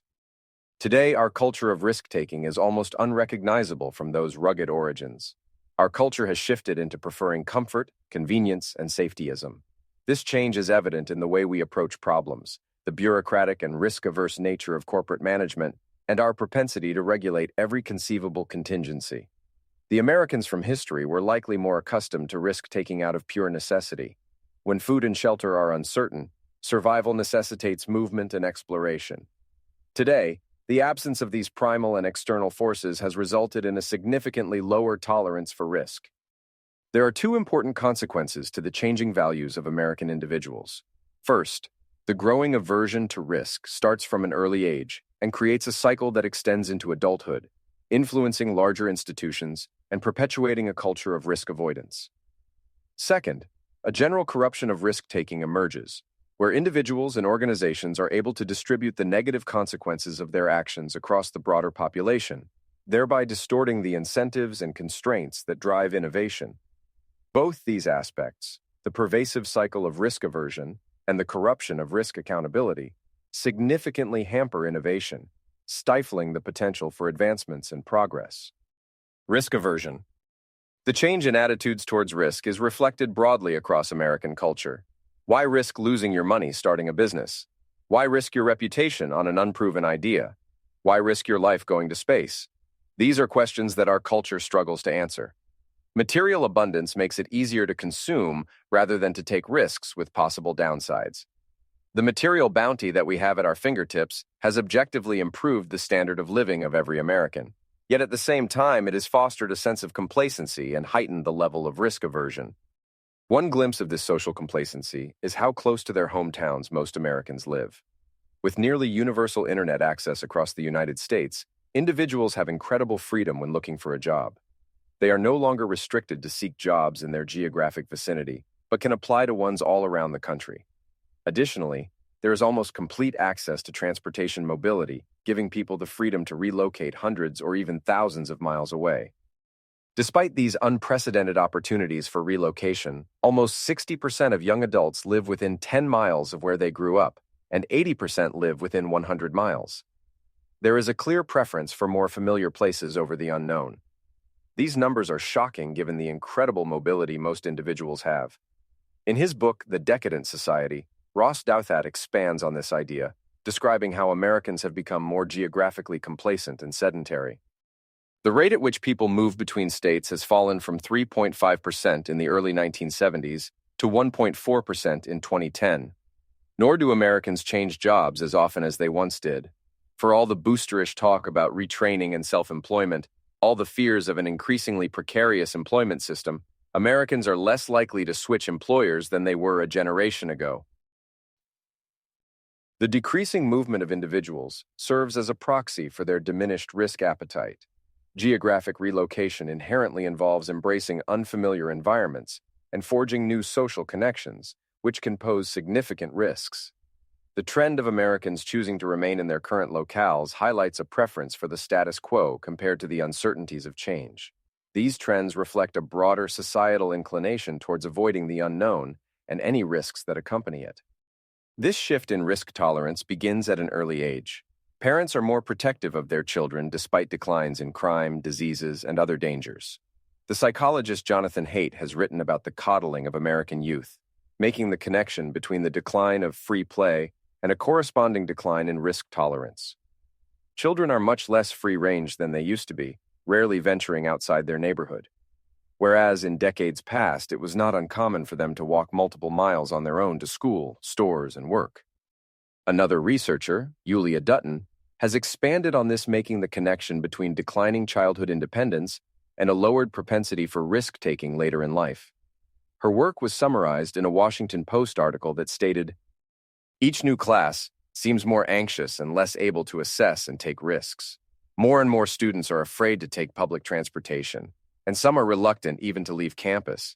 When she asks them to recall a hard or scary experience, they will mention things that would not have qualified a few decades ago, such as being approached on the street by a stranger. It is extremely unlikely that children this sheltered will grow up into bold, risk-taking adults. Can we expect these children to one day take part in something like NASA's Project Mercury, where 30% of the tests failed? Entrepreneurial risk-taking is a worldview that must be nurtured and cultivated from a young age. Children that are protected from every hardship will never learn how to face adversity when their first attempt fails. Thomas Edison famously made thousands of attempts at his electric light bulb, to which he explained, "I have not failed 1,000 times. I have not failed once. I have succeeded in proving that those 1,000 ways will not work."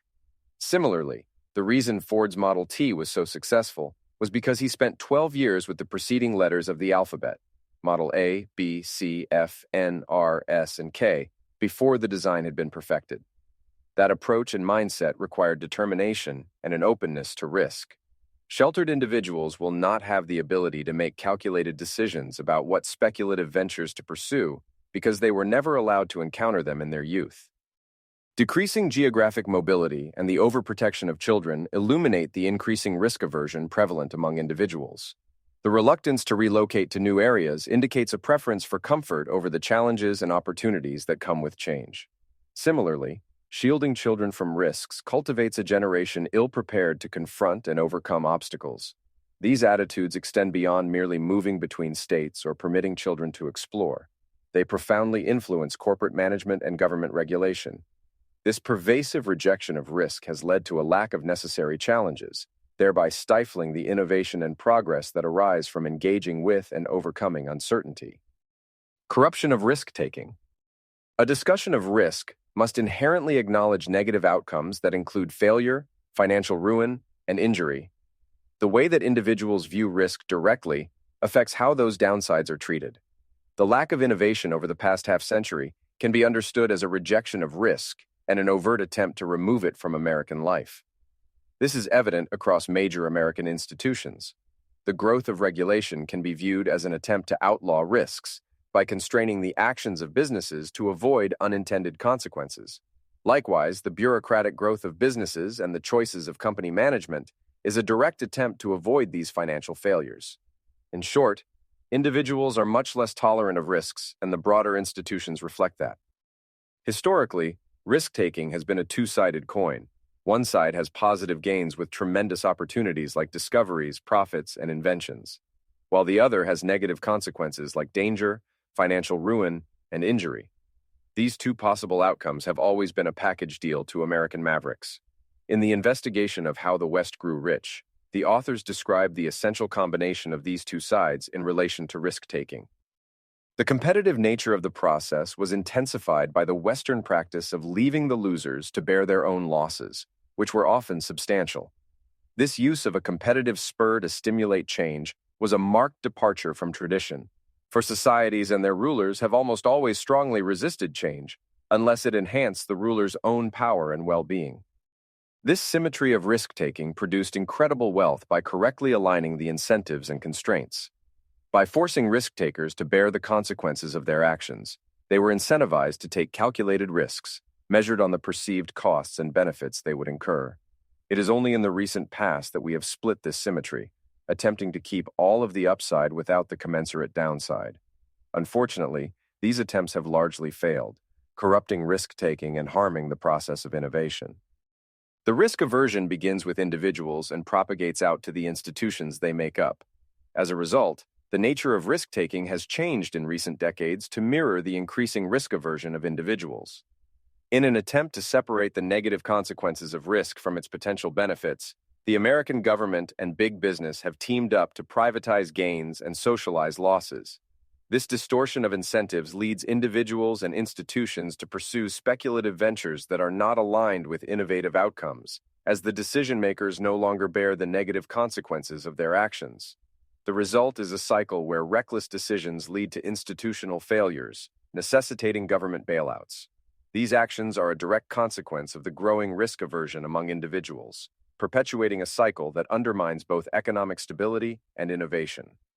Nowadays, this cycle has become a common occurrence with high-profile bailouts like Chrysler in 1979, the savings and loan crisis in 1989, airlines in 2001 and again in 2020, and General Motors in 2008. When the financial institutions failed in 2008, the risk-takers suffered no repercussions as they were protected by government intervention. The executives that oversaw the collapse due to systemic risk gave themselves large bonuses in the following years, and only one person went to jail. The intervention by the government to protect favored parties from risk has been a pernicious force in the distortion of decision-making in America. It must be understood that this distortion of incentives originates from the risk aversion in individuals. This process has extended to many other areas beyond the financial sector, including aviation. There is perhaps no better historical example of symmetric risk-taking than the early flights of the Wright brothers. They designed and built their planes and bore all of the risk by piloting the aircraft themselves. A more recent example in aviation was recounted from the early testing on the Boeing 777. The aircraft was the first fly-by-wire plane, meaning the software was controlling the physical actuation of flaps and rudders. Due to the criticality of the software, Boeing put all the heads of software engineering on the test flight. During the flight, the plane started shaking, and the software engineers were able to implement a mid-flight fix via the turbulence control software. These examples from aviation demonstrate not only courageous risk-taking, but an assumption of the potential harms that come as a result. These are clear historical cases where individuals quite literally had skin in the game. Even the regulation of aviation illustrates a transfer of risk from the companies producing the aircraft to the regulators certifying them. The companies need only to satisfy regulatory requirements, thereby shifting the locus of responsibility. This separation allows companies to reap the financial benefits while distancing themselves from the potential fatal consequences. The rejection of risk by individuals has led to a corruption of risk-taking across the economy, which has tended to remove this symmetry. As a result, the incentives and constraints have been corrupted against innovation. To restore this balance, it is essential for individuals to find the courage to embrace the unknown. Finding courage. The pursuit of safety can be dangerous. It often removes the necessary consequences and information that certain actions entail. A better course of action is to create strong individuals who are courageous enough to bear the necessary risks of innovation.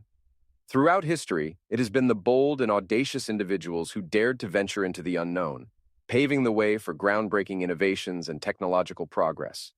From the pioneers of aviation to the trailblazers in medical research, their willingness to embrace uncertainty has yielded transformative innovations that enhance our daily lives and propel society forward. Without the courage to take risks, the monumental achievements that define our world would remain unrealized. Thus, it is crucial to acknowledge and support those brave enough to challenge the status quo, as their endeavors hold the potential to revolutionize industries and improve the lives of millions of people. New ideas and new inventions come with inherent risks, and those risks require courage. In hindsight, it is easy to view them as inevitable or obvious, but they almost invariably began as risky ventures. Even the commercial giant Amazon can be looked upon as an inevitable evolution of shopping through the growth of the internet.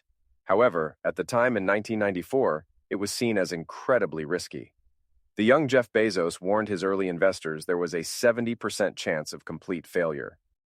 For sources of inspiration, we can look to courageous risk-takers past and present.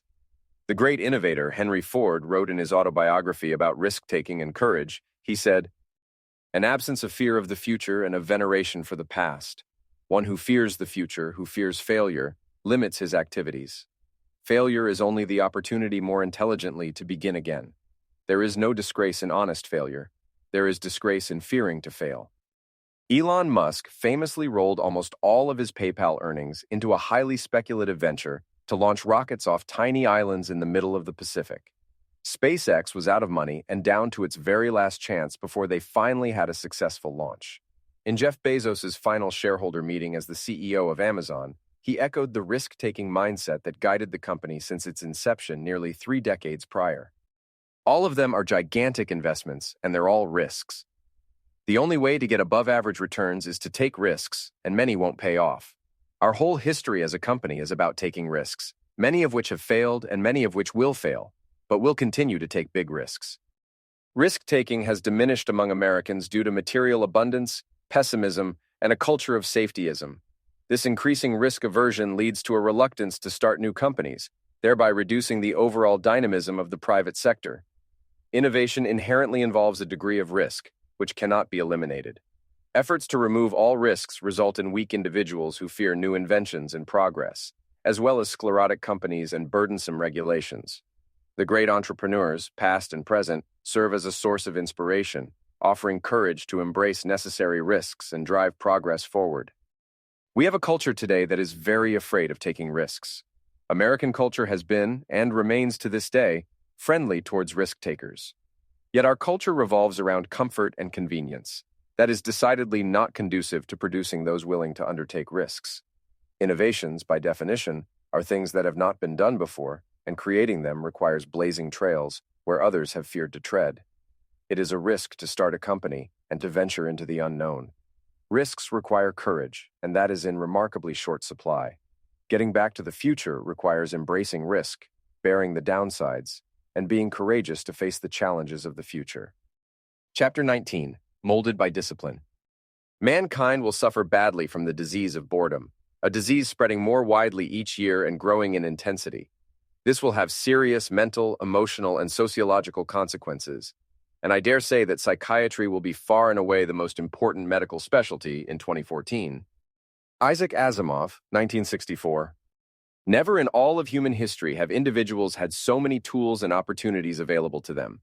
We can accomplish incredible feats that a few centuries ago would have seemed like magic. We travel from one side of the planet to the other in less than a day. We can communicate with persons far away via invisible signals that travel through the air. We carry gadgets in our pockets that can access any piece of information from all of recorded history. Despite all of these achievements, it's crucial to recognize that the mere availability of these tools doesn't guarantee future progress. Innovating requires disciplined individuals to effectively leverage the tools at their disposal to take us back to a brighter future. A century ago, when visionaries dreamt of a world with universal access to information, Their predictions of this future were incredibly optimistic. They envisioned a society where limitless information would produce universal scholars. It was assumed that everyone would be well educated and spend their time consumed with profound questions, leveraging the infinite amount of information at their fingertips. However, in reality, most of us spend our time mindlessly scrolling through a newsfeed or binge-watching the latest shows. There is a widespread consensus on the harmful effects of social media use for young children and teenagers. However, what is not as frequently scrutinized is the effects of these social media and streaming platforms on adults. Since adults have fully developed brains, they may not experience the same severity of effects as adolescents, and the consequences on mental health, memory formation, and attention might not be as readily apparent. It is crucial to consider whether these tools are being effectively utilized or merely serve as a more socially acceptable form of inebriation. While we have achieved tremendous progress and have incredible tools at our disposal, we have never had to contend with so many distractions trying to acquire our attention. The more options we have available to us, the more important old-fashioned ideals like responsibility, discipline, and work ethic become. In our newfangled age, we talk a great deal about the role of society and what rights people are entitled to, but we talk very little of the individual and their responsibilities. Past innovations have created material abundance that gives us more options than ever before. There is so much entertainment content available. An individual can spend their entire life binge-watching shows and never suffer the cruel fate of a rerun. There are billions of users on social media sites generating real-time updates in a never-ending news feed. Just as technologies like nuclear energy and artificial intelligence have dual uses, so too must we contend with the dual uses of our time. It requires nothing to sit on the couch and watch television every day. It requires discipline to turn off the TV and apply yourself to problems around you. It is not necessary to become a Luddite and disconnect yourself from the world. However, it is prudent to recognize the increasing importance of discipline. The Bureau of Labor Statistics compiled the American Time Use Survey in 2023, which categorizes how Americans spend their time. The survey reported, watching TV was the leisure and sports activity that occupied the most time, 2.8 hours per day, accounting for over half of all leisure time, on average. Americans spend nearly 3 hours watching television every day, or approximately 43 days per year. The survey is based on individuals over the age of 15. With some quick math, roughly 80% of the population, 264 million Americans, is over 15, spending 3 hours per day over the course of a year totals around 270 billion hours.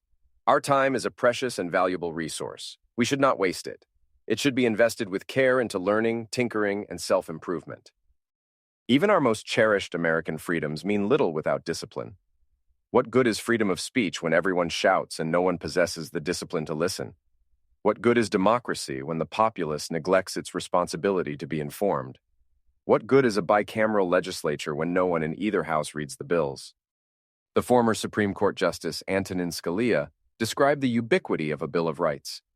Every banana republic in the world has a Bill of Rights. Every president for life has a Bill of Rights. The Bill of Rights of the former evil empire, the Union of Soviet Socialist Republics, was much better than ours. Words on paper mean very little. It is only through the discipline and dedication of individuals who uphold those principles do the words derive any value. Without the discipline to engage in education and dialogue, freedom of speech devolves into cacophony. To this, Thomas Jefferson said, "If a nation expects to be ignorant and free, it expects what never was and never will be." Similarly, democracy loses its vitality when citizens are apathetic or misinformed, and the separation of powers becomes a mere formality in the face of partisan interests. As such, the maintenance of these pillars of governance requires not only legal frameworks, but also a culture of responsibility, accountability, and civic engagement. The consequence of this abdication of American responsibility has been nowhere more apparent than the political system.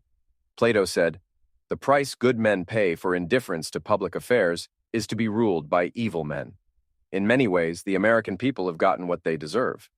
There are, of course, incentives aligned with the degradation of each example given above. However, at some point, the responsibility must fall on individuals. It is those individuals who, as Alexis de Tocqueville said, must make, when it is necessary, a strong and sudden effort to a higher purpose. Section 19.1. Education. There are two extremes to be avoided. One is the attitude of contempt toward education, The other is the tragic snobbery of assuming that marching through an educational system is a sure cure for ignorance and mediocrity. Henry Ford. Magicians are masters of attention. They direct your eyes to specific locations so you see what they want you to see. While you're distracted, the real magic is happening somewhere else. Our cultural perception of education leads many of us to be captivated by these magic shows. When students are told to look over here or to read this book and memorize these facts, the real technological progress is happening somewhere else. This process is necessary for lower age groups, as certain concepts must be mastered as they are prerequisites for those more complex subjects. However, as young Americans progress through high school and into college, this is no longer the case. We have already spoken at length regarding the curriculum quality from the institutional aspect of education. Here, we focus on an individual's relationship with education. Education is something that is universally revered in this day and age. Parents, teachers, and even politicians all recognize and pay lip service to the merits of education. After all, the value of education, in the form of college degrees, is well documented with less physically demanding jobs and higher salaries. However, there is often a confusion between education and schooling.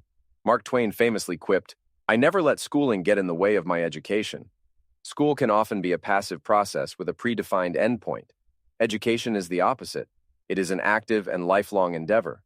Furthermore, not all education is created equal, especially when it comes to innovation and future-oriented technologies. The question is not merely does a culture value education, but rather, what are they willing to do in order to attain it, and what types of education does said culture pursue? In order to innovate, it is not sufficient to merely value education in general. Instead, individuals must pursue future-oriented education in hard disciplines like science and engineering. It is not sufficient for our culture to value education in a broad, generic sense. Blindly diverting large swaths of the population through higher educational institutions is not guaranteed to produce the desired outcomes in terms of economic prosperity and innovation. This is what Henry Ford described as the tragic snobbery of assuming that marching through an educational system is a sure cure for ignorance and mediocrity. Business has long been the most popular major for American college students, with roughly 1 in every 5 degrees being earned in that discipline. Additionally, every year more students earn degrees in subjects like social science, history, and the humanities than they do in engineering or computer science. The favoritism of softer subjects has economic and innovative consequences. Due to these individual choices, the United States is becoming increasingly dependent on foreign workers for highly skilled jobs in STEM-related fields. This is because our own population of native-born Americans lack the skill sets and knowledge to pursue such careers. Immigrants make up roughly 1/4 of all STEM workers in the United States. In domains like software, the percentage is much higher, with roughly 40% of the workers in the United States being immigrants. In regions like Seattle and Silicon Valley, that number is more than 50% and 70%, respectively. More broadly, the percentage of foreign graduate students in STEM fields went from 13% in 1980 to 32% as of 2021. In more specific disciplines like engineering, 57% of doctorates went to foreign students.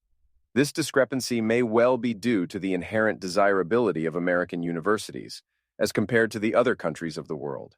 There is an increasing demand to attend high-ranking universities, many of which are located in the United States. Thus, an increasing percentage of degrees will be awarded to foreign-born students. While this may explain certain trends in relation to the number of degrees, it does not offer a complete picture when viewed from an international perspective. It is not surprising that China and India, the two countries with the largest populations, produce the most STEM graduates. What is surprising, however, is that both countries produce a higher percentage of college graduates in STEM degrees, minus 41% for China, 30% for India, and only 20% for the United States. These disparities in the distribution of higher education indicate the variation in cultural attitudes towards specific disciplines. Even commonly held beliefs, such as some people being good at math, can be extremely detrimental. The alternative view is that mathematics is a useful skill which can be practiced and honed just like any other. Pew Research reported that more than 50% of Americans don't pursue STEM careers because the subjects are too hard. If current trends continue, it is not difficult to imagine which countries will soon be at the forefront of innovation and which country will have fallen behind. Currently, I work at a robotics company that specializes in autonomous manufacturing. Of the highly technical jobs in computer vision, artificial intelligence, and robotics, these jobs typically require at least a master's degree. Only 20% of those engineers are native-born Americans. One of my Indian coworkers told me that growing up, his parents gave him two options. You can be an engineer or a doctor. He went on to explain this was not just an anomaly with his parents, but this was a common position for parents across the country.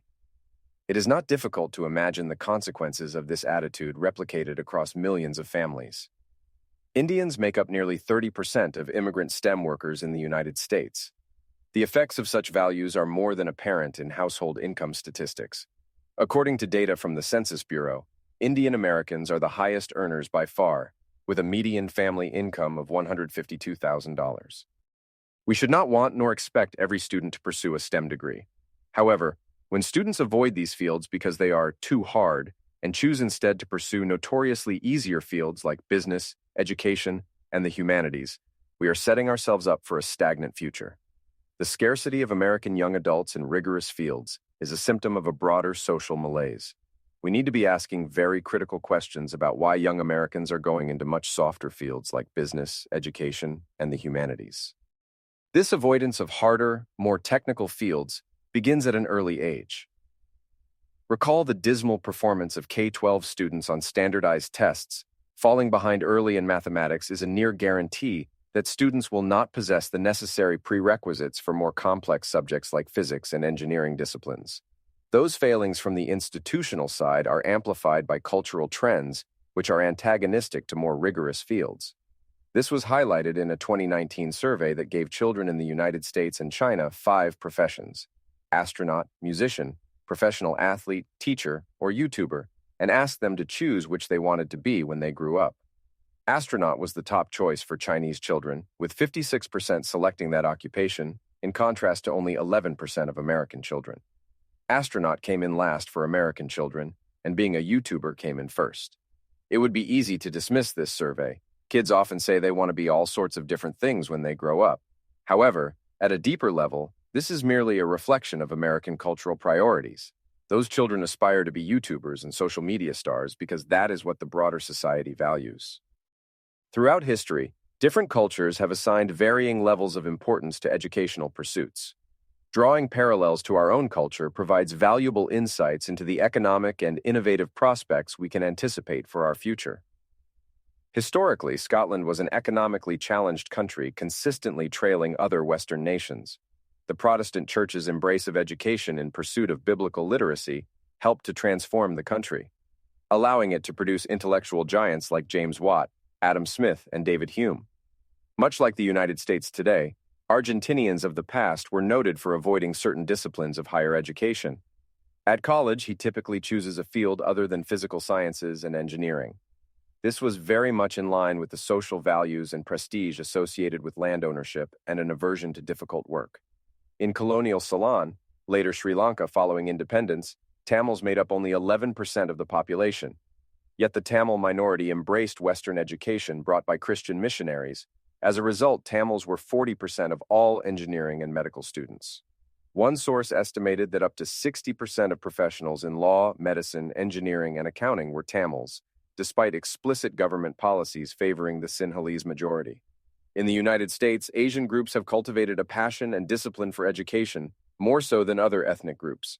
Asian students have been reported to spend more than twice as much time reading and studying compared to their white counterparts. It should not then be surprising that these students go on to become overrepresented in more difficult disciplines like medicine, physics, and computer science. Institutional schooling, like that obtained through K-12 programs and universities, has become a necessary prerequisite for many careers today. Historically, however, this was often not the case. In fact, many of the great inventions and entrepreneurial advancements came to us from people with little formal education. Henry Ford had 8 years of schooling that was interspersed with work on his father's farm. He echoed the sentiment of lifelong learning, writing in his autobiography, "A man's real education begins after he has left school. True education is gained through the discipline of life." Andrew Carnegie's limited amount of formal education came from night school that he attended while working in a factory. He was also a voracious reader, taking full advantage of the public library. He expressed his enthusiasm for real-world learning, writing in his autobiography, "There was scarcely a minute in which I could not learn something, or find out how much there was to learn and how little I knew. I felt that my foot was upon the ladder, and that I was bound to climb." Orville and Wilbur Wright never graduated from high school. Orville would later say, "The greatest thing in our favor was growing up in a family where there was always much encouragement to intellectual curiosity." The brothers captured the enthusiasm for reading championed by their father. As one biography noted, "Everyone in the house read all the time." Thomas Edison barely stepped foot in high school, but like Carnegie, he spent large amounts of time in the public library, teaching himself. This trend continues today with famous college dropout founders like Mark Zuckerberg, Steve Jobs, Paul Allen, Michael Dell, and Bill Gates. All of these inventors and entrepreneurs caught on to the magic show. They realized that school would not teach them how to make inventions or to start a great company. The prior paragraph may seem to contradict all previous arguments in relation to higher education and degree attainment. However, this is not the case. The key point is that of a passion for learning. Certain scientific fields have immense prerequisites in the form of knowledge that must be met. Such prerequisites are typically achieved by pursuing higher educational degrees. Additionally, passion is difficult to quantify, and such a proxy can be revealed through degree attainment in more challenging disciplines. The examples of famous inventors and entrepreneurs lacking in formal education is to show that staggering achievements are possible in the absence of such institutional accolades. However, they must be supplanted with an extreme passion for learning. Booker T. Washington gave perhaps the most inspiring recount of his journey to find education in his autobiography, Up from Slavery. As mentioned in a prior section, after being freed from slavery by the Emancipation Proclamation, Washington dedicated himself to getting an education. He traveled 500 miles, most of it on foot, to the Hampton Institute in the hopes of attaining this cherished prize. Upon reaching the institute, he said this, "The sight of it seemed to give me new life. I felt that a new kind of existence had now begun, that life would now have a new meaning. I felt that I had reached the promised land, and I resolved to let no obstacle prevent me from putting forth the highest effort to fit myself to accomplish the most good in the world." Today we have access to more information than at any point in human history. We can access and read any book ever written, even those in other languages. We can take classes from the top universities in the world without leaving our rooms or paying tuition. There are thousands of online communities to ask questions and get help with advanced topics. There has never been a better time to pursue knowledge and education. However, with such abundant opportunities comes an equivalent number of distractions. A passion for learning is a skill and muscle that can be exercised and honed like any other. It is something we must pursue on a daily basis, for the future depends upon it. Conclusion. Where did the future go? It was strangled with bureaucratic regulation, held up under committee review, prevented with zoning laws, not approved by regulatory commissions, and overly scrutinized by administrative agencies. The future was lobbied against by incumbents, shipped overseas by corporations, and litigated to death in courtrooms. It was overlooked in favor of short-term stock prices, smothered by human resources departments, and not acted upon by timid bureaucracies. The future was deemed too risky by an apprehensive culture, not worked for because of decadence, forfeited through lack of sacrifice, and disdained by a complacent society. There are deep and serious problems in each of the three major pillars of American society. These problems are complex and often share connections between each pillar.